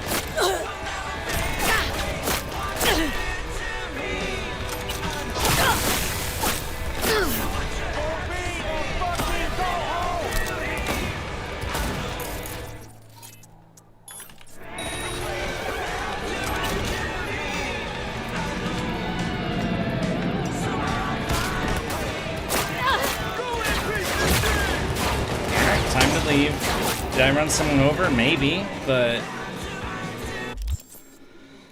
fucking cops. Killing in the name... Alright, the Barmos Collective. How many jobs does Regina have for us left anyway? Not too... Alright, 6 more. We'll go up there.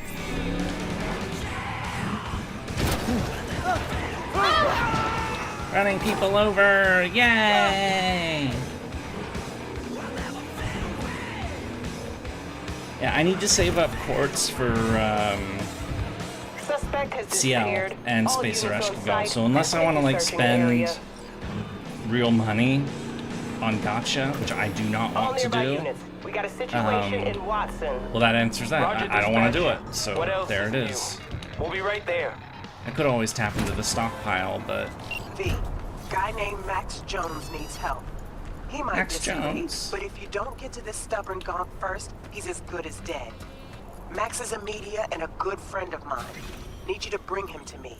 If he puts up a fight, you're cleared to use force. Like I said, he's stubborn. Deets attached. Okie dokie. Max Jones kicked the hornet's nest. Somebody put a hit out on him. Keep him alive. Thinks he can manage. Send him. Okay, so basically find this guy and keep him safe. Which one has a higher priority? Oh, between Space Ereshkigal and CL? I want to say CL does. Yeah, CL would have a higher priority for me. That's for me. Emphasis on that. It's not... Other people will do things differently, but, you know... She's a very powerful single-target moon cancer, which is one thing I don't really have. And also she's CL. Blue Mash.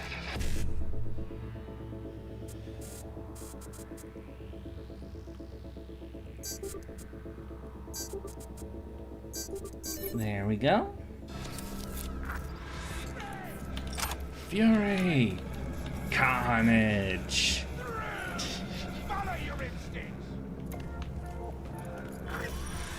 Shrapnel from a grenade door straight through my thigh. Me? I got blowed up. Fine. Just a usual IED. Improvised explosive device. Great.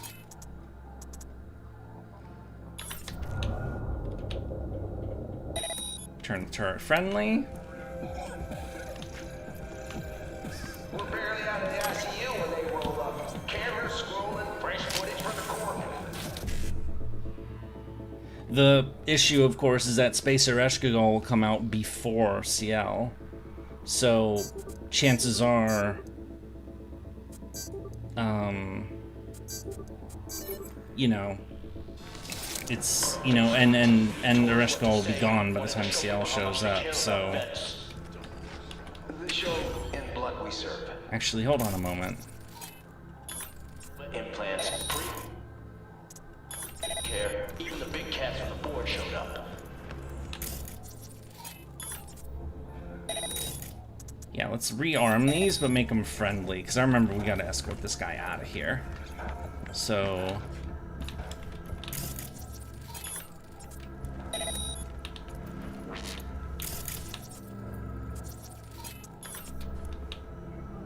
For me, emphasis on me, I'm skipping Space Eresh. Rin faces hate me for some reason, trying to get CL and Summer Shufu. Okay. They packed up their cameras and forgot all about you. Yeah, I'm hoping that it won't be too much trouble, but you know.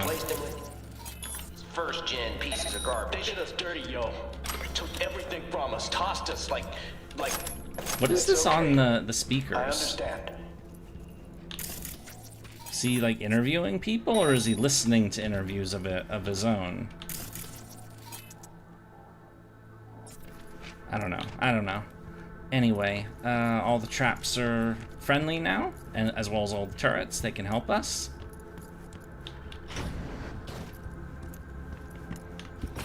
You a corpo? Whoa! Tell me, or I shoot. Not a fucking suit. Name's V. Regina sent me. Regina. Well, okay, he put it away. Tell her she can get fucked. Why the suicide threats, huh? Thought you were a corpo. Sent to silence me. So you would have died anyway. But on my own terms. The bastards control everything. But me, I get to decide when I go. I do. Fair enough. Tell Regina that too.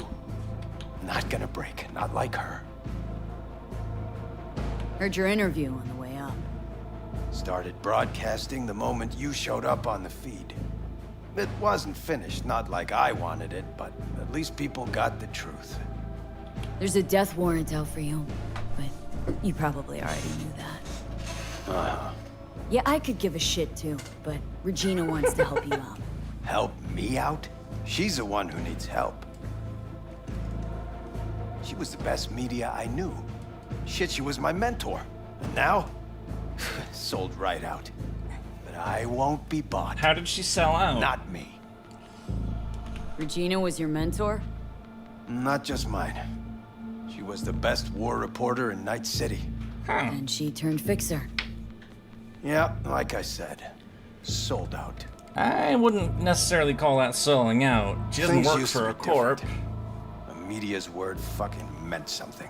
When was that? Those sons of bitches every dirty move. Maybe Walter Cronkite? Now, even then, you know, there's Halt's in a handful of Arasaka's questions pocket. about him. Nobody gives a flying turd fuck. Put you in touch with some nomads. Join them. Ride with them. Let this blow over.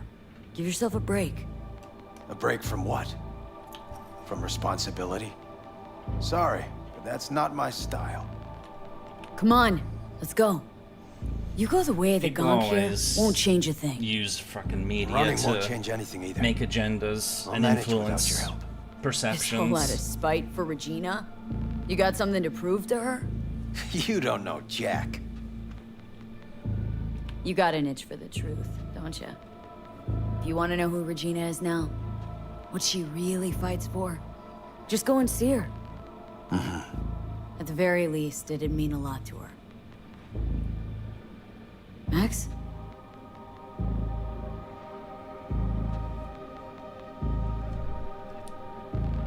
I'll talk to her, but that's it. That's all I ask. Okay, just gotta download a few things. Do what you gotta do.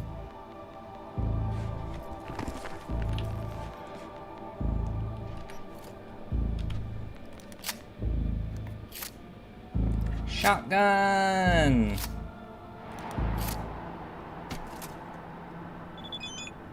Alright, time to go.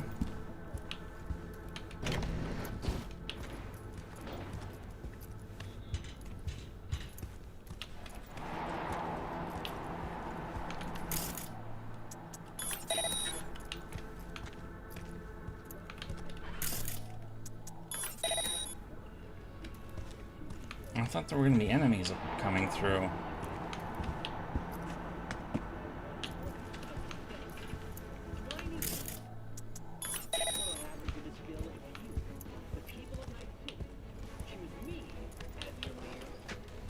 Apparently not. Well, maybe it's because I went in like totally silent, didn't blow up the mines or something.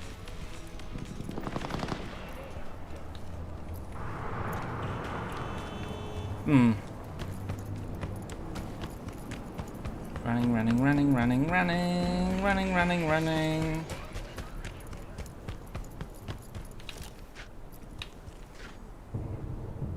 Chauffeur, what's next? Champagne? Black market synth cigars? No time to waste. Let's go. Take care, Max. Yeah, you too. All right.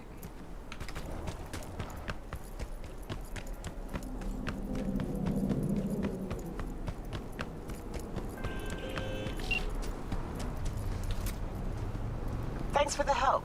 Glad you got through to that stubborn mule. Looks like I'm up to bat with him now. Gig closed. Nope, extra cookies. Isn't for handling the issue in good faith, tossing in a little extra. Neat.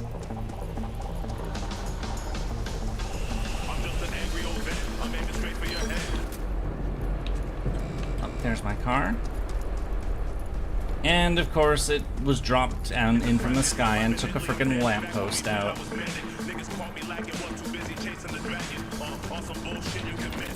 Off we go. Vroom.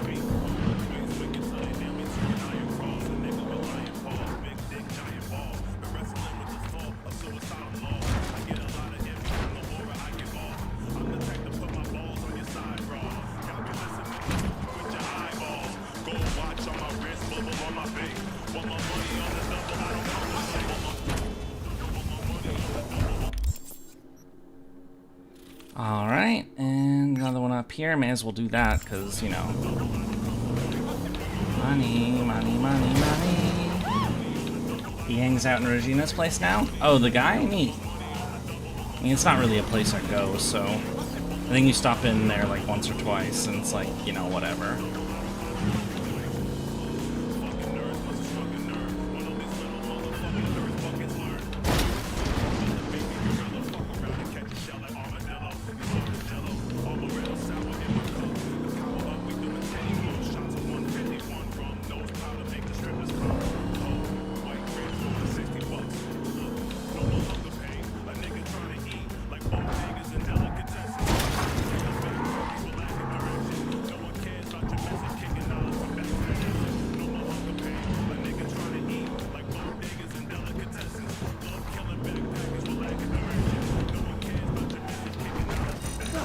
Oh, I ran someone over. What a surprise. All units in the area, reports of additional suspicious activity.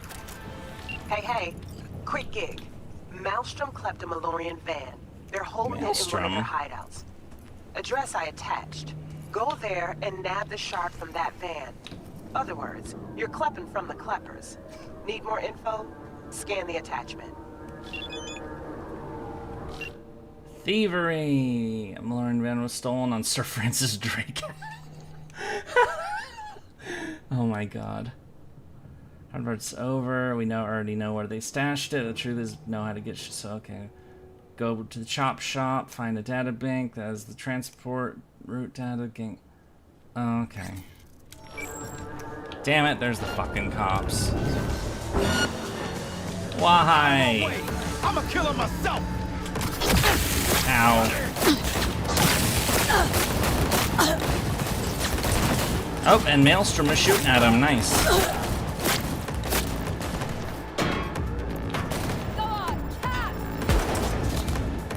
Let Maelstrom and the cops shoot each other.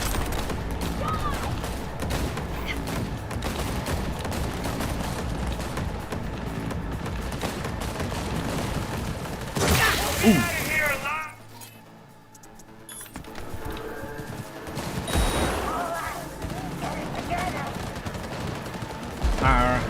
Yeah, I know.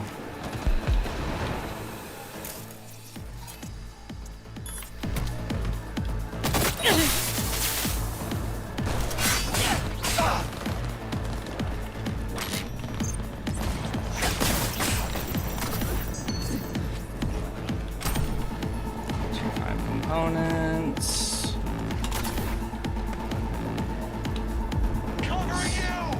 Looks like the cops are gonna be. Yep, cops are leaving me on now. But the cops are shooting the Maelstrom guys still, so.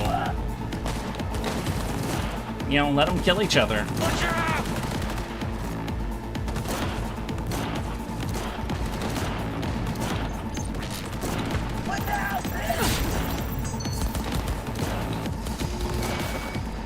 Purple movement? No.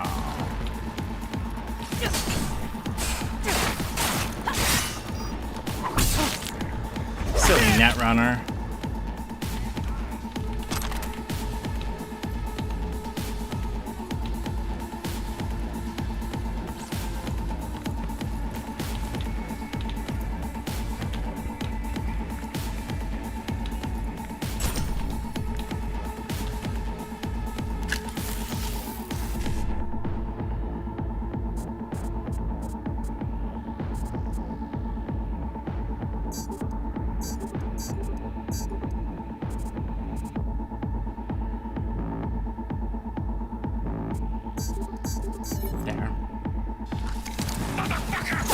Motherfucker! I'm the one who says that. You don't call me that.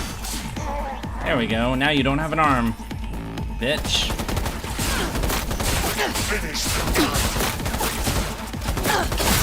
Wow, really? Alright, I'm taking your head off. You really shouldn't use words like that. It's not very nice.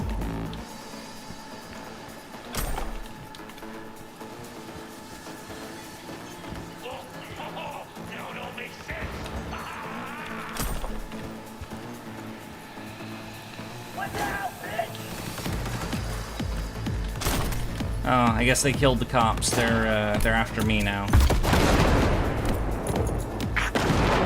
Wow, he's still alive? Alright, time to die.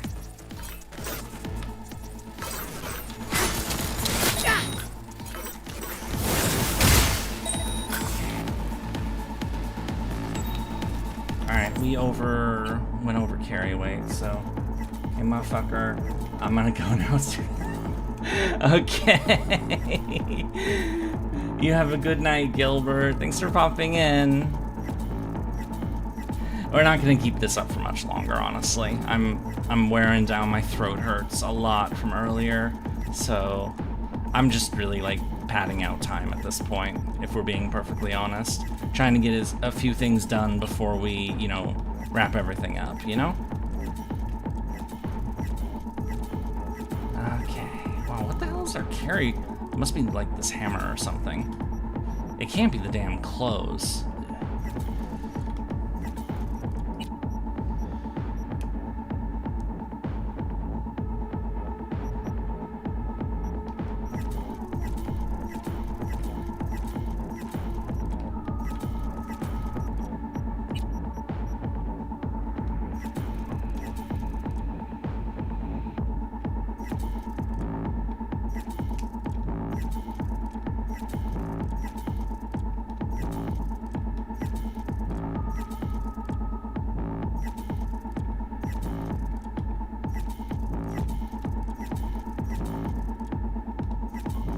Right, we put the other coat in storage, didn't we?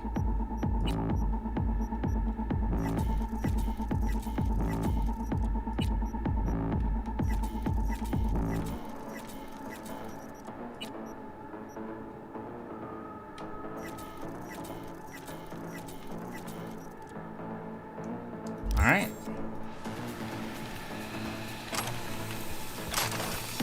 Must be the damn hammer. Over here, shitbags!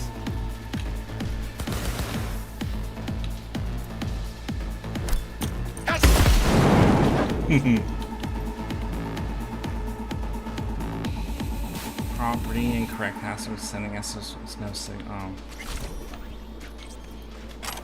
There's the data. What are you gonna do, camera? You wanna yeah, whatever.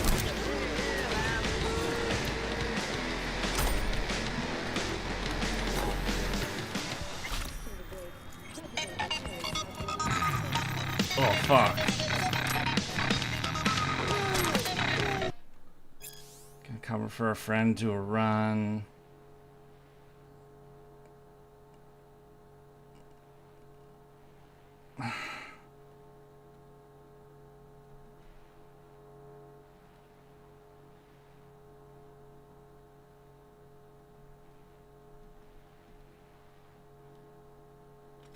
Wow. That's a dysfunctional relationship. Well, I mean, not anymore, but alright, let's get out of here.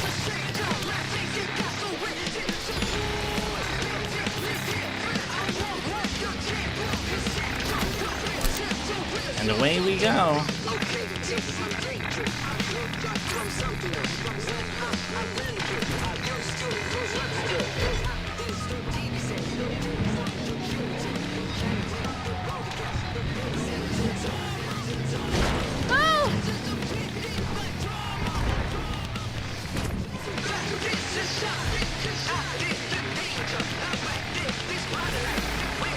There we go. Thanks for the shard. Sure it'll come in handy. Gig closed. Excellent. Alrighty, so that's taken care of. What's next on our List of events. So Dogtown, Collison and the Clowns, Barnos Collective, Spell by Nyx in the Afterlife. I gotta figure that one out. Fought the This is of course a notable one. This may be the focus of the next one, and you know, we got a lot of. There's so much content in this game. Ah. All right.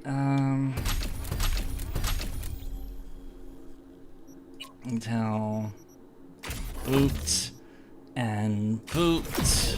Excellent. Lock on range for 10 seconds. After neutralizing an enemy, enables multiple target locks when aiming, increase the number of simultaneous. Whatever, I don't really care that much. Unlocks vehicle quick hacks. Let's do that, and looks good. So the only remaining things to get probably are like this to just give us a little extra speed. We don't even need that, honestly. We can get whatever the hell we want for perks. I've earned a rep in the Merc world in respect, but still only a few ever achieved. Yeah, that's gonna be 90% for the rest of it. So the merger with Johnny, and then, you know, so bit by bit we're moving along. I'm gonna go to Vic real quick.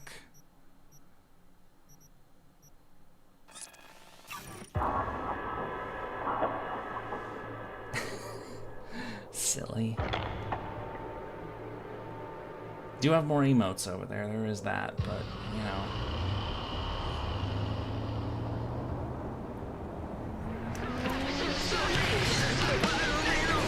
A lot more.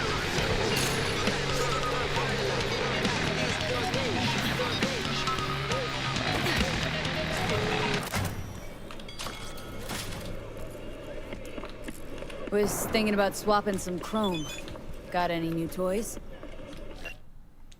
Fast Merc Eddies combined. Keep it up, you have a gig. New gig heading your way. Look.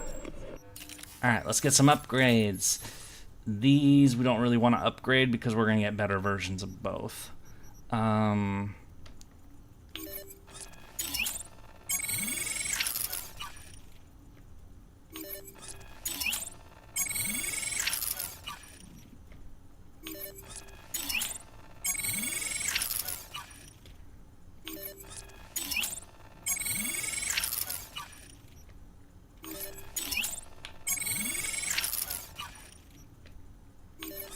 Oh, we're really maxing everything out, are we? Aren't we, I should say.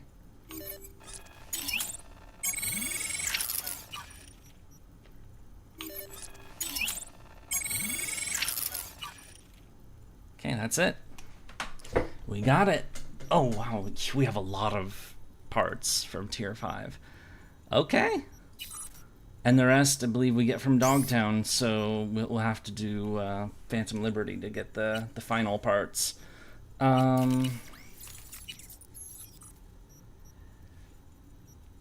Let's upgrade some weapons while we're here. So, Shingen. Yep, maxed out. Let's max out this shotgun, because we like it. And nah, we actually won't have enough to max that out, but honestly I don't even care, so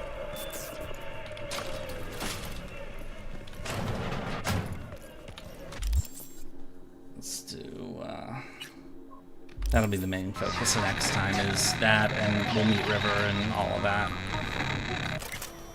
Hello, Misty. Oh, she's a little preoccupied. What are you checking them out? The end is near!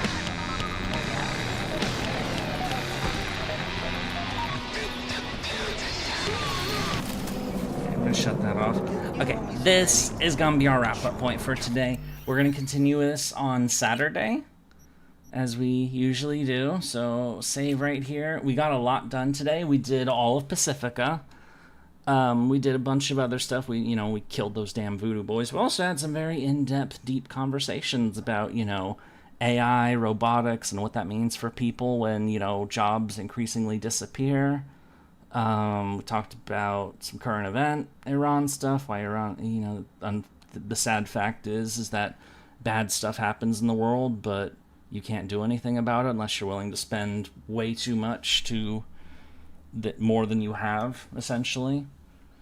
And then went into a colossal jump into the 30 Years' War, which, was hooray! Academic lecture, history fun times.